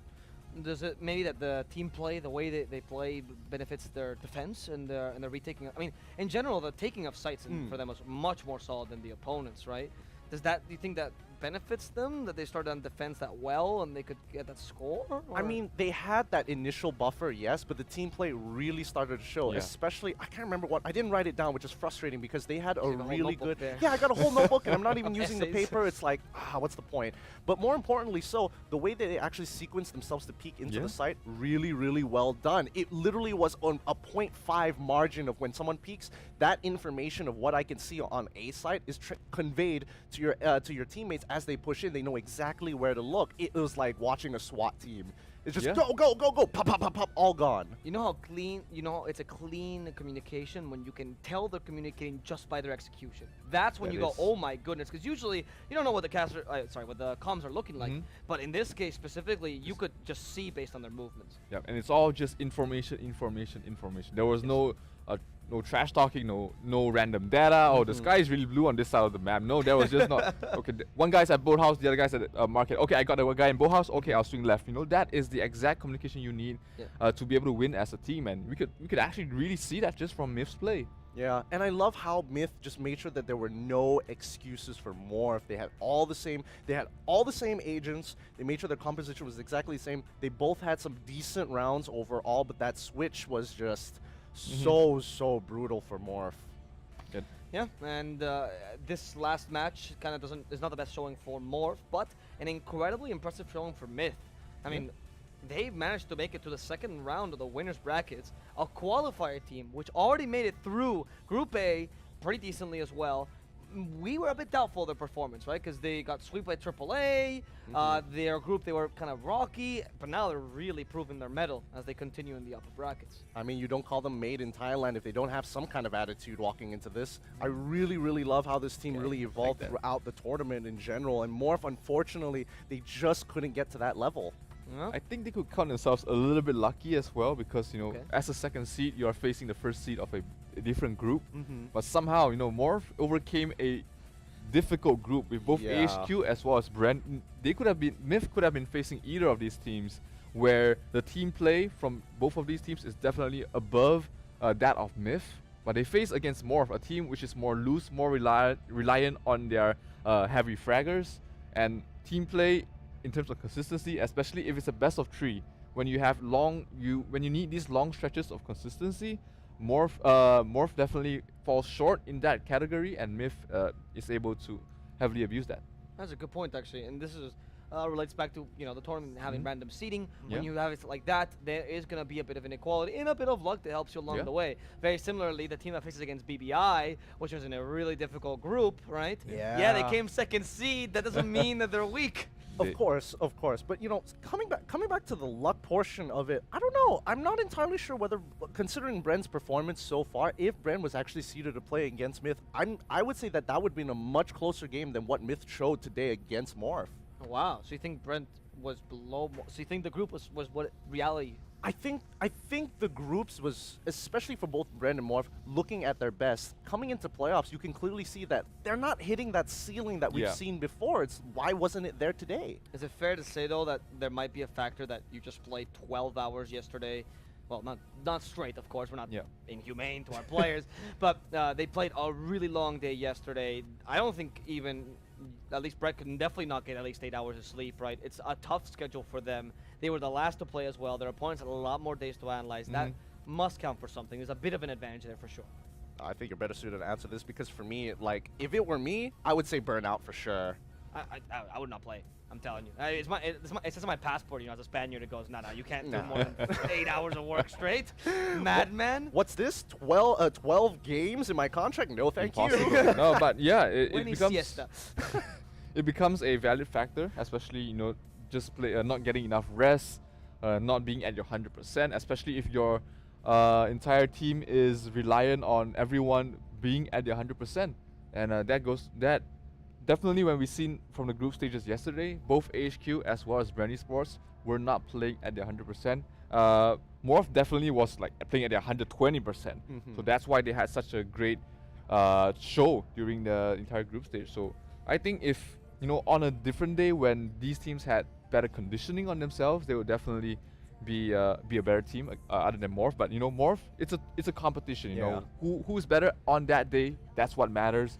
And Morph came out on top. Of course, unfortunately, Myth is the better team today. Tomorrow we might see something a different result. But of course, congratulations to Myth once again for moving on. Yeah. Well, thank you guys for breaking down that series for us as we are going to head to one of our last breaks before the next series, right? As the next series is getting set up, we're going to take a quick break, guys, and then come back with our pre-game analysis panel, which unfortunately will not be these two handsome gentlemen, but you will get to catch them casting, that's for sure. So, guys, I hope you enjoyed this quick little post-game analysis, and we're going to come back shortly with the next game of the day. Stay tuned, and until then.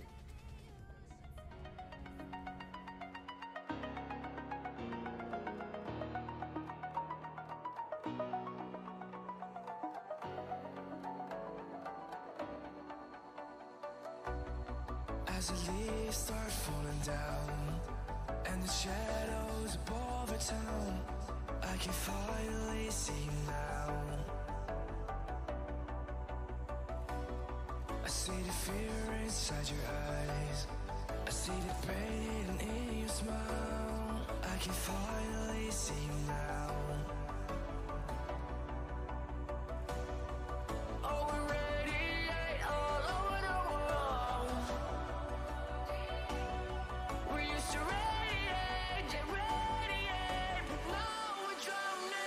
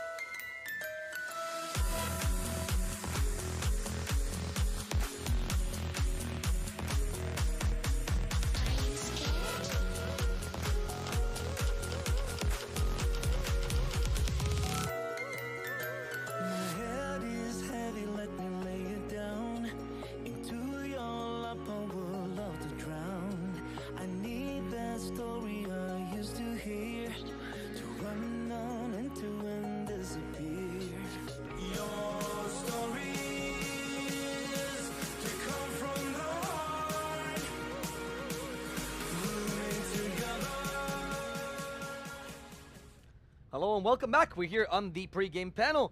And for one of the most exciting matchups of today, BBI versus Boom Esports. Top seed versus second seed, but honestly, BBI could have well been in the top seed. They were incredibly impressive both in groups and in general. We've loved their standings. Probably first or second best team in Japan right now.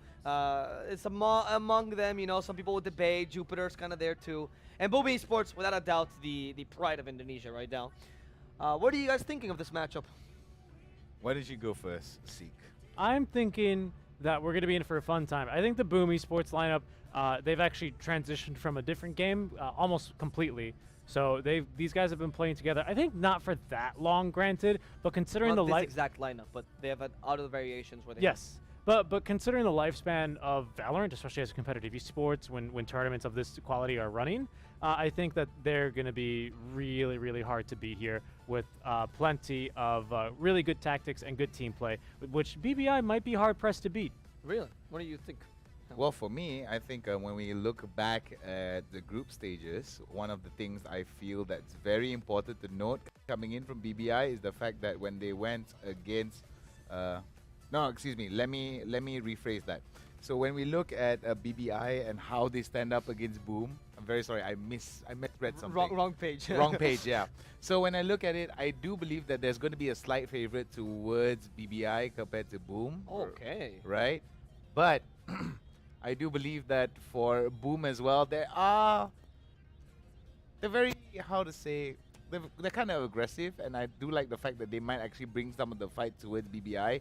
BBI is a little bit more of a tactician in that sense, you know. But I think in order for BBI, in order for Boom to basically go 2-1 or 2-1 against BBI? Boom, right? BBI, Boom against BBI. Yeah, sorry, oh my God, sorry. I'm all over the place today. I do believe that what Boom needs to do is basically keep the fight as messy as possible. Okay. I mean, when we watched them in Group C, honestly, I actually saw them as a relatively clean team. I agree. Yes, aggressive, but not lacking in teamwork. Their mechanics were quite good. And one of the things I liked about Boom particularly was that there were no standout players. And that's not an insult in this case. It means, like, just the whole team stands out to me. Yeah, like you say Vision Strikers, you go, oh, RB? RB? What did he do, right? Even with our previous matchup, it was like, what was the Jets name? I completely forgot now. But like, there's almost always a standout player on the Jet. But no, I completely agree to your point. I think I'm gonna contest the point. I think BBI's mechanics in this game are slightly stronger than Boom's. Sure.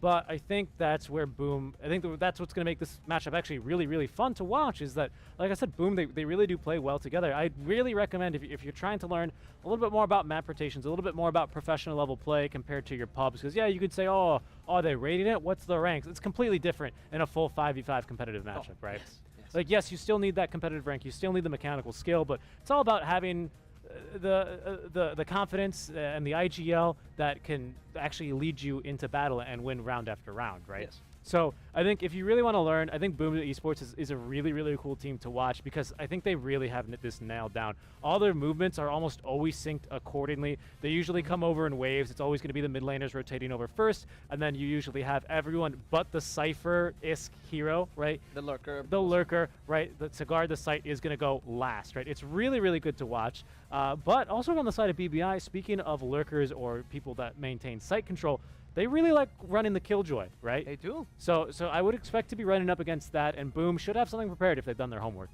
For me, I think looking back at the thing now, I got my stats all here, right?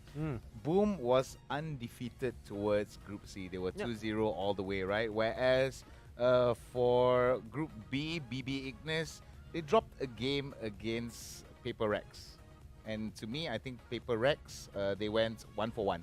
Right? Yes, between BB Ignis and Paper Rex, and I feel that Paper Rex isn't as clean as a team compared. I agree. Yep. So I think that might actually be a little bit of a signifier here coming into basically this matchup between BB Ignis as well as Boom.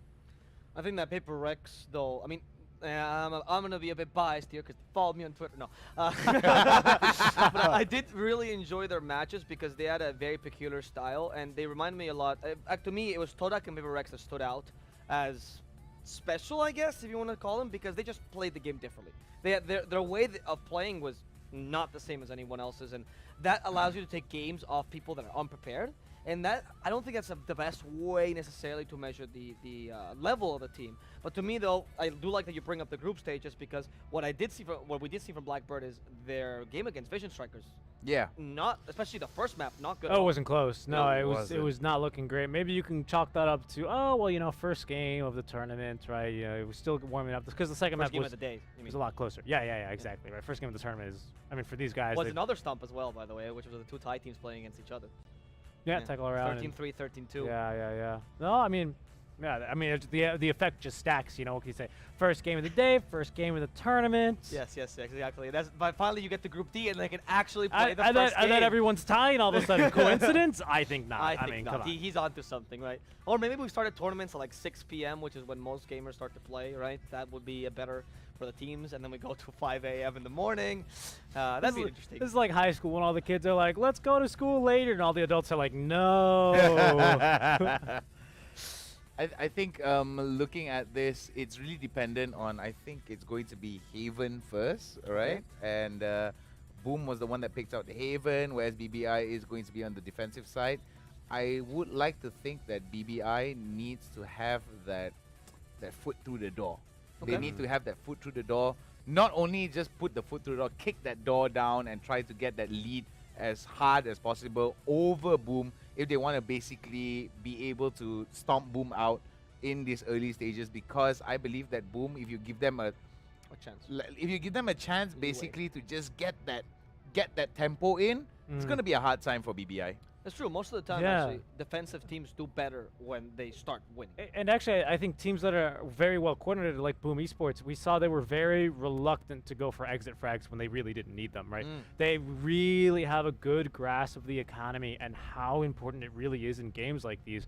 It's something that I really like to mention, because when you see a team actually execute on this, actually try and maintain control, rather, they usually end up with a really nice advantage here. But you got to be careful. You can't just rely on economy control, because that can very quickly turn on its head in 1 or 2 rounds, right? You all of a sudden are in a bad position. You're relying too much on the gun mismatch up, right? And you play too aggressively. You walk yourself right into the crosshairs of someone carrying a shorty, a bucky, something else that can be absolutely disastrous for you, right? But I think that's what really makes this genre just fun to watch in general. Yeah, to be honest. The best rounds to me are always the thrifty rounds. Yeah. Right? It's either I'm going to facepalm through my head, or I will actually enjoy incredible play by the teams, right? And I do find the ABI can probably take some of those. I know they're not the big fans of the shotguns. That's not usually what they do. They're not the cheesers type. No. But they do play a very consistent defense, particularly, right? Their positioning is usually pretty great, and as we mentioned earlier, their mechanical skill may be slightly above Boom Esports. So for me, I think for BBI, I think the biggest tell here is the fact that when we look at Japan as a region, right, they tend to basically compete against one another, and they tend to sometimes only go outside of the region. It's very local region. Right? It's very local region, right? So I do believe that there may be a little bit of nuance here in terms of Boom bringing a very specific style, and maybe BBI might be a little bit not used to it, or because when we look at Boom being like a very well-oiled machine, right? And that's going to be something that I have to think in a sense that BBI has to be considerate about how they want to be taking some of these fights. Discipline is going to be the key here against, like how you mentioned, it was Boom, right? That doesn't go for all of these like exit. BBI. It's actually Boom. I was demanding for that. Yeah. So since Boom is going to be very disciplined, I would like to see that BBI as well has to have that same level of discipline as well. Don't rush it out. Don't try to force things out, and let things play out the way that they want it to. One of the things I did see, if we're talking about the discipline quote from BBI, particularly in the match against Vision Strikers, sometimes they are prone to losing the plot completely.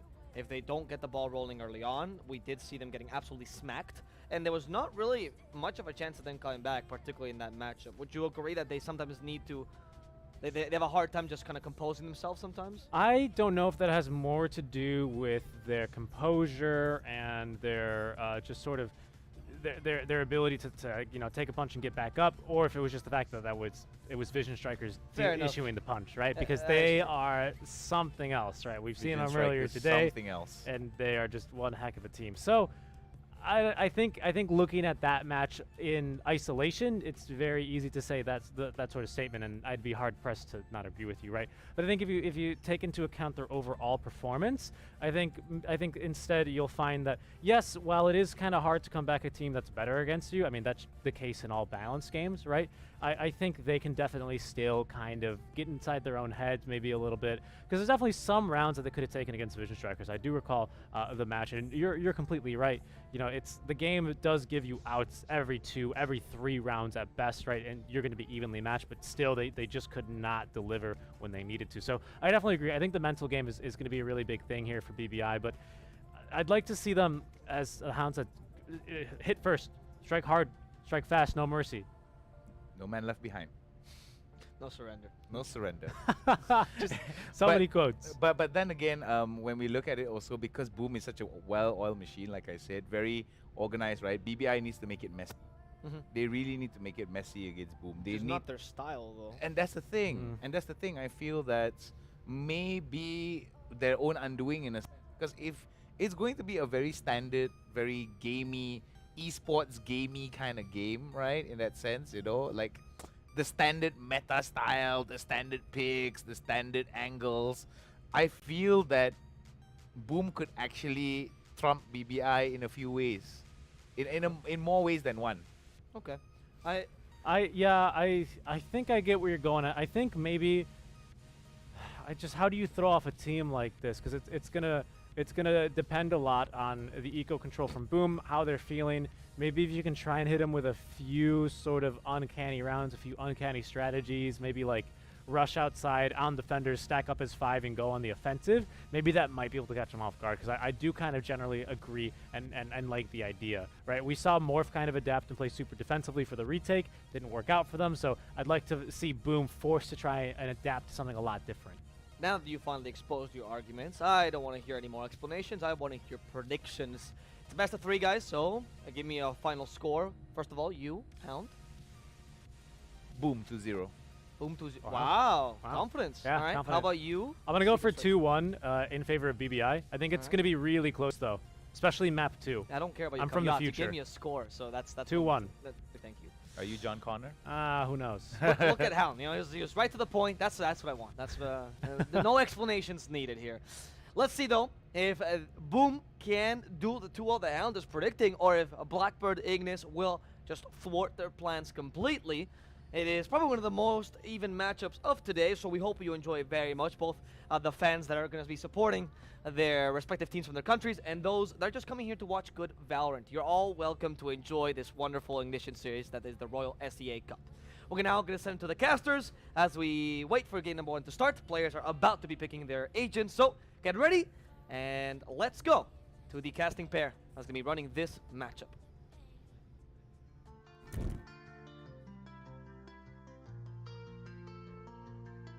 Welcome to the EPOS Royal SEA Cup. The group stages are over, 16 teams have been drafted down to 8 as we now officially head into the playoffs. But before we really get stuck into the first day, let's have a look over who the teams are and how they got here. The first game of the day will be Attack All Around versus Bren Esports. Attack All Around's qualification was dominant. They had the best map differential across all of the teams in the tournament, and they beat all of their teams within their group, and based off of form look to be in the strongest position to progress. It's a team that have made the finals in the 2 biggest and only SEA events that we've seen so far, and based off their performances that we've seen, you could say that they might be making it 3 finals out of 3. Bren Esports, whilst they did well to get to the qualifying stage of the playoffs, they didn't do it in the same amount of fashion as Attack All Around. They came second place in Group D, and they qualified by not winning a single game. They drew all 3 of their group games. It was really interesting to see they got in there narrowly with a map differential win over HQ Esports, who were favourites to get out of that group. I would still imagine that Attack All Around are going to be favourites in this game, however, but Bren Esports have already surprised quite a few people with the way that they got here. But unfortunately, with these now being best of 3 games, a draw is just not possible for this team. Matchup 2 will be Vision Strikers versus Todak. Whilst Vision Strikers topped their group with 3 wins and no losses, they did have some pretty close games with the likes of Blackbird Ignis and Paper Rex. Sure, they did get brought down to overtime in any of these games, but it certainly wasn't a dominant day for them, especially after the way that they've played in the Africa Asia Showdown tournament, where they won first place in that, as well as all of the other tournaments that they've played. I still personally fancy them as tournament favourites, but it has been interesting to not see them coast over their opposition so far. Their opponents Todak haven't had as strong as a showing by coming second in Group C, but they did beat out Armory Gaming and RRQ to earn their place. They did lose hard against Boom Esports 13-3 and 13-7, which might be a bigger indication of what to expect from this team. Todak have been involved in big tournaments in previous lineups, but they've not had the best results in the teams that they've been in. And it's fair to say that their first playoff game against Vision Strikers is likely to be their hardest game. Game number 3 in the upper bracket quarterfinal is going to be Made in Thailand versus Morph Team. Made in Thailand Attitude came through in second place in Group A, beating out Anbu Elite Gaming and Only One Word, but losing to Attack All Around, who, as I mentioned previously, had a really good showing. I think it's fair to say that this is expected from Made in Thailand. Only One Word in that group really didn't show up at all, losing all 3 of their games, so it was really Made in Thailand's playoff position to lose, really. It's a team that have done well to get to a lot of playoffs in previous tournaments, so it's not too surprising to see them here, but they did look decent against the teams that they ended up winning. They just couldn't really keep up to speed with Attack All Around. And they have a pretty interesting opponent in Morph Team. All of the other teams that came top of their groups won 3-0. They didn't lose a game, and neither did Morph, but they won 1 and drew 2. Group D stood for group draw, apparently, as Morph team were able to get in by being undefeated at this point. In this matchup, I actually think that Made in Thailand might have the edge here, but it really does depend on how these teams show up. I feel like we haven't really seen too much of Morph Team. They did well to not lose a game, which the same can't be said for Made in Thailand, but I'm still a bit hesitant for the fact that they drew 2 of their 3 games. That's not necessarily the strongest look going into playoffs. Our final game is going to be Blackbird Ignis versus Boom Esports. Blackbird came through the same group as Vision Strikers and still managed to have a close game up against them on Haven with the score of 13-11. Unfortunately, the other round that they lost was 13-3 on Ascent, which isn't really good looking at all. What's even more concerning is that Blackbird got through to playoffs on map differential alone. Their loss against Vision Strikers, win against Resurgence, and draw against Paper Rex put Blackbird and Paper Rex on equal points. Fortunately, Blackbird were able to pull off more of a dominant win on their map against Paper Rex by winning 13-1. This very much tipped the scales into their favour and made it pretty much impossible for Paper Rex to do that same amount of damage on the other side. Whilst this isn't necessarily a bad trend for Blackbird by any stretch, they are going up against Boom Esports, who had an exceptional day topping Group C. It is fair to say that Group C was a lot less competitive than Group B. I mean, you are missing the Korean team has won every tournament that they've played, so it is going to be easier just off that alone. But it was still a good showing for Boom Esports to win all of their games fairly dominantly, especially after a lackluster run of form in other tournaments previous to this one. Blackbird, as the only Japanese team within the tournament, will want to prove themselves in this match, and who knows, might be able to sort of string a few wins together, keeping themselves up in the upper bracket. This is double elimination, so even if these teams do lose their first game, there's still an opportunity for them to stay in the tournament following that. Whether that happens or not, we'll have to wait and see.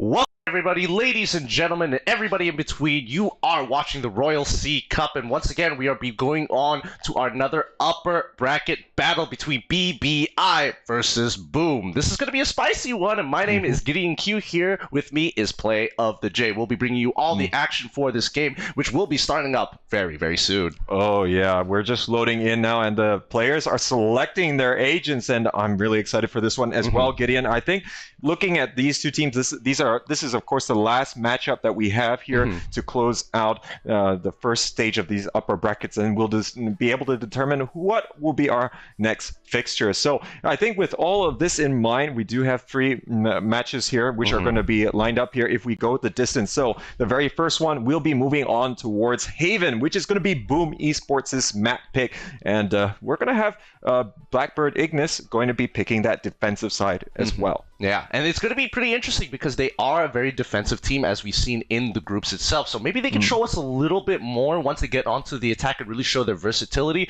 But what I'm most excited for is they're one of the only teams that decided to bring Killjoy to the table.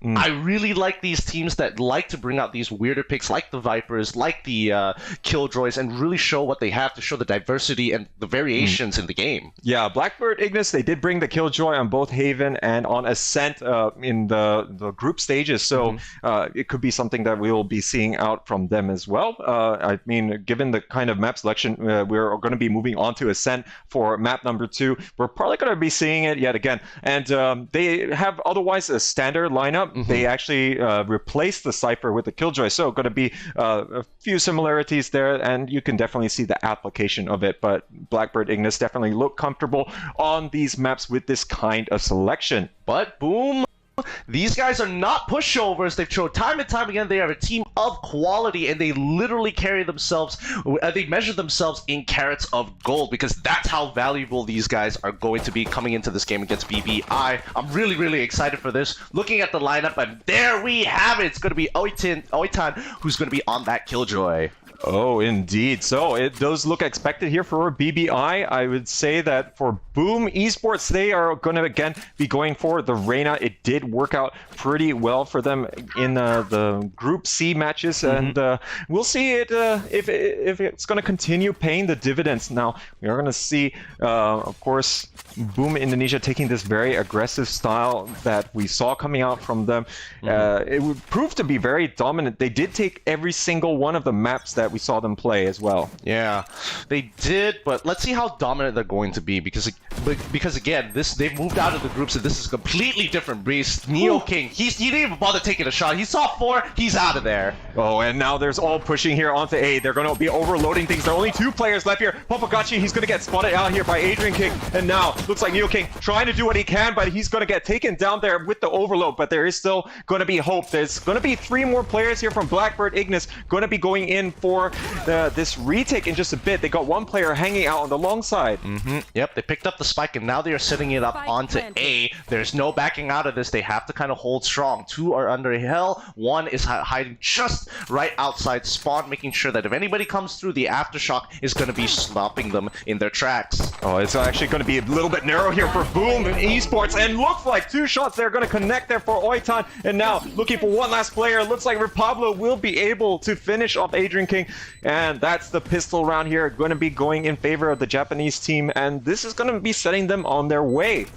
Yep, he did get a little, honestly, Breach got a little bit greedy there. He walked up quite far when he could have just stuck really, really close to the boxes to kind of eliminate the factor of getting shot from that left angle. But let's look at the replay one more time, and hopefully we're actually able to capture that moment, because you can see Oitan, he's ready to get onto the site. He just needs the rest of his team to kind of attract the attention, and that's what Omen did. He baited it out. Boom! That's going to be 1 headshot. Sticks his head out again. The Paranoia can't really do much. Boom! The second headshot.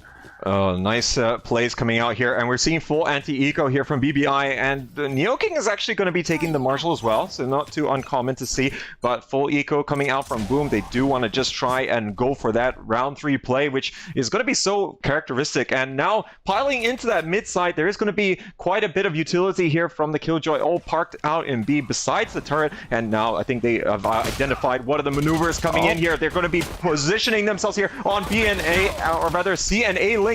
They're going to be spraying out. It does look like Adrian can will get the first frag.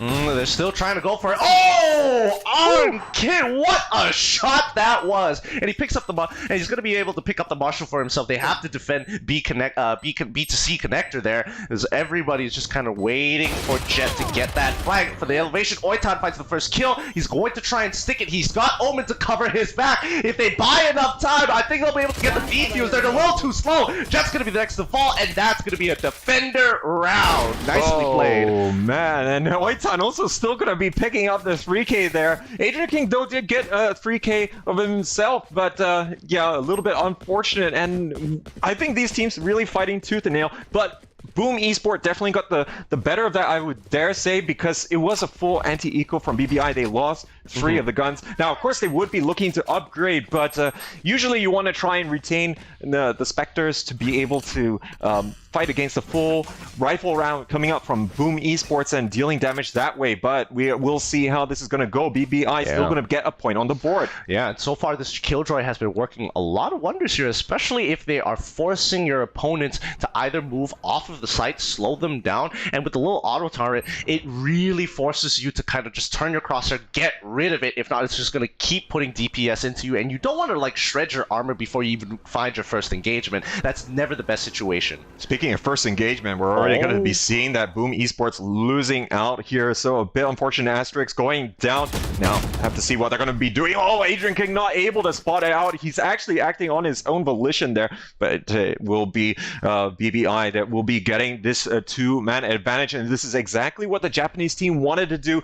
Don't forget, they still did have 2 Spectres in play, so this is still going to be a bonus, but 3 players going to be stacking here in the garage side of things. Oitan is going to be absolutely careful to not give it away. He's going to be able to land 2 of the shots there. Great play coming out there. Only going to be 1 player remaining, and now he has to do everything by himself. Super Assist not able to watch the angle there on that C-Long, and Repablo going to be taking him down. Man, BBI seem to be like, no matter, even if the information is missed, they are still able to duke it out with the gunplay. Like Reyna, for an example, she completely got undetected by that owl drone initially. She should have had the first drop onto that Sova, but unfortunately she lost that fight. And now with the rest of this team, they are just not making, they are not following the procedures. They need to set it precedent to make sure to check their corners, because if this happens again, it's going to be another free round for BBI. Well, and with that, this is going to be a bit of a weak buy coming out here from Boom Esports. They're going to have to be going for these sheriffs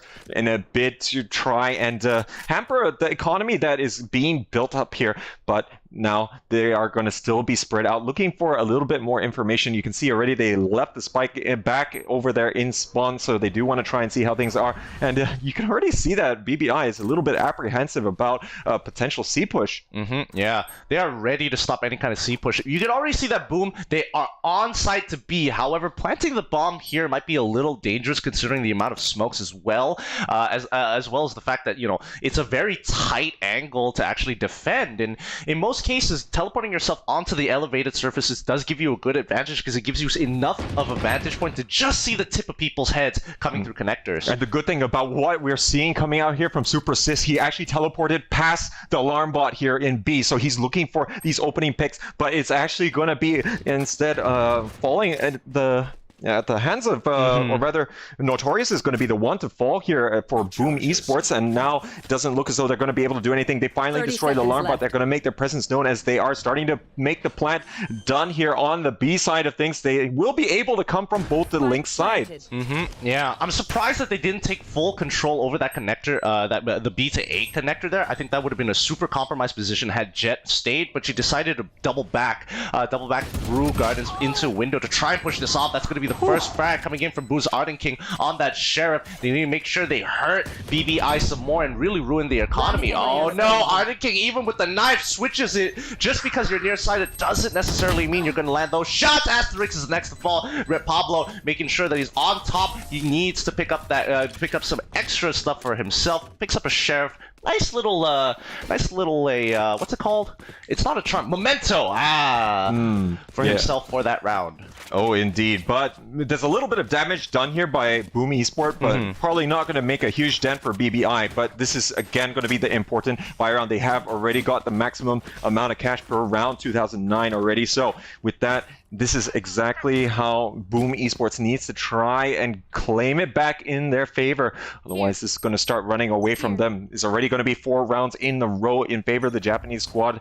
And now see how this challenge on the A long side of things. They're going to have the Cloudburst moving here. Oh, Neo King not able to land the shot there. Still trying to catch any further glimpse of his opposite number. Now the Hunter's Fury also coming out for the side of BBI just to kind of get some information and push them out of sewers if they were there to begin with. The Nano Swarm is in position to stop anybody coming through sewer side, and that's why A long is quite an important pathway for the team. Oh, and this is drawing the rotation out here from all of these connector players. You can already see that there is going to be a little bit of a rotation from Neo King. He's actually going to start peeking into B. Boom Esport has really fancied going down the middle of the park after drawing out a little bit of the resistance, but there's going to be these 3 players all stacked here, but this could be devastating if Notorious is able to come out from behind, and Poem lands the shot there onto Super Sis. That's some good game sense here. Ally Killjoy is going to be dropping down the ult as well to try and lock them down, but Boom is making sure that they're trying to clear that bomb off no matter what the cost is going to be. Can they make it out of here? Unfortunately, they couldn't kill off the rest of BBI in time. Oh, the trades here are really working out for Boom Esports. They only have Repablo that's left. He's going for the last one, but the Hunter's Fury is ready, but it looks like it was done halfway, and he's able to get the defuse there. So Boom Esports not able to take what was almost certain to be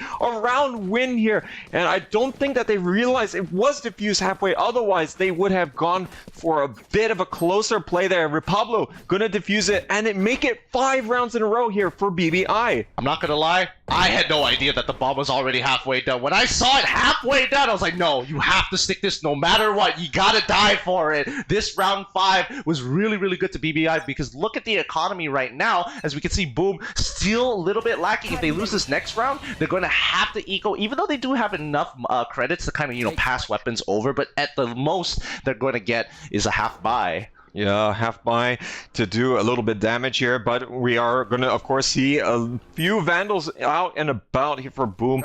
Not really wanting to relinquish too much, as they do want to keep the pressure onto BBI. BBI, they're really holding their positions well, but Super Sis, no longer did I say that he's able to take down Oitan. Look at the push here coming into the middle side, and now Poem will be able to claim that one. This is actually going to force the Boom Esports players to reconsider, but at the very least they have traded evenly at the moment.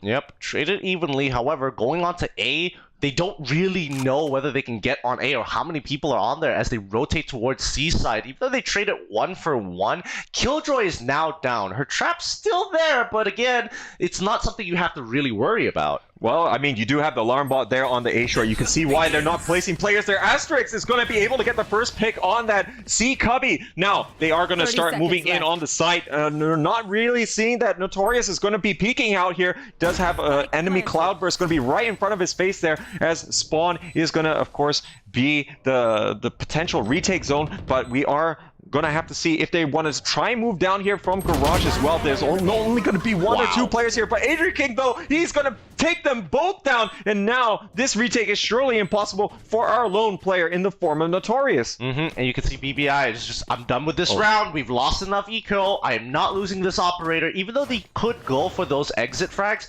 not exactly the best position to do so, especially you're already so far ahead. Giving up this round and saving, not a bad idea. Yeah, oh, sorry, not Notorious, but it's Neo King, the BBI jet that is still surviving. Now, going to be hiding out here on A long and really just try and preserve the operator. Finally here, Boom Esports going to be putting that round on the board and going to be retaining quite a number of the guns as well available to them. So they... again, they have taken a more aggressive lineup than others, so this is definitely going to be something that they need to get more rounds on the board, because once they move over onto the next half, it's going to be a little bit more difficult than usual to hold on that defensive side, despite the fact that we've seen, in general, defensive side being or yielding more results in this tournament. Yeah, I find that kind of surprising because on a very attacker-heavy map, it looks like a lot of teams really know how to set their defense as well. And a perfect example is BBI, because these guys so far, I have to say, I wouldn't call them the masters of defense, but they are extremely proficient with it. Oh, I mean, the rotation timing, I think, is what is working out well for them, that they're able to really prevent too much from happening, or the retakes are going to be very vital, as a lot of the plants have gone down in B, and they're able to really retake that effectively. But what I want to see here is more from Boom here onto the other sides here, but looks like Asterix, he's going to get taken down, not really going to be continuing to progress up the sewer side of things, and we can already see that the 3 players on the A side, they really do not want to give up these sites. We saw what happens when one of A or C is going to be relinquished. C did result in Boom, but now Adrian King, he's actually going to take on Repablo, trying to go for the flanking maneuver here, but not really going to quite get it. Oh, the Rolling Thunder coming out, but it's going to be missing out here, but it doesn't matter, he's still going to get him with the flashpoint. Pretty good play. I thought the Rolling Thunder was a bit of an overkill, but it looks like it was just enough to actually catch him off just before he gets behind cover. Now they're going to relinquish the site for now. Wait, buy some time. You don't necessarily have to fight. And unfortunately for Popogacci, he's going to be biting the dust, but Killjoy in the flank. This could be all the difference they need to even this game out.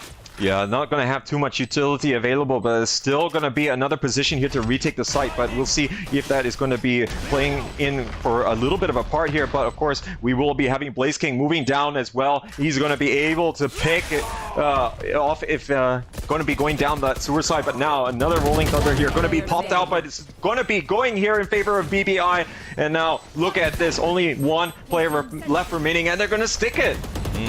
He's trying to go dip in and out of smoke in hopes to find somebody, finds the kill, and there goes Blaze King this time. Another round going over to BBI. Oh, BBI, gotta be pleased with that one. Now, of course, this is gonna still be something that they can continue to improve and bring forward. 6 rounds on the board on the defensive side is already gonna be pretty decent. They just want to continue to try and make this as difficult as possible for Boom Esports to utilize the kind of aggressive plays that they have, and this will just make it much easier when it comes to the round swap, as you know, the smaller that you can make the difference to get to that 13 points, the fewer gun rounds potentially that Boom has to work with. And you can see Boom, they aren't, more times than not, they're not looking to play for picks. They're looking to kind of get as much information as they can. They're very aggressive when they do so, and most of the times it does result in a casualty. Ooh, the alarm bot gets taken out. Supersys, he's going to be okay because he's got backup from his team to be penetrating that double doors to ensure that site is going to be cleared. Oh, and they still have the mid presence here. No one going to be here from BBI as well. And now with Notorious pushing through, he's going to start taking it onto the side here. He's going to be able to flash out Repablo, and this is going to make it completely available for Boom Esports. They're going to lock things down here from the spawn and B side things, and they're going to be, it's going to be very difficult. But oh, Notorious getting a little bit too overzealous, pushing out there, but Asterix going to punish. Neo King was able to get that refrag onto Asterix. Ooh, Neo King does take hit by another shock bolt, 66 HP, and a dream, a 2v3 situation to win from both coming through spawn. Can they pull this off? Looks like they're going to be backing away a little bit. Yeah, I think they're going to be reconsidering probably going in for the save. So, Boom Esports has managed to almost certainly put this next round on the board. Not exactly in the position to go hunting, as of course the economy is not going to be in the best of spots, but this is going to be a starting point for them to really try and keep up the momentum. And BBI, they're probably going to be having enough here to really go for a little bit more of a full buy. And they have been actually relinquishing control on B quite a bit as well. But oh, Blaze King. He just picked up the op as well. That's a little unfortunate. Really unfortunate. They're going to be missing out on some big weapons, all because of a simple mistake. Hopefully that doesn't happen again. They need to make sure that they are coming off clean, because Boom, this is their opportunity to move forward in the upper brackets. Yeah, that was a little bit unfortunate there, as they really could have done with an extra rival. Well, I mean, it was an operator, right? But in any case, Boom Esports here, they're going to have the full buy available to them, and you can already see it starting to break in terms of the buys from BBI. And oh, look like Neo King here is going to shut down Notorious. The flash point just not going to have the desired effect at that moment, and that is going to be Neo King able to claim the first frag of the round. First pick, we all know how this goes. BBI waits there, just plays it patiently, holds their angles, and Boom seem to keep falling for it every single time. They don't naturally contest corners, but there goes 1 for 1, breach for breach. Oh, so Asterix is going to pull it back, but now Adrian King is also looking to do the same. They have control of A side. It's going to have to be a retake coming out from BBI. They might fancy their chances, though. They are in a 4v or 3v4 situation, so not looking too good here. Now, going to be delayed a little bit more here thanks to the dark cover available to Boom Esports. How do they handle this? I mean, the bomb is still going on, but BBI need to make a move, and Jet still sitting into his just in case a flanker is going to be there. Considering the amount of time that has passed, the moment the first shot goes off, Jet is going to rotate. And now, not really seeing a lot of opportunities. They're going to back all the way up. Wow. And I think they were basically just waiting to see if anyone was going to push through the dark cover aggressively. But Boom Esports going to be looking to take it very conservatively, and they're going to be able to lock it in this round. Not really going to be hunting just yet, but I think they could be in a decent spot for that. Remember, we did see that the economy was starting to be stretched a little bit by BBI, but they do manage to retain at least 3 of the guns. They should still be able to maintain this full strength for now. Yeah, just I mean, a lot of just intelligence coming out of BBI, because again, it's a 3v4 situation. You could have played for picks, you could have looked for exit frags. They decided, you know what, we're not even going to risk it because there's no point. We have a 3-round lead. Sorry, we have a 4-round lead. Giving them 1 round isn't going to mean too much, especially since BBI will be having the attacker's side by the end of this game. Yeah, so I think with that in mind, they just want to try and close things out strong and not necessarily to get the bank up to what it used to be, but this is still going to be a little bit of a slow game to start with here for Boom Esports, and really being able to get a lot of these opening picks by taking their time has worked out. Of course, there has been that jostling around the mid side of things, can yield dividends, but really depends on which jet is going to be, you know, the feistier of the two. But now looks as though they might be dueling here over the A lobby side, and Asterix is going to be the one to be able to nail Neo King down in the sewer. Can he? There's nothing much he could do there, unfortunately. But, you know, the rest of the team of Boom now rotating towards the other side of the map, still in full strength, with all 5 members ready to go on site on a moment's notice. They're just setting up the fake on A side here. I wonder BBI is going to bite.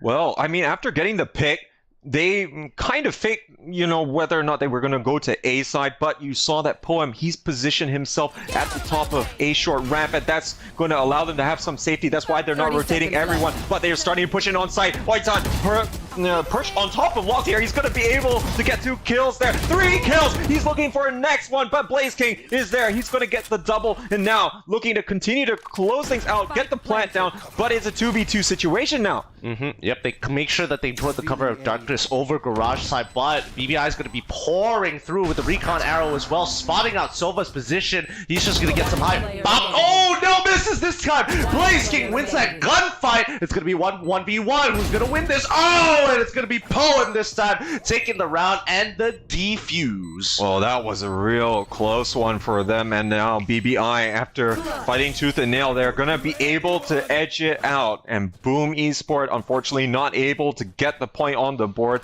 and it looked as though that it was going to be good for them. They managed to push on the site quite effectively after, of course, they did get the first...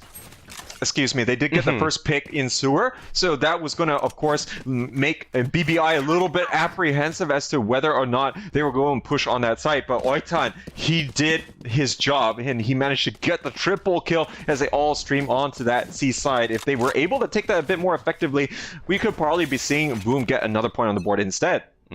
Yeah, and once again, they're going to go for the regular strategy, look for an initial pick, and then start rotating to the rest of the map for the side of Boom, but the recon doll... Oh no, this might be some trouble for this Jet, who's dodging all the abilities, can't be tracked, but used all of her utility except for her smoke, so no more tailwind, no more updrafts. This is so reminiscent of one of our group games on Ascent. I can't quite remember who did that. I think it was PTC, but I could be mistaken, dodging Hunter's Fury in such fantastic fashion. fashion. But anyways, we are going to be seeing that things are all going to be focused around this A side. Boom Esports starting to push into the site. They are going to get enough utility towards Heaven to try and push them away just long enough for them to get the spike. But it is going to be a 5-man retake here for BBI. They are getting ready to set up, most likely off the back of Sova Recon Arrow when it's ready.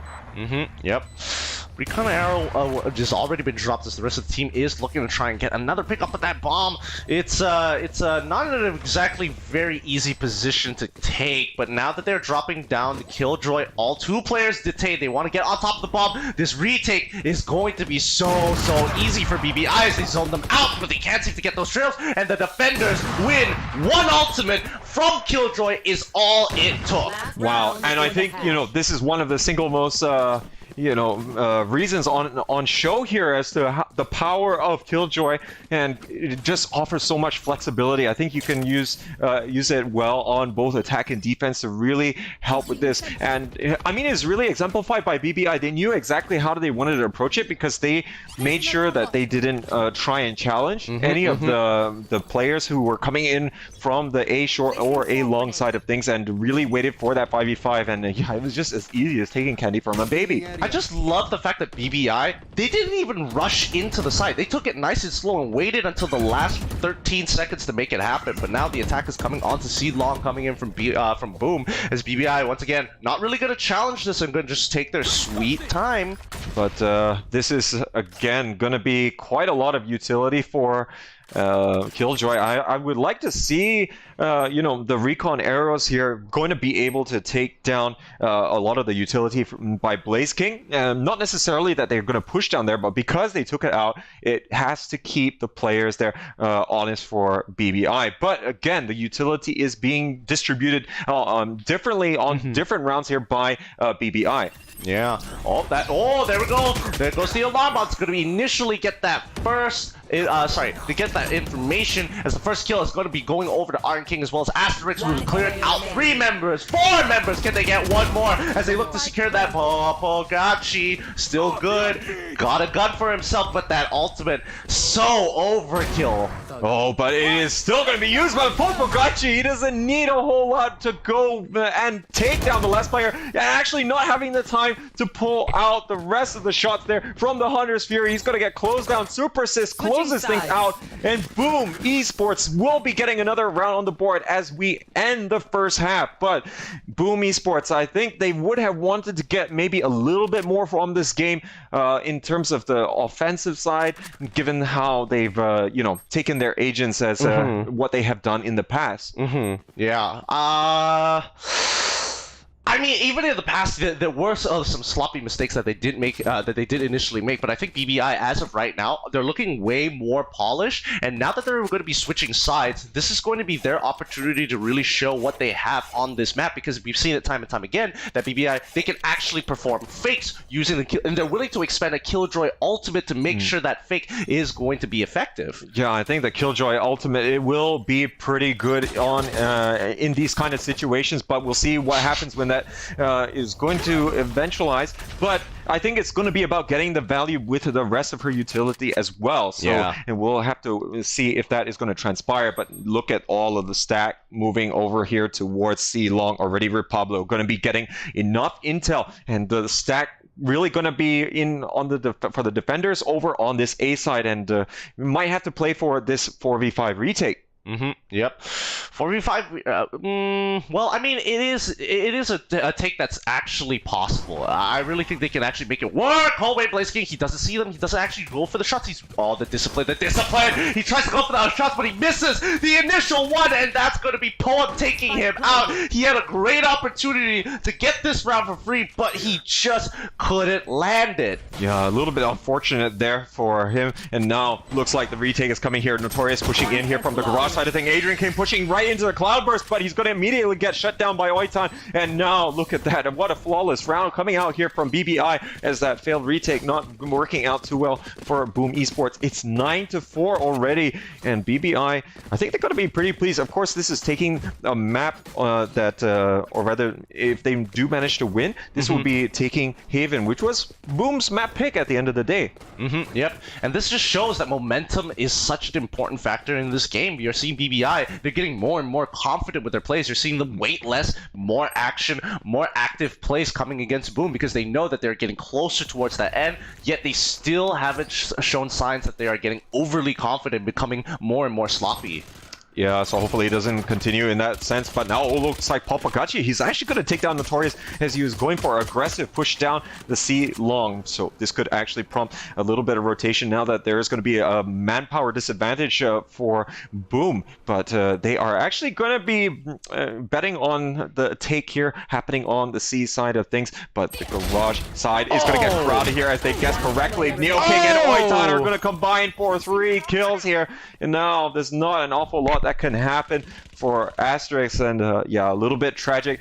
But of course, this is the eco round for the Boom Esports players, so they're going to have a chance to fight back. But no damage done versus the anti-eco. Yeah, unfortunately, I mean, if this wasn't an eco round and it was just a purely normal round, that Vandal, they would probably have a Vandal and be blowing through Oitan through that box. But unfortunately, here comes that fault line as they come and peek out. Oh, Asterix gets the first kill, but Neo King follows up just behind him. Unfortunately for Oitan, he's not going to have the best of KDAs.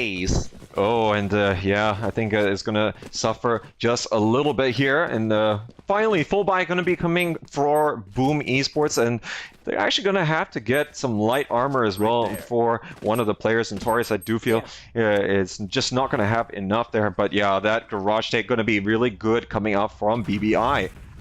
Now, once again, BBI on the attack. 3 more rounds to close out this game against Boom and secure themselves 1 point in match number 1. Ooh, we're getting real close, but at least Iron King, he's starting to see the patterns here where they like to actually set up on the attacker's side to get that initial information. Now that he's right by windows, anybody coming through mid is in significant danger.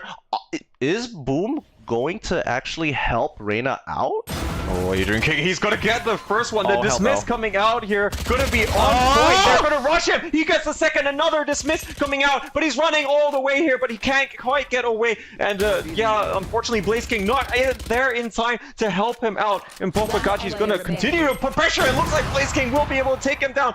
Asterix will be able to opt down Rip Pablo as well. They'd only lost 1 gun from that previous round, and yeah, they were gonna get the operator in that sense, so working out well. Big play coming in from Iron King here. Unfortunately, he needs to know that even though he is B-hopping, and yes, it is giving you a little bit more speed and distance, you're not going to be able to get that cubby by B side. You're going to have to hide behind the box and then hope that you're going to get your gun out fast enough before he sprays right through the box. Oh yeah, and now we're gonna again have full buy here, but not a lot in the bank here for BBI, as this has done quite a bit of damage to them on their attacking side, and gonna have quite a bit of information coming out. Look at this double push coming out from Adrian King, and now looks like he will be able to land the shots. He's starting to pop off here on the defensive side. Boom Esports could really deliver a little bit more, but this is not looking good for BBI. They are 2 men down, and the defensive side, they can really just play very consolidated and wait for the site take and go for a 5v3 retake. Yep, that could be, that's one of their options that they have here. However, the utility, quite a number of their utility has been used. Like Neo King, he's got no more smokes, only updrafts as well as tailwind. Boom, on the other hand, basically has all of his utility, as he had no real need to use it after getting those that initial pick down through mid. Poem is going to be able to land the shots. Oitan as well. They're going to even the score as really locking things. And this is going to have to be this retake. But all the players position here on CT side of things. The bomb, or rather, sorry, the spike here, not going to be quite planted so perfectly here for long, but they are still defending here on the site. They are going to ingress a little bit here. Neo King watching the angle, and now look at the ultimate coming out here. He's going to get taken down. Super Sis and Blaze King combining well here for Boom Esports. They're looking for the last play here. The dark cover going to start working in favor of the defense. Oh, the shots here for Blaze King right through. The dark cover is good. They'll land on Oitan, and boom, puts another round on the board. Oitan! Oh my goodness, I mean the idea was there. He expanded the ultimate as well just to try and secure this round. I mean, look at this replay. You can already see everybody's coming in. Enemy Killjoy had already popped the ult. They walk back out. They are using the recon arrow to try and reveal that position, and the moment he was spotted out, boom, right through the smoke. He had perfect amount of information before the detain was going to go off. Oh, and I mean, it was a nice lockdown. I kind of felt that maybe it should have been delayed a little bit more here to really maximize the amount of time as possible for the spike to go off. But now looks like the dark cover are going to be appearing here at the top of C Long. They're going to be bursting out through here in just a moment. I think they know of the potential threat as we're already seeing Blaze King moving over here to Long. He's going to be able to catch Neo King as he wins right in front there. He's going to pick up a second one. Look at the crossfire with Notorious. It's going to be so devastating. Boom Esports is going to pick up almost a flawless round here as only going to have Blaze King dying there. But I would take this trade any day of the week. Absolutely. And boom, bringing this back. They are slowly closing this gap. 3-round differential to BBI so far, but this could easily change. BBI right now, a lot of their plays is starting to look sloppy. Like, what exactly is this? They're pushing onto the site. However, every single one of their members just didn't notice the person sitting by C Cubby. And this could be sometimes the difficulty of the Killjoy, you know, finding the right ways to contribute as well on offense. Of course, we did see the lockdown earlier on, but, you know, apart from that, I mean, you just have the turret that is helping most of the time, unless you can get some good nano swarms to work in your favor. But now we are seeing a Blaze King. He's going to be able to cut down Popagachi. No chance there as he is able to mow them down there right at the start. Sinatra would be proud of that one. Yes, he would. Rest of the team, Boom is going to be pushing out towards double doors. Sorry, for BBI is pushing out towards double doors. The Killjoy probably shouldn't be the one and looking for the entry frag, but it feels like she's going to peek in 3, 2, 1. Bang! Dead. One already found. They're going to trade 1 for 1. It's a 3v4. Not looking too good here as they know for a fact that they're going towards C-side. Even Omen is going to have to rotate a little late. Oh, but that prod here did give a lot of information here, but they're not waiting here for the rest of the team members. And Notorious and Adrian King, they're going to fall as they push through the dark cover and not going to have that man advantage. It's going to be a 2v2 situation, starting to push on the side. Pablo looking in the wrong direction here. Super Sis won't be able to take him down. Poem is going to expend his ultimate, but it's not really going to help him out as the two players there from Boom Esports both moving in at the same time. Super Sis going to be the last surviving player, and look at the bank that Boom Esports has managed to amass as of now. They can afford to rebuy quite well, I dare say, you know. No, you're absolutely right. Their eco is so healthy. These are some very big rounds, and unfortunately for BBI, this is going to be their last buy round because after this, they're going to have to econ if they don't win this. And Popagachi, he is really getting affected by the eco. Look, he had to buy light armor rather than heavy. Yeah, and I think they just have to be a little bit careful how they want to try and approach this. I mean, of course, they do have the tools to work with, but we haven't seen a lot of concerted pushes. But this is going to be a little bit different here coming out from BBI.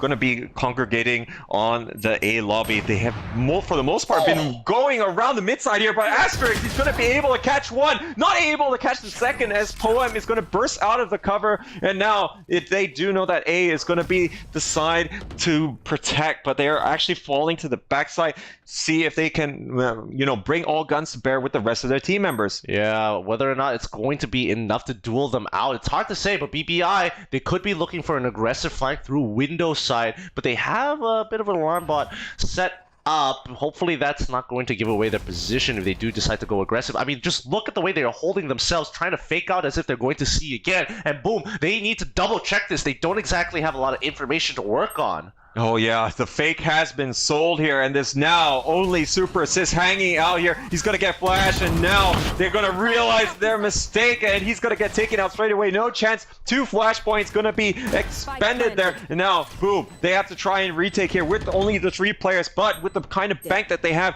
they are gonna go for it here. Adrian King taking up that position on Haven is gonna time it out here with Notorious, but oh, he gets shot in the back there. Neo King coming in for the flank here from Sewers. Yep, Lear's probably also going down. Poem, he takes out another member. It's a 2v1 situation. Breach looking for an opportunity to actually land this fault line onto the site. He hears the bomb, and now this is their opportunity to make it work. Fault line been expanded here. Just buy some time. Keep buying time. Check hold your angle. Oh! Arctic King gets the first initial headshot shot here. He needs to start committing to this. He's bought enough time. BBI, they've got this round. Don't peek it out. You don't need to. But the attackers, he wants to show that he's got what it takes to be a champion. He's going to be dying over, but at the very least, he's going to be coming out with a tattoo saying, yes, I took this round myself. Oh yeah, so at the very least, Boom does manage to ensure that there are no survivors here from BBI. Their economy is not doing too good here despite the round win, as it's just really going to yield them 100 extra credits, and they can sort of get a buy, but definitely we're going to see Boom Esports have a full buy themselves. They have been building it up over the last few rounds after amassing quite a series of round wins,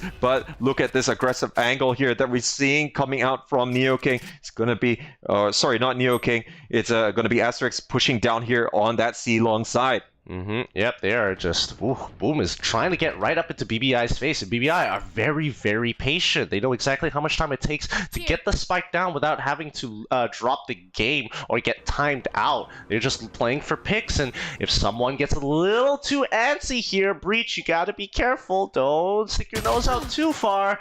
Whoo, and talk about taking your nose out too far there. Neo King's going to get taken down, but the trade here happening for Republic, but Asterix is there to get the refrag, and now I think they're aware. They're all, the C players all pushing down the C long. They're all starting to come through the garage side of things, but Asterix is there to really try and halt them further. He's backing up all the way. He can't get enough line of sight to work here, but Adrian King is there to back him up. He's going to continue to stave off this pressure from the garage side of things, but there's still one player already in that tunnel connector here, and Popakachi, he's going to stop him out there, and the reinforcements just about coming in here for Boom Esports. 30 seconds left. They're going to need to set up something here.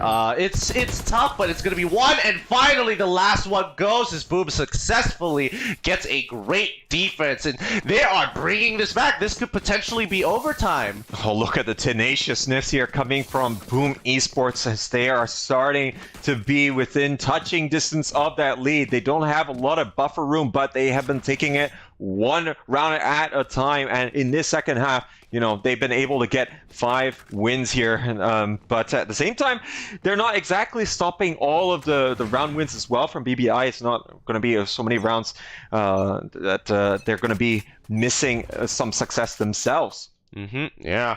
They're going to be pushing out through mid here. Oh, they've all been stacking through mid side. Let's see if Blaze King, what he can get, what kind of information he can get off that recon arrow. He sees 2, but that's not going to be enough as, oh my goodness, they are all rushing to make this econ round end as quickly as possible and hurt them. They take 2 casualties with them. BBI are going to be dropping this round. Boom takes this one, bringing it up to 11 and 10. BBI, this is their one opportunity to really start putting the hurt into Boom and even it out 12 and 10, or is it going to go to Boom, making sure that they are breaking even 11-11? Boom is bringing the aggression here onto the defensive side. Asterix getting the opening pick here. He's been absolutely crucial. Look at the ult economy here for Boom Esports and BBI. 4 ults apiece. We are currently poised to have some insane rounds here to close things out as they all look to try and find the decisive moments here to take this first map win. Yep, they're going to need a cross here, and unfortunately, oh, the bullets just getting real close. They are just scraping the edge. The fault line comes on through. Nobody gets stunned, but they can still push through relatively well. Neo King, he takes a little bit of damage here, but it's not going to stop him from bringing out the ult. And here it comes, the Rolling Thunder. Oh, no, Neo King! He's going to get hit by it, but at least he got the Rolling Thunder off. Only Neo King sitting on the site, but nobody from Boom is actually looking to rush. Oh, with that investment there, it did delay them, but not for much much time in at all, as 4 players still going to be outside the site here for Boom. They are going to have to decide how they want to approach this dark cover, currently obstructing the tunnel side of things here from Garage. They're actually going to be pushing down to long, and it is planted and good for that long defense, but Repablo taking the few hits there themselves and giving up the site here. Boom, likely going to be using the dark cover and Cloudburst themselves. They do have the utility available to themselves, but there's still going to be Hunter's Fury. Asterix is going to get taken down, as this is going to be absolutely devastating, and we're having Hunter's Fury on Hunter's Fury action. But now the Killjoy had got her ultimate down. This is going to be big because there's nothing that Boom can do. They're trying to skip this bomb. Can they get the defuse? No, they can't. They've been taken out, and unfortunately for Supersys, he can't do anything with the detain. What a game this was. BBI bringing it 12 and 10. That has to be literally an end game Avenger scene right there. Oh my god, this is like boss fight levels of action right here. Are you kidding me? How many ults were expended there? 2 Hunter's Fury. You have your Lockdown. You have your Empress. You have the Blade Storm all being utilized there. I'm pretty sure we miss also a teleport for the Omen as well. But no one surviving from that battle, and BBI are going to put themselves on map point. Talk about counter ults. This is definitely one of those Yu-Gi-Oh moments. You fell into my trap card, but wait, you fell into mine, Kaiba. But wait, Yugi, there's another one coming. Oh, and now this is a do or die round here for Boom, and looks like BPI, they want to try and clean it out decisively. They're all stacking up here in Sewer and A Long, but there's still going to be 2 players here. Oh, but Adrian King, he has other ideas. He's going to shut down Neo King straight away there in Sewer, and now with so little ult here available, they only have the Rolling Thunder, but this might be the exact tonic here. He's going to prime it, head it towards Heaven, and they're going to push in here. 2 kills straight away here for Oitan. He's looking for some more. There's still going to be quite a bit of cover here on the Heaven. I don't know what the defenders can do. I can't see anything going on. There's so many smokes being dropped onto this site itself, but BBI started out pretty good. 2 pickoffs with the Killjoy. Notorious going to be spamming these flashpoints in hopes to get under Heaven and try and clear out Hell, but unfortunately it's going to be a 3v2. BBI losing members 1 by 1. Heaven as well being taken control of Boom as they bring it 12 to 11. Oh, Super Sis with the 3K, he's going to be able to reverse this. Wow, what a play here coming out from Boom Esport. It looked really grim for a second there, but the retake absolutely sublime here. I mean, Adrian King, of course, did give them the advantage to start things off, but oh my goodness, you know, just with the kind of numerical disadvantage that they had as well, really impressive stuff coming out from the Indonesian team. Yeah, really, they have some sick tenacity, because I definitely thought that BBI was going to take that round. They had the site, they had control, they even got the Nanoswarm to slow down any kind of pushes coming through A spawn. My god, this is just an insanely close game. Oh, this is Boom Esports' chance to take it to overtime if they can take this final round of regulation. Currently, they are going to be poking and prodding again here down Sewer, and there's only going to be Super Assist watching, but at the very least, he does have the operator.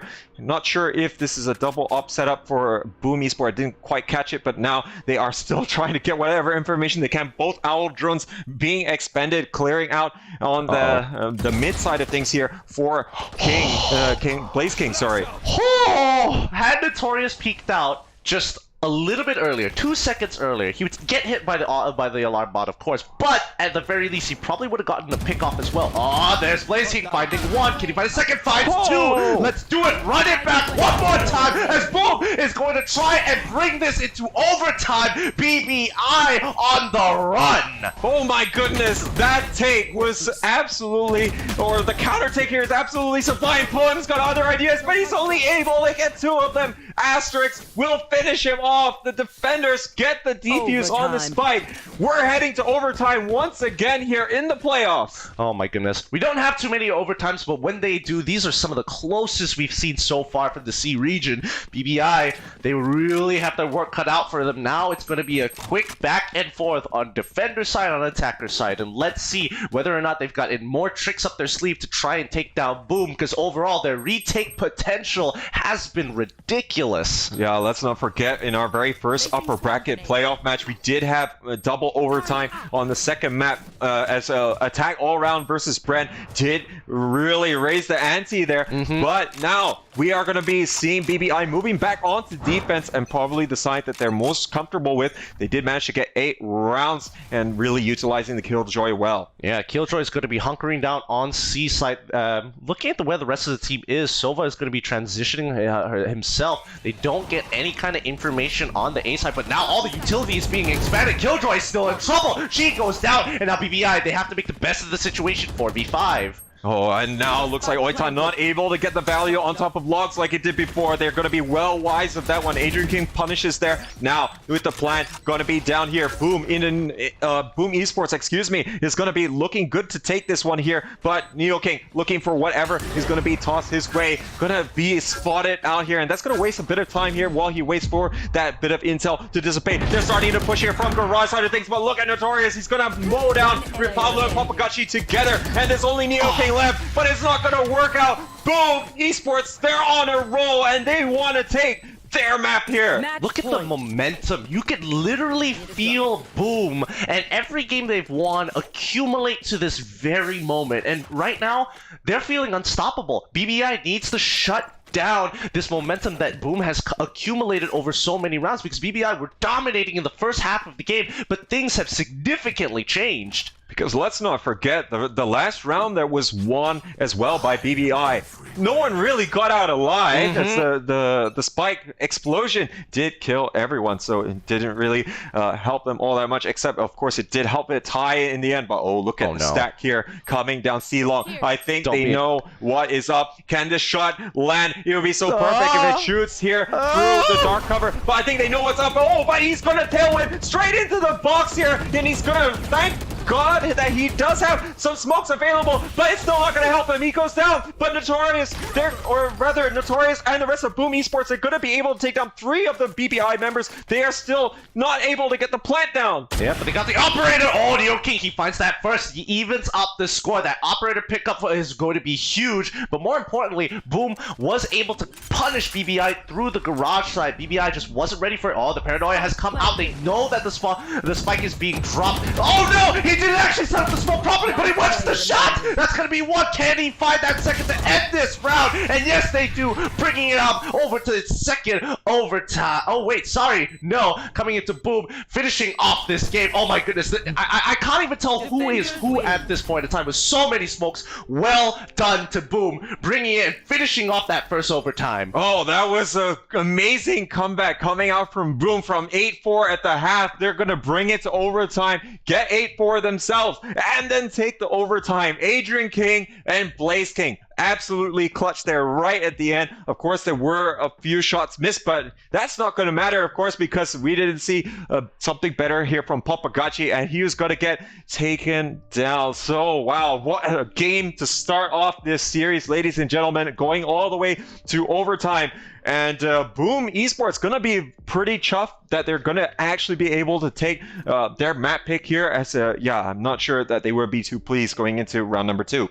Oh, tough game for BBI, especially since they had a really good, not even early game, but like a first phase of the game, and even arguably spilling over into the second phase. But unfortunately, Boom, they have so much tenacity. They really did not give up at any point of time, and they slowly started to find the chinks in the armor of BBI's attack and defense. Yeah, and I think they really enjoyed the combination of the aggression that they put on the defensive side. Now, of course, when we talk about the kind of aggressive lineup here, I mean, usually it does also improve on your attacking side. BBI, though, they were well accustomed to the kind of things that Boom Esport wanted to do, and that's why they were able to get it 8-4 during the first half. But when it came to the defensive aspect, well, they didn't bring maybe as many defensive options as you normally would see. I mean, the way that they're playing defense is really putting BBI a little bit out of their comfort zone, and as a result, they're going to be able to really turn it away from them. All the pokes out of double doors at garage, really just throwing them off, and ultimately it's also going to be reflected in how good their retakes are, because essentially, that's your attacking base once again. Yeah, and honestly, the retakes coming in from Boom is clearly superior in these senses. And even though they did have a Killjoy was killed at least in the middle of the retake, so it becomes so difficult. I mean, the Nano Swarms were used very efficiently, pushing out the Oppers, especially on the back of C-site. Really smart idea, but the problem is, what do you have left? You throw another one to slow down the spawn site, and now you're left with nothing.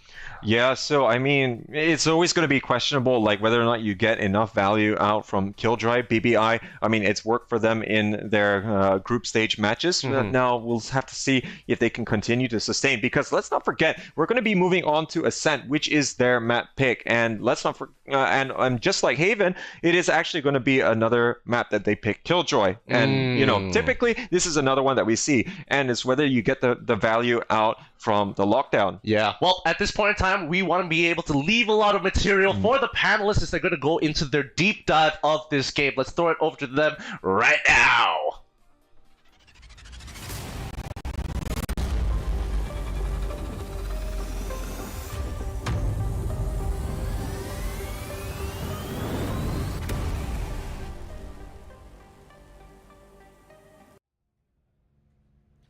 Hello and welcome back to the panel for the Royal Cup.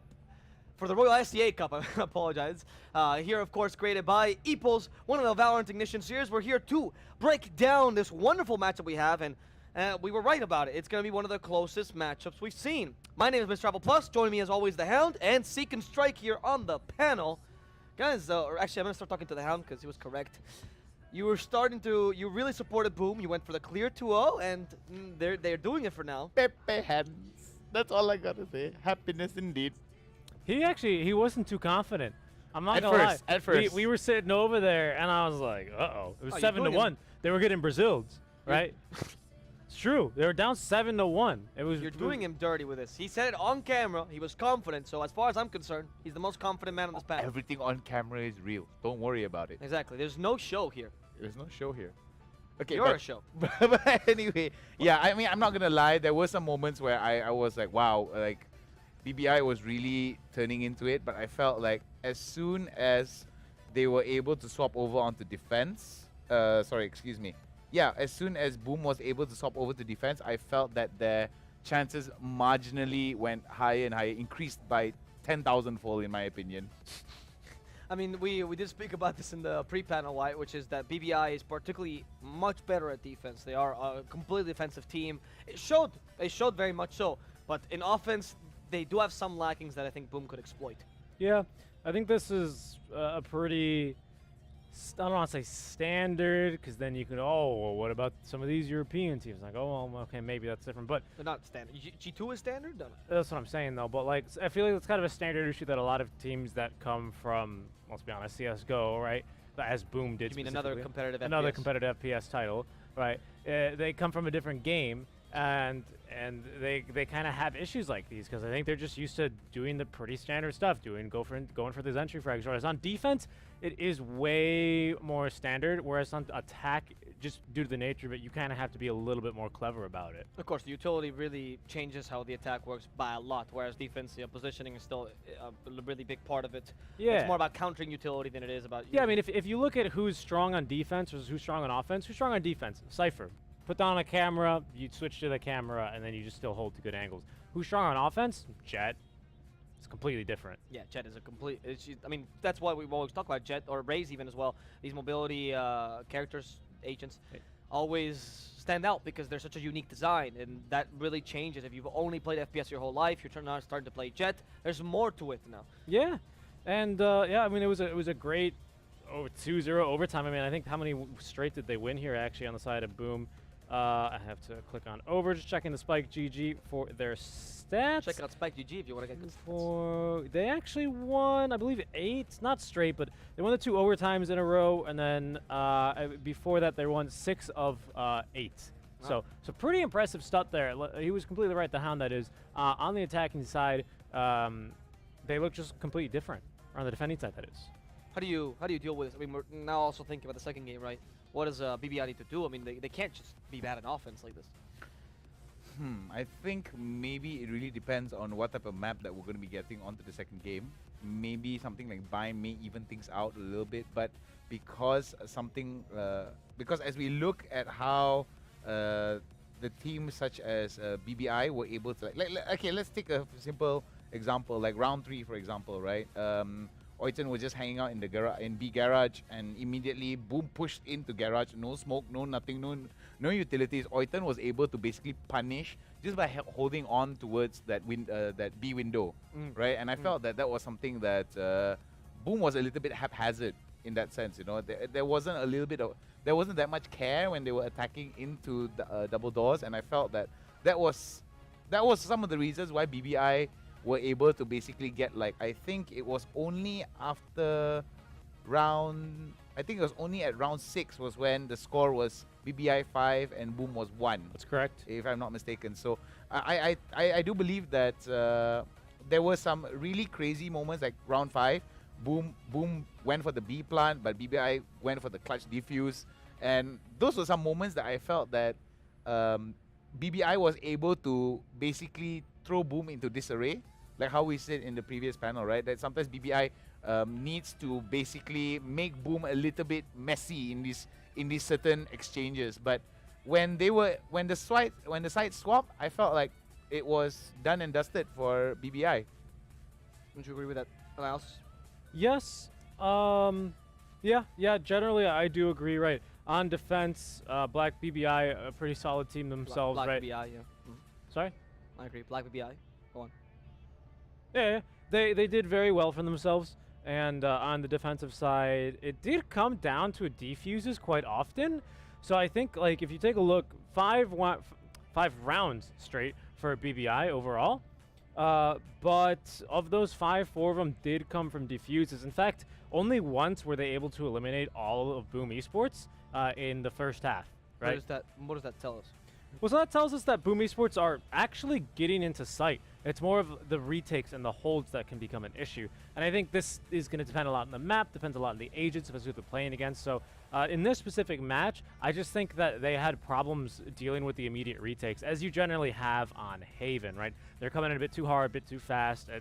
You plant C, there's immediately people coming through garage, some of them coming down C long, some of them coming through the connector. B is just always crazy. And A, we're seeing now, I don't want to say this new meta, but a lot of the teams really like putting maybe 1 or 2 up in heaven, sending everyone else through connector, and then just trying to coordinate the attack there, right? So it seems like Boom were just not able to hold against that, right? Whereas if you compare Boom then on the defense, they actually won half of their rounds due to eliminations. Okay. Right? As opposed to defuses, right? That's pretty nice. So that actually tells me that they're getting a lot more just entry frags, and they're rotating a lot better, not even letting the bomb get planted. But it could very well be, I mean, just to add some nuance to the stats, of course. When we saw, for example, Boom versus Todak, particularly, Todak being a much more aggressive team than BBI, actually, Boom was constantly winning on that retake. Whereas now we're actually seeing them getting the frags. So it doesn't seem like Boom has that adaptability. Yeah. The BBI, I mean, BBI does have a really good adaptability in defense, but we'll see if their offense is up to par. And this next match is about to start. Yep. This next map, sorry. Yep. It's about to start. It's Ascent. It's Ascent. Do you guys think that Blackbird Ignis have what it takes to at least even the series?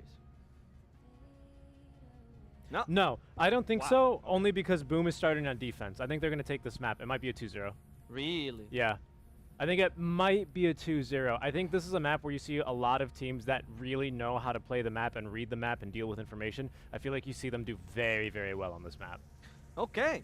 Let's see if the confidence of our panel is warranted. One man so confident, he's stoically just staring at the camera. Let's see if the confidence of this panel is warranted and Boom Esports is capable of making this a 2-0, or if Blackbird Ignis surprises us, brings out a master plan in offense here, and beats Boom to tie the series. We're going to come back very shortly with the casters, as they will take you through the second map of the day. So do enjoy them, stay here with us, and until then.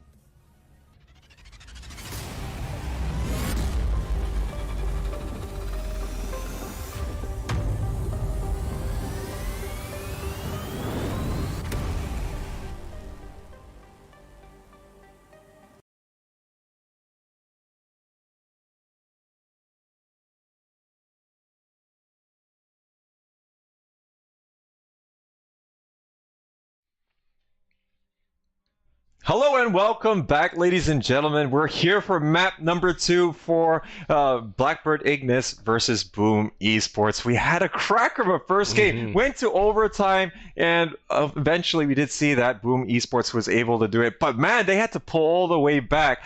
And I'm Play of the J, he's getting Q. Man, what are you going to think coming into this next map? Well, I'm never going to forget that 21st round where just everything was thrown out of the gate, just all logic, just press your ultimate and make something happen. The counter engages from both sides. Incredible round so far, especially from this tournament. I hope to see more of that later on as, you know, those top picks get thinner and thinner and thinner.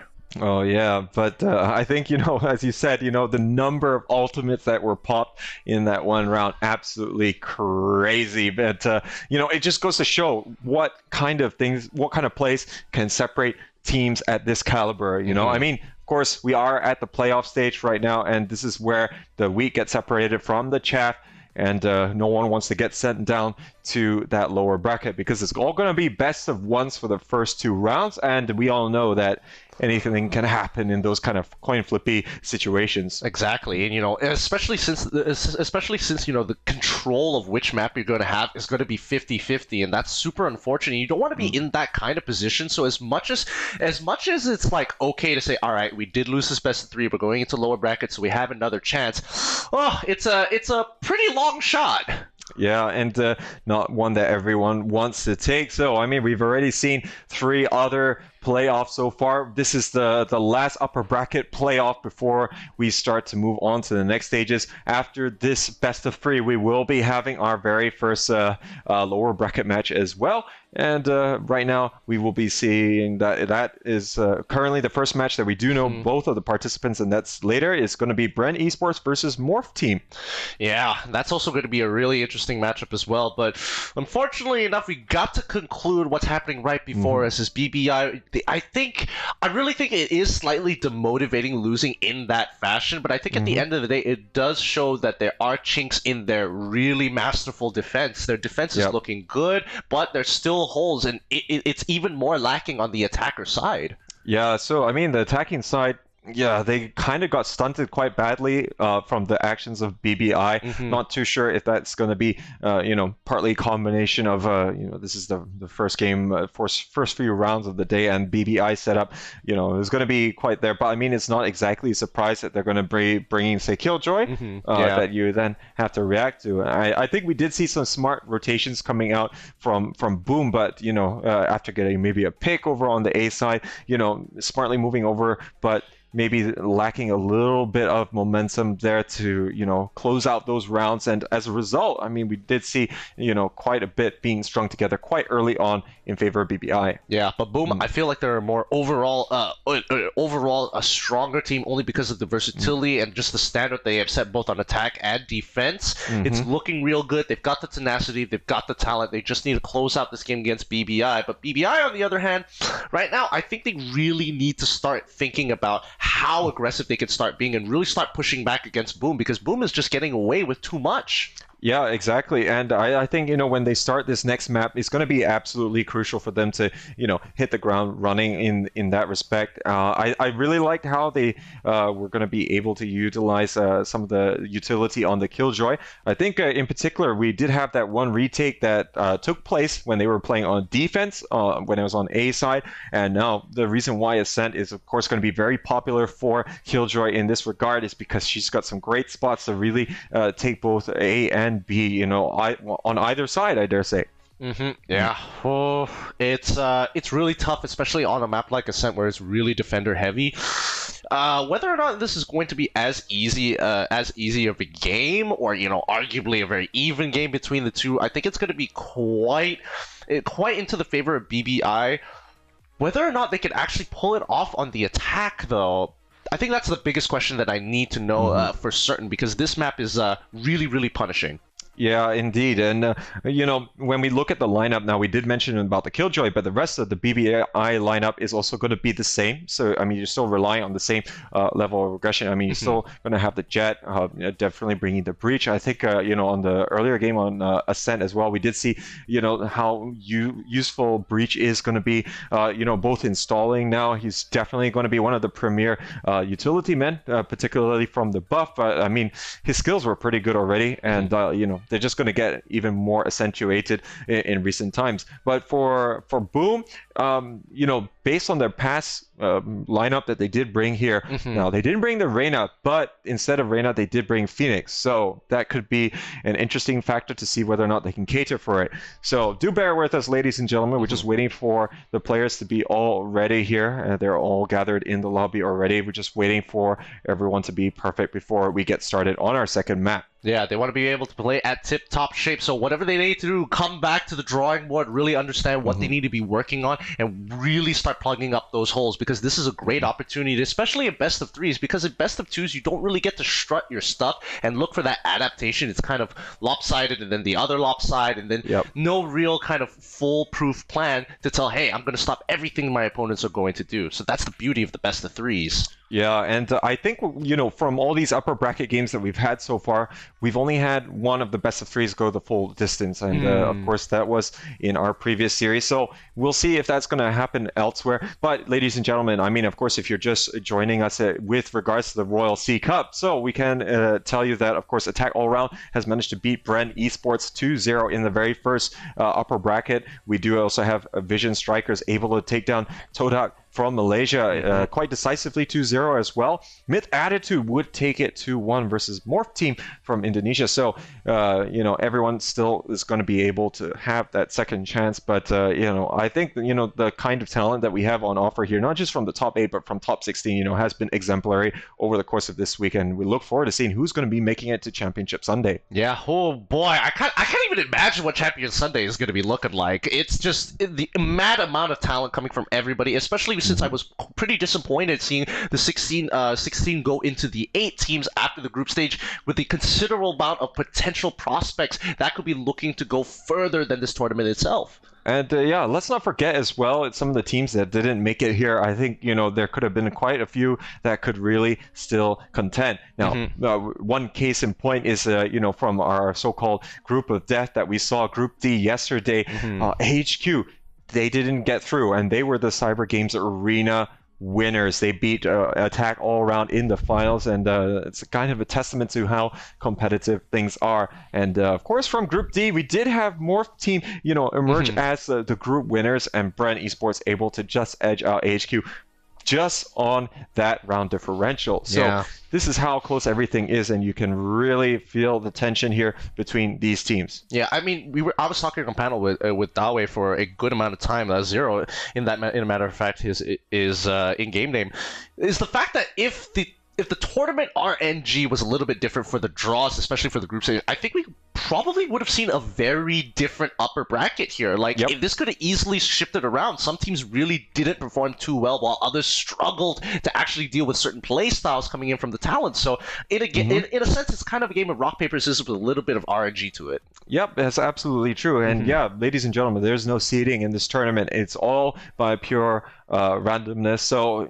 sometimes you just get these very difficult groups that not able to see who is going to be able to get through. But I think, ultimately, we do have, some of the teams which have been utterly dominant, through their groups. Attack All Around, Vision Strikers, both going to be them. Now, we did, of course, mention the group of death just now. But, of course, one of our teams here, Boom Indonesia, they of course did absolutely dominate in Group C. So any of you Boom esport fans out there, I mean, you might have seen some of these matches when we played on Wednesday this week. Of course, Todak, Armory Gaming, and RQ Endeavor just not able to contend with them all that much. Yeah, and it's going to be a struggle. I mean, every team doesn't want to fall down to that lower bracket. Is just too much of a risk, way too much of a risk. No matter how much confidence you're going in, a best of one, one person or maybe even the team underperforms for that one game, and you could be out of the tournament. Yeah, and I mean, we've seen things change midway through these games. I think even our first match of the of this series is definitely going to exemplify on that, where of course first half just really going all the way in terms of BBI. And I think Boom, once they managed to get the momentum going, that's definitely going to be working wonders here for their confidence. And of course they have the players that they can really rely on. Adrian King really comes to mind as well. That can help them support each other. It didn't even matter when it went to that overtime; they were able to secure that first attacking round win, and that has to be the point when teams like BBI do start to second guess themselves. Yeah, it's pretty interesting because when you're looking at BBI and Boom, both having two very interesting play styles. Boom really liking to play that more loose, more chaotic style, yet Science with violence. They very calculated, but when they are allowed to unleash, they really, really unleash hard. And coming into that previous game, BBI versus Boom on Haven itself, we don't even get to see a Cypher in their composition. They were ready to take it. And give up sites over to BBI just because their composition is much better at retaking and attacking. Yeah, and because of that kind of playstyle that they do favor, they're ready to relinquish control. It does lull maybe the team into a false sense of security at time. But, when we look and see how, sorry, ladies and gentlemen, we know that, it's dragging a little bit, but we're just finalizing some of the settings here for the next match here as to make sure that all is going to be nice and square and fair here between Boom Esports and Blackbird Ignis. But yeah, I think when we look at the performance of these players from the previous game, we mentioned Adrian King. Blaze King as well has been able to deliver on some of these very crucial rounds here, really coming to the end. I think the very final round, we did see those two as being the last players to really close things out in the 1v2. Yeah. But at the same time, BBI, I mean, they're no slouches. I mean, we have actually seen Poem deliver, and he was playing on the Breach. Usually we don't actually see the Breach player, contributing as much. Maybe the exception to that might be Stacks from Vision Strikers. I think he has been able to really frag out when the time comes. Yeah, and I think that's the thing about BBI, because you're seeing people like Poem actually performing, but the rest of his team looking to play more defensive and slow. The question then comes, how clear is their communication going to be when taking these sites? Because a lot of the times they're coming into these sites almost half blind. They get two people coming in at the almost exact same time, pixel perfect, yet the reactions, well, not even reactions, but just where they need to be looking at that point in time, they don't have that lack of information. They can't seem to snap it together. Yeah, and really being able to put all of these factors together, I think absolutely decisive. Now, I think with the Ascent, this is going to be a bit more polarizing than what we've seen on Haven. I mean, normally we wouldn't look at maps like Haven or even Bind as necessarily being too favored in either direction. But I think, like some of the opinions that, the panelists and also us casters, have had over the course of this week, it's kind of been based on what we've seen transpiring from the groups. Definitely defending side is going to be a lot more comfortable. Split has actually bucked the trend on a couple of the occasions. I think we did see also in the previous series, Mid Attitude really being able to deliver on the attacking side. I think they also had similar results as well. But Ascent, though, is still one of those that we just have not seen the defender side really relinquish too much of advantage. I think there's one exception, and that was Team Todak when they went there against Armory Gaming, and they brought the Viper as well. Yeah, that one was pretty interesting because overall it's not exactly an agent that everybody is accustomed to, and also how to deal with the strategies. And it's kind of like a two-way sword. It really cuts the map in half, but it also limits your own vision. So knowing how to actually coordinate with the Viper to actually deny that field of vision is super, super important, because if you don't, you could be hurting your own team. Yeah, quite right. And yeah, we did actually see Todak bring a Viper a little bit earlier on, and it was on Haven this time. But so far, not a lot of adventurousness coming out from these other teams. So yeah, we've seen this kind of stuff emerge from there. So yeah, just a couple more minutes, ladies and gentlemen. So yeah, we do apologize for the slight delays here. But who do you think is going to be, trying to deliver strongly here from BBI? Of course, since this is going to be their map pick, who has the potential to really pop off here? Neo King, now he had a bit of a negative ratio in the previous game, 16 to 18, and so probably not carrying as much as you would expect here from your key operator. It's really tough because I mean, Poem. I think he's got some great fragging potential, but the fact that he's going to be put on a lot of these agents that require him to not be on the forefront to start fragging out like he's supposed to be, then it definitely doesn't seem like it doesn't. It takes a lot away from him, you know. I would definitely like to see him on something like Arena, maybe even a Phoenix to really start popping off. Arguably even a Jet, but in most situations it's kind of tough. They probably have a team lineup. They had a team meeting to say who's best at what and how can we incorporate it to create the best possible team composition based on their player strengths. Yeah, and I guess that's really shown by how they've really been focusing on the lineup that is provided to them. So they have been really trying to make that as consistent as possible. Well, hold on. Looks like we're getting some information from our production side on some of the issues here, Jay. Will inform us in a little bit, but in the meantime, we're going to have to take a look. Jay, what was the info? Okay, so info in terms of info from production looking to actually deal with this technical issue that seemingly is taking a lot longer than it should be. Yeah, so I mean we need a double check, but of course it's a matter to do here with contacting the players. So please bear with us, ladies and gentlemen. We take a very short break. When we return, we'll be here for map number 2 for this final upper bracket series.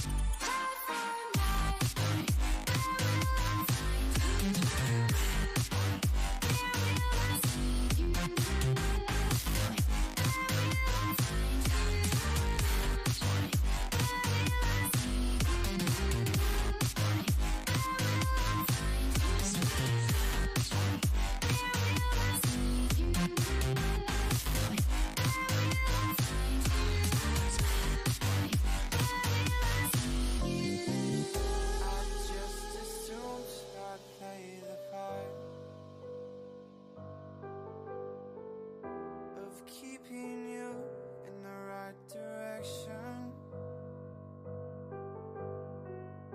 no matter how your confidence may fall, I'll be here as your foundation. And I say, hey, yo, just let it go. Your struggles won't remain. And I say, hey, yo, we're holding hope and wake up yesterday. So hold on to me.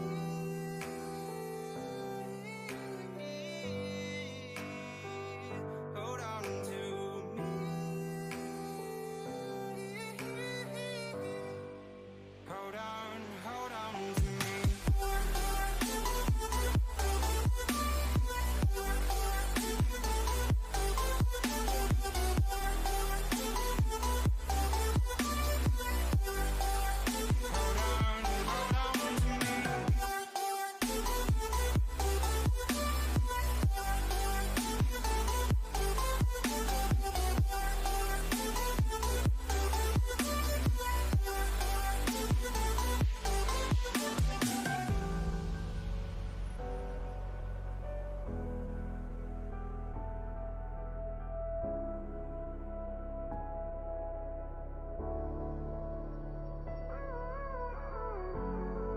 you too much, now I'm swallowed. Now I'm the fool while you're breaking rules. Dangerous path that I follow. Oh, go on, just do what you do. And it hurts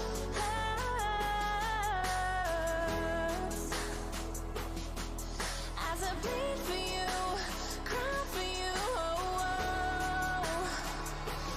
Let me bleed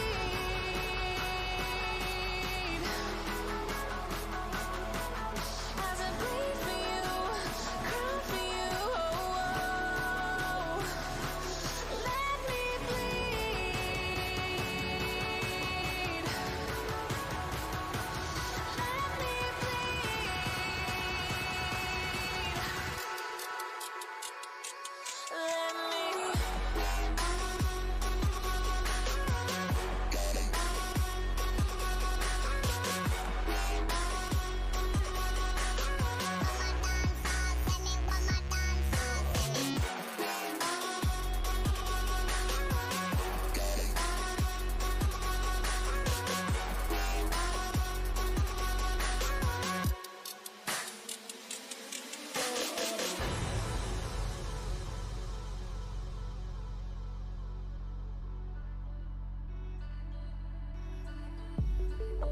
Just stay one more night.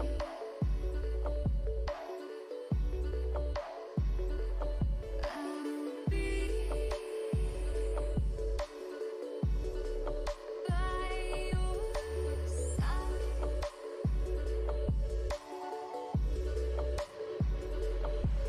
We'll live for a new day. We live life the hard way, but not today. Just stay. Just stay.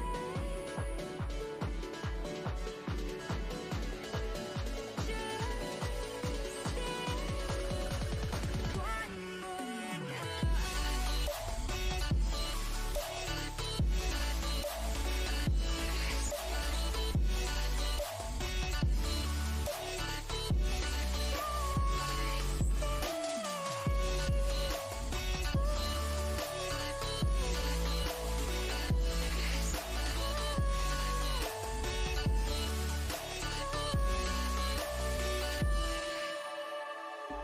We found our way again.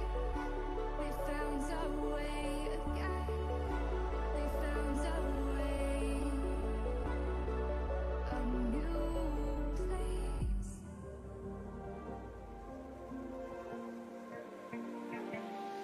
So fragile, like it was built to break off the handle. How'd we get to this place? We're leaving everything behind for new and exciting feelings, but I won't leave you. Will everything we know be lost and changed for something new? Only time will tell, but I'll be holding you. I'll be holding you. I'll be holding you. I'll be holding you. I'll be holding you.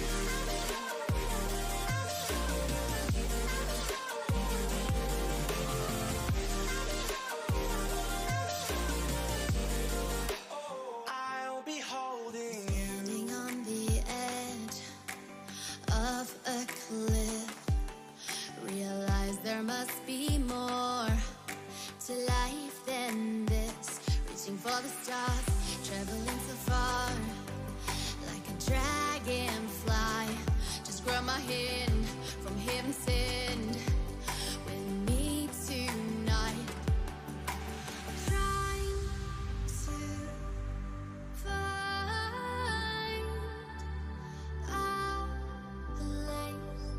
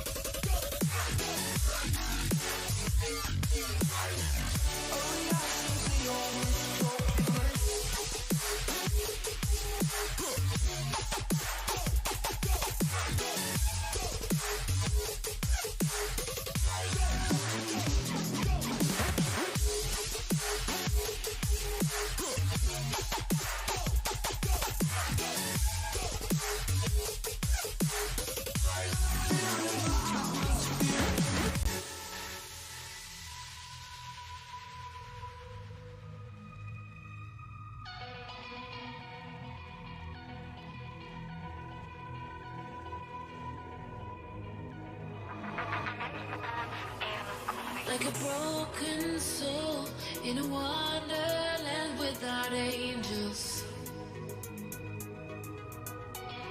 That is how I feel when the mirror shows me a stranger. Yeah. And I know they're just fragments of a world where your absence all I get to see. Take me back to the planet where you and I are still meant to be. 'Cause I'm incomplete when you ain't by my side, when you don't wake up next to me. Yeah, I'm incomplete. I need you here tonight to cover up these empty sheets. 'Cause I'm incomplete. Hello and welcome back, ladies and gentlemen, to the Royal C Cup organized by EPOL. So again, we are very sorry for the delay here, but we are just about ready here to get underway with map 2 here in our match versus Blackbird Ignis and Boom Esports. I'm Play the J, he's getting Q. And we're looking forward to getting into this one as our final upper bracket match continues. I thought this game would never go on this way, but it seems that they have put everything together. The stars have aligned to make sure that you guys are getting the best viewing experience possible. And again, we would like to apologize for the delay, but still, we are expecting some high-level competition from these guys. And BBI and Boom technically haven't proven that they are bad in any way. It's just really, really tough. And both of them are taking jabs at each other. With any kind of weakness, there will be an advantage. Oh yeah, and these guys will definitely want to exploit that as best as they can. And you know, we've already seen that the players here are already going to be picking their agents on Ascent. And if you listen to us for quite a long pre-game segment by ourselves, which yeah, we don't need the analyst panel apparently. You know, we did say that you know these teams are likely to still pick the same lineup, and I think. Or the lineups that are as expected, and I think we are going to be seeing that, in fact. So, Boom Esports bringing the same as the previous map on Haven, besides the fact that Reyna is being swapped in for the Phoenix, and yeah, we are seeing, of course, Killjoy, much to Gideon's delight here, going to be taken by BBI. Oh, I'd squeal if I could, because this is absolutely lovely agent to play. I really love the variety, especially, you know, it gets tiring once you see all the meta stuff, you know, the breaches, the omens, and a couple of variations here and there between the Phoenix or Reyna. It's so good to have that breath of fresh air once in a while. Yep, indeed. I think, you know, of course, you know, we are going to continue to see changes to the meta as, you know, more changes are being done to tweak agents. And let's not forget, maybe in just 1 month's time or so, we are going to be seeing another agent added to the game. So, no, we've already seen that Killjoy sort of has her place, but I think, you know, we'll see if she features a bit more regularly. As only now we're starting to see more and more Viper. Of course, she is going to be slightly more viable. But anyways, we digress. There's no Viper in this particular game as Boom Esports here going to start things off against Blackbird Ignis on Ascent.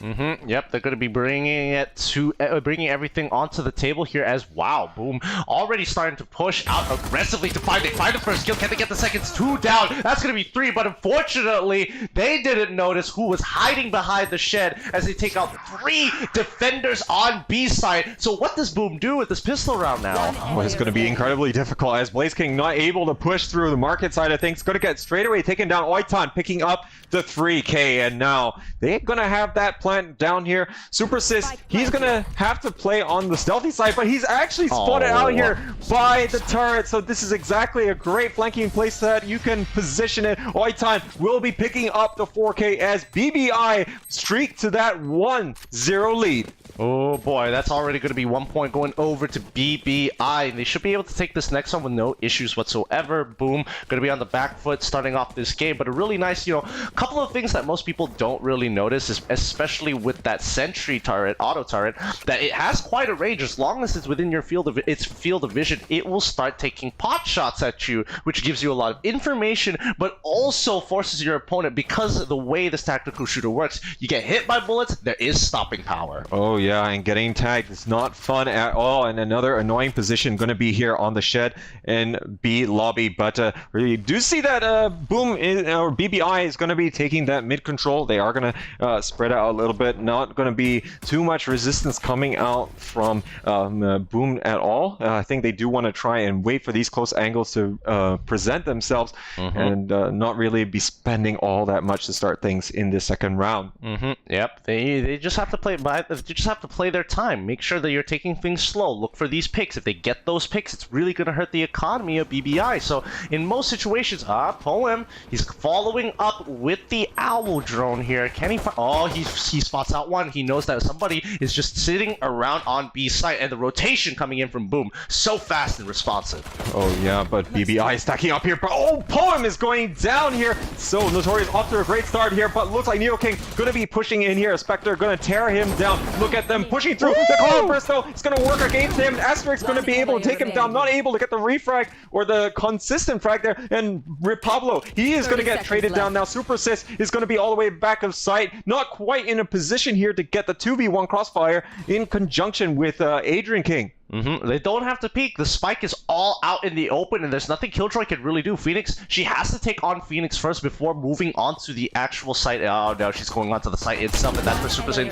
Oh, he gets taken out. This is pretty big. Oiton, one more. Can he close this out? Yes, he does. He clutches the round. That was getting very, very uncomfortable. I think there was a little bit of a missed opportunity for the positioning of Boom Esports, but yeah, definitely gonna have nerves of steel here coming out from Oiton, as he had the clarity of mind to take these two isolated 1v1 situations, and after getting the 4K in the first round, had plenty of money to get the Phantom on the board, and in an anti-eco round, that's going to be absolutely paramount. But of course, it's not all bad news for Boom Esports. They did do a lot of damage to them. They did buy a number of Spectres and Bulldogs. Yep, that's going to be an important buy here, as once again BBI going for it, getting that nanos from all the way to the back side. Oh, Notorious taking 60% of his HP. He's going to be dropping down the fault line as they take on two.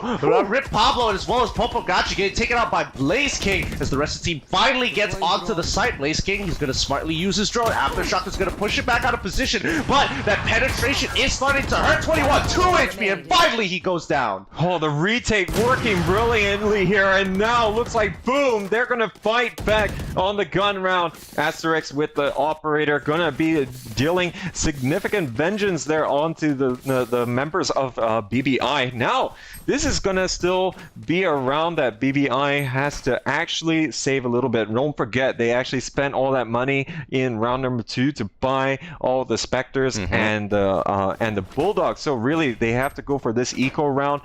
Boom Esports has really played the economy game here pretty well. Yeah, I mean, Boom, they really hurt hurt them during that second round itself, taking with them 4 casualties, taking all casualties, but also taking out BBI, at least 4 members of BBI. Wow, I can't believe how long that took me to get out. Oh yeah, well I mean definitely this is just too much going on in terms of all the series that we've had today here, so we're going to be a little bit jumbled at times here, but now Notorious, he's going to be able to take down Repablo, but looking like BBI is going to have 2 of their players here to get the refrag, and they're going to be satisfied with whatever damage that they can do here against Boom. It's not necessarily expected that they should be able to win on this eco round, but these kills is going to start leaving a hole in the defense. We might actually be seeing a little bit of repositioning, as we of course do have Blaze King moving into that B lobby side. That's freeing up a lot of space here for the players to rotate, but not enough here on the A side. Super Sis, he's going to get taken down by Poem. Yep, now BBI is going to be able to get onto this A side here. Auden King, he throws out the flash, but he is going to get spotted out thanks to that recon arrow. Neo King making sure those shots connect.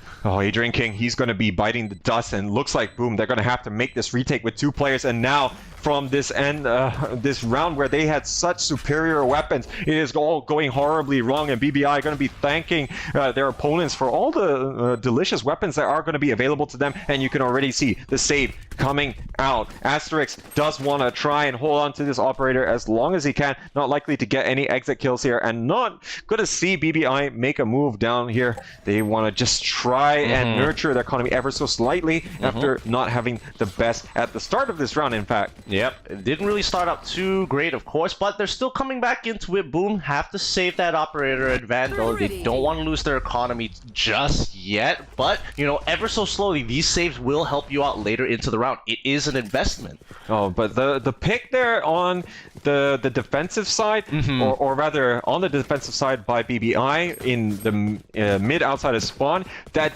did draw some of the players a bit away from A, so that push was always going to, you know, be having quite a bit of overload potential for BBI. So we'll see what happens now, because these opening picks are really what driving how the round plays out, as there's not a lot of fixed play here. Maybe for BBI, it's just the placement of the turret at the start of the round. Yeah, they're just changing it up every single time. They're making sure that they're mixing things up and allowing themselves to get that information, even though they might not necessarily be investing on that part of the map. As you can see, they're walking up through A long once again to try and make something happen, but they are very, very patient. BBI don't just go into a situation without knowing what exactly it could entail for them.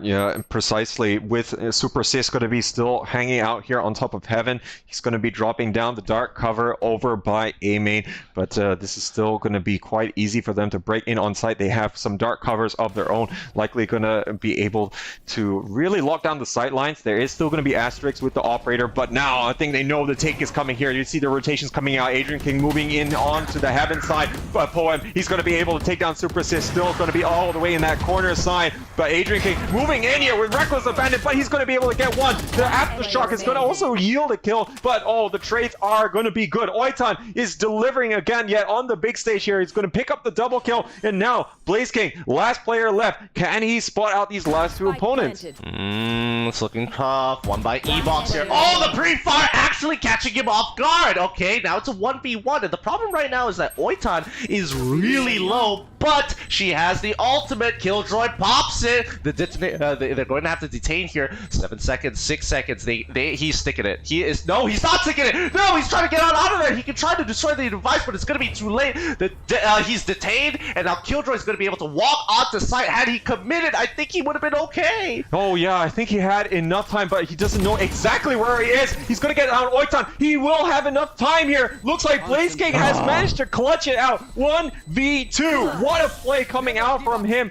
And I think, you know, the positioning of the spike there didn't help. At the very least, even if the lockdown is not going to be working in your favor, you should still be able to defend it from long. Oh boy, I really didn't think he was going to be coming out of this like that. Blackie still Blaze just still absolutely crushing it here, clutching that round out. Oh my goodness, I was just empathizing with him. I was getting stressed out for him. Yeah, indeed. And now looks like, boom, they are on a bit of a roll. Well, I mean, a roll in this one round. And let's see if they can string a second one together here. But with that, they're going to be in quite a decent position. They have this 4 ults here, and now the run it back, gathering a lot of information down that A lobby side. They're going to see that it's going to be quite open. Only Oitan is going to be there at the top mid side, and they're going to likely keep these players on B, as they know there's going to definitely be a little bit more trouble coming their way. Yep, the flashpoint is going to slow them down as much as they can. Blaze know for a fact that they are on to the C side. With that run it down,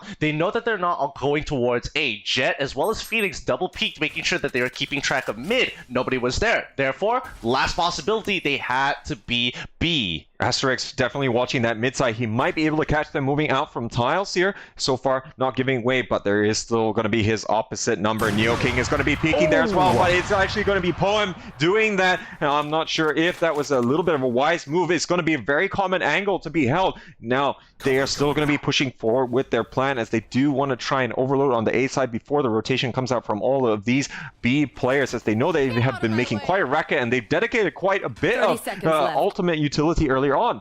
Yeah, quite a bit as well. But Arn King, he's just taking this time. He's hiding within the smoke. Two have already crossed this path to get onto the site. Maybe this retake might be what they need, but unfortunately, Super is sitting by Hellside. He's gonna find two, almost finding a third. Rip Pablo, he's trying to make it work out, but unfortunately, he's gonna get taken down. The numbers game not in their favor after that first entry frag. Well, so boom, working very well with what they have on the cards, and yeah, luckily for them, Poem just really getting caught out in the middle of the park, and you know, is always going to be a little bit stifling for them to really advance. But yeah, it didn't work out, as they were all stacked up in heaven already, and now that's going to be making it 3-3, and we got ourselves quite the game here to continue onwards. I mean, there was very little separating the teams in the first map, and this is not proving to be any exception. Yeah, it's 3-3. Boom, not having the greatest of starts, now coming up much stronger. Oh, they get rid of their door, but unfortunately, that's going to be Phoenix getting taken down. They trade 1 for 1, but unfortunately, that's also going to mean that Boom is going to lose another one. Going to be losing another one, so it's 3-4. The number's not in their favor. Can they hold this A site? Oh, Asterix with the operator did get one tap there, and now look at all of them, all on the doorstep. But Super Sis here, he's gonna get one. But Neo King moving in here, this eco round working out well here for BBI, as they're gonna have the man advantage, as they all are able to storm onto the A side of things with all the shares that they have. It's been absolutely devastating towards the Boom Esports lineup. Now, Notorious, he's gonna be taking his time to really utilize the utility as best as he can. He's actually going to pop off. They don't spot the player there in Garden, and they're going to be navigating all the way past him. But now it looks like Notorious, he's moving in here. He's still going to get hit as well by his offense. Number, wrist shots there. Notorious is going nuts, but it's not enough. He only has a fraction of HP, and Popagachi takes it. I can't believe what just happened in that round. Let's look at the replay one more time, because check this out. They dropped the ult, the Rolling Thunder, just to get counter-ulted, but notice the position of Sova. He just took his time, waited for it to kind of end before going to the back, taking out Boom Sova, and finally ending the round. But Notorious, how in the world did he land those shots while under that status effect? Oh, he is going to be so pleased with that one. But at the same time, you know, it's still not enough, as Popagachi going to be able to clear him out in the end. Stack here appearing for BBI, as they are looking to increase their lead even more. But oh, now Popagachi, he's trying to unleash. Neo King and Oitan are making significant inroads there. But Super says he's not going to get spotted out in the back of sight. The paranoia is going to be coming out. But now, behind the default side, is going to be Oitan. He gets taken down. Spike drop. There's going to be 3 players here, but the retake is already in progress. Yeah, but he doesn't know. He's still making a play. Look at him. He's just hiding behind the shroud of darkness. He doesn't see the creature's already in it, but he flicks in time. Poem takes him out, but it's still a 2v2. Pretty good evening out on terms of the bodies here, but now that they're on site, it could be anybody's game. Somebody needs to peek first. Unfortunately, Phoenix is already ready. Arden King is going to try flash. No, he doesn't need the flash. He just needs to tap those heads. Oh, very clutch plays coming out in this scenario. Of course, you know, there was not really going to be an instantaneous plan in that 2v2 scenario because they know that there's just not a whole lot of safety, but the angles just being held there is going to be absolutely on point here, as Super Sis is going to be able to deliver in spades together with Adrian King. Yeah, Super Sis really just saved him that round from what was looking like an absolutely difficult position to win from, especially with the advantage that BBI had, expanding the ult, getting a kill off of that ult and a pick. That's not exactly the way you want to start a round. No, not at all. But we'll see how things are going to develop in a bit. We paused the game a little bit here. Well, we are going to be sorting out a couple of things. But I mean, man, from this game so far, 4-4, very little to separate them. But we're going to already see that Boom has to try and transition. And I dare say that this is a good haul coming out here from BBI, considering that they are on the attacking side. They have been piling forward, relying on a lot of these opening picks to drive the rotations for them, based on how they're seeing Boom Esports try and adjust for that. And really the mind games on display here, you know, is something between these very high level teams. Yeah, and I mean, like, I mean, the one thing that always you know fascinates me is just, you know, it's not called trigger discipline, but crosshair placement, because in a lot of these situations you can see them lining up their crosshairs for something a little bit shorter, but there are times where they separate themselves, thinking, okay, they are taking into consideration all the micro moves and memorizing the bad habit. Oh, well, not even bad habits, just the general habits of these players. How do they peek? Do they like to peek wide? Do they like to peek short? And every single one of these times, Boom really are just nailing them, whether it's wide, whether it's short, whether it's even a shoulder peek. They take full advantage of that info. Well, now Notorious and Adrian King are looking to be aggressive here down from the bottom mid side of things, but it does look like there's going to be significant inroads here by the likes of BBI, but Asterix is going to punish him from a short. Now, look at all this attention here. Asterix picks up a second, he gets a third! Wow, this is going to already shut down BBI. I know they only had sheriffs, but just that one maneuver, Blaze King, he's going to complete the flank here as he's making it incredibly difficult. Oitan does make it all the way into A, however, but yeah, a little too late, or rather just not even having the spike to even at the very least collect that extra bonus money. Yeah, and I mean they can't even get the spike with just the full perimeter secured by Boom. And I mean, Boom could technically go hunting, but do you really want to give it the economy if he gets like some pretty good shots, or, you know, catches you a little bit off guard because he was standing in an off angle? It just isn't that worth it. So just hold your angles, make sure that he doesn't come from any one of them, and if he does, he's going to get popped. Yeah, very true. And he's trying to see if he can get any of these lucky kills. But yeah, I think, you know, when we are going to see the full buy rounds, it's really coin tossy to a certain extent as to whether or not BBI can get these opening kills. In terms of the proactiveness, they are trying to. I think in previous rounds they did pop down along the A main side of things to really see what they can get done. Otherwise, they're piling multiple bodies into mid to try and take down players. But yeah, I mean, we saw what happened in the previous round. Dark Cover's not going to be offering enough protection from both sides in terms of A short and also that bottom mid. All right, now that this round has finally ended, it looks like, you know, BBI still managed to keep the gun. Boom still looking pretty strong here. The economy looking very, very nice. If they could beat BBI in this round itself, it's going to break their economy. Maybe it could be enough, maybe not, but in most situations, breaking the economy is just going to be an absolute free point for whoever side is able to force it out first. Yeah, I think if Boom wins this one, they were going to be pretty set for the rest of the half, and that's what they're going to really care about. And it doesn't mean that they're going to necessarily get all the remaining points here, but definitely going to be well on their way. But the weightage here definitely going to be significant on A. But Adrian King hanging out in hell at the moment, and he does have Super Sis to back him up. And I think by the lack of information here so far, we're already seeing the players moving over. Asterix is moving over to Heaven here to see what he can do, but now with the Nano Swarm, it's going to deny a lot of space here. Neo King picks off both of the A players here at the moment. Not a lot that Asterix can do. It's a 3-on-5. Not looking too good here for Boom Esports.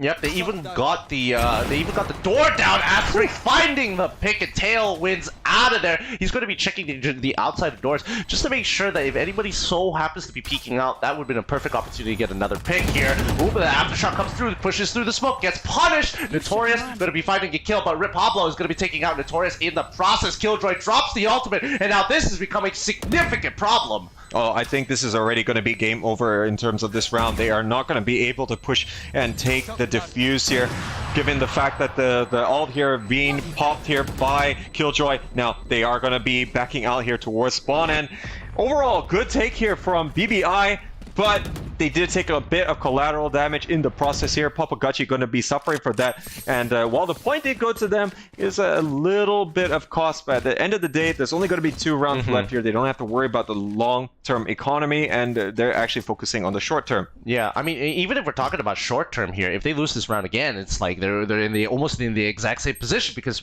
certain people like Poem, for example, doesn't have enough money to get the big boy guns. He's going to be stuck with either a Spectre, probably has to even pick it up, or more importantly so, he wants to save just enough so that he can actually get an op later for his oppers. Oh, maybe, but I think one of the team members should be able to buy him a gun there, but we didn't quite see it at the start of the round. But now, look at the stack coming out here. There's going to be another aggressive push here coming from Boom. This has been quite the hallmark of some of their success on the defensive side. Oh, and look at the flashpoint, though. He's only going to be able to take down one player, and Notorious is going to get punished for it. Blaze King, though, will be able to get the refrag, but there are sufficient bodies going to be out here for BBI. This is opening up the game. They're actually free to move down this bottom mid. Adrian King, though, he's going to go for the peak. He's going to get spotted out. Neo King is there to follow up behind the Owl drone.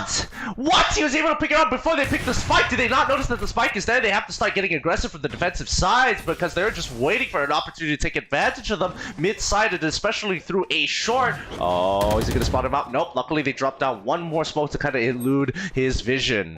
Oh, now this is not going to be good if they don't spot him out. Super Sis takes on Papagachi, and he's going to continue to watch out. Oitan is trying to get into sight there, get the plant down after taking that very long rotation. But Oitan, he's going to be clutching it out here, manages to get the kill, moves on site, and they're going to proceed with the plant.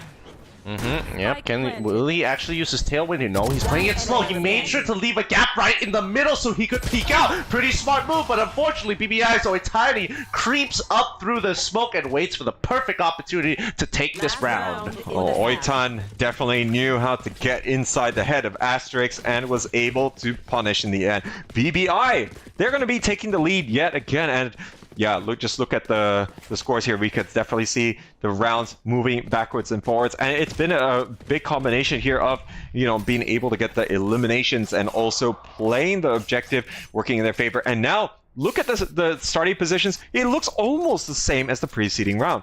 Yeah, and they're just rotating through the different variations that they have of the same type of attack. They're going to be trying to push on in. Tailwind comes through, but Asterix, he finds one. He uses the up trap to actually get on over, and he survives. But here comes the rolling thunder. It's not going to be enough. Asterix isn't affected by it, but still, that has thwarted a huge attack coming in from BBI. Oh, the entire offense there has been absolutely stunted for the time being. Asterix is waiting here for the dark cover to dissipate. There's just not a lot of space available. He is aware of the player here. Now, this could be him getting Poem if he is gonna continue to watch this angle. We're actually not even seeing other rotations coming out here from Repablo either. They want to save him. Oh, but that's unfortunate that he's not going to be passing through the door. Killjoy does, however, as they clean up that round with Arden King and Blazkin just sitting by Market and Spawn, crossfiring through there. Oh, Boom Esports not going to be denied getting that final round of the half. It's going to be tied 6-6. And I think Boom can be relatively pleased with what they've been able to achieve here. It's not your typical 7-5 or 8-5 that you could see a defender side take, but I think all things considered, you know, they're going to be pretty chuffed. But this is, again, going to be the start of the next half, and this is going to enable these teams to really consider how they want to approach and line up on this one. It does look like it's going to be an A main stack here for Boom, as they only really got 2 opponents to worry about, and look at the amount of utility that's going to be stacked over at B-side by Killjoy. That is going to be going to waste. Yep. But they've set up down by the B-side is once again Boom going to be coming in as they switch sides, and it's time to really show what they got, because their attack, as we saw in the previous game, was actually really efficient. So BBI, let's see what they got. Oh, but look at the tailwind already going to be expended here. And Adrian King, he's going to get popped up by Repablo as the dark cover going to be used against him. Now, this retake is going to have to come through here pretty soon. But Poem is actually going to be able to get the aftershock, counter aftershock coming in from the hell side. Plant has been successful at the moment. And now look at the 5 players here for BBI. They're all just trying to bait out a lot of the utility. 3 of the players all going to be down there in hell. And now aftershock, or rather fault line, is going to be expended. It's going to be holding them back right now. But there's going to be 2 quick kills in succession, and the retake is going to